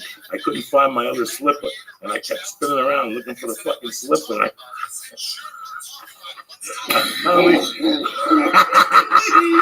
I spun around. I must have spun around, Lee, and then I almost fell. Looking for my fucking robe. And I had to, my wife said, what are you going to do now? I go drink coffee because I'm back to ground zero. I took a fucking cup of coffee at 3:30 in the afternoon. I had to get back in the shower, wash my pussy, and I came out. But listen, we were talking about Onnit.com. I'm sorry. Onnit for all your fucking needs, whether it's the fucking hemp force, whether it's the strong bone, whether it's the Shroom Tech Sport, or whether you want to get some ropes. I can't get you a 10% discount for the ropes and the working out stuff. Whenever you use the discount code, use church. It's the church, CHURCH. If you're going to use the code, it's only for supplements. So always know that up front. I'm not bullshitting nobody. But listen, they also have a program, Onnit, Stay Onnit, where they mail you your products once a month. If you don't check with Onnit.com once a week, they add new stuff every week. Every week you see why they're a leader in fucking supplements out there. Like Dolce's fucking pushing. So many fucking people in the MMA game are pushing. I mean, even on for Alpha Brand, but if you have any doubt, they got other shit there that you can take a look at. Go on Onnit.com. Whether it's the Shroom Tech or the sport has helped me dramatically. I love to tell you that I can't feel the difference, but I do. Sometimes when I work out, I just take a baby aspirin just for my heart. But sometimes I take a baby aspirin and 2 fucking Shroom Tech Sports. It's a complete different fucking world. And you know me a long time. I wouldn't do it. Whether you're taking jiu-jitsu, whether you're going to CrossFit, whether you're jumping up and down, whether you want to fuck the shit out of somebody for 3 hours, you want the oxygen in your blood. Give Shroom Tech Sport. I push it constantly because it's helped me tremendously at jiu-jitsu. I'm a fat fuck. I have no reason why. Number 2, Hulu Plus. Listen, let me tell you something. HuluPlus.com is fucking tremendous. They change constantly, and from time to time, I gotta look at the fucking list because I don't know. But listen, they got a ton of fucking kid shows also. Hulu Plus works if you have kids. I didn't know this. My wife was using Hulu Plus. Fucking Sesame Street. They got a ton of Fraggle Rock. They got a ton of fucking kid shows on there. They got movies. They got TV shows, Modern Family, Daily Show. If you never watch these shows, you can start now and catch up, and you haven't missed the fucking thing. You understand me? Shark Tank, Rib, the originals, The Vampire Diaries, The Goldbergs, the Sam and Cat, Dragon Ball Z, the fucking old school, Law and Order, Nashville, The Cosby Show, fucking Third Rock from the Sun. I mean, I'm not fucking with you people. Give Hulu Plus a try today. Why fuck around? This is what we're going to do. It's $7.99 a month. But because you're hanging with the church, you get 2 weeks for free on the fucking arm. Free. That's what Hulu.com does. That's what Uncle Joey does for you. Go to joeydiaz.net, get yourself a patch, a t-shirt, a hat. But while you're there, go to the HuluPlus.com box and press what? Press Joey. Joey, Joey. I can see how enthusiastic you are. HuluPlus.com. 2 weeks for free, $7.99 a month. If you see a commercial on TV, what do they tell you? It's $7.99 a month. Fuck all that shit. Press Joey in the box and get 2 weeks on the arm for fucking free. Number 2, I can't tell you enough. Listen, it's after Father's Day. Why fuck around? If you fucked up yesterday, you want to surprise your father, why give him some stupid fucking time? What are you going to give him a wallet? You're going to take him out to lunch? Pick him up a Dollar Shave for that's wrong. Why fuck around? You don't need no bells and whistles on your razors. Neither does your dad. Who needs a fucking flashlight or a lantern or some fucking squirter for your little asshole? You don't need none of that stuff. Go to fucking DollarShaveClub.com. Why stand on line? Why fucking jump? Why be a mook and hang out at some fucking pharmacy till midnight because you forgot razors? You don't need that shit. Go to DollarShaveClub.com right now. Right now, today. You can get the $1, the $6 a month package, or the $9 a month package. $9 a month. You're the top of the line. You get 4 fucking double razors a month. You already got the stick. If you want to order the post-shave fucking lotion or the pre-shave lotion, you get them. They got the fucking shave milk. It eliminates the fucking ingrown hairs. Plus, they got the one white Charlie's to your asshole. That's not including the $9 program. If you don't can't afford $9 a month, go with the $6 a month. I'm talking $6 a month for razors. You think I'm bullshitting you? Go yourself. Test out and see how much the price of fucking razors are. Get on here like an asshole. Waste your time standing online. Or you can just go to joeybeers.net, go to the fucking Dollar Shave Club blocks and press. Church, CHURCH. Get razors sent directly to your house. Save time. That's what I'm talking about here. Look at how I yell at Lee because of this plant line. We fucking waste 3 fucking hours you don't need to fucking waste. We're talking about time. You don't have enough of it left. Time fucking flies. 1 minute I was hanging out at Central Park trying to fucking mug some half a fag, and here I am 30 years later with fucking the Flying Jew doing a podcast that went like this. You don't have a lot of it. Why fuck around? Time is of the essence. You don't understand that fucking some pharmacy. Go to dollarshaveclub.com and order your razors today. $1, $6, and $9. What's the code? Church. And that's what you get. That's what you get, cuz. Also, to one of my favorite fucking people in the world. Not only do they have an exceptional product, but the customer service is fucking numero uno. My people at escapepodtank.com. I hear nothing but good things. A leader in flotation tanks. They got just the tank model going on. They got 150 off for just the tank model. But if you mention us, you get 250 Guinness off the price of a fucking tank. You could save that however the hell you want. Already, they're going to save you thousands on a tank, whether it's industrial, residential, commercial, whatever the fuck you want to do with it. Whether you're a plumber, you want to install it, whether you want to install in your house. I don't give a fuck. Do you think of a flotation tank? Anyway, call Jeremy on the 800 fucking line or go to escapepodtank.com and take a look at what they got. Jeremy's always there to help you with all your fucking needs. They'll save you money along the way. They'll ship it out to you. You can install it with some plumber. They'll make the fucking plans. Go to escapepodtank.com today. Get your fucking flotation tank today. Get it started today. You can be fucking floating by December. That's how they do it. You know what I'm saying? Lee, what's the story? How high are you? I can't have I'm pretty high. When are you going to start the fucking? You want another vape thing? No, thank you. I am fucked. How come we didn't get no sun? You're the only Jew that don't get no sun. It's fucking hot down there. We couldn't go anywhere. How hot? Fucking like 90 degrees, but it was like the wet kind. Like it's humid. Did you bring a bikini? You didn't bring shorts. I brought shorts. I didn't bring a bikini. So your feet were sweating the whole time. No, my feet are soft. I don't want. Who wants fucking people? Well, you don't like. You hate sandals, especially that way your feet. But you're in 90 degrees. At least yeah, but your feet ain't get sweaty. So you got nice socks on and shoes up. Nah, your feet are not get sweaty. They breathe. The heat is up on top. Your feet no, it's not. Just down there. You can't live it. Yeah, it was fucking weird. What'd you learn? In my dad's complex. The dogs are so old. The women walk them around in strollers. That's what these idiot old women pushing dogs around in strollers. The dogs couldn't walk anymore. It's amazing. Oh my god. It's amazing. Once you go to Florida, you just fucking surrounded. I was like, what is happening? They're like, oh, the dog is so old now, they can't walk. Even the doctor's fucking old, right? Everybody's fucking old, it seems like. It's, I couldn't imagine. We went to the lunch house. I can't imagine being a server here. Everyone was like, "Can you turn down the AC?" Oh, they fucking drive it. Can you bring a little salt? This has too much butter in it. Oh, no. My cholesterol. What's the caloric intake on it? What is the fucking listen, lady? What the fuck? Get it together, cocksucker. I'm not here answering questions. Something really weird happened Saturday also. It doesn't fucking matter.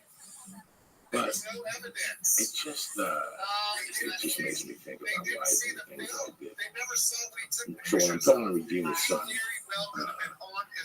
he says to me that after I contact her, a couple of my friends contacted him. And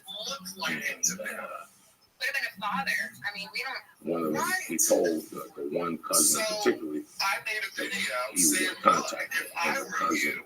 He goes, what happened between you and her? And I go, I don't know. You gotta read what she fucking wrote. Oh my God, like, she's like, he's an African American, he's a friend of hers, but not contact did not contact him. He's an awful person.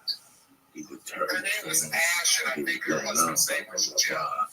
Because I don't know why people even fucking talk to him. You know, and it's, I couldn't believe it. I mean, it's knocking me off my feet. Yeah. I know. Listen, going in, I already knew that's how 3/4 of the people like this feel about it. Yeah. 3/4. You know what I'm saying? But when they were smoking coke with me and they were jumping up and down, it was all good. It was years later that they came to a religious awakening. And they said, oh my God, what happened when he was young? It was fucking horrible. But they didn't take nothing else into it. But you know what? I don't fucking live my life in, so it really doesn't mean anything to me, you know. But it's amazing what people remember from 30 years ago. They were never going to give me a chance, you know. There's this charity that contacts me really the last 5 years. It's done in my hometown. And they always say, hey, we're doing a benefit again this year if you're in town. You know, so they're like, if you're doing a gig locally, you could come on by and do the gig for us. But they always ask, like, are you going to be on locally? So what you're telling me is, so a friend of mine called me. I think we discussed this before. No. Podcast, a friend of mine called me. And she said, listen, you make me look like a star if you showed up with all these benefits. And I said, I have no reason not doing one of these benefits. But here's my argument. Okay. Let's say I go in my pocket, I leave my wife and my kids to get on a plane on a Thursday fucking morning, like 6 hours. You all know what that's like. Yeah. To go through security, drive 50 minutes and fucking, you know, get up at 3:30 in the morning, get down. You know I don't fuck around. I get to New York, I gotta get a fucking cab. That's 40 or 50 out of my pocket. Go to a hotel, which is a day out of my pocket. I gotta get dinner, that all comes out of my pocket to do that benefit. Okay. And then I'm gonna get them back in the cab. I'm gonna fly back. So it's 12 hours just in the air. The 2 hours before reporting for each thing is 14. Is 12 plus 4 is 16. Plus the fucking hour to get home and prepare. So that's another 2 hours on each on the way down and back. So I'm putting like 20 hours of effort in, not to mention, you know, 600, 700 for a plane ticket from New York, hotel, accommodations, meals, and transportation. It's going to cost me $1,200 plus the whatever. Now, I'm not putting a cost. It's a great benefit to perform. But these are the people that, I didn't grow up with these guys. They're a little younger than I am. And they just heard these stories. So what you're telling me is, if I'm locally, I'm good enough to drop in and do the fucking benefits, but you won't lift the route to fucking pay me. So I thought about this for a long time. Because for like 3 years, they've contacted me and they've asked. And I don't mind, but here's my argument. They're going to feel the same way about me after I leave, whether I charge them or I do it for free. Really? I mean, yeah. You understand where I'm coming from? Yeah. It's not going to change. Half the people are going to go there and just to watch me and see and figure out what I did. You follow me? Like, figure out, like, I did a benefit in Hoboken 7 years ago. And let's say there was 400 people in the room. I knew maybe 100 of them, and 70 of them were there just to cheer me down. Really? Oh, please. I knew it. I knew the reason why they were there. They weren't my friends growing up. Now they show up, they want to shake my hand. They weren't my fucking friends growing up. I knew who my friends were. I remember who at least was there for me halfway, and I remember who shunned me completely. You follow what I'm saying? Who just shunned me completely. So it was just really weird. So I made this call. So this time they really wanted me to show up because I was there last year at that time. And I didn't know it. I just flew in that Thursday afternoon. I didn't know it. And then that Friday, they got me. But this year I tried for the date. And then I started thinking, I go, listen, you know what, man? The least they can do is pay for the fucking, I won't charge them for the show, but they got to cover everything. You know, that's what I told my friend Frank. I said, Frank, I don't mind doing it, but they got to cover everything else. Because you know what? At the end of the day, they're not going to feel no different about me. They don't like me. They don't fucking like me. They're all going to make that whispers around me. He robbed the jewelry. But we knew he robbed the jewelry store. He robbed the drug dealer we knew. So, but it really doesn't matter what you do in this life. Like what I do today is never outdid what I did in that burden because I could never relive those things. I I did some bad things. You know, it's not like I raped and lit hot fires and killed kids or nothing like that. I robbed a lot of motherfuckers. And I'm here to tell you, I made a lot of fucking mistakes. You know what I'm saying? And some people deserved it, and others did. Some were my friends, but I was just a desperado for drugs. And sometimes you gotta do what you gotta do. And I've apologized to a lot of people. You know anything about me, man? I called a lot of people. I pulled a lot of people aside and said, listen, I never forgot what happened. If you want me to give you a monetary damage, I will. If not, let's just shake hands and move on. They'll tell me I forgot all about it. Don't even worry about it. I knew where your head was at. I had a girl I apologized to because I robbed a drug dealer boyfriend of hers. And she came to one of my shops years ago when I pulled her aside and she goes, listen, I broke up with him years later. At the time, it was really bad. But years later, I was done. He was an asshole. You know, it doesn't mean whatever he was. I was still wrong for fucking robbing a guy. Right. So I don't expect a lot of people forgiveness, and I'm not asking for fucking forgiveness. I really don't give a fuck. I know the people that deserve me going up to them and putting my hand out, and I do it once a week. Once a week, I find somebody on Facebook or something, and I hit them up for a number. And you know what's crazy? That I've apologized on Facebook to maybe 20 people, and other 20 people, maybe 5 I've contacted. Really? I've gone to see if they checked the messages and if they posted that, and they have. And they read the thing and probably just moved on with their fucking lives. So it's really weird how some people they're stuck in their lives, but they're stuck in the same way I was stuck before I got locked up. It was the same way I was stuck before a little while after I got out of prison. I never learned how to claim responsibility for my actions. You know what I'm saying? You're going to stay stuck in your fucking life until you claim responsibilities for your actions. And what do you mean? What do you mean by that? If I sat here and told you that I never did nothing wrong, that the reason I did things were because my mother died, I didn't get Social Security, and I got no will, that's different than from me looking you in the eye and going, no, I robbed people from my cocaine addiction, and just because I didn't give a fuck.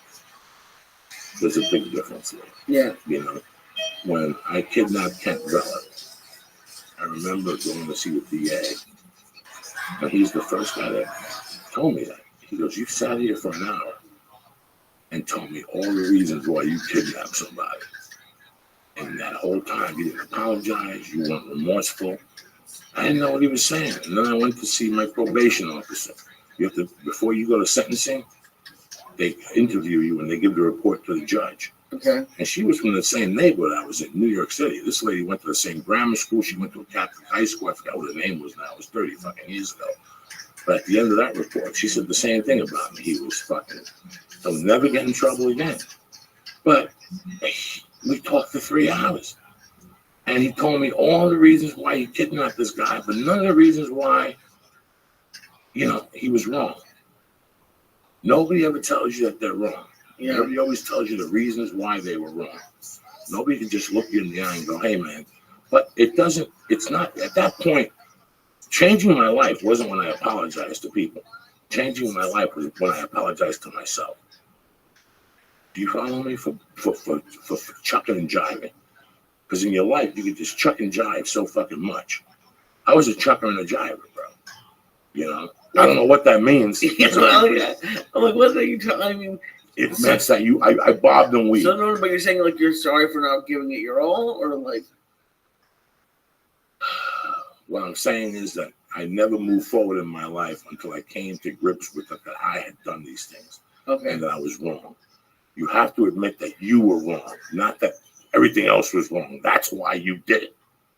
I did it because you told me I would. What the fuck are you talking about? I had a girl tell me one time she cheated on me because I didn't tell her I loved her. No, you're a dick sucker by trade. It's in your fucking DNA. You love sucking dick. And the week after that, she sucked somebody else's dick. But they always cover it up with something instead of just saying, you know what, I did it because I did it. And when I robbed these people in the early 80s, because I left North Bergen in 85. I didn't cause havoc in North Bergen ever again. Ever again. Nothing. I never did nothing bad in North Bergen after 85, but I didn't live there. So all these things I talk about were 85. What year is it? 2014. We're almost going on 30 years. Well, You follow me? So I didn't come to terms with all this shit till 90. 91 was when I got on that stage and I started claiming responsibility for myself, was when I moved forward dramatically in my life. It was like I went from fucking the freshman year. Like I had advanced that much. That's how much you will advance in your fucking life if you claim responsibility. That's how much you'll just lose all this fucking baggage you have on you. It is just fucking amazing. But to see people that are in their 40s and still fucking not saying, no, I didn't do it. Me, I'm telling you, for Angie Janou to write this shit to whatever, yes, it throws me off for a second. And then I say to myself, what the fuck is she talking about? You know, this is 30 years ago, and she's still burying me. And no, it didn't. I never redeemed myself as a human being because I got in a movie with De Niro. That's not why I redeemed myself. I redeemed myself because I claim responsibility. And I know this. But if she ever gave me the chance, I don't want the chance from her because I never liked those people anyway. Yeah. That was my other thing. Some of these people didn't like me, but I didn't really give a fuck because I didn't like them. So they did me a fucking favor. I knew they were fucking fake people. You know what I'm saying? And it made sense because a bunch of her friends had contact. I went to the Stress Factory and told me how they were coming to the show, and they said hello, you know, because they saw me in some stupid movie. But by the time it came to the Stress Factory, a lot of those friends didn't show up. But that girl's brother came to the Stress Factory. Really? Yeah. So like, do you think they're just like them not owning up? Are they saying like they're jealous, or like why do you think they're doing it? Because if they're saying you're a bad person, what are they hiding? They're not jealous. They just it's not pussy. It has to do with I don't know. It has to do with them not letting it go, or them. I really can't answer that way. I don't know what people's motives are to not let things go or see people from a different light or something like that. Maybe you don't want to see people from a different light. I do the same thing. But listen, man, if you did something 30 years ago in North Bergen, I still talk to you. If you reach out to me, I'll reach out to you. I don't guess how bad it was. You know what I mean? I don't give a fuck. That was 30 fucking years ago, my friend. Joey Falato was a fucking nut. That's why you think Joey Falato lives in St. Louis because he wants to live in St. Louis. He pissed off a lot of people too.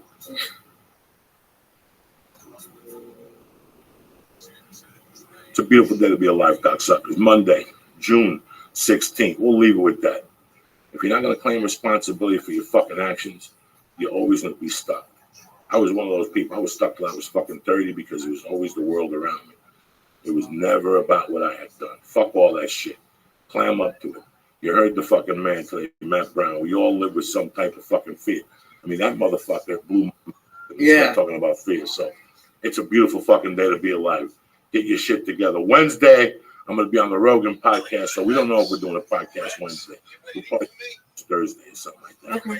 All right, people. So don't fucking panic. Never fear. Uncle Joey's here.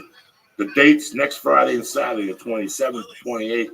I'm at the Ice House with Dom, motherfucking Herrera, co-headlining. Go to joeydiaz.net for all the dates for the fall. I'm going to put them up there today or tomorrow. What else do I need to do? A couple fucking things. That's it, people. I love you, cocksuckers. Stay black. Thank you for listening. And I hope you have a fucking tremendous week. Now that the show's over, don't forget to sign up for your free trial of Hulu Plus. Hulu Plus lets you binge on thousands of hit shows anytime, anywhere on your TV, PC, smartphone, or tablet.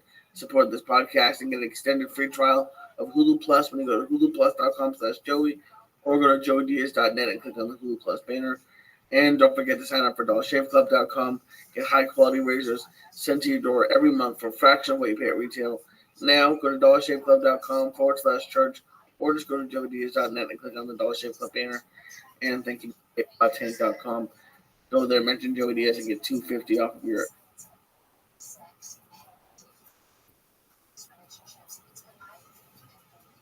I got my main motherfuckers in the house. Steve Simone out of Philly. My man, the Flying Jew, direct from Jerusalem. Are you kidding me or what? What's happening, brother? Not much, dude. It's been an interesting couple hours with you. You texted me last night. When you texted me, I went to pause. Like, look who texted me. She's like, I thought he didn't text. I'm like, oh shit, someone must be going down. I was so fucking high last night. It was going down last night. You understand me? Let me tell you something. My biggest fear is needles. Yeah.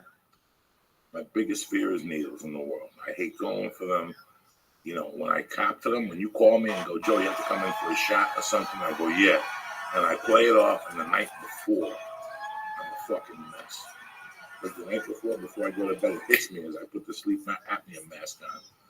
I gotta go for a shot. So I'm always a little fucked up weeks that I'm gonna get blood test, a shot in my knee, even acupuncture. The night before, it bothers me for like 3 minutes. Acupuncture not anymore because I'm used to it. Yesterday I had to go shoot my knee. So you need to drive to do it. I had to drive to Marina Del Rey, which, you know, and they put like this little thing on your knee. They scope it, and he could see the knee and the joint, the cartilage, and he shoots it right into your fucking knee. I'm looking at you two guys from my heart and telling you I didn't feel the needle. Oh, wow. Dr. Nicole is a genius. I've been going. Dr. Nicole did my surgery. You know, he took care of my toe when I broke it, my wrist when I hurt it getting thrown at fucking jiu-jitsu. He took care of this knee. And yesterday, you know, I had to pay for the medication, even though I'm level 1 insurance. It's a new drug. They shot my left knee, and it's not cortisone. And what my left knee was different because they have to give me 3 different shots every week for 3 different weeks. So I had to drive down there every Monday at 11 o'clock. This was 6 months ago, and it controls the arthritis, and it creates like a seal around your cartilage, and it repairs the cartilage. It helps to repair the cartilage to give you that cushion in the knee. So yesterday morning, I had to go. That was all I had on my agenda yesterday. And you know me, dog. I'm a fucking pussy. You know, the reason why I get fired up like this, Lee, isn't because I get fired up and I'm some fucking asshole. I have to talk myself into things. Yeah. You have to talk yourself into things, and you have to call yourself a fucking faggot, a fucking cunt. What the fuck is wrong with you? Whatever it takes, you know. So, you know me, I get to the 405 in this traffic, right away I'm turning that motherfucker around. You know, right away I'm turning that motherfucker around. I went by off the 101, Lee, whatever your fucking name is, Steve Simone. The fucking cars at 10:15 were past Sepulveda. Oh, yeah. So do you understand me? Like the Sepulveda exit was packed, where a lot of people mistake themselves and get caught in that. Yeah. That's why when I go to the 405, I stay in the left-hand lane. Because if you're not thinking of you're stoned, that's people like me. You get caught in that line, and all of a sudden, when you get to it, you're not waiting for 405. You're waiting for Sepulveda, but not yesterday. Yesterday, the Sepulveda line was all the way back to Laurel Canyon. Wow. And the 405 line, Lee knows. No, I've done that all the time. Lee knows. Until about 11 o'clock, if you get in that line for the 405, you're going to be there for 40 minutes. For 40 minutes, So you're a fucking asshole. You have to cut it. You feel like an asshole, but you have to cut in line. That loop to get from the 101 to the 405, to go south is going to be 30-40 minutes. They weren't letting nobody on. Nobody was letting it cut yesterday. So I passed it, and I go, I'm not going to the doctor. Right away, the pussy in me came out. I'm going to go home. I'm going to smoke some pot. Fuck this motherfucker. Fuck that. I got off at Haskell. The next one, yeah. And at Haskell, you get off, and you hit Ventura. And you hit Ventura and Sepulveda. And guess what? No line. No line. Right. And I got on there, and I even called the doctor. It was 10:20, and my appointment was 11. I even called and said, I'm going to be 15 minutes late. I looked at the traffic. It was bumper to bumper. And I thought they closed the HOV lane. I realized I was in the HOV lane. They had put poles on this lane at the outside. I got there at 10 to fucking 11. Oh, my gosh. I got in. I walked in there, walked upstairs. I had my iPod on. I put on fucking Bush, as great as it. He came in. I mean, I was in my car by 11:30. That's awesome. In my car. So there was no thought. Like usually once I get to the doctor's office, if there's thought about the shot, that even scares the fuck out of me. I get nauseous. I get pale. You go right in. The girl, and I want to thank Miranda Rizar. She works for him. And what's funny, because when I first started going to Miranda, the doctor, Nicole, like the first visit, everybody was nice to me. And the second visit, the girl came in. She goes, you know, my uncles fucking love you. And they're like fucking thugs. Like they fucking love you, dog. Oh, that's so awesome. She takes care of me and she calls me Uncle Joey because I'm uncles.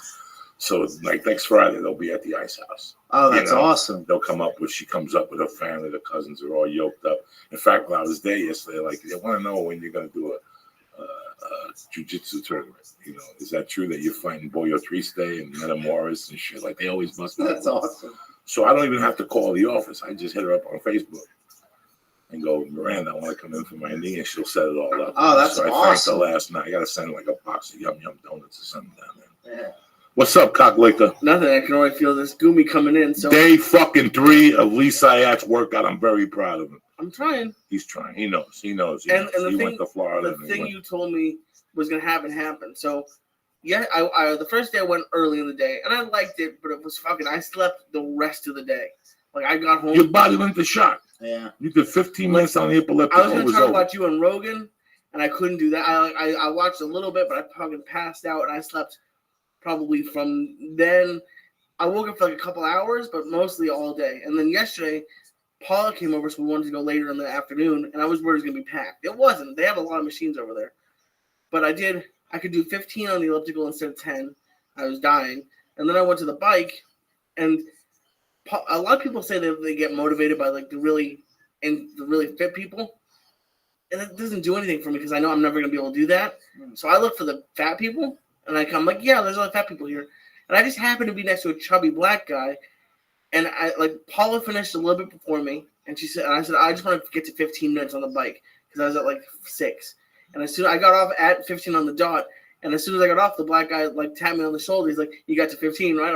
I'm like, yeah. He's like, good for you for coming out, man. It takes a lot of mental stuff. Great. And he's like, I've been coming for 2 months. I went from 315 to 298. Wow. And I was like, that's awesome. It did everything because I was dying, but like just that little bit of nice, because I would never do it, but that little bit of niceness, and I was like, I'm gonna look for him again now. It's amazing from when you were a kid and you try to do something for yourself and people goof on you. Yeah, break your balls. Like if I can't imagine like in Philly, like you got up in the morning, somebody's doing voices, hey Rock, Oh, keep it up, God. cuck. You know, it's like you Yeah. get tortured.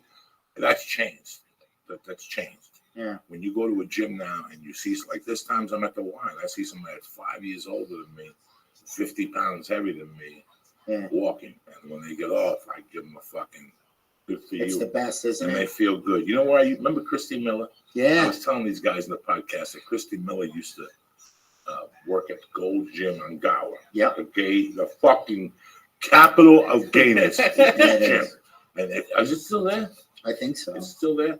This is 15 years ago. This girl cared about me. And one day she pulled me aside. She didn't want to embarrass me. She goes, Joey, I think the world of you. Before I quit Golds, I signed you up for the executive platinum deal. Wow. All you got to do is show up. It took me 3 months. I would drive there and look at the building and fucking, no parking. Yeah. No parking, because there's never any parking. And one day I said, this girl went out of her way to get me a membership. And I went in there and I didn't even do the machines of the elliptical. Then I was so fucking far behind. I went right for the bench press and the fucking curls and squats, and I'm killing myself. And I had to be at that time maybe 360. Wow. It was the beginning of the end, and this, every night, man, and whatever. So what? They were gay. So what? They come up to you and go, listen, man, we're here for you. Wow. So one guy came up to me and goes, I've been watching you. Work on your form. He goes, I want you to take it easy. He goes, I come here every night and I see that you come. People are very supportive at the gym.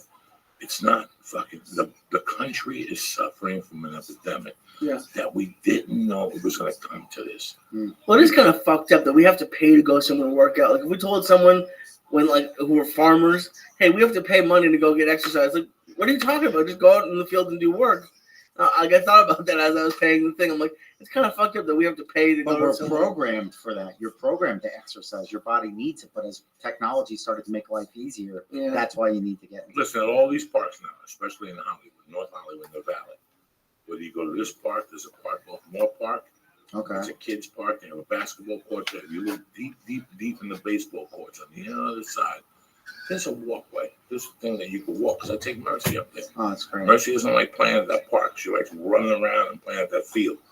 But in the corner, there's a workout area. They have a pull-up bar and a squat machine. It's all body weight. Yep. If you go to North Hollywood Park, theirs is phenomenal. Phenomenal. They have the treadmill without the machine that you're doing. And your legs better be moving because there's no control. Yeah. So you get on that motherfucker and your legs start fucking shaking. You don't know what to do. North Hollywood Park is the greatest secret if you want to lose weight. Like now I'm lazy, but when I first moved here, my wife doesn't get up till 8 or 7, or my wife leaves early in the morning.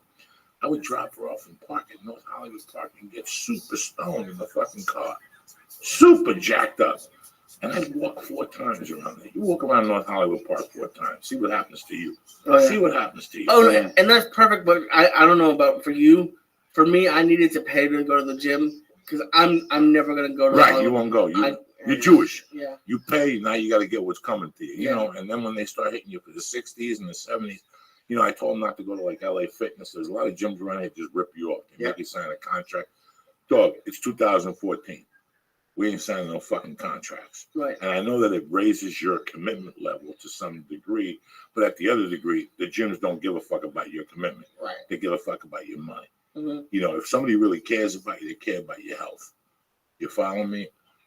At the Y, you go in there and fill out paperwork that you don't have a job, and they'll give you a scholarship if you could show that you're a fucking worthless sack of shit. Mm-hmm. If you're just a worthless sack of shit and don't want to get a job, it looks like you're walking around the fucking North Hollywood. Yeah. But if not, it looks like you're, and I'm telling you, man, people are supportive in these gyms. They're not there to fucking put you down. They're not there giggling at you like they were in high school. And when you see somebody fat and you make eye contact with them, that means the world to them. Yeah. That means the world to them. Yeah. You know?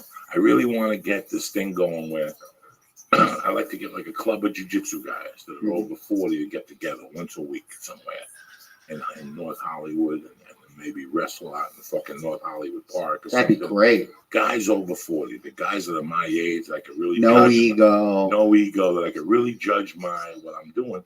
Because part of the problem when you go to jiu-jitsu now and you're 50, you're rolling around with guys that are 25, you know. And it sucks ass. They got shit that you don't got. I mean, the 25-year gap really it's sucks. huge. You know, it really fucking makes a difference. So, but no, Lee, I'm proud of you that you made the choice and that you. And I cut Diet Coke out. That's gone. Wow. Just water. You're 25 years old. And you know Lee. what? It's all. I wish I was 25 years old now. Yeah. To tell you how easy it could be because you don't want to do this when you're 40. No. When you're 40, there's gonna come a time you're gonna gain 30 pounds, and you're gonna go, you know what? I already did this. Yeah. I did this, so this is coming right off. Yeah. But right now you're 25. Right now your metabolism, you could fucking eat a cake, and it's gone within 10 minutes. It should be. Well, not mine, but yeah. It should be, because you haven't kicked that motherfucking engine in. You got an engine. Yeah. In the 80s, there was Pennzoil, and Pennzoil's motto was either you could pay me now, or you could pay me later. That stuck with me for my life. Those people that drive around and change the oil and their engine blows up. Yeah. And they go, what the fuck happened? And that was their motto. Either you could pay me $1.99 now, or you could pay me $800 later. You're going to pay me. So you got to get into exercising. Yeah. You know, and I did it as a child. And when I got into comedy, I sold my soul so deeply into comedy that I go, who needs their fitness? You always need your fitness. Yeah, mind, body, You soul. always it's all need to connected. breathe. You always need that hour for yourself. That hour for yourself is so spectacular. Yeah. My wife left the other day. She came back and I could see that she was a different person. And I go, you got to do this 3 days a week. That fucking lunatic came home the other day with an idea that she was going to go back to work full time. I had to shut her down. Like, are you fucking crazy? You do part time with this human kettlebell, because that's what my daughter is. She's a human fucking kettlebell, dog.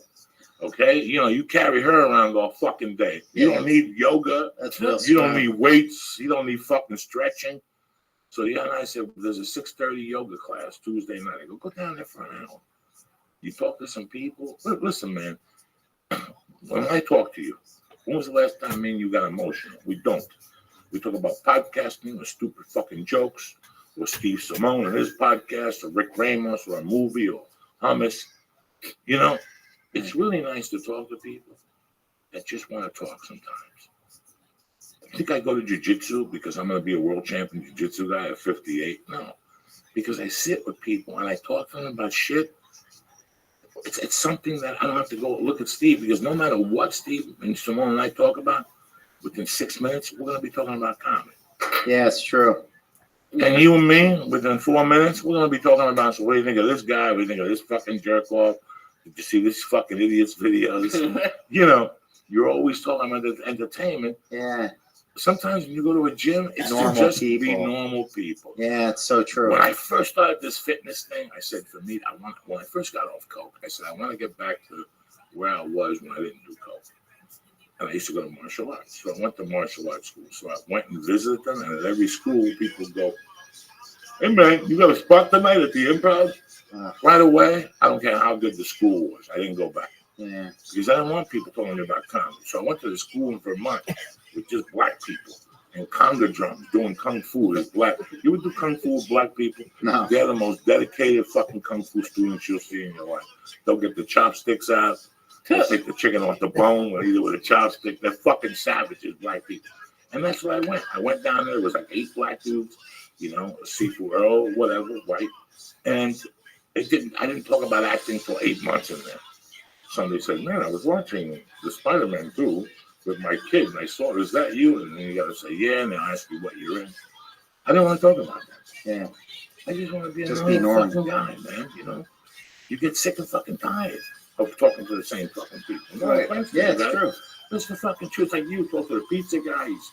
It happens to everybody. Like when I used to work in an office and you hang out with them after work, you go to a bar, you think you're gonna go to a bar and have like a nice drink. It's always talking about the boss sucks. Can't believe they made us do this, and it's just, and it's it used to kill me. I stopped going out with people from work. Like I don't want to have the same conversations I have at lunch. What's up with you, my man? You went back to Philly? You came back with no turn of fucking cookies? You're looking out. Yes. Life is beautiful. How was Philadelphia? It was wonderful. We did. I opened up for Run Is Easy at Helium. That club's great. Right, but the air conditioner's working. Because July, those motherfuckers, that dude's Jewish. He hasn't fixed that air conditioning in 20 You know what years. they taught? Did it go out when you were there? It's been out for 90 fucking days. That's the story. He's like a fucking Jew landlord. That's the Just story. went out. Yeah, every time you get that, you're not going to believe it. Just before you came, the air went out. The air was out last time, too. It's Philadelphia. The building is 5 fucking floors.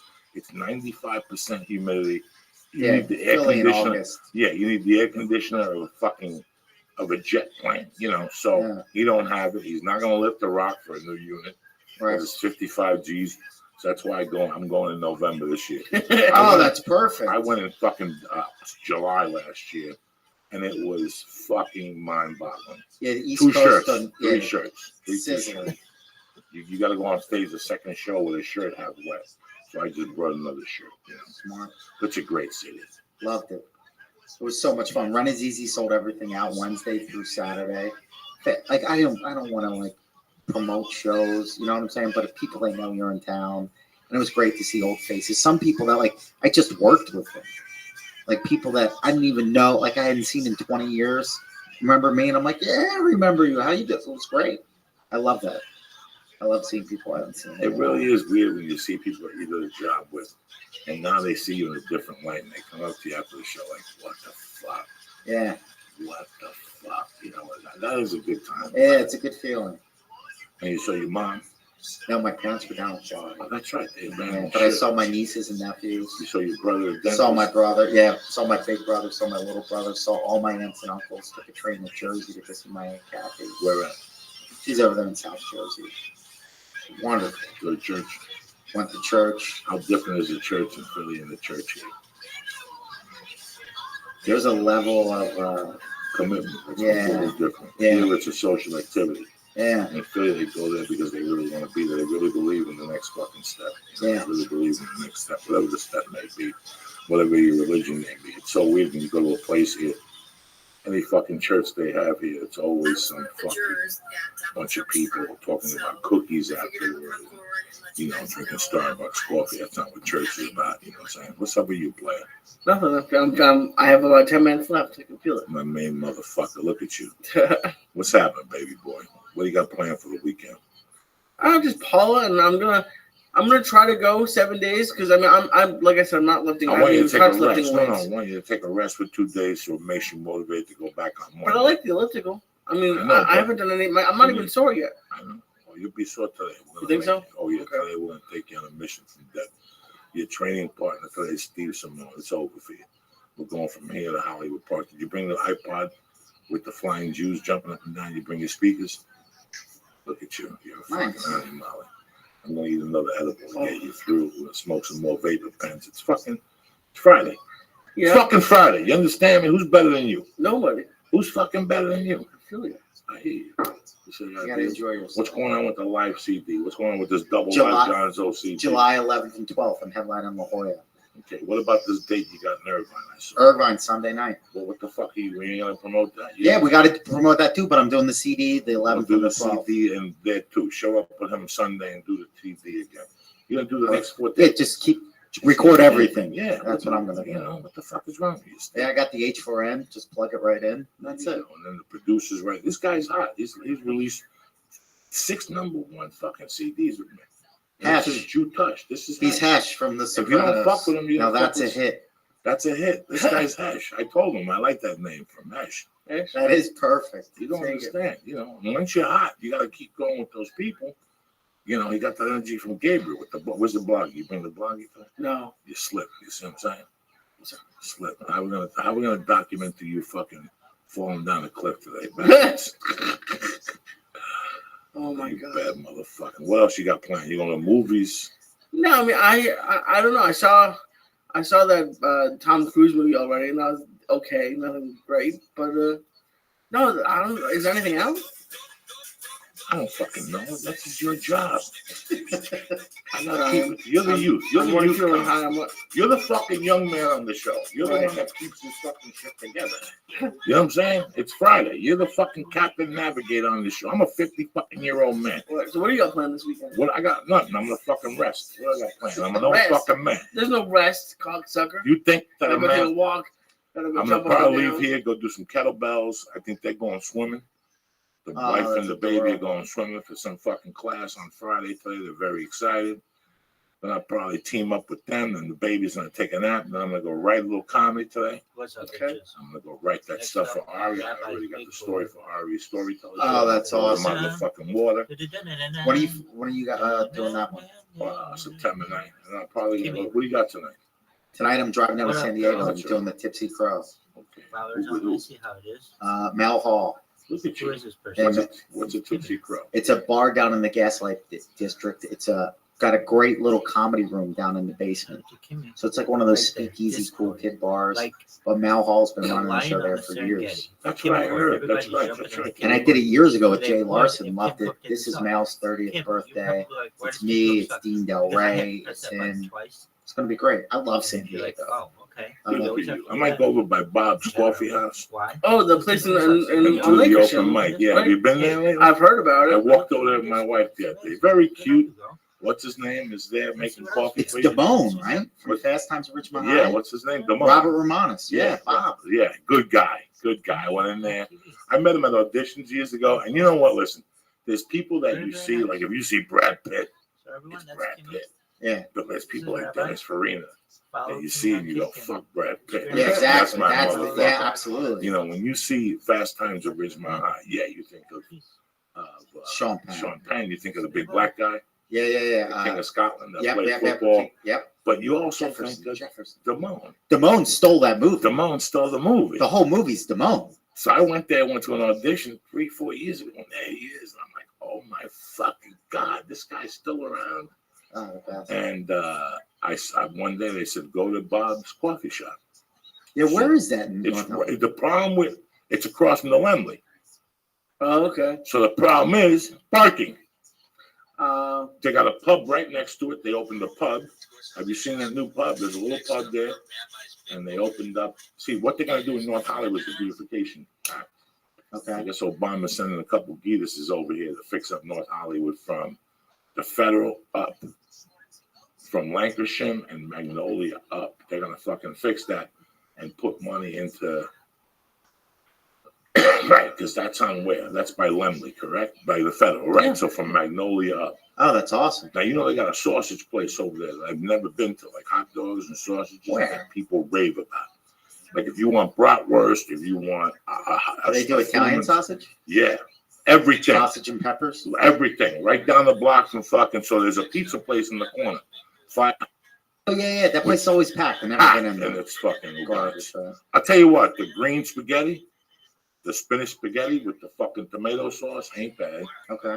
The soup, the chicken soup, Like an escarole soup, a wedding soup? Yeah, yeah. I don't know. Okay. But the pizza, you want to stab yourself in the fucking neck when it comes. oh, is that bad? It's that bad. But everything else isn't, like on a date, you got sangria. Yeah, you're outside But there, you're gonna those drop fire 80. pits. You're gonna drop $80 to eat there? Oh, yeah. They don't fuck around in there. It's $12 for a bowl of soup and a cup of soup. It's fucking, you're going to drop 80 in there.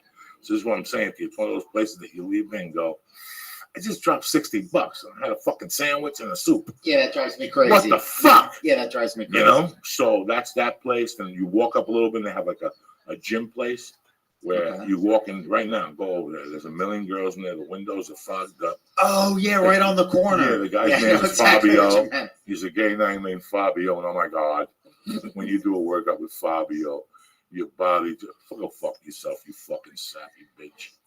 Fucking Fabio doing jumping jacks, suck my dick. And it's steamed up. They got like drop-in classes from 6 to 9. You won't believe it, Lee. The glasses are fogged. And every hot broad is going in there. And, you know, but next to that is the sausage plate. Next to that is a Japanese joint where they jump up and down. Oh, yeah. I read the reviews for that place. That place is crazy. They give you a 2-hour window of when you're going to go eat, and you have to wait outside in line because they don't know when they're going to let you in. Ah, forget it. Keep it. And apparently it's not even that good. The sushi sucks. The entertainment, if you're from fucking the Midwest or something, and you know, if you get high, if you go to the state fair and have a good time, you'll have a good time in this fucking place. It's Japanese people jumping on your tables, and there's hot chicks, but nobody's showing you their pussy. So who gives a fuck? You know what I'm saying? I'm gonna pay $80 to see a bunch of fucking Japanese people jump up and down. Get the fuck out of there. For $3, you could get Godzilla on Netflix. You know what I'm saying? What the fuck? The fuck? And to eat shitty sushi. But if I tell you guys something, you know me, I tell you how it is. That's the first place I went to when I came to California. That's the first place. That Japanese spot. That Japanese spot. I went there with Rod Long and a guy that used to write for Mad TV. I drove down here from Seattle, and that's where they took me. In fact, I stayed somewhere in this neighborhood. In fact, that black writer that took me there goes to the Y. I bump into him at the Y. Oh, that's awesome. Oh, wow. So that's how long he's lived around here. So it's really amazing. Do you like working out high? I feel like it would cause like a panic attack. Tremendous. If you do not do, when you get on the elliptical, do you put your earphones on? Yeah. Wait till you fucking work out high. Takes you to the next fucking level. You go, Joey, what the fuck did you do? This is tremendissimo. I guess. And then you'll say to me, because once you get into a song, see what happens when you're on the elliptical, you look at the clock. Yeah, that's what I do. Okay, everybody does, Lee. You're not going to tell me your fucking job. You look at the clock. So you look at it, when you get on, you go, I'm going to do 5 minutes, and I'm going to get the fuck out of here. Yeah. Fuck Joey, fuck Joey's mother, fuck his daughter. I don't give a fuck. But then when you get to 5, you start having a good time. It starts loosening up. It's the music that'll take you to the next level. 100%. It's the music. And then a good song comes on, and all of a sudden you go, you know, I'm going to do 10 minutes. And then you say, I'm at 12 minutes. I already did 12. Let me do 15. And at 15, you're like, I'm going to get off. And then you go, fuck it. I'm going to do 1 more minute. Yep. Because I'm going to do the end of this song. And there you did 16 minutes because the music carried you. Close your eyes. Don't even look at that fucking timer. I hate that fucking thing. I see people the smart, they cover it up. They cover it up. Don't They even throw the towel over it. Is that why they're doing that? Yeah. And then I sometimes I go to the gym just to listen to music. Because like my iPod is pretty much the only place I really listen to music. That in the car. I don't have a home stereo or anything. And I go, all right, I'm going to listen to Pandora on the way down there. Pandora, Sinatra, Loosen Up. Because I walk a mile. It's all about the music. Really? Okay. It's all about the music. The music. I've been listening to podcasts so far. And the podcast too. Yeah, that's if you're already in the zone, and a podcast is great. Yeah, but I think you should put on what gets you hot. Okay. When you go to that concert to see those flying Jews and you jump up and down, it really does. And there's times that it's something you haven't heard in a while. Like the other day, I put on Aerosmith. The White Draw the Line. I haven't heard that in 10 fucking years. I always listen to King and Queen. I don't listen to the whole album. Wow. By the third song, I had the tears in my eyes, rubbing down my face. And now I got to work it out. And I'm at 22 minutes. And all I was, you know what I'm saying? Like, you're like. I thought the number would motivate you. Like, it motivates me. Like, okay, I only have that much left. I thought that would be good. No, because what you're going to do is you're going to surpass what you think you can do. Right. I don't want you to work for that. I want you to surpass a minute. And you know what? There's going to be 2 days that you're going to do 17 minutes. And you're going to go, I'm good with that. Yeah. But then take the third day, you're going to take the day off. And you'll come back. And now you're going to pick it up to 20. And at 20, you're going to go, I have another minute in me. Yeah. That's okay. Save it for Tuesday. Yeah. I'd rather you save for Tuesday. In the back of your mind, you're thinking about it. Let me tell you why I like jiu-jitsu. Because I love going to kickboxing with Dave at Muay Thai America. I still drop in there from time to time and talk to them, and I'll do a private with them. Mhm. The problem was I was doing it all my life. If we're going to improve as human beings, you have to keep learning, and you have to keep figuring your mind out. Your mind has to keep spinning, guys. I don't give a fuck if you're a plumber by trade. That's a trade you chose. I'm happy you chose it. But at night, you got to read a book. Yeah. At night, you got to do a puzzle. You know, bro, if you're just going to sit there in front of the fucking TV, you know, and learn from Discovery. Yeah, I learned how to make meth from Discovery. I learned about fucking the Ice and Ages. You learn about history on TV. But it gets to a point that your mind has to become analytical. When I do jiu-jitsu, and I leave jiu-jitsu, after I come home, I have my protein shake, and I sit down, I take 2 hits of the vapor, I eat a half an edible. Whatever they call me that night, it starts running in my mind. Running in your mind, okay, so I gotta push him, and hip escape, and then grab him, pull him in, hook my legs, cover his arms so he doesn't block the fucking base. What? Because if he does this, your flip ain't gonna work. That's it. You gotta sweep his arm and flip him over. That will go over and over in your mind. You learn something. That's fascinating. It's like a child. It's like my wife says, when you play with Mercy, when she goes to bed, she processes all that shit. So cute. And then one day she'll come out and go, sit. You gotta stop saying shit. But she's saying dit, and that's because you say shit. Okay, because it goes into a memory bank, and now you do it. What do they call that when you do jiu-jitsu? Muscle memory. Yeah. That's why you keep doing it. You keep doing it 10 times. So then you're not even thinking, man. You're not even thinking about it. You know that when that body weight leans on you, as soon as that timing, bam, that's it. You got this guy. That's why I always want you to stay analytically. Okay, you don't have the $60 a month to join jiu-jitsu. Then fucking take a fucking chemistry class at the nearest, whatever. Yeah, it's all connected. But your mind is always What's up, baby? learning and Everybody's favorite absorbing pimp something. here. If not, Next if you don't up use it, on you're going to lose it, bro. board Carmine Balzano, is 2009. Isn't he say that to us? Yeah. Why don't you retire, Carmine? You have 10 buildings, you have $10 million in the bank, and he was hushed over, and he goes, Munchie, you stop using it, you lose it. for 1 hour. And we don't have time to bleed. We don't have fucking time to bleed. That's why every 90 days I switch workouts. I keep doing that workout, great. but you got to keep switching because your body gets accustomed. That's so true. In a month, when you're doing an hour on the elliptical, Yeah. now you've been doing an hour, and you're like, all I need to do is an hour, and all of a sudden you'll look at me one day and go, dog, I stopped losing weight. Really? Yeah, because you're doing an hour on the elliptical. So you're gonna find an elliptical, you're gonna lift weights, you're gonna walk, and then you're gonna find something in a year. Got it. Karate, whether it's just basic karate, go over there with what's his name? Who hangs out with Doug Benson, my buddy, nice kid.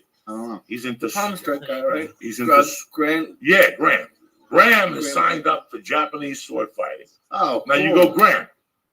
Get it together. What are you gonna do? Whip your sword out in Compton? I'll shoot you in the head 10 times. Right. It doesn't matter. Take He's care, making Darius. his IRL mind think. from Rabbi Rothschild. He's making He's his out. mind think. They've left. Those Japanese did that to do something else. That was the bridge to do something else. For us to have a successful podcast, I need for you to take your mind away from this shit. Take your mind away from Paula. Take your mind away from the Boston Red Sox. All that nonsense, because that's all it is at the end of the day, and get into yourself. And you'll see how much stronger you get as an individual. And with me, I hate to say it, it was weed and walking. I smoke a joint and walk. Let me tell you something. You smoke a joint and walk, you learn about yourself. Because 1 minute you smoke that joint, you put your iPod on, and you start over here in Lancashire and fucking Magnolia, and next thing you know, you're on Lancashire and Victory, and it's 90 degrees, and you got to walk back. You got to walk back, and now you're like, all right, I'm going to put the other side of the cassette on. That's how bro, when I was skinny, it's because I walked around New York City. It's not because my friends drove me everywhere. Yeah. It's because I put that stuff. So you're evolving, Lee. Everything, and eventually, if you watch The Mechanic in 1973, Charles Bronson was a hitman. He used a gun. Yeah. But you know what kept him sharp? Karate. He was a karate dude. And he'd be in there with other 80-year-old men. Because all those little forms, learning something keeps you sharp. David Patrick Kelly, Warriors. Yeah. Come out to play. Yeah, he goes, the reason why I'm such a good actor is because I got a karate. I'm going for the same guy. And, you know, people are going to tell you, well, Lee, martial arts don't work. But that's fine. They don't have to work. You're not going to be a fighter. Right. You're going the same reason you went to college. College didn't do shit for you. What it cost you? 100 grand. Okay, what it cost you? You told me yourself personally that when you went to interviews, they don't say to you, what was your college experience like? What'd you go for? People say today you go to college for 4 years, you still end up with no job, correct? Yeah. Oh, yeah. So what the fuck are we talking about here? But I saw that you did something with your life.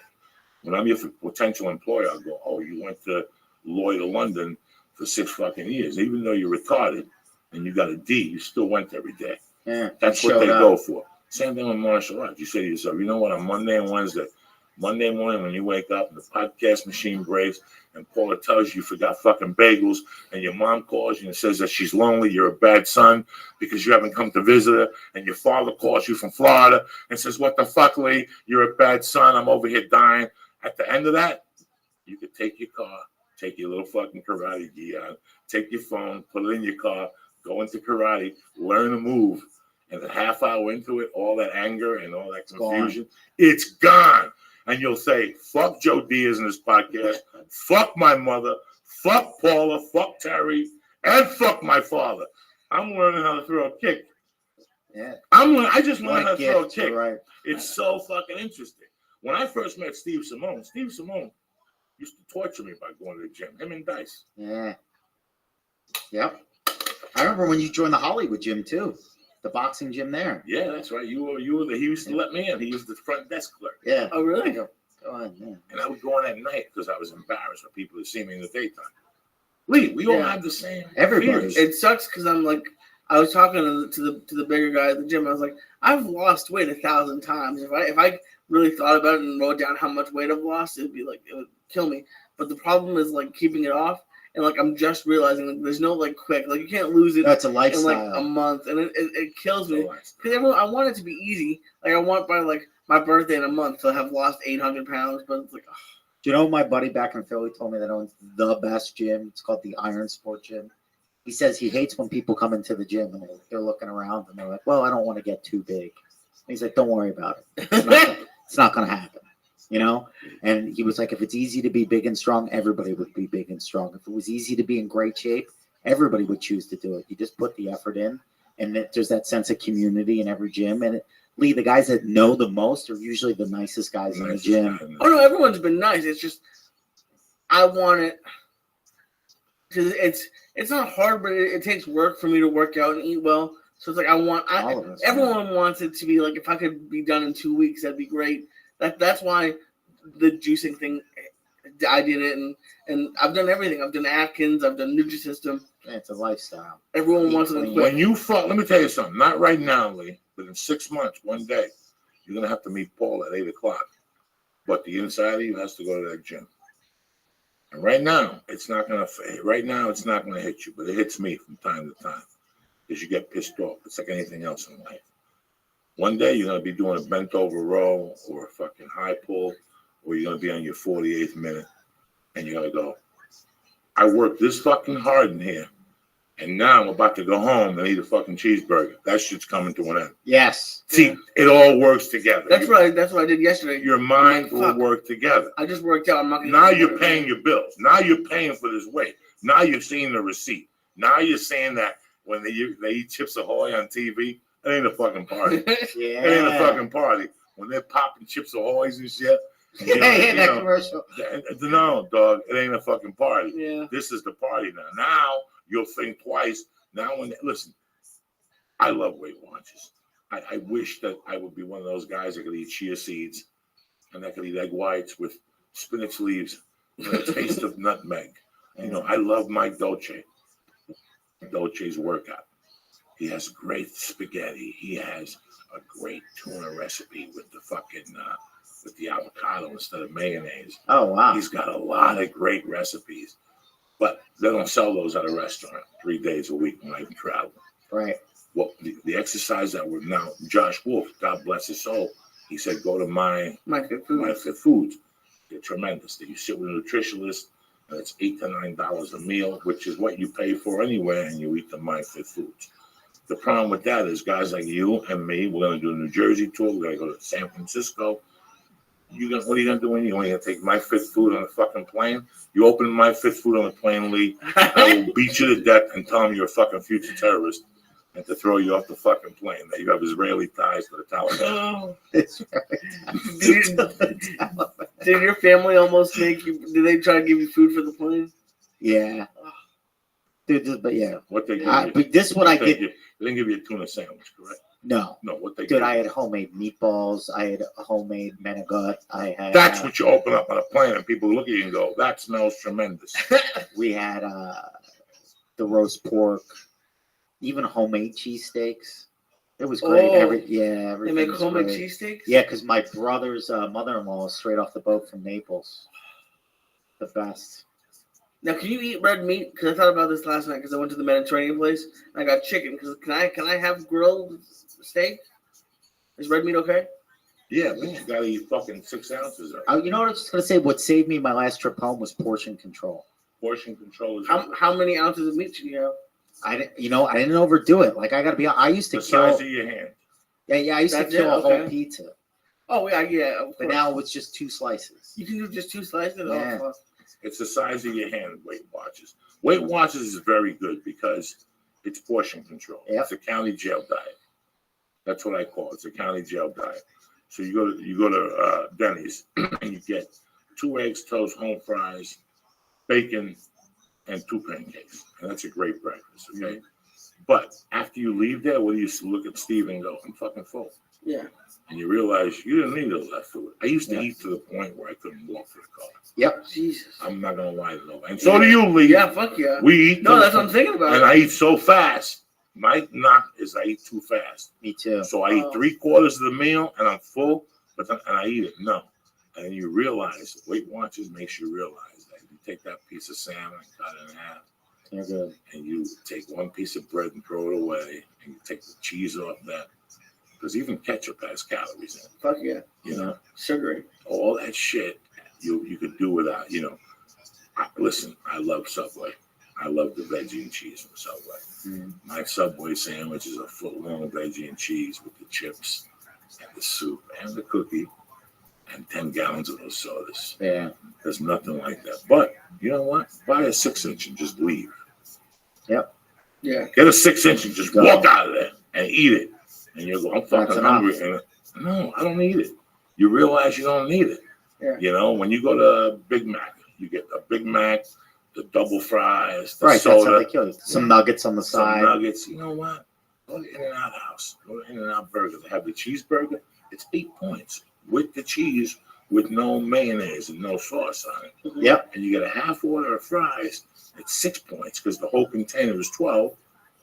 And a Good. Diet Coke, and you're solid. Even a water, and you're solid. Yeah. So you could always kill your cravings. Yes. You know, you could always kill your cravings. You know Yeah, what? and you John? realize you don't need a nut. It's just a little I love taste. Oreo cookies, but instead of eating the whole sleeve, Yeah. because I'll kill a motherfucking Fuck sleeve. yeah. You know what I'm saying? You take one and you make a deal with yourself. You know what's fucked up? At least so far, the more thing I miss most is the diet soda. That's showing like there must be some chemical. Oh, there's in a it. chemical thing in there. And like that's the part that's been killing me. And I'm like that maybe that's a reason not to go back to it. Because I'm like fuck. Lee, on the way home, you stop at Gelson's at Rouse and get yourself. Today we're gonna do everything. You pick me up at 9. We'll go to Kettlebell Play. Gonna cost you a couple of yards today, but don't worry about nothing. We're gonna go over to this place over here because even that Fit Protein, we'll just get you a little protein powder in a container. Okay. And you put the protein powder in it, and you take it with you. And as soon as you finish at the gym, you fill it with water and you shake it up. Okay. No more milk in your milkshakes. Oh, okay. That's it. That cuts another percentage out. Yeah. And that milkshake, that milkshake is 300 calories.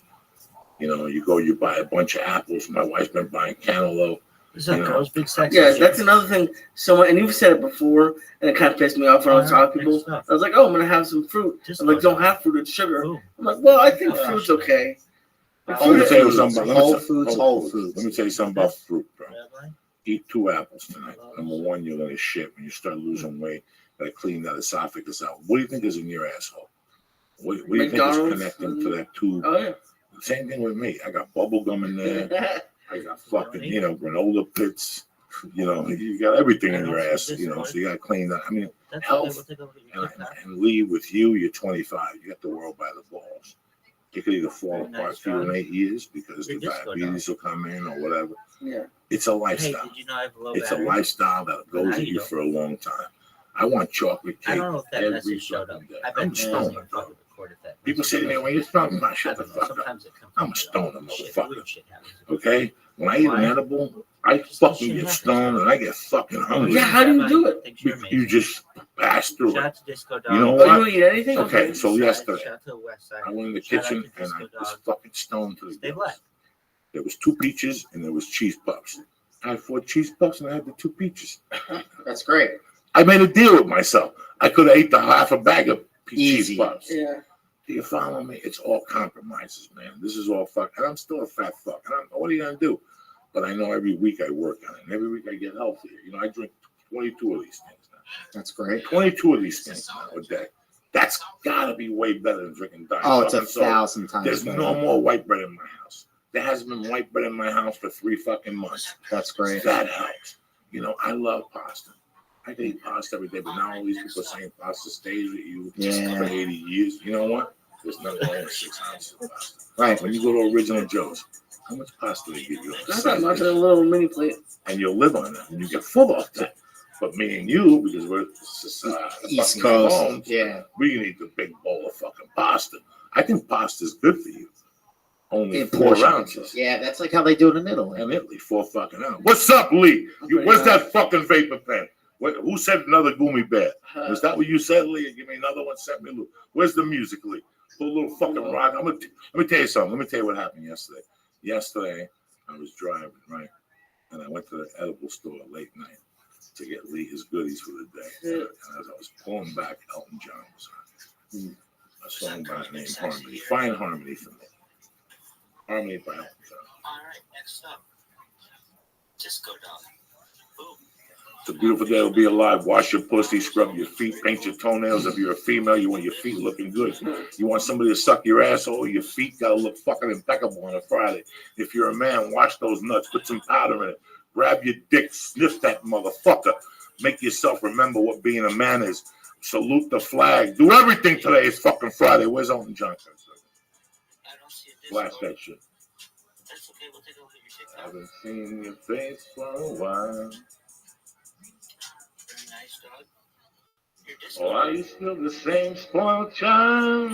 Listen to this piano. Well, now you do. Hello. I don't know if that message showed up. I bet this doesn't even fucking record if that message shows up. I don't know. Sometimes. Am I the only man you ever had? Why? Are you kidding me, dog? Are you fucking kidding me? Thank you. Shout out to Disco Dog. What's up, girls? Big Sexy here. Harmony and me. Disco Dog. Are you fucking kidding me? Let me tell you something about this fucking fruitcake. He came out with a fucking, when I was growing up, this guy came out with a new song every 6 weeks. And not some fucking song with black people rapping on it and being cool. This guy went to a pen and pencil. When I was in the 6th, 7th, and 8th grade, Elton John did not stop. He was telling the Beatles to suck his dick. Michael Jackson had to suck his dick and suck his toes. I'm listening to this, and I'm just emotional. Like, I forgot. I'm pissed off at myself for even forgetting Elton John. If you watch, what's the movie that came out about the guy that follows the band and he writes about it? Oh, Almost Famous. When they're on the bus, what's the song? Blue Jean Baby. It never ended, dog. When you were a kid, Philadelphia Freedom, don't let the sun go down on me. Dude, he killed it. He killed it. He killed it every fucking 6 weeks. And you're sitting there, so as I pull up, I'm singing this in the car. I got tears in my eyes, and the 2 transvestites are in front of the house mowing the lawn. I swear to God, this went down last night. And I open the window, and they're like looking at me all weird, and I go, "That's right, motherfuckers. At one time, Elton John ruled the fucking world." And I closed the windows, and I got up, and I started singing fucking Elton John in the middle of the street. Harmony and me, a really good company. And also the lady came out to see what I was yelling about. I looked at her, and I go, "That's right," because she's an older fuck, too. Yeah. I go, "Nobody remembers when Elton John ruled the world." And she looked at me, she was drinking a beer. She goes, "Let's have a drink to Elton John." What time of the night was it? 7:30, because the weed store closes at 8. This one I talked to you the first Oh, time. that's so great. And I goes, "Lee's going down tomorrow. It's Black Friday for Lee." And I saw the gay guys. And I went upstairs and I put some Elton John on it. And while I was playing Elton John, I saw Rod Stewart. The name of the album was Blonde I had more fun. And I put it on, and I couldn't fucking guys in the fucking 70s. Let's just pretend you had the Stones, the Who, and Led Zeppelin. They're all fighting amongst each other. Yeah. Now you got this fucking fruitcake, Elton John dropping bombs on your mom. Fuck Carl Rounds. You got black music, OJs, you got all this music. Marvin Gaye. And you got Marvin Gaye, I don't even remember. And then you got this fucking guy named Rod Stewart who was competing with the Stones, banging them out. I saw this video, and I remember how good this song was. Hitedly. This is off the album, not What's Loose and Fancy Free, but a different one, Hitedly. What is it? No, the name of the song is You're Insane. This motherfucker. What? Hitedly. It's Friday. Watch that muffler. Hit that motherfucker. Yeah, it's Footloose and Fancy Free. Footloose and Fancy Free. Carmine Apiece on the drums, the little Chinese bass guy.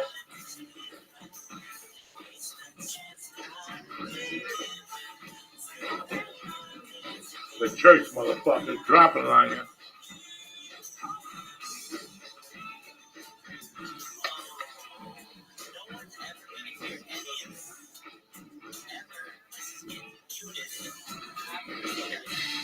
What? What? It's almost like hip hop. Oh, this is the early 70s right here.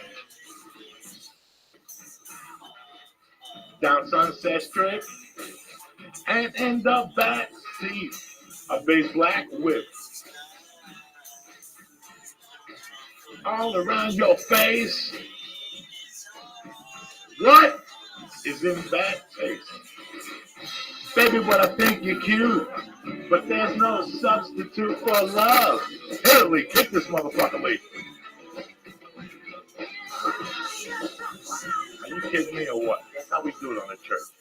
Music dropping. Nobody's even remembers fucking Rod Stewart, but I'm telling you, just that. You're in my heart, you're in my soul. Oh, yeah. That dog, I'm telling you guys are looking at me going, Joey, you're dropping this fucking black and white music album. Listen, you can't move forward unless you listen to this shit. You can't fucking be a black belt in jiu-jitsu if you don't know the proper fucking hip escapes and the proper arm bars. Same thing when it comes to music. I'm dropping the building blocks on you motherfuckers. You smoke a joint, you sit back and you listen to this shit and get back to me. You understand it?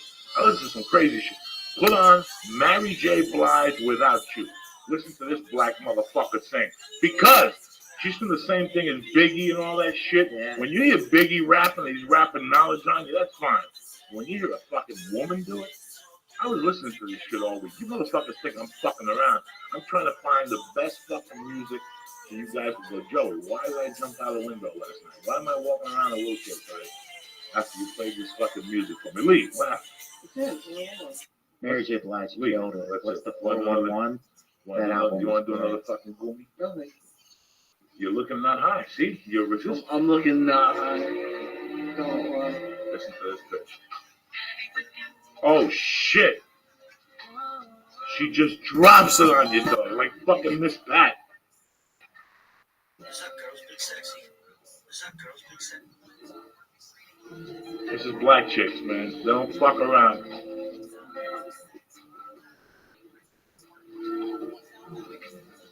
A little something for Tracy Morgan, recovering baby. Bad motherfucker.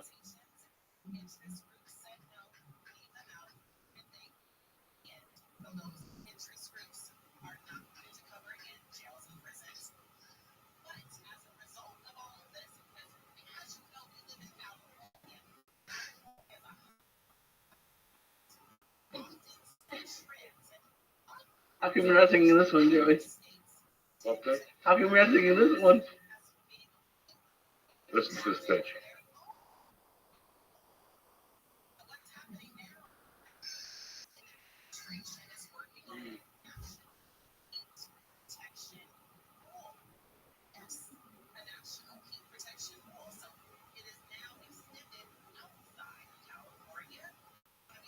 Call the radio.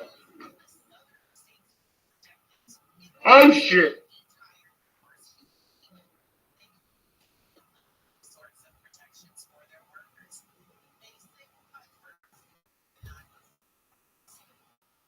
God damn, Mary J. Blige. Take that shit off before I fucking go out and eat some black pussy. God damn, Mary J. Blige. You brought a tear to my eye. I love all that shit. That's music, man. Why is Mary J. Blige getting emotional? Because did you listen to those fucking lyrics? You got to read the lyrics to that song. You'll sit there and go, what the fuck? Was she smoking pot with Tupac? I mean, her fucking lip. You gonna go get us a donut? What? Take the sugar off your fucking. You want a donut? Sure, we'll get a donut. I can't have one. Why not? You know, you're Because I Jewish. did a good job. You did what? I did a good job at the gym. So who gives a fuck? You got a little donut, Dunkin' Donuts. You're living like a doctor. It's fucking Friday. Like, get the stick out of your ass. Well, you're doing everything today. Kettlebells. You're jumping off fucking cliffs. Oh shit! Look at all these watches.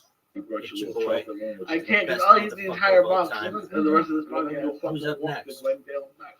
Dog. When's the last time you walked to Glendale and back? Never. All right, then who the fuck do you think you're dealing with?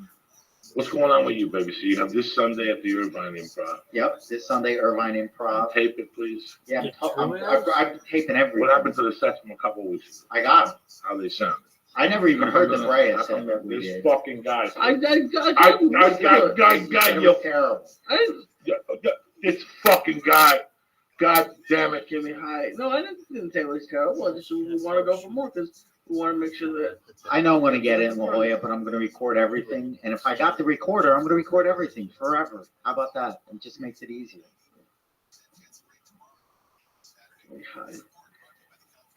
Yo, dog. I see you fucking says needle that stuff. What's up, dude? Wow. So what? You're high Friday. Yeah. What are we gonna do today? What are we gonna do after this? I'm gonna go home with food. No sleeping. What? There's no sleeping. Why? I'd get in that kettlebell class. That sounds amazing. 25 years old. That's a game changer. 25 years old. What sleep? Did you not know that? You're gonna show the youth of America today you're a fucking Jewish savage. You know what it means to be a Jewish savage? This country is forgotten. You're gonna go back to being a Jew, looking at fucking holes in the fire. People tripping them, we're suing people. We're going back. We're going back. Because this is bullshit. These motherfucking Jews are confused. The problem with these motherfuckers, these are the worst fucking Jews. You're the most powerful fucking Jew out there. It's over, Lise. Since Moses, there hasn't been a fucking Jew like you. You know? The true ad I like comes through. What's going to be the name of your new CD? You're really cool. Remember this from when you get Amazing. sad. That's why I love you. The true as. We did a good podcast a couple weeks Anything ago. else you want to know Oh, about the the true as? best. You got me to talk I saw about shit I haven't TikTok in talked there. about Let's in see a your long TikTok. time. And why I hate rich did you people. know it's about Because I was 10%? embarrassed as a kid. The true as. That was such a great episode. I can't thank you Good enough. fucking time, man. Oh, you're really You know, cool. Hey, give me a finally shout out. the book I'm writing is coming Anyway, into fucking you don't have to, but I fruition. appreciate it. Oh, that's great. My Friend good to friend me, dog. Jessica, she's Anyway, a brilliant editor. shout out to you. I mean, Shout out to your and we've been channel. working together. This week we did a 4.5 hour session on Tuesday because Stay black. with me, the best way to write is for me to outline and just talk to her. And you get other shit. And she's that good that you just hear the stories and bang She it out. types it out, and then we talk about it, and she types it, and then we get together and go over it. And we've got from New York City all the way to 1981 when I'm a junior in high school, and I had to sit with her and talk with her for 4 hours. Look at the shape of it. You ready for another fucking goon? Yo, Caspian Sea. Let's split one of these little weak chocolate things. Let's do Why it. don't you do a Can't live monkey app? without you, baby. So we really got into it about. I think you should I make didn't monkey know app. how You should be like a monkey app champion. Stop, I was like, after God took my mother, whoever takes your parents' life or whatever takes a life, like you figure that I fell apart. I didn't fall apart. I had everything I a can kid could imagine. need. We figured it out the other day. You know how much money I was making when I was a junior in high school, sophomore in high school? I was making $2,000 a week. Oh my God. Because I was selling 300 ups a week. I was 300 hits, different acid. Like whatever they would have, I would sell. Whether it was microdot acid or blotter acid or window pane or four-way acid, whatever acid they had at East Strasbourg is what I sold that week. And I would also sell ups. I also had a job at Rendell Lumber, and I also stole there. The guy that got me the job told me, "Dog, if I get you this job, don't forget to steal, because enough don't know I wasn't stealing, but I was stealing. If you come along and you don't steal, they're going to see the difference. They're going to see the difference, and they're going to know I was stealing. So you got to keep stealing. I'll hook you up with people. They're going to come to you. In those days, we sold marine plywood. It was $40 a sheet, but people would give you $10 or $20 a sheet. Oh my God! What's marine plywood? What's it like? Marine Waterproof? It's galvanized, like it has some chemical in it that won't rust. Gotcha. I don't even know if the word is galvanized. Don't call me stupid on Twitter. I'm just saying it's got something so the wood doesn't rust. Gotcha. It's got a certain chemical in it or something. So I used to sell that. And people come in the back and wink at me, and they'd say, "Give me 40 sheets of fucking plywood." At $20 a piece. Wow. That's $800 on a Friday. I'm a sophomore in fucking high school. It's more money than I have now. That's amazing. Oh, please. It was this is some crazy shit. And the place I was working at one day, they sent me to mail a check, you know. I don't even know if I should go here, but fuck it, we already started. And I had this friend that worked at a bank, and he cashed 2 checks for me. I won't even tell you what the amount was. Right, and this guy later on became like a big fucking deal with the Genoveses. Like this guy's a big, no, is it with the Genovese? Yeah. In fact, when I googled him the other day, that's what his picture came up in front of him, in front of a judge with a suit, with an orange shirt on, saying that him and 46 other guys have been indicted for bookmaking in Jersey. Wow. And you think about it. This is who I was with when I was 16, and I got the check not when I was 6. I got the check when I was a junior in high school because that was the year John Lennon got shot. Oh, I got the money that week. That was the week I got the money because that Sunday when they had the big thing for him at Strawberry Hills Forever, whatever that is. Strawberry Fields Forever. I went to Bleecker Bob's. It was a record store in the Village. Oh, wow. And I bought Ozzy Osbourne's EP, which was, it wasn't even fucking whatever. Was that Diary of a Madman? Yeah, before that, it had Crazy Train, Mr. Crowley, Suicide Solution, and something That else. was all on an EP? Those 4 monsters? songs. Remember, in the 80s, there were EPs. Yep. EPs were fucking 4 songs. Missing Persons had an EP. Rat had an EP. First Rat song was Wanted Man. The other one, Round and Round. What's up, nigga? I don't know. Someone just listening. What was like the first time you heard that Randy Rhoads riff? I hate listening to NWA in the morning, by the way. Because it makes me go fucking black all day. What are you gonna do now? Stab you. That's what I'm gonna fucking do, cocksucker. How you feel? I'm good. Look at the shape. You ready for some kettlebells? No. Why not? I'm too high to go do kettlebells. You're never too high. You're never too high. But I remembered by talking to her, like I had all this going on. You know, I had no adult supervision. I went to school, I got good grades, and I sold drugs. But the fact was I had no mother. Yeah. So I had everything a 16-year-old could want, but no mother. Yeah. You know? And it's just been an amazing week thinking about that because we did this on Tuesday. And for the last 2 days, today I feel really good. Yesterday and the day before, I was cracked about my life, about where I was at that point in my life. At 16, that's what I was doing. Yeah. You're still a baby at 16. 16. I did acid almost every fucking day. And I'll tell you what, if I wouldn't have done that acid, I would have probably done something stupid because it helped me think about my next move. It helped me calm down a little bit. It's so weird to say that the Lord works in mysterious ways, Joey. The fucking acid made my mind work, and it made me think of all the avenues I had. And while I was talking to Jessica the other day, I called one of my good friends, Carlos Quintero. It was called The Podcast. And he has a brother, Didi, and I was friends with them. After my mother died, I was either at the Benders where I slept, or I was at the Billow shed. Remember the kid that's called in, Steve Billow? He had a shed behind his house. Fucking no heat. We'd sit there, smoke dope, and listen to fucking music. And if I wasn't either at the shed or at Carlos Quintero's house, I was home. So throughout the day, I would go out in the mornings and go to school and hook up with my friends. And, you know, even 3 months after your mother dies, which you're still very confused after you suffer through any death, I remember that my days would be great. And I wouldn't think about my mother till after I left the Billows house or after I would leave Carlos's house on the walk home. I would remember that my mother died. And I would forget and sometimes walk to my mother's house and wait out there and go, what the fuck am I walking over here for? She doesn't live here anymore. You know, she doesn't live here anymore. Oh my God. It was just, and sometimes I would go in the house and sitting there and wait and say, maybe they buried the wrong lady. Maybe my mother's going to show up. You know, people, I've never talked about this pain that I had at this time and how bad it was. And I don't know what kept me going, but it was those three guys. And after our conversation, when I went to get the needle yesterday, I called the villa and thanked them for being there for me. And I called Carlos that night because I called him in front of Jessica. And he didn't know about this. He didn't know that he was my world. That as soon as I left this house to walk home, my world would shatter. I'd go home and cry myself to sleep and then get up the next day again, you know. But it was weird. I remember the story. Me and Dee Dee robbed the gas station like 6 times. We were and it was me and Dee Dee like 3 times.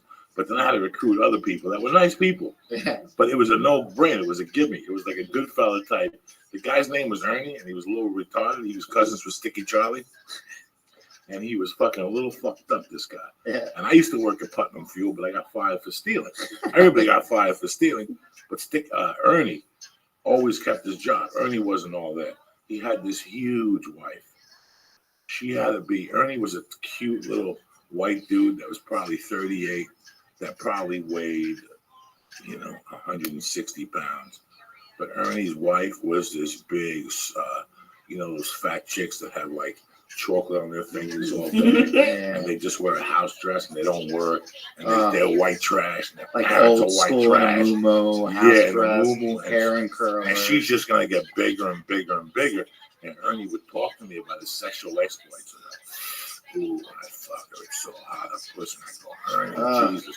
I was 16. I didn't want to hear it. Yeah, I'd be throwing up in my mouth. I didn't want to hear this shit from Ernie talking about how he was eating her ass and her pussy. And in his mind, she was Farrah Fawcett. But in everybody else's mind, she was like the biggest fucking woman in the world. And she was a bitch. She was nasty. So he would tell me. So you know what he would tell me? He would tell me, you know what, I like to fuck it and eat a pussy with cocaine. But I can't afford it. I only make like $7 an hour. No, that's no problem, right? And how much money do you usually have? About 8 o'clock, 9 o'clock. He goes, like $1,000. I go, done. I'll come in, we'll hit you in the head and make it look okay. And then we'll take your money, and after the night when you get home, there'll be an 8-ball waiting for you. And dude, he would fucking get home at midnight. We'd give him the 8-ball, and he'd be so happy. He'd be like, the next day she had candles, and she was naked with a bikini on. This woman was fucking huge, with pimples in the back of her thighs and shit. I mean, it was just a fucking nightmare.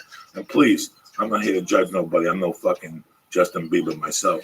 But fucking, I'm serious. I'm not Justin Bieber. But fucking dog, just the fact that he would get psyched up about fucking that fucking behemoth. Somebody for everybody. It was somebody for everybody. And she was just dead up. I mean, she had not one appealing quality. I will tell you what I remember about it. She had a fucking wart on her toe. She was always barefoot. That's what made it even worse for me.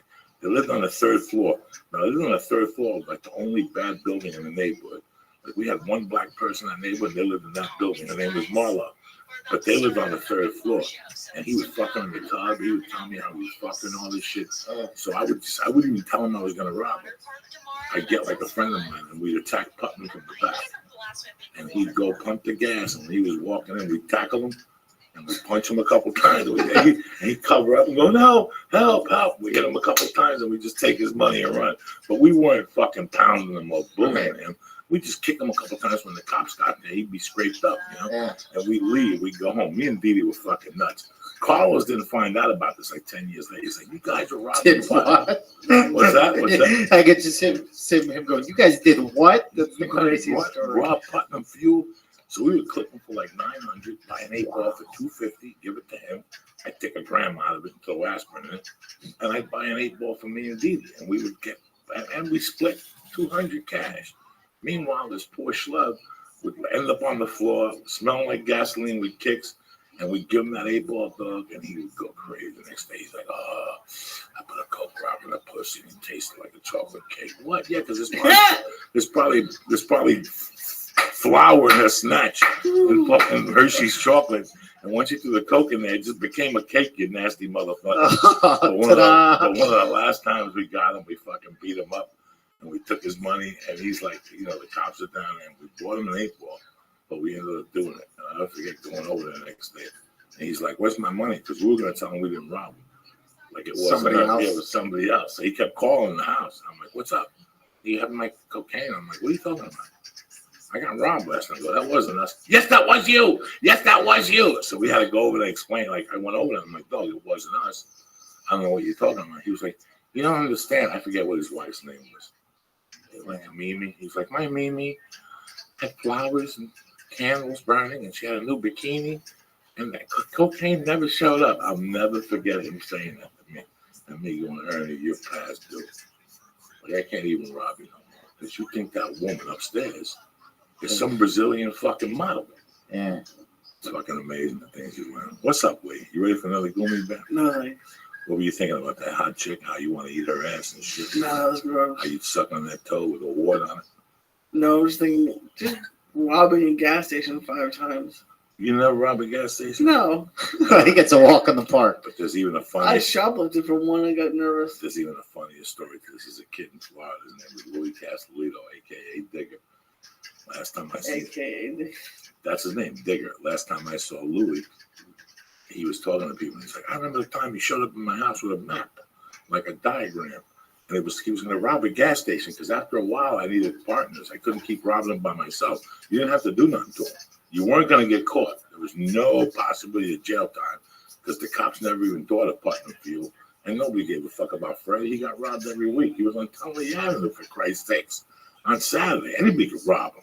Right. So I would just go to, like, you say, man, I need money for the prom. Perfect. When was the last time you tackled somebody? You know, like, I can't tackle it. You know, the tackle string. So I went to his house, and I'm like, tell him, dog, I need your help. You want to make some money. You want to do an 8-ball. You're going to have some fun. And I hit him with a diagram. And he's like, it was like a football play. He had it all diagrammed. It's like he did it before. I had done it before. Oh, that's hysterical. I've done it a couple times, but he tells the story every time he comes to my shows. He's like, Coco, shut up with a fucking diagram. You ready for another doing X marks the spot. Did you go high or low? Did you kneel down behind him, or what did you do? No, once you tackled him, then I came on. We went in his pockets and we sit on him a little, get him inside control. And we take his cash and he goes, stop.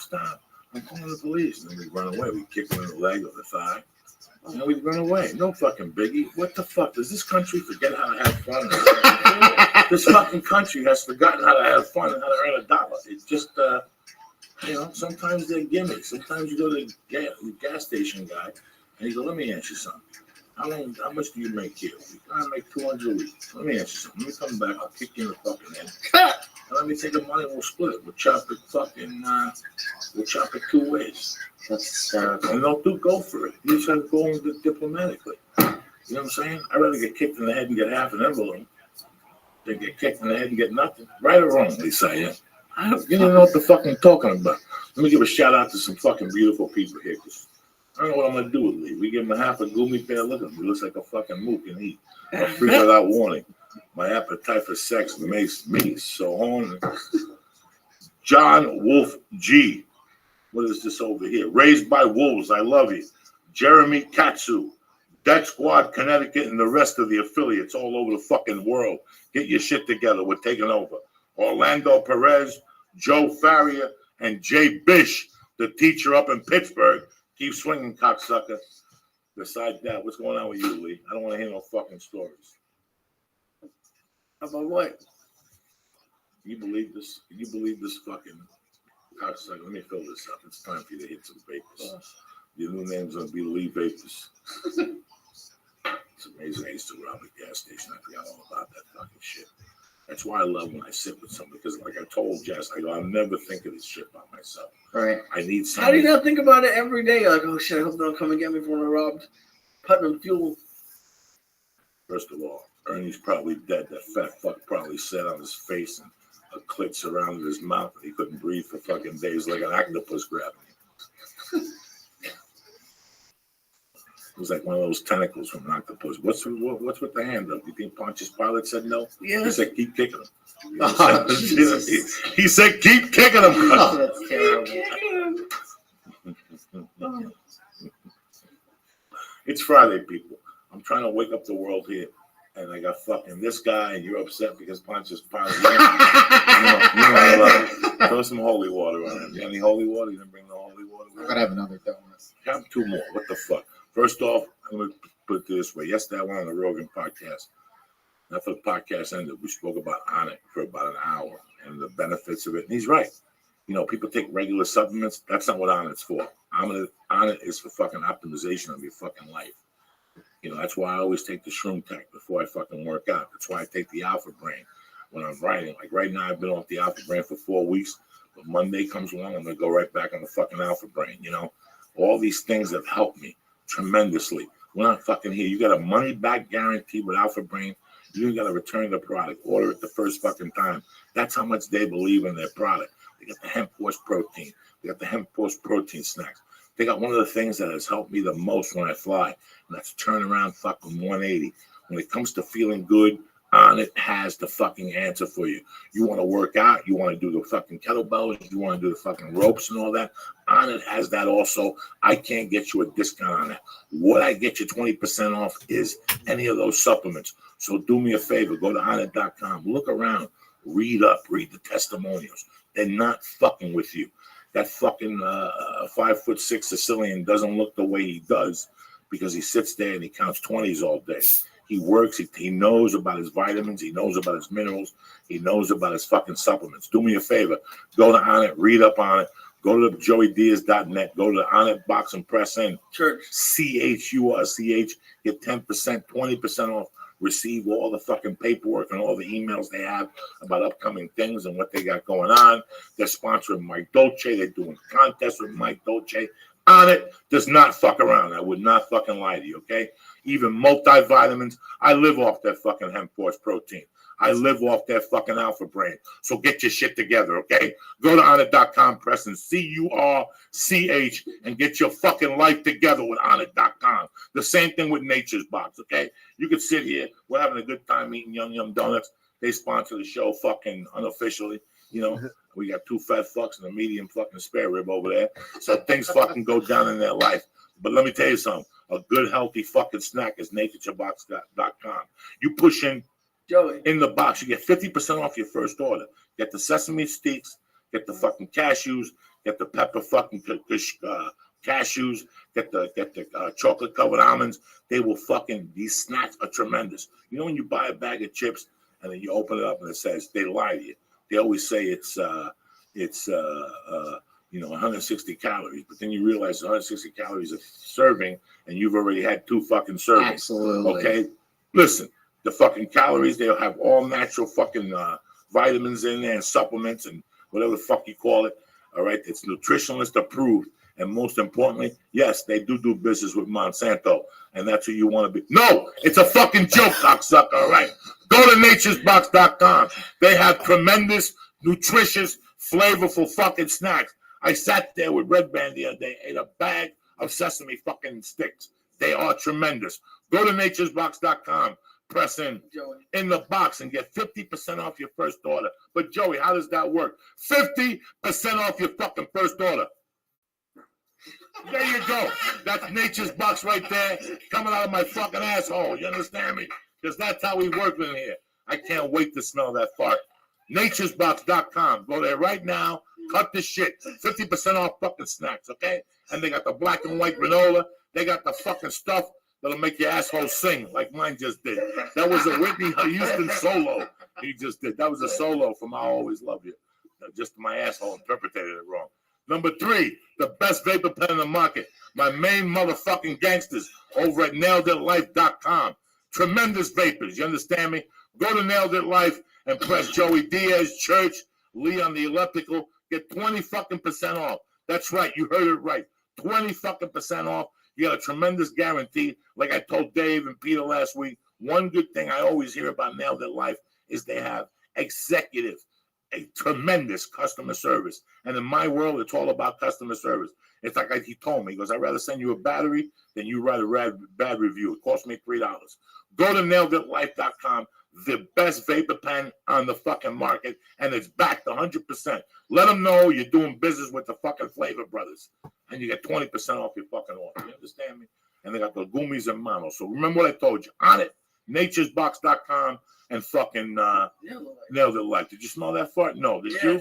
No. Yes. That's because it's fucking Nature's Box. I love that you broke up the Monsanto joke. Hysterical. I love that you broke out the You would never- Monsanto joke. How about you another fucking goomy And then- and cocksucker? then- How about I put a vapor What, tube up your what do asshole and press my Sicilians light? know about nutrients and stuff for on it? You're like, what do you think that Sicilian does? Joe Rogan. Joe Rogan. Oh, him. You fucking good. Look at you. You want another candy bar or No, no? Why not? I'm way too high as it is. You're not way too high. We gotta go to kettlebell class. You better straighten up. What are you about? Huh?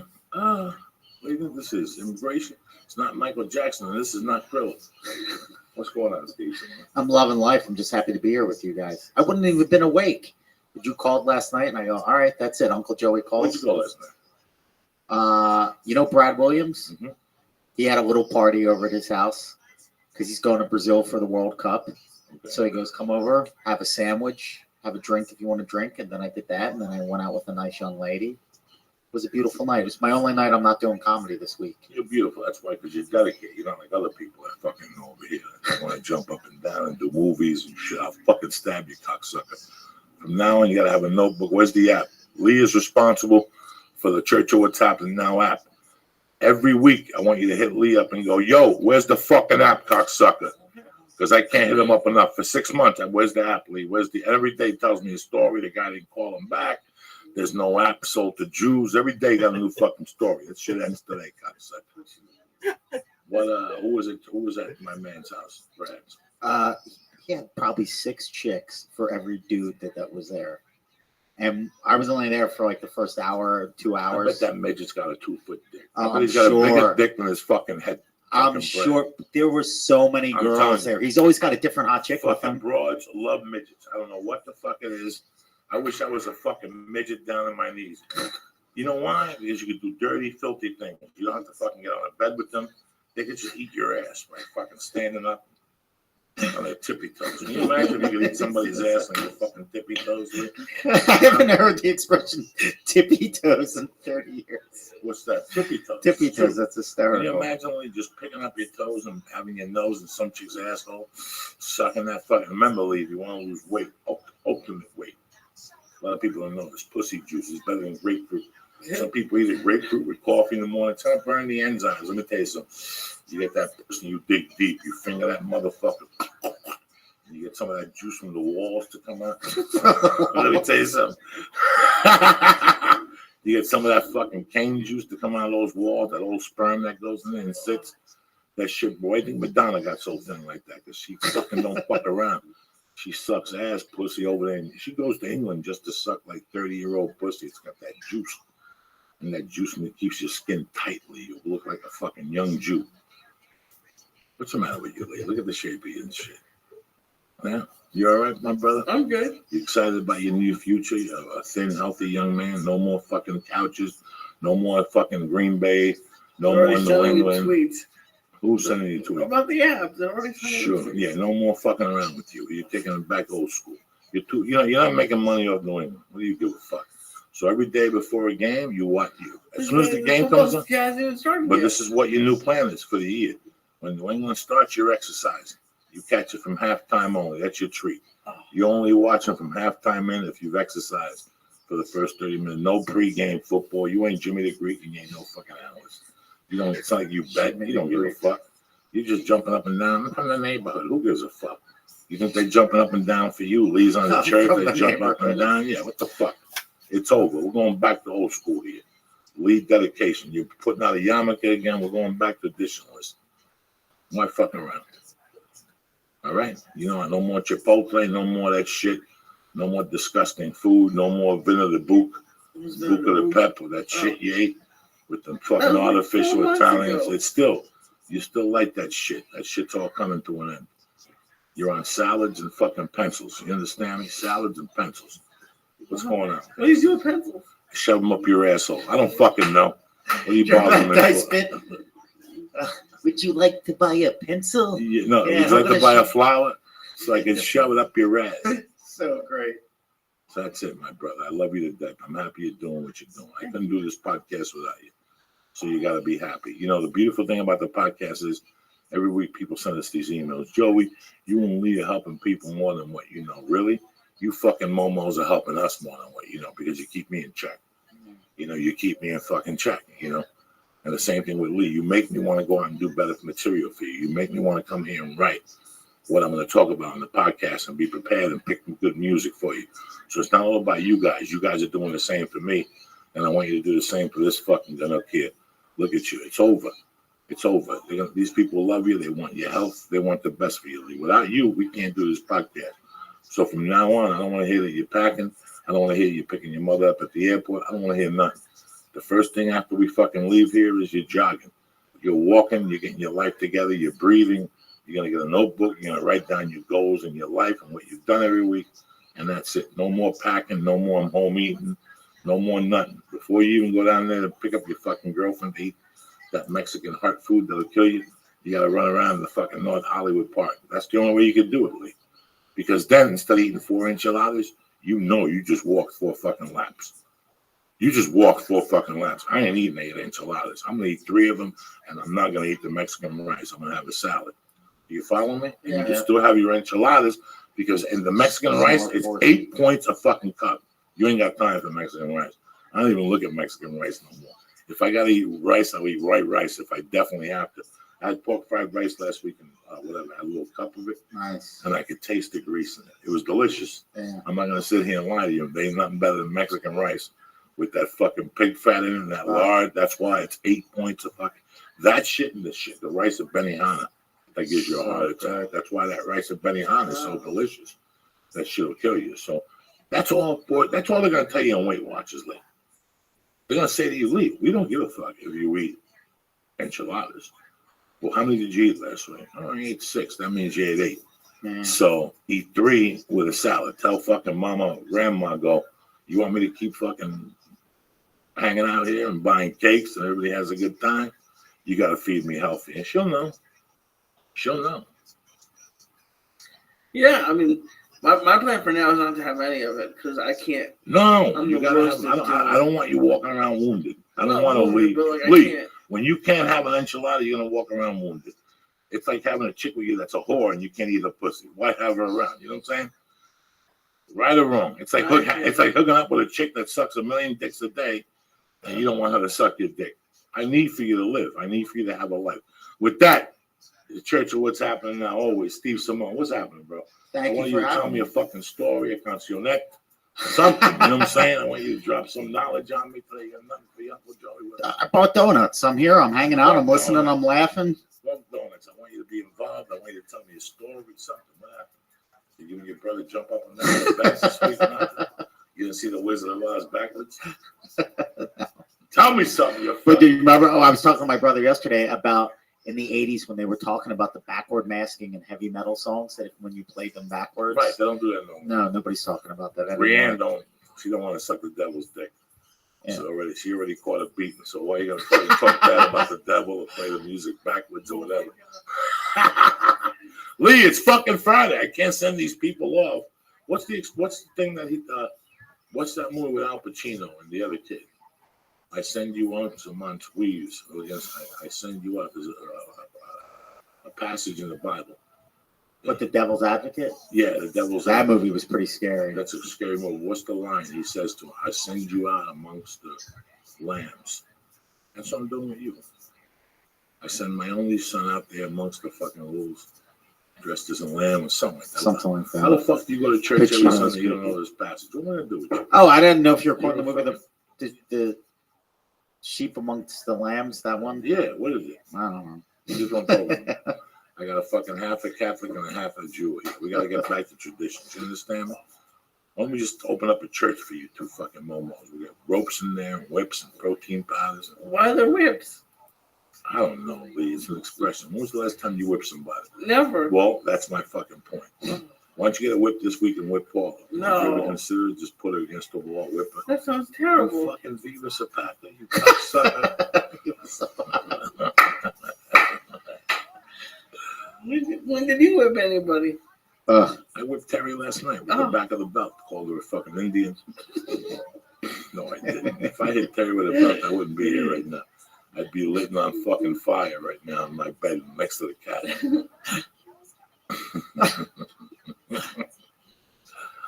I love you, bud. I love you guys. I love you people at home. I love that you support the church. and you support what we're doing. You know, we're coming at you straight from the heart, like what's his name in the 80s. You came at you straight from the heart. Everybody knows right from the heart.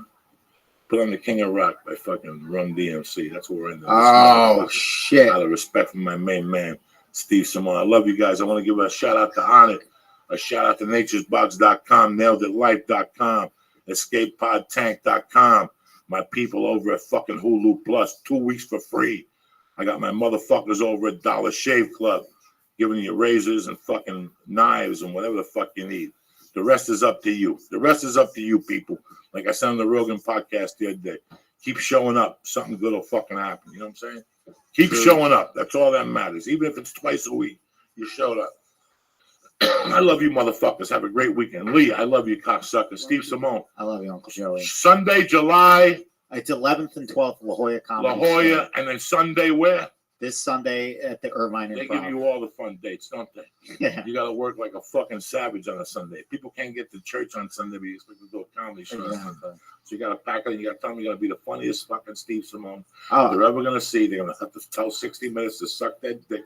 DVR that motherfucker. Who gives a fuck about Jay Leno and Chinese people riding horses and fucking Chinese people? Yeah, every week they throw you with a story like I'm supposed to give a Frenchman's fuck. You understand me? Go see my main man. What's his name? Steve Simone this Sunday. You want another edible before? Let's do another half. No. And his podcast, good times. A little and a half of gumi. No. Just to get the party started. It's already started. Just a little. What started? I'm there. All right, as long as you're there. And my main man, Lee Sayat. Have a great motherfucking week in the Church of What's Happening Now. Constantine Rain, Water Boxer, Cleo, fucking the kid in the Germany, the little Spanish kid in Germany, El Nino. I love all you motherfuckers. Stay black. Thank you, Joey. Now that the show's over, remember to go to naturebox.com and order great tasting healthy snacks at 50% off. Snack smarter in the new year with healthy and delicious treats like everything bagel chips and baked sweet potato fries. Support this podcast and get half off of your first order. Go to naturebox.com, promo code Joey. That's naturebox.com, promo code Joey. And thank you to naileditlife.com for their for the premier rate on the market. And mention Joey Diaz to get 20% off. First thing I said to myself, that fucking Steve Simone's You ain't gonna believe this place. That's his I'm name. telling you, come on, you gonna bug. Hey, this is a rock and roll museum. You guys don't belong in here. Stop rocking till Put on for you, bro. Yo.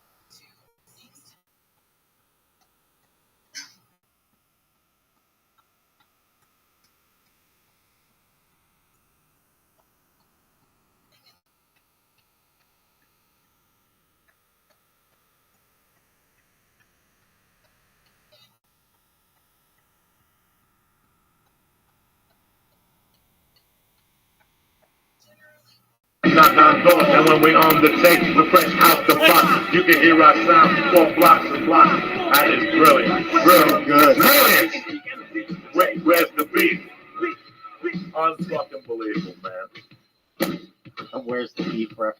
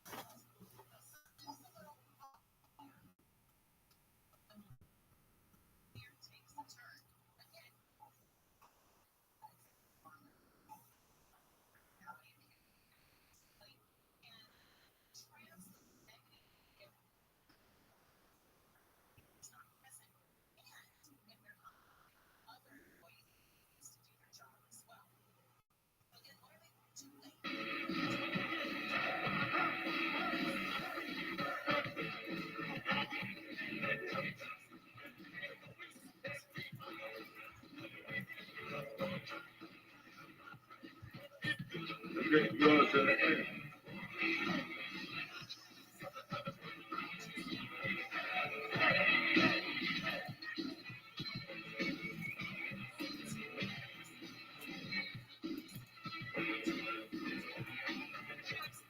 We break 2 needles, there's 3 of us, but we're not the Beatles.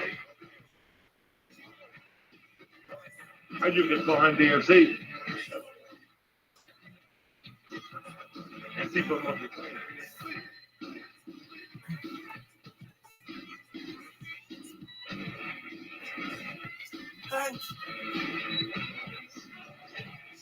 We rock our core. I'm DJC out the door. To a track. And rock your knot. Give it all. We got 2 BNCs. We got what it takes. Let the poppers pop and the breakers break. Are you fucking kidding me? So good. Are you fucking kidding me? We're causing hard times to sucker MCs because they don't make no songs like these. Please. Are you fucking kidding me?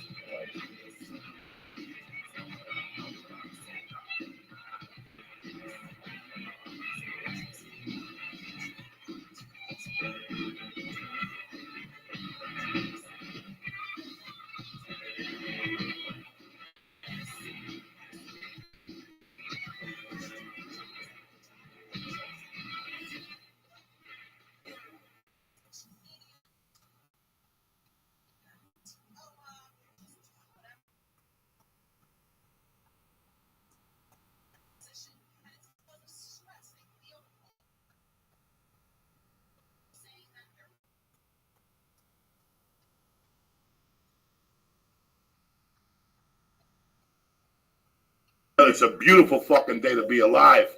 Whatever the fuck is in your mind, whatever doubts you got, fuck them all. You're the man. You're the king of swing. You don't have to fucking bend down and rub your feet. You know what I'm saying? Or wash them, whatever the fuck happens. What's going on, my little brother? Feeling fantastic. What's up? You looking good? You put gel in the hair, dude. How you have no hair? Doesn't matter. If you put gel in your head, dude, the scalp will say, Jesus Christ, I got hair. I got a... You know what I'm saying? You gotta fucking think positive. I wish it worked that way. No, I feel fucking great. I had a great weekend. Didn't do much.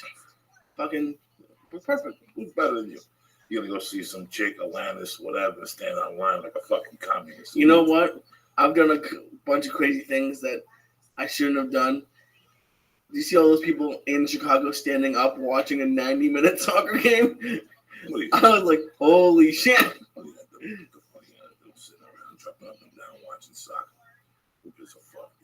How was your weekend? Tremendous. You know what I did? Dick.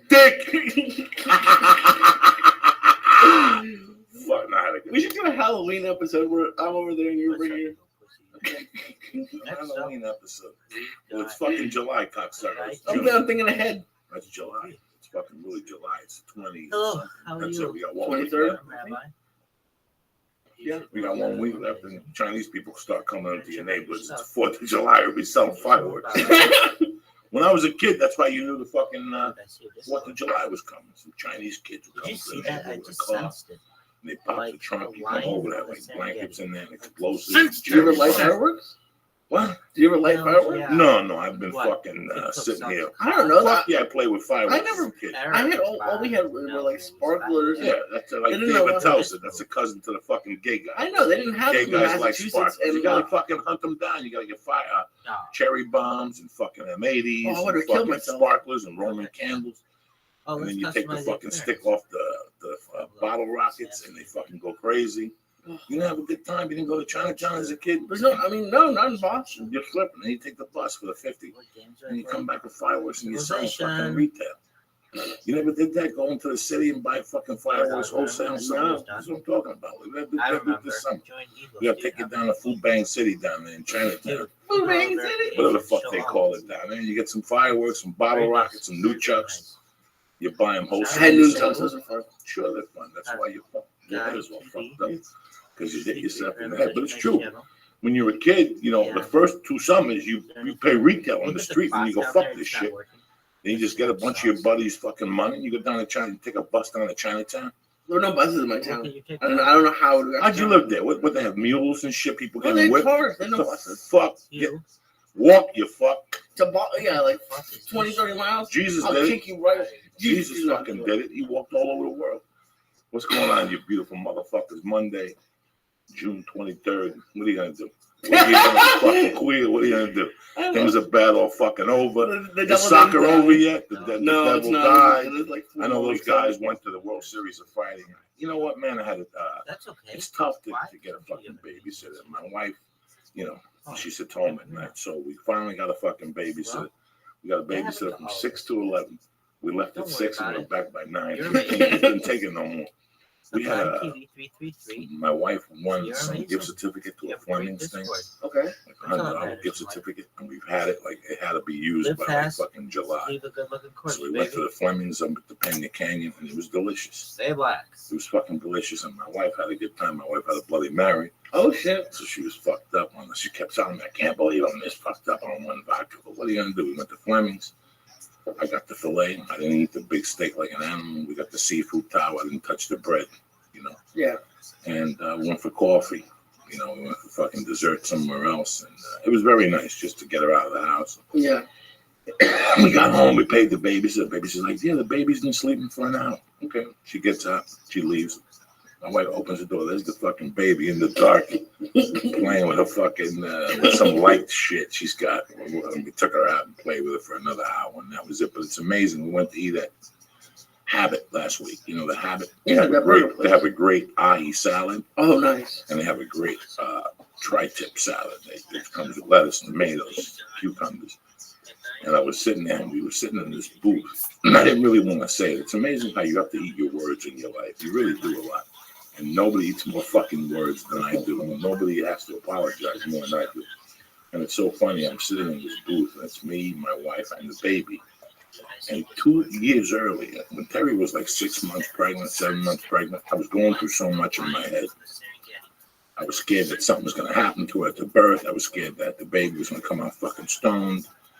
I just had all these fears, and I didn't know if I could handle it. And I remember one day just going off in there. Like not yelling and screaming, but going to her, you know what? When you have this kid, I got to do comedy. I got to be involved with the child. I can't be around this kid that much. I don't really want to be that.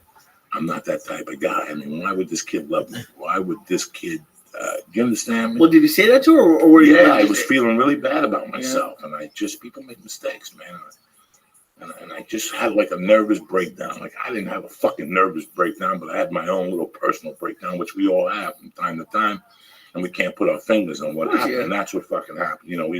We all have doubts 3 times a fucking year. We're all fucking humans. We're all sinners. We all have the same fucking problems. And I was looking at her, and she's pregnant. I didn't know what to think of my future. I didn't know what the fuck was going to happen. All I know is I was going to be 50 with a fucking child. And that's just, to me, it sounded crazy. It sounded very selfish at the time. So I was just telling him, I go, listen, man, I can't be involved. Now, fast forward to 2 years now, and I'm sitting there with this baby that I couldn't imagine my life without her now. Yeah. You could never imagine your life with a child. Well, guess what? Once one comes along, you're not going to imagine your life without a child. It's like I couldn't imagine my life without my cats. Because, this morning I got up at 3 to pee. It was 3:15, right? Yeah. And I went right back to bed, and I was like, I'm wide awake. But I fought myself, boom. And I must have fallen asleep because I woke up to the fucking alarm. 9 out of 10, I wake up, on my own. Today I woke up to the alarm. And when I wake up to the alarm, I get pissed off at myself because that means I got a short window to work with, Okay. So I fucking ran. I got into the shower. But before I got into the shower, I put the coffee on. And when I was putting the coffee on, as I was walking out, I tripped over Harry. And just as I was about to field punt him,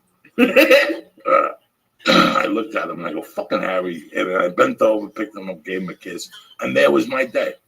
Like my day was made after picking up that cat. He was just tripping me 2 minutes fucking earlier. And I almost kicked him. Now I got to pick him up and kiss him and tell him I love him. That was my day. So as I'm getting in the shower, I'm laughing because I can't believe I just picked up a cat and told him, what the fuck is your problem? So right there, the cat won because I laughed. Yeah. I laughed. It made me laugh. It didn't cost me $10. I didn't have to fucking smoke weed. I didn't have to fucking go to a movie and put up with Will Ferrell's fucking ass.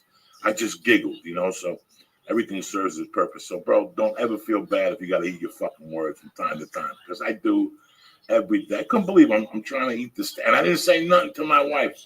Because I thought my wife was going to say, do you remember this particular booth 2 years ago? Oh, you did the same booth? Yeah. And the shit you were saying, and she didn't say nothing until I told her a day later. She's like, as we were leaving, I was remembering that day, Joey. And she goes, for you to say something, it's you. She goes, you were pale. She goes, you had a nervous breakdown that day. She goes, what was going on? And it was because I was reading the internet and I was worried. I was worried about Terry. She's 42, about to give birth, you know. You read all these stories about people dying on a fucking thing, and now you're left with this child, and you gotta tell the child that you know, anyway, why even go there? So that's what it was. So it's amazing the things that you're living with. I couldn't imagine my life without this fucking child now. But on the way home from Fleming's, whatever I ate at Fleming's made me go to the bathroom because I had a double espresso. So you're steak and a double espresso. Don't have a double espresso if your asshole's not close to a toilet. That's always a fucking mistake. I had to drive from Topanga Canyon. How far down Topanga Canyon? No, Topanga exit. Oh, just the end. Okay. And you go down a big street, and they have like different restaurants there, and they have a Fat Man store there. It's the only other Fat Man store they got in fucking Woodland Hills and Burbank. And the Burbank is like a little cousin to the fucking Fat Man store there. So they send you all fashions for ugly fucking fat people. The hip fat fucking people go to the one in Woodland Hills. That's where they got everything on every size. Oh, okay. Raiders shirts, everything. Like whatever you want, they got there for the fat person. But if they don't sell it, they sell them down at fucking Glendale for the Armenians and whatever, you know, the chubby fucking Armenians. So it's just kind of weird. But I had those 2 espresso shots. And let me tell you, I went home, and by the time I got to Studio City, I told my wife, run upstairs and throw the babysitter out because I'm coming up there like a fucking with Nagasaki is going to drop out of my asshole. Oh. When I went in there, I took I flushed that toilet 3 times, and I heard someone go, and I said, fuck, it's not flushing them. I ain't going to say nothing to nobody. And the next one, I woke up in the pipe first. So I don't know if it's my fucking digestive tract that blew up that pipe. And this week, I got to eat chicken, no cantaloupe, and nothing but vegetables, and chicken or fish till Thursday because I got to shit in the cup this week and mail it in. And I got why can't you only eat chicken? Only chicken, no meats. I can't eat cantaloupe. It'll I don't fuck know. up the reading or whatever? The reading. So on Thursday, all day, I got to shit, and every shit, I got to take a little scoop of it, put it in an envelope, and save you it. should slip a little 20 in the envelope for the person. Just like, I feel you, Doug. Sorry. You're a good man. That's a good idea. You know what I'm saying? I'm going to have to put a little 20 wrinkles up in there, so when they open up this shit, there's a little 20. Like, what the fuck happened? It's my lucky day. No one's they open up a piece of shit, but I got a 20 in the envelope. Who's that? That's what I'm talking about. You're a fucking savage. I love fucking Lee Syed. He's always thinking. Me, I'm slipping, cocksuckers. It's a beautiful day. Get up. Great weekend. You know, the weather's still fucking nice. The weather's nice. I went to the park. I did some writing. You know, I'm trying to put this book together with my girl Jessica, so she sent me 100 fucking pages. Whoa. 100 pages. That's where you got so far? That's Yeah, awesome. and I looked at like 20 of them, and I was dizzy. I cried. I had to shut the computer down. Because when you read about something that has to do with your life, it's completely fucking different. But as usual, I got aggravated this weekend, always. What happened? I got aggravated at fucking Gentiles and talking nonsense. I made a comeback to the farmer's market. Uh-oh. And that fat fucking Japanese paparazzi was there, and I just eyeballed him. And the whole time I kept thinking about fucking stabbing him. So I went to the Mexican fruit stand where the real cool Mexicans, and I asked for 2 Mexicans with no paperwork and a knife. Get it ready just in case you take over this motherfucker. Because let me tell you something, man, there's something as dangerous as a Mexican with no paperwork. Those motherfuckers will stab you there on the next bus to TM1 Bamba, and you're in no danger of catching those cocksuckers. That happens every day. Those Mexicans with no papers, they'll stab you in the fucking neck. And they're on the 22 to Lancashire. Next thing you know, they're in fucking Mexico. And meanwhile, you're at the hospital fucking playing Spanish songs, looking at pictures of America's Most Wanted, trying to figure out who fucking stabbed you. Get the fuck out of here. So did anything happen? When? What happened at the farmer's market? I'm sitting there, and I hear these 2 fucking Gentiles that were fucking just ultra douchebags, you know, with their rhetoric about how, take a look at this farmer's market, you know.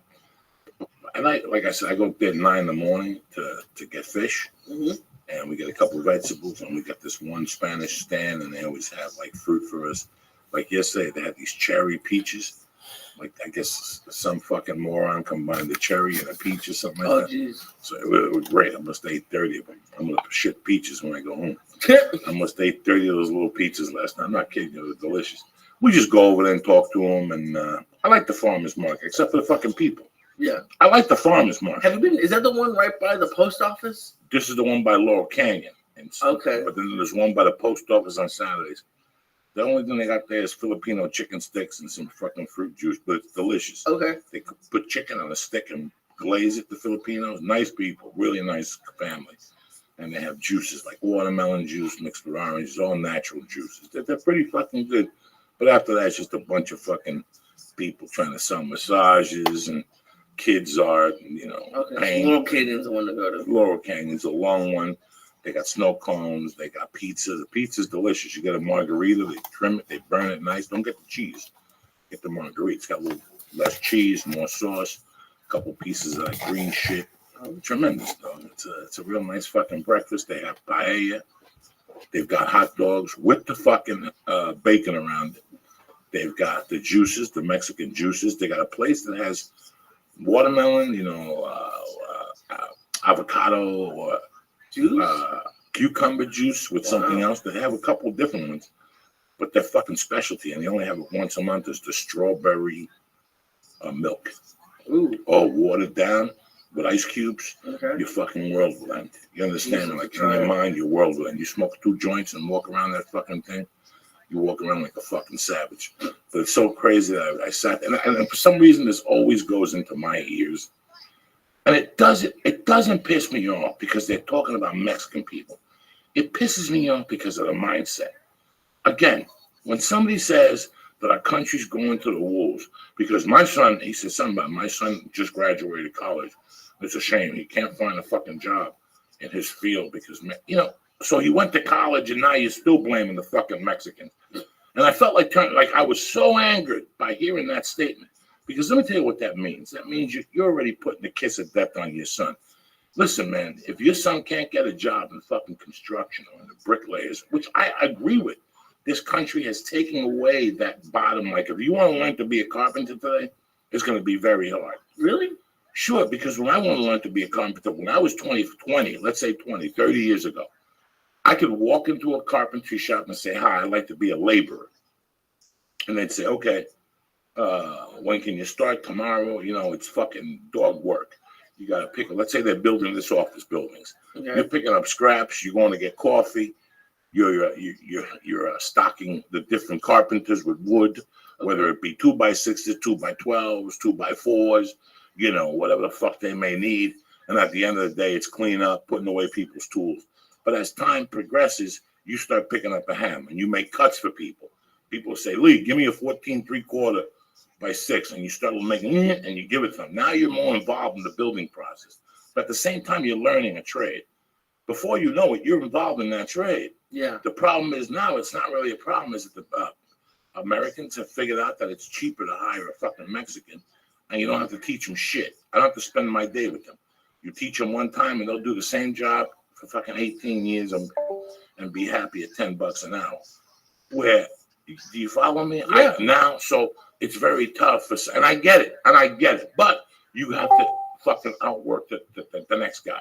I get it. That you look at a job site and you go, well, I can't be an electrician's helper because they have Mexicans. I can't be a hottie because they have Mexicans. So if you go in there thinking about that, you know what? You got to go up to the fucking, you know how many fucking jobs I got when I was a kid? By going up to somebody and going, how you doing?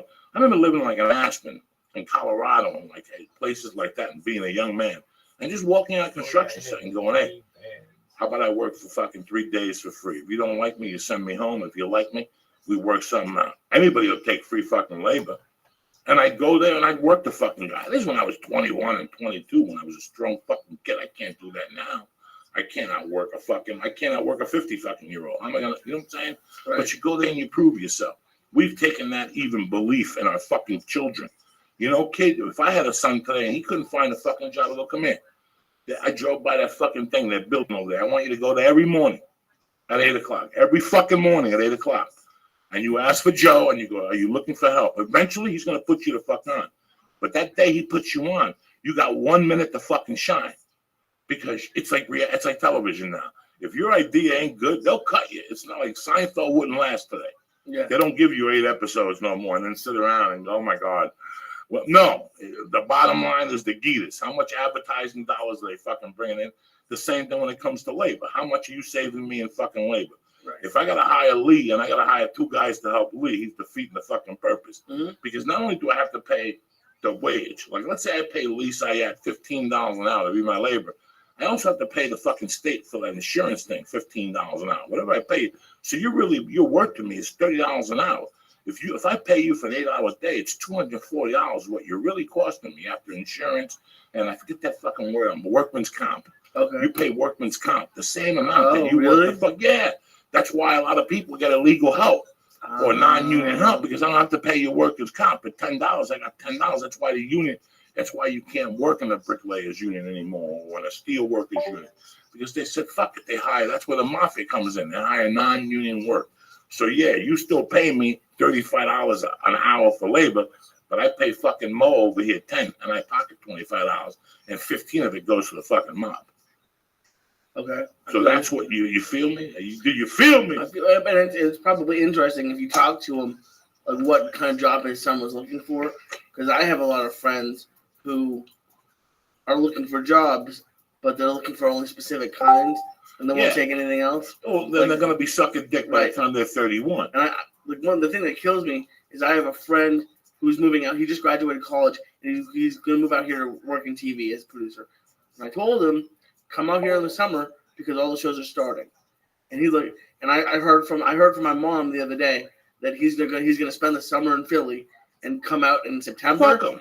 Come out in September, and he'll be unemployed until January. Fuck him. You gave me your advice. Yeah. You did what you did. Fuck them.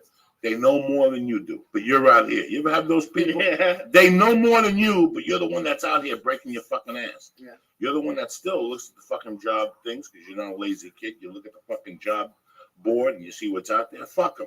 Listen, if you really want a fucking job, you get a fucking job. Right. Okay? If you really want a fucking job, you get a job. When I wanted a job, I was up at 6:30. I had the paper by 7. And the paper don't mean dick, because the paper is the same thing that a million other fucking people are looking at.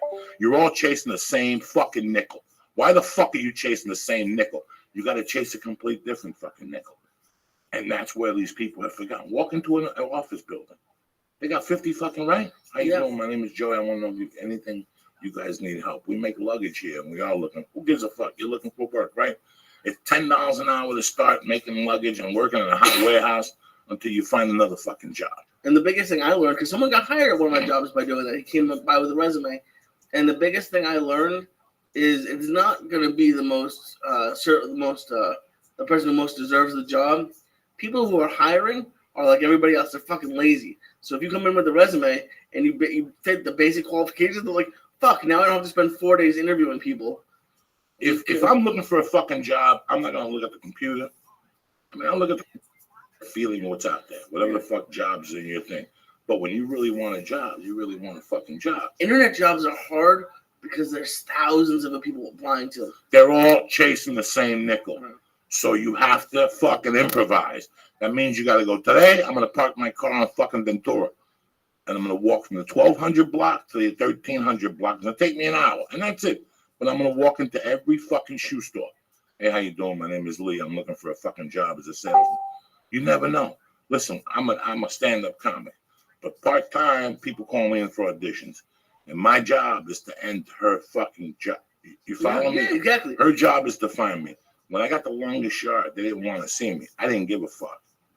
I went above those people. And I took a tape. Me and Chuck Savage, God bless him. He fucking taped me in Houston, and I sent it in because I wanted it. I believed in myself that much. It starts with fucking belief. You got to fucking believe in yourself and go, this week I'm getting a fucking job. I don't give a fuck what my mom or my cousin, because everywhere you go, what are they telling you? Hey, it's tough to get a job. I know it's tough to get a job, but you're tougher than that. You're fucking tougher than that. That's what, enough with this shit enough with the fucking Mexicans and the Russians and these fucking people taking your fucking jobs. If you want a fucking job, you're getting it. That's what's called being an American, is that, you know what? When you show up there, you're going to be the best person there is. I've said this 1,000 times. I root for years. I root for my in-laws. You know what? I could have showed up at 8 and left at 2 and nobody would have said nothing. But you know what? That's not the cut I am. They offered to give me a job. They were paying me $15, $20 a fucking hour to throw fucking dirt around. So I got there first and I left last. I picked up papers. I did shit nobody else wanted to do because I was their brother-in-law. It's the same mentality when you're a fucking American. Okay, so the fucking Mexicans are taking your job. The Russians, the Armenians, cut it the fuck out. Go down there. This country is 240 fucking years old, correct? In 1776, they became a country because we're back. Play the fucking national anthem because they got me fired up today. 240 fucking years we've been around. We are the greatest. We help fucking everybody. But guess what? Don't mistake our fucking kindness for fucking weakness. We're still fucking Americans. And you got to get up every morning and fuck that little circle of loser friends you have that tell you, don't go down there, they're not going to hire you. They're not going to hire you because you have that fucking loser attitude walking in. You're going to grab your fucking balls. You're going to take a shit. You're going to wipe fucking your ass. You're going to brush your teeth. You're going to put gel on your hair. You're going to fucking, whatever the fuck, put your mouthwash in your fucking mouth. And you're going to go down and you're going to go, listen, I know you're not hiring, but I'm the best motherfucker available to you. You know why? Because I'm a fucking American, okay? Whether I'm black, a chink, a spick, whatever the fuck I am, I'm a fucking American. And I'm going to outwork all these motherfuckers here. Give me 10 hammers. 10 fucking hammers. What time you close? 5? I'll be here when you fucking get here. At 6, cocksucker. You're a fucking American. Stop fucking whining. I'm sick of you motherfuckers. 240 years we've been slinging dick, and you're still whining about the unemployment rate. What unemployment rate? It's only in your fucking head. You need to eat your fuck. I'm sorry. I get emotional on Monday mornings, you know what I'm saying? After a weekend with a bunch of fucking Gentiles. Get up. It's Monday. It's a beautiful fucking day to be alive. I want to be around. I was going to say, let's put this fucking thing in here. What's that vapor pen? Lee already killed the fucking Goomy. All right, that's it. We ain't got time to fuck around no more. It's 2014. You're still whining, you fuck. The phone ringing? I want to be around. Are you kidding me or what? 2. Pick up the fucking pieces. When Sometimes I gotta go off. Like, you know what I'm saying? I gotta get these people fired up. They ain't fucking around here no more. No one. You wanna fuck around? Go listen to some other faggy fucking podcast.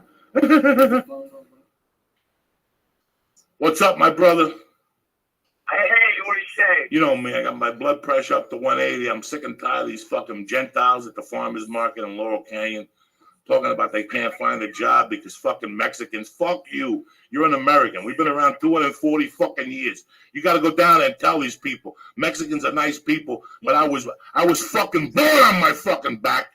I'm going to outwork all you motherfuckers. You know, the first ones they blame when everything goes down. The Spics, the Yams, the Chinese people. Everybody blames them. You know, but fuck it. You got to outwork these motherfuckers.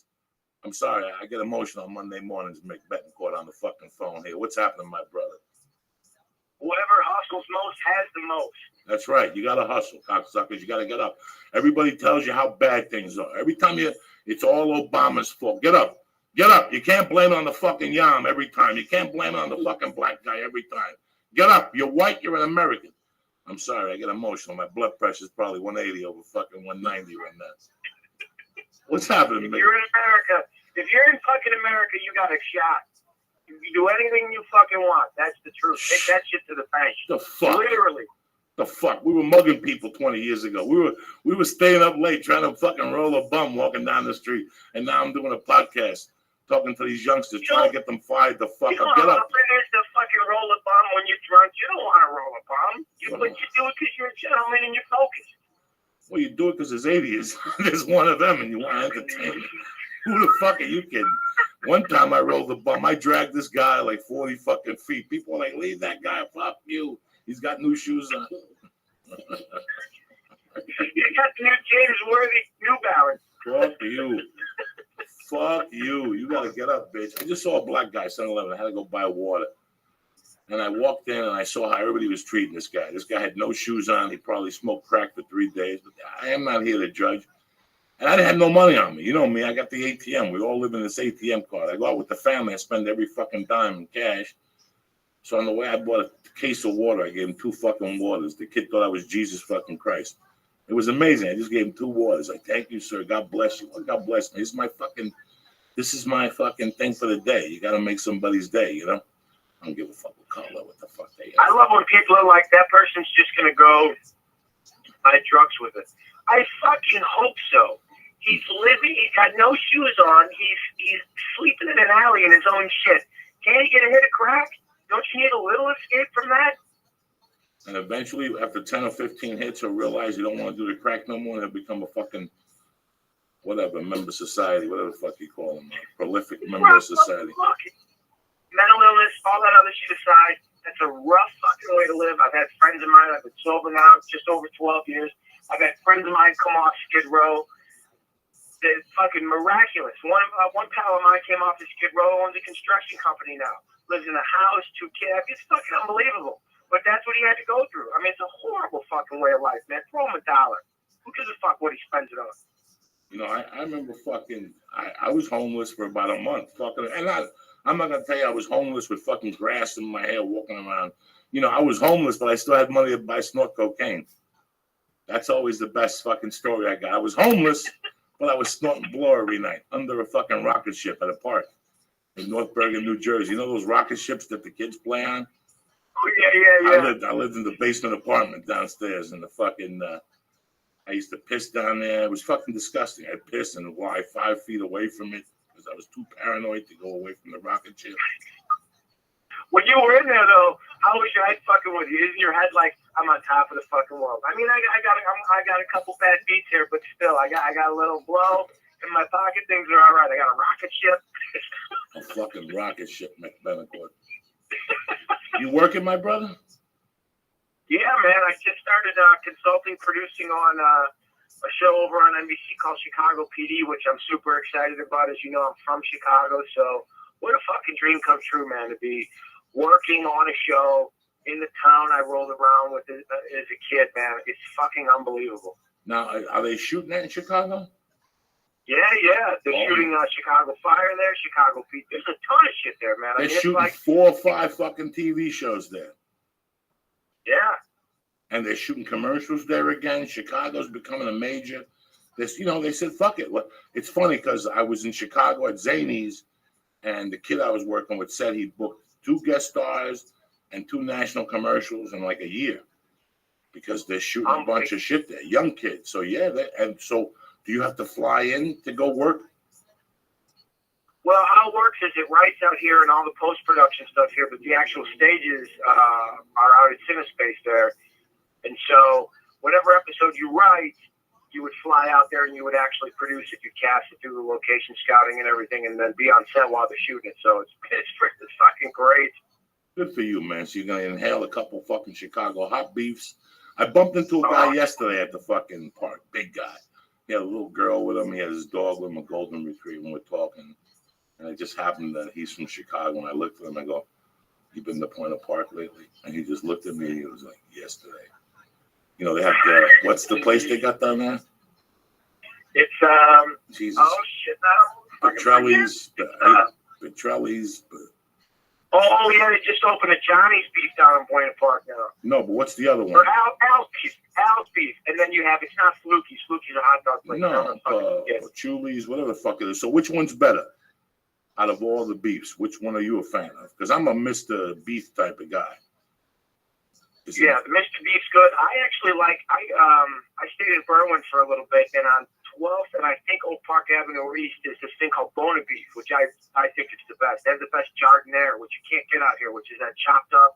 It's like cauliflower, olives, and carrots in a spicy olive oil, and you just lather the beef with that shit, and it's amazing. I get it dipped with hot and mozzarella, or no, provolone on the bottom, double dip. You don't fuck around, do you? No. When you're gonna eat a beef, you gotta bring your A game. Yeah, no. You know what a combo sandwich is? Yeah, That's with where the they sausage. throw an Italian sausage Yeah. on the fucking Italian beef. That's a sandwich on a sandwich. That's what I usually get when I go. I always get a 6-inch sausage combo just to get the party started. And then the next 3 days, I got to walk away from the fucking place. Because I'll eat 2 of those a day. You know me. I'll eat 3 of those, breakfast, lunch, and dinner. When I go to these places to travel, I try to eat their cuisine for 3 days. I don't fucking, think people go, there's a hamburger place. Listen, take that hamburger and go fuck yourself. I can eat a hamburger in California. It's the capital of fucking hamburgers. That's all these Gentiles want to fucking eat. But I'm talking about good fucking food, right? In Chicago, you fucking go back there ain't no salads. What's salad? There ain't no diets in Chicago. You just fucking eat and hope that you stay under the points. You know what I'm saying? You just got, and there's no fucking point system there. So Weight Watchers I had does to not move to work. Los Angeles. I had to move to LA to learn that you could eat, and I don't even know if you know this, you could eat vegetables raw. Did you know that shit? What kind of vegetables? You could anyone. You could just put them in your mouth. You won't die. Nothing bad's gonna fucking happen. And I never knew that in Chicago. You gotta deep fry that shit and slather it in ranch. Oh, don't say fucking ranch. That's disgusting. We don't do ranch at the church of what's happening now. That's Gentile. Well, you said local cuisine. They put ranch on everything in Chicago. Oh, Jesus fucking Christ. The Midwest loves that ranch shit. Then they walk around. Ranch. It's called, we say it like this. It's the worst, the fucking horrible accent that I got. Ranch. Oh, God, it's fucking bad. I'm a blue cheese type of guy, but that fucking ranch on everything will kill you. I know you got a beef with ranch dressing. It's like these motherfuckers want to put mustard on an Italian sandwich. I never heard of that. I never heard of that. I went to hot dog places in Chicago will kick you out if you ask for ketchup. They won't even give it to you to put on the fries because they think you might sneak outside and put it on the hot dog. I love it. If I see a ketchup on a hot dog, I do snap. You know that, right? Yeah. I There's fucking no snap. fucking ketchup on a hot dog. No ketchup on a fucking hot dog. If you're a kid, you get a free pass. But once you hit 13, if you put, listen to this. Listen to this. You want to talk about LA douchebags? This shit happened yesterday. Now, you and I have been out. How long have you been in LA? 17 years. Okay, so I'm a little behind you. I think I'm at 13 or 14.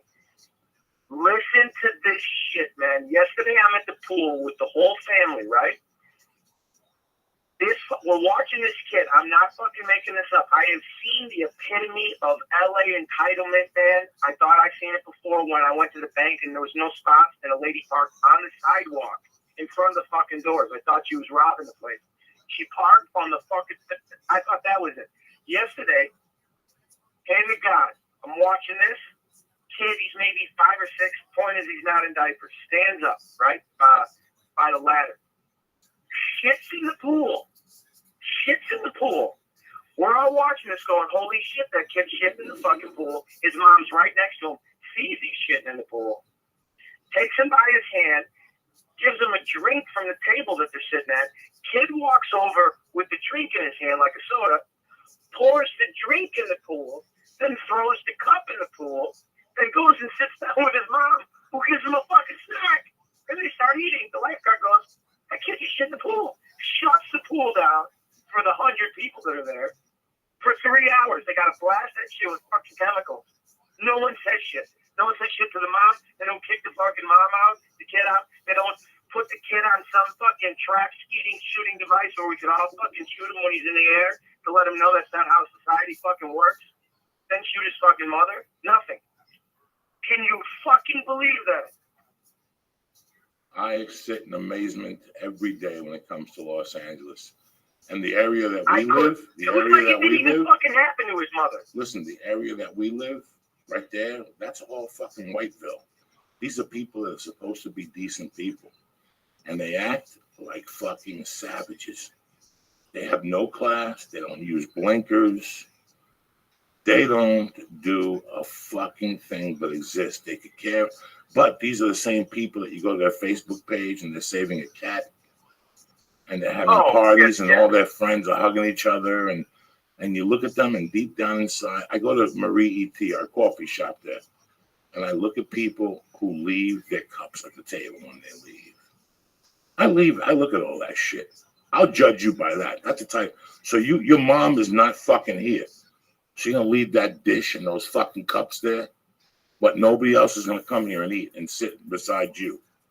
I see that in Marie T. When people double park with their cars and go in and they don't give a fuck about the guy in front of them. Bro, they don't give a fuck. People don't give a fuck. And what I do to those people is I take the air out of their tires. I scratch their fucking car. Because you know what? They don't give a fuck about human life or the people around them, but they give a fuck about that 3 Series BMW. Put a scratch in the fucking door with a key in their hood. That'll ruin their fucking year. I don't give a fuck about the karma. God looks at me and goes, you did good. You're a fucking crime fighter for douchebags. Because that's all they care about, bro, is their image. But meanwhile, I'm watching them. I'm watching them leave their cups there. I'm watching them just do shitty things that really good people wouldn't fucking do. Because they blame me, guys like me and you, for putting a gun to somebody's head, or robbing a drug dealer, or doing drugs. But to me, the real fucking barnacles on the assholes of this world are people like that. That, you know, but then they'll sit there and talk about the Spics and the brothers and everybody else. And they're more entitled than anybody, and they've done nothing. Wives, show me a wife to a producer in this town. I'll pick them out for you. Wives of producers and directors. I'll pick out those flaming cunts to you. They walk around like they've never sucked a cock before.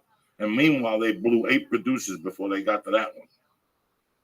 Or 8 directors before they got to that one. I couldn't fucking believe it, man. I couldn't. No. I mean, it just, that was, how do you have, like, watching your own, I mean, we have kids. It's like, I can't even, I would have had my son or daughter apologize to everybody at the fucking pool. Then we would have went to the management. Then I would have said, can I pay for whatever the chemicals were that you guys had to use to fucking do this? I'm so sorry. I can't. The accident. Not only was it not an accident, she watched the kid pour his fucking drink and then throw the cup in. I'm like, this is fucking bonkers. I had a situation a couple of weeks ago where I watched a child beat up their sibling.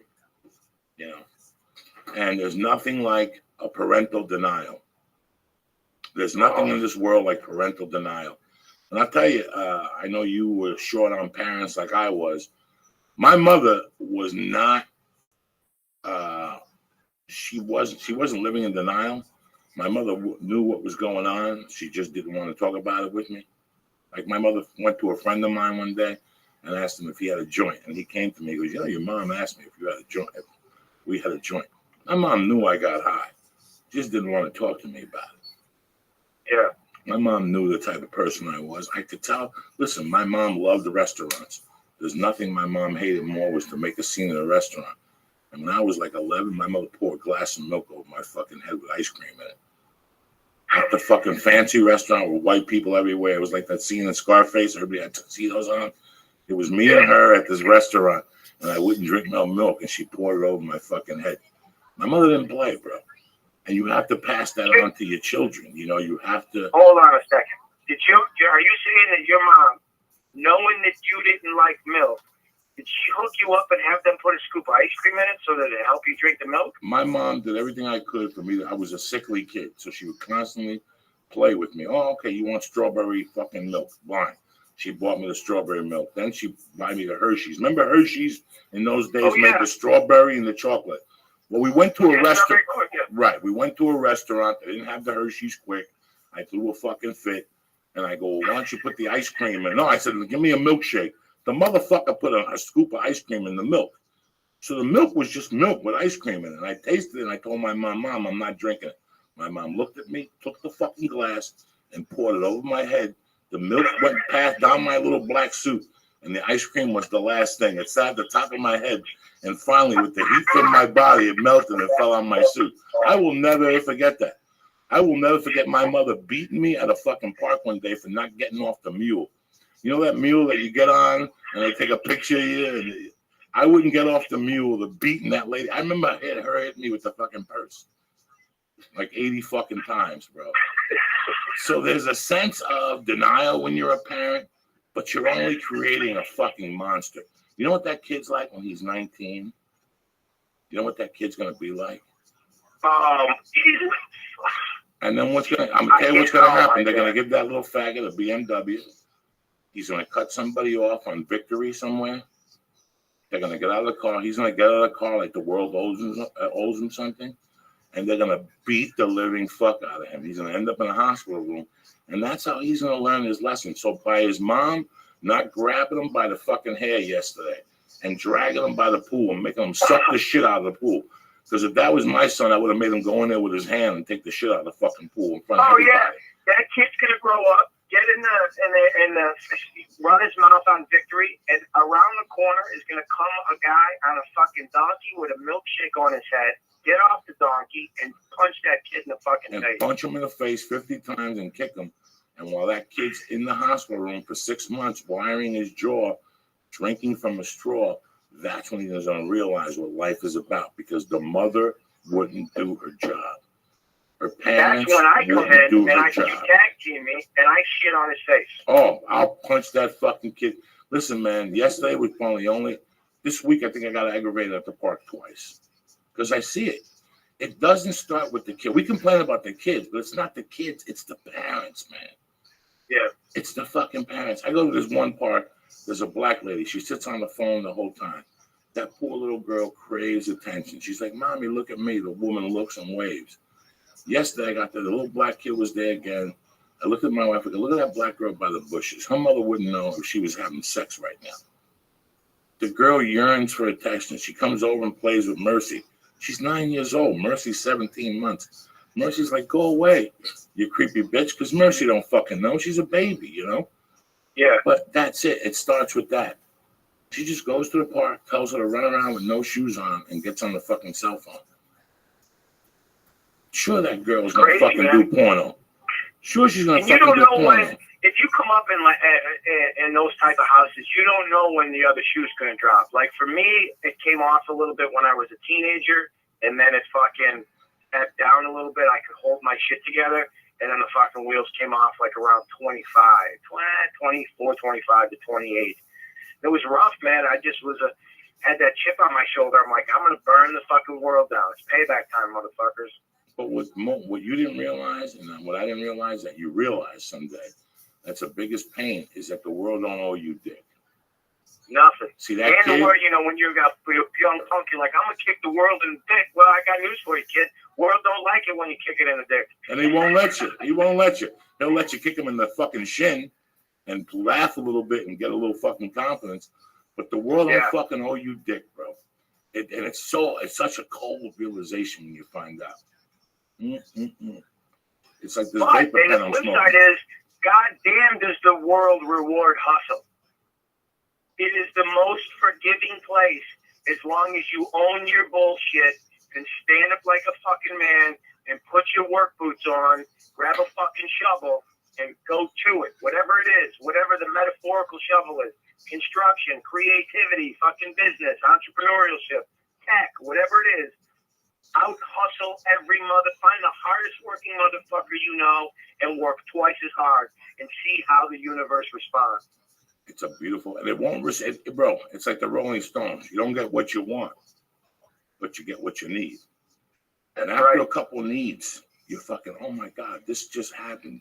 A couple weeks ago, I was at the gas station over by Coldwater, across from the Mexican place, Coldwater and Magnolia. I'm just pumping gas, and I'm like, you know what? It's about fucking time. I haven't been on a set in a couple months. I swear to God, Mick, I thought of this. I haven't been on a fucking set shooting anything in a couple months. Time for me to book something. 2 weeks later, I was on a set. No shit. Just the thought of putting it out into the universe. Yes. Sometimes just putting your thoughts out into the universe, whether it's writing them down, whether it's saying it to yourself loudly. Today, I'm going to fucking stab a motherfucker in the neck. Not literally, but I'm going to go out and get what's mine. I'm going to go and get my lunchbox. That's it. I'm going to go home and fuck. I didn't leave fuck your shine box. It's not at home. I got my motherfucking shine box today. I got my fucking shine box today, motherfucker. Somebody's going to suck my dick. And sometimes you have to say that to yourself, and you have to believe it, and the day goes by a lot smoother. Look at you. Look at you, bro. 20 fucking years ago, you had doubts. You didn't know what the fuck was going on. Now you're a consultant to a show on NBC. Not Oxygen. Not fucking, QVC. You ever get those motherfuckers that come up to you? I'm a consultant on a show. You're on Oxygen, bitch, at 2 a.m. Nobody watches that. You might as well consult a podcast. You do a lot fucking better. Fucking momos. I gotta tell you, man, I'm going back to Chicago on July 12th. I'm doing an hour show, and it's you want to talk about dreams coming true and not thinking, you know, I'm going back to a neighborhood that I used to roll in and used to party in, and I'm doing 2 big shows in Chicago that I got to fucking deal you in with, man. Is the Comedians You Should Know and the Blackout Diaries. The Blackout Diaries is like a moth for drinking stories. So it's just, I'm doing 1 hour, because I'm retiring now. It's been 12 years since I drank. So I'm doing an hour of my craziest drinking and using stories, July 12th at 8 p.m. at Timothy O'Toole's. But it's like going home, man. Like, I never thought I'd be able to go back and do a show like this. One night only. That's it. Chicago, you listening, cocksuckers? And then, so I'm not going to see you today, right? No, not at 1, man. I got a dentist and some doctor No, bullshit I I got to got handle. jiu-jitsu at 11:30, so I wouldn't be back by 1 anyway. Yeah, same thing. Yeah, I'm on the other side of the hill at 11:30. No, you did Bob's Coffee Shop a couple weeks ago. How was it? I got to tell you, man, I was workshopping the show I'm doing July 12th. It was amazing, man. That place is fucking top notch. That place is top notch. You know, this little 40-seat spot, man, you know, and I ran the hour, and that guy has musicians there and writers, and it's a little creative hub, man, in North Hollywood. I really like it. I was in there about 2 weeks ago talking to him, and I told him I was going to stop by for the open mic on Friday, but it was too early. It was 6:30 sign up, 7:30 open mic. I'm putting diapers on, watching Wally Kazam at 7:30. So it's a tough time at the house at that time, but I'm probably going to stop by for the 4th of July. I'll be in there this week one day. We should go in there today and get some coffee, Lee. Okay. It's Damone from Fast Times at Ridgemont High. The sales. It's amazing to see him and to talk to him. He came out and talked to my wife. They got a little pub next door to it. They got the Lemley Theater across the street from it. It's very interesting. They got your favorite Chipotle. They got a picture of fucking Lee at Chipotle and shit with a burrito and shit. He's the employee of the month. He don't even work there. So where is this thing on, and how can people get tickets? This sounds very interesting, brother. It's I got it right here on my phone. Well, fucking tell them. It's Saturday, July 12th, 8 p.m. And it's at a bar called Timothy O'Toole's in Chicago. So you can go to mickbetancourt.com. I'll have the link up today, MICKBETANCOURT. It's at Timothy O'Toole's, which is at 622 North Fairbanks. Tickets are going to be $10 in advance or $15 at the door, and there's no drink minimum. And I'm telling you, there's 2 young comics going on before me that are animals that are so fucking funny, telling their 2 crazy stories. So they'll be doing like 10, 15 minutes before me, and I'll be doing about an hour or an hour 15 of just full-blown fucking wheels off insanity. And then that's the last time I'm telling these stories, because it's been 12 years. So I'm going home, I'm telling these stories for the last time, and then I'm moving on. I ain't mad at you. I love you, cocksucker. I'll give you a call tonight, and we'll figure something out for tomorrow, a little coffee early or something. I'd love to see you, man. Thanks for having me on. You. Thank you for calling, brother. It was late notice, but you know I love you. Yeah, brother, I love you too. I'll see you soon. All right, bye-bye. What's up, Lee? Nothing. Just during the phone calls now, apparently get high. But... Yeah, you get high on that little gummy bear. You look good today. Let me give some shout outs real quick. We might have another call here, so stick tight. Oh, okay. We ain't fucking going nowhere today. We're rocking and Why rolling. didn't you tell me, Cops? I want to surprise you. We got Joe Slipping over in Austin. I love you. He's got some pictures for us. Jonathan Salvante, whatever your fucking name is, Salvante, I don't know. Tim Trueheart, Sam Wiss, Stephen Quayle, always tweeting in the mornings. Leon, I love you, German cocksucker. He's a little fucking Puerto Rican guy caught up by Nazis. How do you think he feels? Mad Ant and my man Chung always fucking dropping. Chung fucking Kennedy, the king of the Chinese. This guy's uncle was a fucking triad. His great-grandfather was the fucking Ming Dynasty. You understand? I'm going to tell you something else. I'm not doing no more fucking... when I met Lee, I told Lee I didn't like when people did Hitler jokes. It always bothered me, you know. It always... especially when a Jew does a Hitler joke. And I caught myself. I listened to one of the podcasts the other day, and even the live one when I said that you were no fucking king in Auschwitz, which we died about. And, last week I talked about how, you know, these fucking weak Jews were so weak they didn't even get invited to fucking Auschwitz. They were so weak, because, you know. And I got into a conversation with a a fucking smart friend of mine, not one of my fucking dummy friends or myself. And we were talking about Mein Kampf, you know, like when he wrote. And we were trying to figure out where his hatred came from, you know, and what, and we were trying to know if he thought there was superior race. You know, he broke it down from today. He gave me another book to read about a woman that says that that Hitler was Jewish. Oh. There's a theory going around. I forget what the lady's name was. I wrote it down on a piece of paper when I ordered the book today. And she says that Hitler was Jewish. His real name was Wilhelm Eisem or something. And that he really hated the Jews. He hated himself, you know. He hated himself so much for being Jewish, you know. Yeah. It was pretty interesting chit-chat because I really didn't know. And he was telling me the things that Hitler did to these poor fucking people. And I remember hearing these things. You know, the guy I called when we were young, him and another buddy of mine would snort coke. And when normal people snort coke, they talk about pussy or movies or something that happened or just stupid shit. Him and this guy would talk history. And it used to drive me up a fucking wall. Like after an hour, I don't want to hear about this shit. You're starting to scare me. You know what I'm saying? Yeah. But I didn't know what I had in front of me. You know, I had that tutor for the 3 weeks. And she worked with me for 3 weeks, and then she went back to fucking Missouri. I never heard back from her, so life went on. I'm still a dummy about history. So it was really funny listening to him yesterday. I was thinking back about him and my buddy getting coked up talking about history for 10 hours. And me going, is this what you guys talk about? But they were so intelligent. They would talk about it in their own way. Like it was like, that's when I really learned what it was to be like, I hate saying the word artist. Because you read history and then you tell it how you understand it in your own words, you know. He was telling me yesterday he would tell the Jewish people that they were going to go on a trip to go take a shower and he'd shoot them in there or something. He'd fucking steam them. I mean, this is just atrocities. Oh, it's terrible, but it's kind of interesting you bring it up because I was thinking this week and I felt bad for thinking it. But did you see like an 88-year-old guy somewhere in America got arrested for being a Nazi soldier? Yeah, I saw that. And when I saw that, I was like, "Fuck!" He wasn't like one of the lead guys. Like I have relatives die in the Holocaust, but I can't imagine like if you're in that country and they say joining the military, and it just happens to be you join the military that's slaughtering Jews, and then they come and get you 68 years later. Like at 88, what's the point? Like.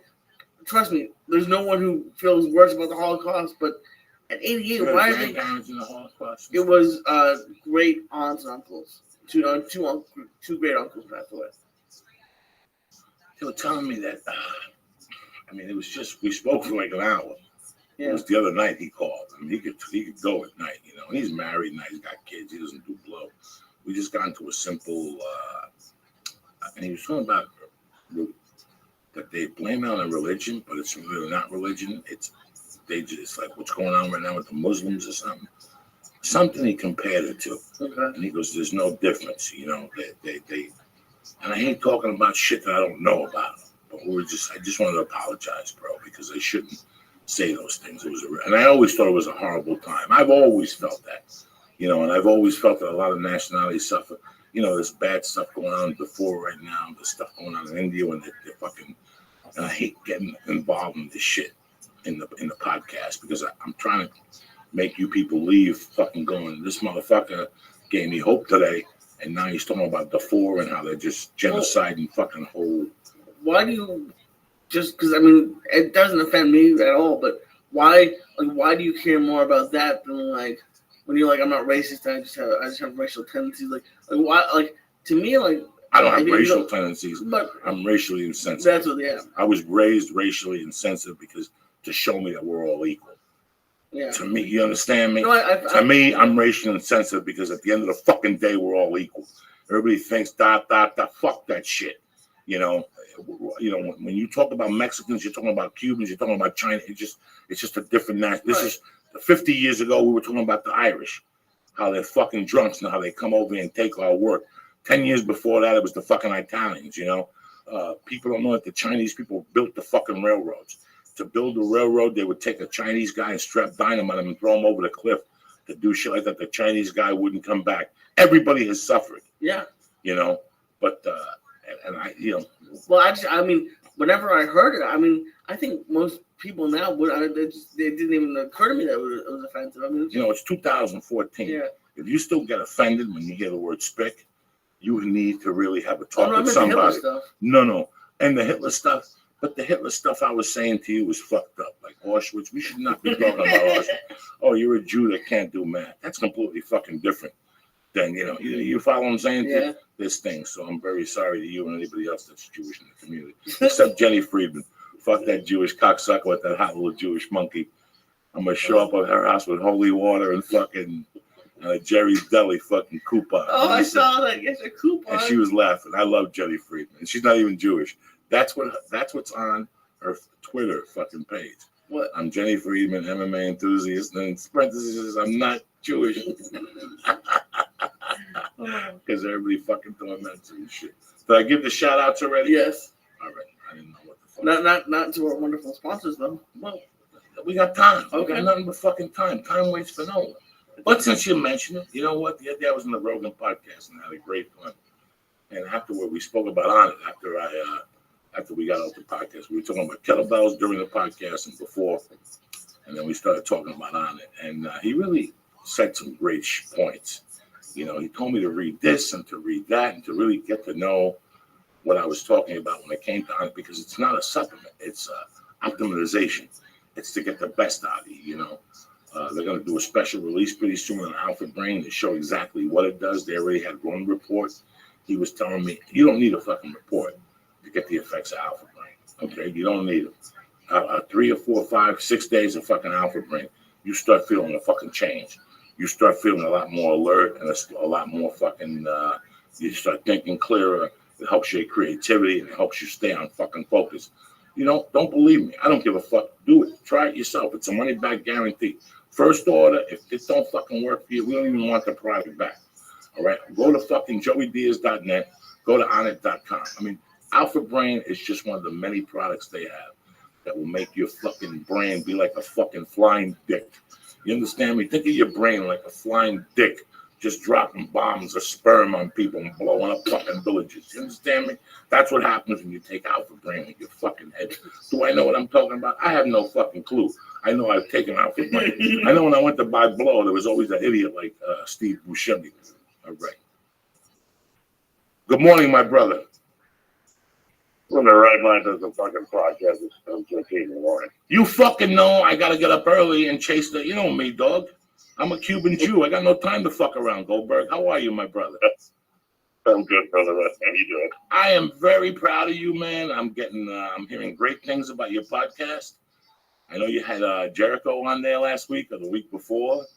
And my friend Steve Simone is an enthusiast who met you during the shooting of The Longest Yard. I just wanted to say hello, you fuck. That's it. I love you and I miss you. Yeah, I appreciate that, brother, man. I'm just that reinvention thing, man, I guess I've done a couple things in my life that are entertaining enough to where people would want to have them shared with them. So, what the hell, man? What the hell? Did you tell them the story during The Longest Yard when you ripped the door off the trailers in the morning? How funny was that when I was next to you laughing and the trailer door would come flying out of there? What was the door that wouldn't shut? There was something in your trailer that wouldn't shut.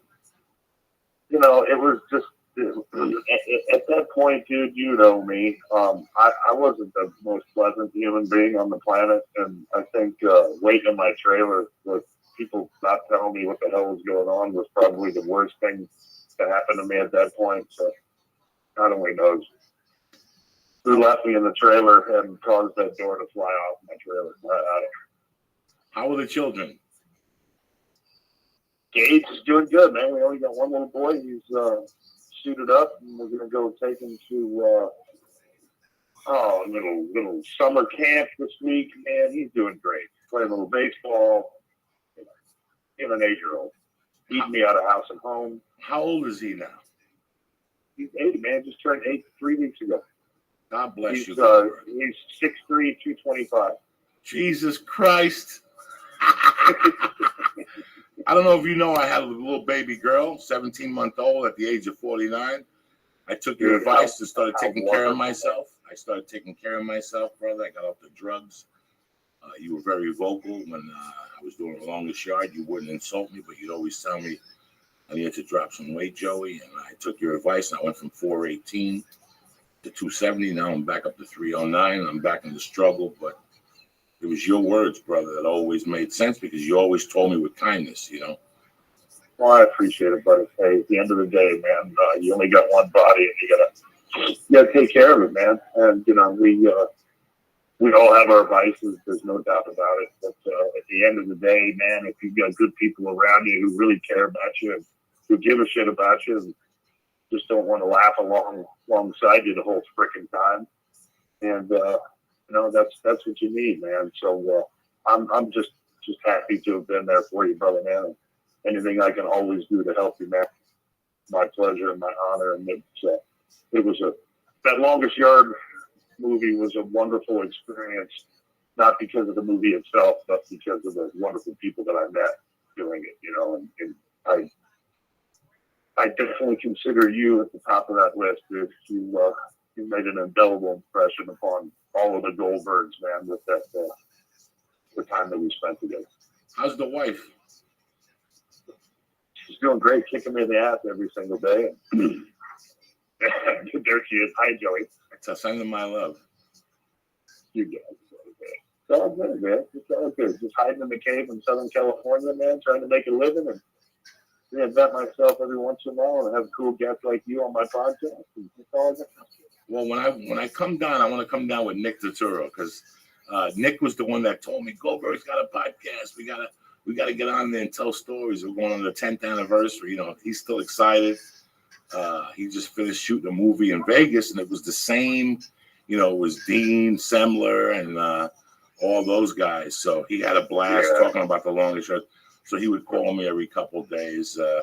I got to work with the big black guy on Brooklyn Nine-Nine. I got to see him, and we spent the day together, and we giggled.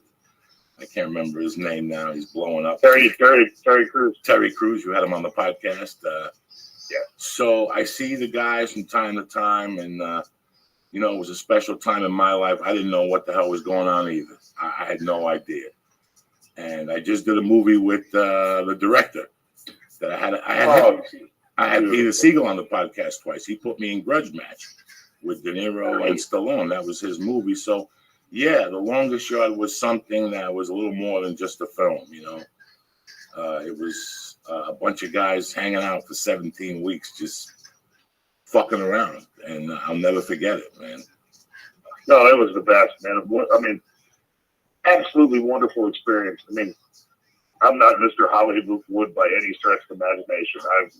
I've been in 7 or 8 movies, and purely by chance. But at the end of the day, to be involved with such a production on every level, dude, was an absolute honor. Not because of the fact that it was they had protein shakes brought to us by girls in scantily bikinis. It wasn't because we were getting paid millions and millions of dollars. It was because at the end of the day, man, there were a core group of guys there that really made it an experience for me. So it was something really to look back on, man. And the friendships that I got on that movie, with Sadler and his guys, and with you and with Nick, and I mean, it was a wonderful experience. Man. And even though he threw Bob Sapp out of the deal, I think it was all good. Yeah. Hey, what days do you do your podcast on? Wednesday, Thursdays when I tape up in Beverly Hills, man. I'm there just about every Wednesday, Thursday. Man. And Wednesdays, when do you release the podcast? Every Friday. Okay. Every Friday. I just want people to know what the hell you're doing, brother. Like I said, I'm hiding in my cave, but I stick my head out like a turd every once in a while. I love what you do on Twitter. I love that you're still communicating with the fans. I watch your feed and I giggle because they still fucking love you, Goldberg. They fucking love you, these people. I don't know what I did, man, but I'm greatly appreciative every single day of anybody wanting to know what I'm doing. And as well as I do, man, the interaction that we have with our fans is number one. And for me, it means a lot. Listen, man, I had no idea about interaction until I learned from the wrestlers. You guys are the fucking bottom and the top of entertainment when it comes to your commitment and how you talk to people. I watched you on that set. I watched Kevin Nash on that set. I watched Steve Austin. And one thing was, yeah, you guys had your days, but when it came to people asking you for a hug, a headshot, a autograph, a picture, you guys worked over fucking time. Well, I mean, mine's a different story, man. You know, I grew up wanting to play professional football, and I wanted to be the guy that everybody could go to and get the autograph and look up to and follow in their footsteps. And unfortunately, I wasn't able to do that, so I segued into the wrestling, and that gave me the opportunity to kind of be a leader. And hey, man, Daughtry and I talked about it on the show last week. If you're not, no matter how much fucking talent you got, it makes no difference to me. Talent grows on trees. At the end of the day, it's the person that's inside, and you know, if you don't have the time to spend with the people who put you in the position you're in, you ain't worth shit. So that's just my feeling on it. I like to treat people how I like to be treated. You know, it's a simple idiom. Goldie, I love you. I want to be on the podcast, so please message me when I can go down there with Nick when you get a chance today or tomorrow. I don't care if it's next week or the week after. I know you have a long line of people you have to get on there, but I just wanted for you to call up today. I was just in the mood to hear your voice, and I see what you're doing on Twitter and your commitment. I got to tell you, after 10 years, I still love you more than ever. So I know I love you. I love you too, man. It's an honor, dude. You positively affected my life, man. There's no doubt about it. I learned a lot from you, and I will continue to do so as long as you continue to get off your ass and lose weight. Man. You got it, bro. I would greatly appreciate that. Hey, August 9th, or no, July 9th, or the following week, you and Nick in studio, I'd love it, man, if possible. So, okay, hold on. Do you have the Flying Jews here? You have any questions for my Uncle Goldberg? Nothing? You're too high, aren't you? Look at you. He ate an edible. Lee Sayat. He's my co-host here and best buddy in the world, and I call him the Flying Jew. He's the last of the real Mohicans.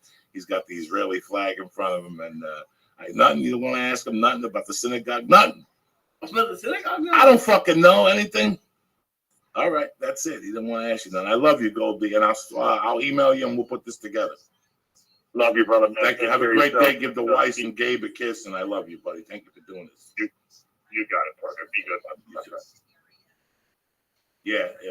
That's crazy. I surprised you. I was a huge wrestling fan, so I just. Now you know why I apologize to the Jews today. I didn't know what to ask him. I saw him in the Jackass movie, and I saw him in your movie, but I didn't want to insult him by saying I'm He's a good dude, and I'm happy he called today, guys. I want to give you guys a treat. I know that Steve Simone's a big wrestling fan, Gabriel Lacey's a wrestling fan, and we had them all here. And guys, I hang out with people that they're just one. You're like, Joey, what the fuck you say? I don't want to hang out with people that think they're better than anybody or look down on us. And that's what I say when I talk about the racially shit. That we're all one. Who gives a fuck if they're black or yellow or purple? We goof on them. It's a way for us to get a giggle about the Puerto Ricans. But at the end, man, we're all one fucking family. That's what I love about you guys. And that's all that. Some podcasts we laugh our ass off. Some podcasts I cry. Some podcasts we giggle. Some podcasts nothing happens. But at least we're here every fucking Monday and Wednesday. Right, cocksucker? Absolutely. You look good today. I'm proud of you, Lee. See, we got to get up.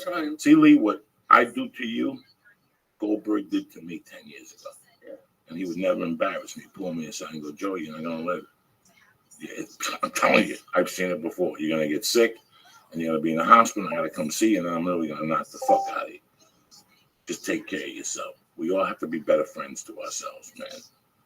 Because of you fucking people, I don't drink soda no more. Not because of you. Because every day when I go home, there'll be a tweet, Joey, you're killing yourself with that diet soda for breakfast. I learn from you guys. So we learn from each other, motherfuckers. We got each other's back. This is the only podcast that we got each other's backs, okay? You got a fucking problem, you email me at joeydiaz.net and we'll work it out. If I can help you, I can help you. I can't call you and tell you my life story, but let's see if we can put our fucking heads together, because me and Lee learn from you, motherfucker. Lee, right? Sometimes people say something on Twitter, it's kind of offensive, but it makes they care about us. Fuck yeah. I like when people say things that are, there's a way to say things, there's a way not to say things, okay, cocksuckers? That's it. That's all I want to tell you. We're talking about on it. It's optimization. You're going to be the best you can be. Your bones hurt, take strong bones. Stretch. I forgot how important stretching is, and fucking water. I stretched yesterday and I feel great. I stopped going to yoga about 6 months ago, and that's my problem. I'm walking around sore all the time because my body got used to that stretching. Stretch, take care of yourself. Everything that you do helps out at the end. I'm 50. I wouldn't fucking lie to you, motherfuckers. The fuck with all that shit. Go to On It. Go to the box. Press in. Church. CHURCH. Whether it's the strong bone, whether it's the Shroom Tech Sport, whatever the fuck you want to give it a time. There's a complete money back guarantee on the Opera Brain. We're not fucking around. Give it a shot, okay? I'm not here to bust your balls. I was never here to bust your balls. It's the same with Dollar Shave Club. All right, it's Father's Day's gone. What are you going to do now? Joey, I don't know. Well, this is what you're going to do. You're going to go to dollarshaveclub.com. You're going to look at the options they have. They've got post-shave stuff. They got pre-shave stuff. They've got a tremendous service that gets mailed to your house. You know what that means? That means you don't leave your fucking house full of dots. Nothing. You got no purpose. You're stoned, boom. Your razors come to the fucking house a month in and month out on the date you want them. Let's say you don't want 4 fucking blades a month. Let's say you're not that thick and you only want 2. They'll do that also for you. It's $1 a month, $6 a month, or $9 a month. That's a deal. Even $9 a month, which comes out to be 108. 108 a fucking year. You know what 108 a year is? If you go to the fucking pharmacy, wherever the hell you go to, it's $25 for blades, $20, $18.95 for a pack of fuck all that. Uncle Joey's gonna take care of you today. DollarShaveClub.com. Go to JoeyDiaz.net. Go to the box and press in. Church. You don't have to wait on lines.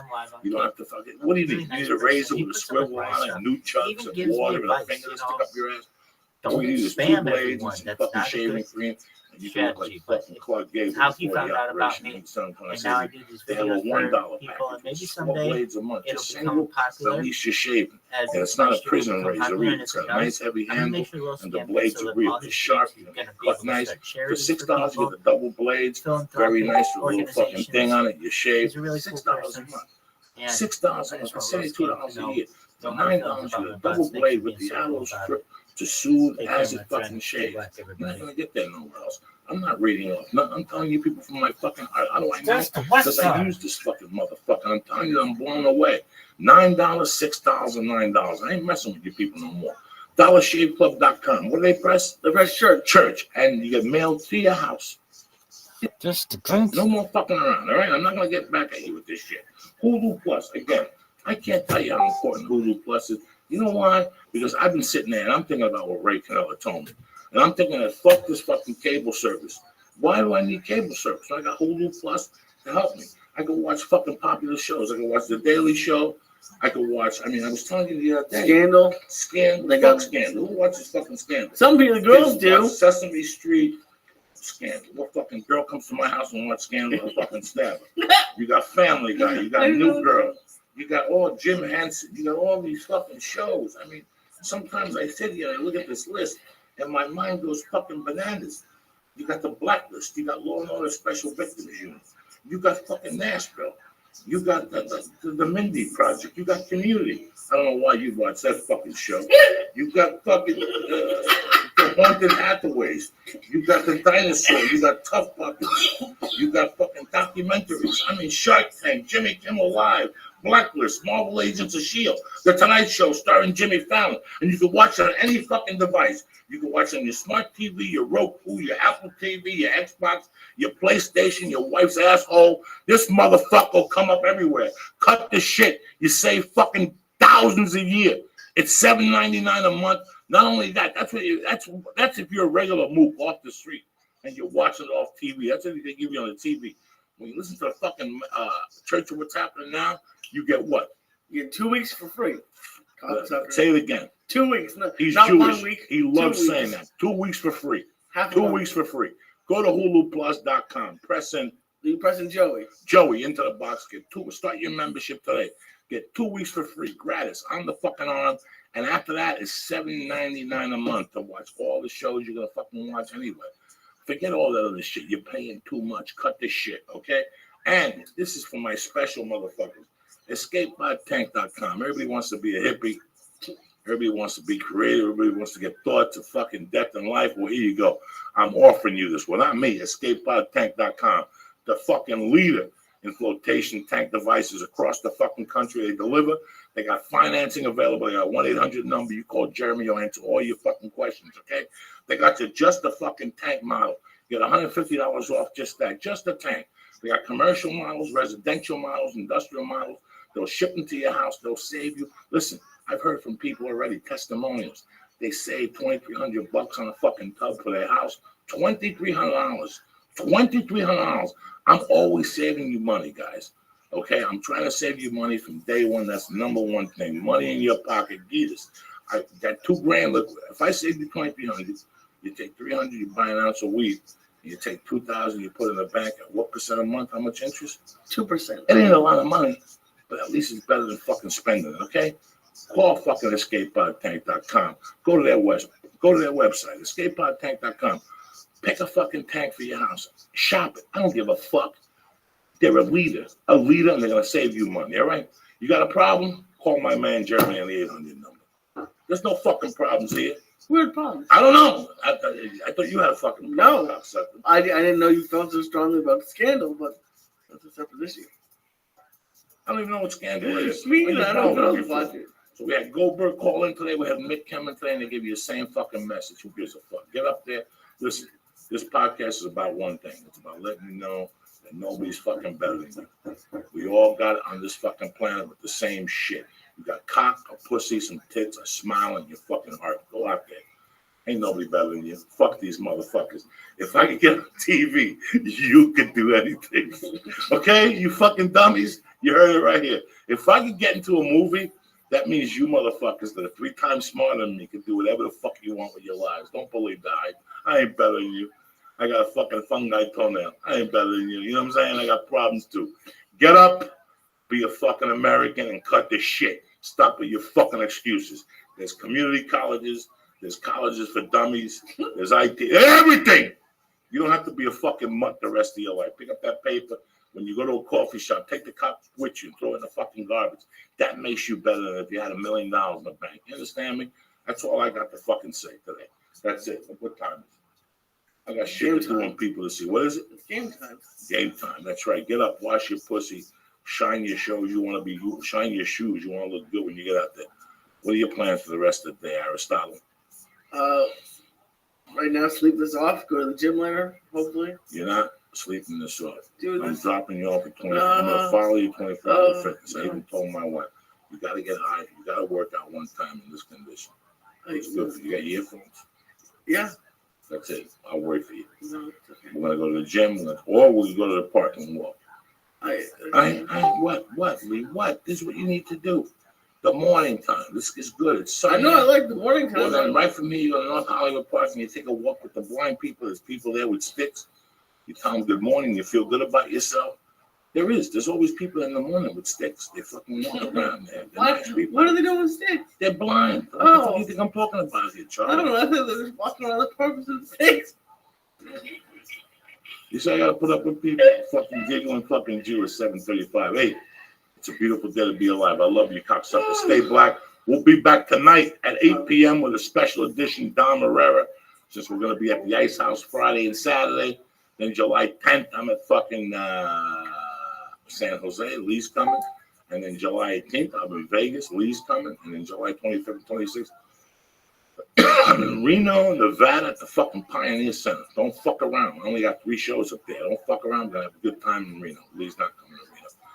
What else, cocksucker? You going to the park after this? No home and no sleep. Or no fucking Hawaiian ice for you today. That's so good. That's right. You can actually get shaved ice. Joey showed it to me. It was really good. That's right. I turned them on to shaved ice over by cold water. Because snow cones suck because they're really hard. But shaved ice, it's delicious. You get and the small ones, we found out under 100 calories. Under 100 calories. So I went yesterday. Under 100 fucking calories. So I'm here for you motherfuckers. Also, I want to give a shout out to a beautiful fucking company. Hit with the Hit 1200. They sent me a fucking e-pen. I'm going to call them up later. Very nice. An e-cigarette. I've just been smoking it all weekend. What are you going to do? Things are bad all over. Stay black. Have a great day. See you tonight, 8 o'clock Pacific, 11 o'clock East Coast time. with Dama River. And then tomorrow night I'll be co-hosting on Off the Rails with Josh Wolf. So I'll see you tonight, Cox. Up at 8 o'clock. I love you. Stay black. The show's over. Don't forget to sign up for your free trial of Hulu Plus. Hulu Plus lets you binge on thousands of hit shows anytime, anywhere on your TV, PC, smartphone, or tablet. Support this podcast and get an extended free trial of Hulu Plus when you go to huluplus.com/Joey or go to joeydiaz.net and click on the Hulu Plus banner. And don't forget to sign up for dollarshaveclub.com. Get high-quality razors sent to your door every month for a fraction of what. Now go to dollarshaveclub.com/church or just go to joeydiaz.net and click on the Dollar Shave Club banner. Thank you to Onnit.com. Go there and use the code word church to get 10% off all your supplements. And thank you to escapepodtank.com. Go there, mention Joey Diaz of the church or the High Flying Jew, and save $250 off of your sensory deprivation tank.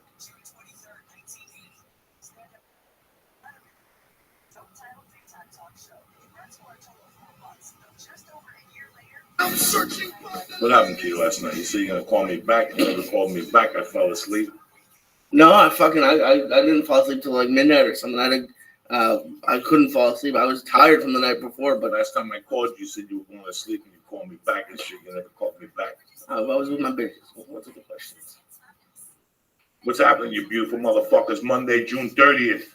We're here finally. Shit, you get. Where the fuck you been, Joey? Listen, lately we've been doubling up on the podcast. Guests come in Tuesday night, Wednesday, Mondays. You know, I got to do my shit. I can't do 10 fucking podcasts a week. You people be mad at me. But it was a great weekend in Pasadena. Lee came out Saturday. As usual, he was stoned to the fucking gills, sitting there like a fucking mope. I kept saying, Lee, you got to get up. Wouldn't fucking kept looking at the potato chips. Oh, no, it's tough. With the fight of 3/4 of a greenhorn, I was fucking gone. But no, it was a great time. Everyone was nice. Both shows were sold out. You know what? It's really I always, in this town especially, if someone's nice to me that doesn't have to be, especially like I watched Dom Herrera and fucking Seinfeld. If I had gone into how much my mom probably has every episode of Seinfeld memorized. And seeing Dom Herrera, because he was young in Seinfeld, and he was nice. He was messing with me. And it was a lot of fun. So it was great coming out Saturday. Everybody fucks with you, like. Oh yeah. Well, no, but it was. You expect someone like that. Like you go in and he say hi, and he's in his phone. He has a posse. He was a nice guy. No, he's a nice guy. He's a great guy, man. It's amazing that he was here last week, and you know the podcast was a little weird because I was looking at him, and I'm looking at Dom Herrera, thinking to myself, this is one of the guys it's not idolized. I don't know if that's the word. But I watched him. He guided me in the beginning. I guess that's the word. Like I watched that tape, Lee. I can't even tell you. It's embarrassing how many times I. You sure it's me one of the first times we hung out? Yeah, it was something that it's your blueprint as a comic. Like everybody has something different. Like when they're a brick mason, they go to some book, or when somebody's on a trip. I don't even fucking know what I'm saying. All I do know is, you know, when I first started comedy, I didn't know. It's not like you go up to a comedian and ask him a bunch of fucking questions. So what you have to do is just watch. And that was the tape that was hot to watch. Those were the hot guys, you know. Mm-hmm. You know, when I started comedy, there was so much comedy on television. It was fucking ridiculous. MTV had 2 different stand-up shows.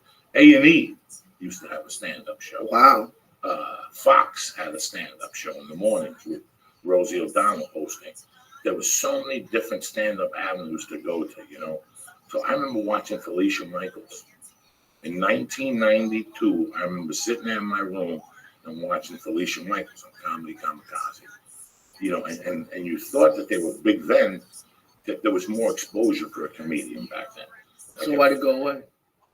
Because I think people got, you know, stand-up went mainstream. Stand-up went so fucking big for a while. So I think that there was just too much stand-up on television. I don't know what the fuck happened. But when I first started, I mean, there was Sunday morning comics with Lenny Clark. He took over for Rosie O'Donnell. There was that Kamikaze. I think MTV had 2 different stand-up shows. And I used to see all of those guys, man, whether it was Felicia Michaels, hanging with Mr. Cooper, Tom Rhodes. I remember seeing Doug Stanhope on fucking Evening at the Improv. Evening at the Improv was on A&E. That was on A&E, and Comedy on the Road were on A&E. So every week they went to a different comedy club. in the country, and they shot a comedy special with the top comics from that area. Wow. So it was pretty interesting. They would go to Tucson, they would go to fucking Houston, Texas, they would go to That sounds like it would do great now. I'm surprised they're not bringing it back. It's everything they redo. You know, somewhere along the line, the stand-up agenda went somewhere. It was really funny this weekend. Two things were fucking crazy this weekend. I went to the beach yesterday. That was great. You know, You used to go a lot. You used to go every weekend. Listen, man, there's no reason to live in California unless you're going to go to the beach. If you really fucking think about it, if you really think about the purpose why you live in California, why don't you pack up tomorrow and go back to Boston? Yeah, I mean, because it's fucking cold as shit. Yeah. You know, even there. Well, the ocean is nice, but the thing, listen, I went to, I was in jiu-jitsu maybe 9 months ago on a Friday night. This is when I could go at night. And one of the girls went to North Hollywood High, and I heard her talking. You know, her name is Deborah. She's very nice. She's a young girl, 19, 20. And she went there, and I couldn't even fathom that. Like, I couldn't even fathom that. Like, I drive past that school 8 times a fucking day, and I never even looked at it and fathomed something. Like, somebody going to school there. Like, my cousins went to school here. Okay. You follow me? I have friends that went to school here. I can't fathom that. Yeah, it must be weird. Like, it's weird. So I heard her talking, and I heard people from, like, Michigan and somewhere else talking. And it was saying that Sunday they went downtown. It was a nightmare. There was some type of fair. There was a lot of traffic. And I heard her go, I don't know what the fuck you people even do that for. You live in California. The weekends are for the beach. And it really fucking dawned on me. I really started thinking about it. I'm like, she's right. You know, she's fucking absolutely right. So this week, I can't sit around here no more. I just can't leave. I can't fucking do it. If you know anything about me, man, I need action in my daytime. You know, and there's days I get up and I hit like a kettlebell class and I run here. But there's weeks in this fucking business that are just brutally slow. And today I have shit to do. But for the most part, like by Thursday, if I don't go on the road, it's fucking brutal around here. You know, I have things to do, but the gaps are too far and far between. So I have something at 9, and then I have something at 1. So I can't even get something in between going. You know what I'm saying? Yeah. So what I do is I push it all to the afternoon, and we leave here at 8 in the morning, and that's what we're doing Thursday. We're getting the fuck out of here at 8 in the morning. Oh, wow. That's what works. You know, we called. Somebody called us last week and said, do you want to go to the beach on Saturday? We're like, yeah. But Sunday. But the problem is they weren't going to the beach till 11. And they were going to Seal fucking Beach, which is all the way done by fucking Long Beach, which means you don't get on the sand till 12:30 if everything goes correctly. Right. You know what I'm saying? I can't go for that shit. I like to go on the beach, get it over with, catch the sun before lunchtime. And once 12:30 comes, 12:45, you're fucking out of there. You're done and you're back on the way back. So that's what I did yesterday, and it was just amazing. Just to sit out there for 1 fucking hour took away everything. Like, just to listen to the ocean for 1 fucking hour, Lee. Like, I couldn't even focus on stand-up. I couldn't focus on the podcast. I couldn't focus on my future. I couldn't focus on the book. I couldn't focus on anything. I was trying to think of shit, and I couldn't. The ocean wouldn't let it. It occupied my thoughts. And just to see, it's amazing the strength and the power of the ocean. Yeah, I live in it's Colorado. scary. I live in Colorado. I used to go to the mountains, and you sit there and you can actually feel something from the mountains. And I know you people are sitting home going, Joey, what the fuck are you smoking this morning? No, I'm telling you right now. When you live in Boulder and when you live in Aspen and when you go to Vail and you hike and you get up to those mountaintops and you just shut the fuck up and close your eyes, you feel something. You feel this energy, this weird energy, like you're tall. You know, you feel something. It's the same. That's the reason why you live in those parts of the country. You know, that's the reason why you live in those parts of the country, to enjoy them. So it's you know me, Lee. You know I fucking hate driving. You know I fucking hate getting in the car on a Sunday and driving. But to go to the beach, I don't mind it. Mm-hmm. The only thing that sucks is you got to go down to Panga Canyon. That's the worst. And that thing, I get dizzy. Mercy always gets sick. So I hear her going, I go, Terry, turn around. Terry, turn around. What? She didn't eat nothing. Terry, turn around. She's going to get sick. I could tell. I even was doing 10 down the mountain. People were going by me, flipping me off. I didn't give a fuck. I didn't want her to get sick, but she gets sick all the time. So I got to go the other way. I got to go up Sunset and loop up fucking the 405, which wasn't bad. It wasn't bad. Let me tell you something. The beach is a great fucking place. It really is. And I always forget the power of the ocean. And you just sit there and look at the ocean for a little while. And I was fucking around on stage. People would look at whales. I don't look for whales. I just look for the ocean. I just want to see where that wave originates and what it brings in. And I always look. I don't see, wake up. I don't see no fucking sharks. I never see no fucking whales. You know what's really cool though? When they take the whale watches out here, there's, especially right in like Marina Del Rey, like there's dolphins out there. So I went on one once, and like dolphins follow the boat, and they're doing flips. I have videos of it on my phone. It's fucking amazing. You should take Mercy. They have like hundreds of dolphins, just like right underneath. They must know the boats are there, and people must give them food or something. And they just follow the boat. When you go out on, like I love going on boats. It's fucking cool. I forget. You forget how much you enjoy it. So that's the fucking thought. Did you go in? Yeah, I fucking went in. I went up to my waist. That's fun. Mercy, the fucking water knocked her over. She was yelling at the ocean. Pissed off at it. She was yelling at the duck. But it's just great. If you fucking live here, man, you gotta put down there. But then the other thing that I had to talk to you guys about is it's real important. I told you about this. I got arrested. When you get arrested, you don't know what the fuck to do. You really don't. And I kept getting arrested for little things, so I knew to keep my mouth shut. When I got arrested for the big thing, I didn't know what to do either. So I kept my mouth shut. You don't say nothing. And when you get locked up, it's funny, you get put in a cell with people for 3 days. And I love these people that go to jail. They're like, yeah, I got a new homie. This guy just murdered somebody. Right. What are you talking about? Your new fucking homie. You don't even know where this guy's from. It's amazing how fast criminals click. And when I got locked up that time, I knew the rule: shut your fucking mouth, sit in your trailer, whatever the fuck it is you think, and don't say much. I didn't say nothing. When I listen to people's stories and people want to talk to you. But there was one particular guy that was really interesting. And I watched him for a couple of days, and he was, if I was 27 or 26, maybe he was 33 or something like that. And I started talking to him. He was from New York, somewhere in Canarsie. Really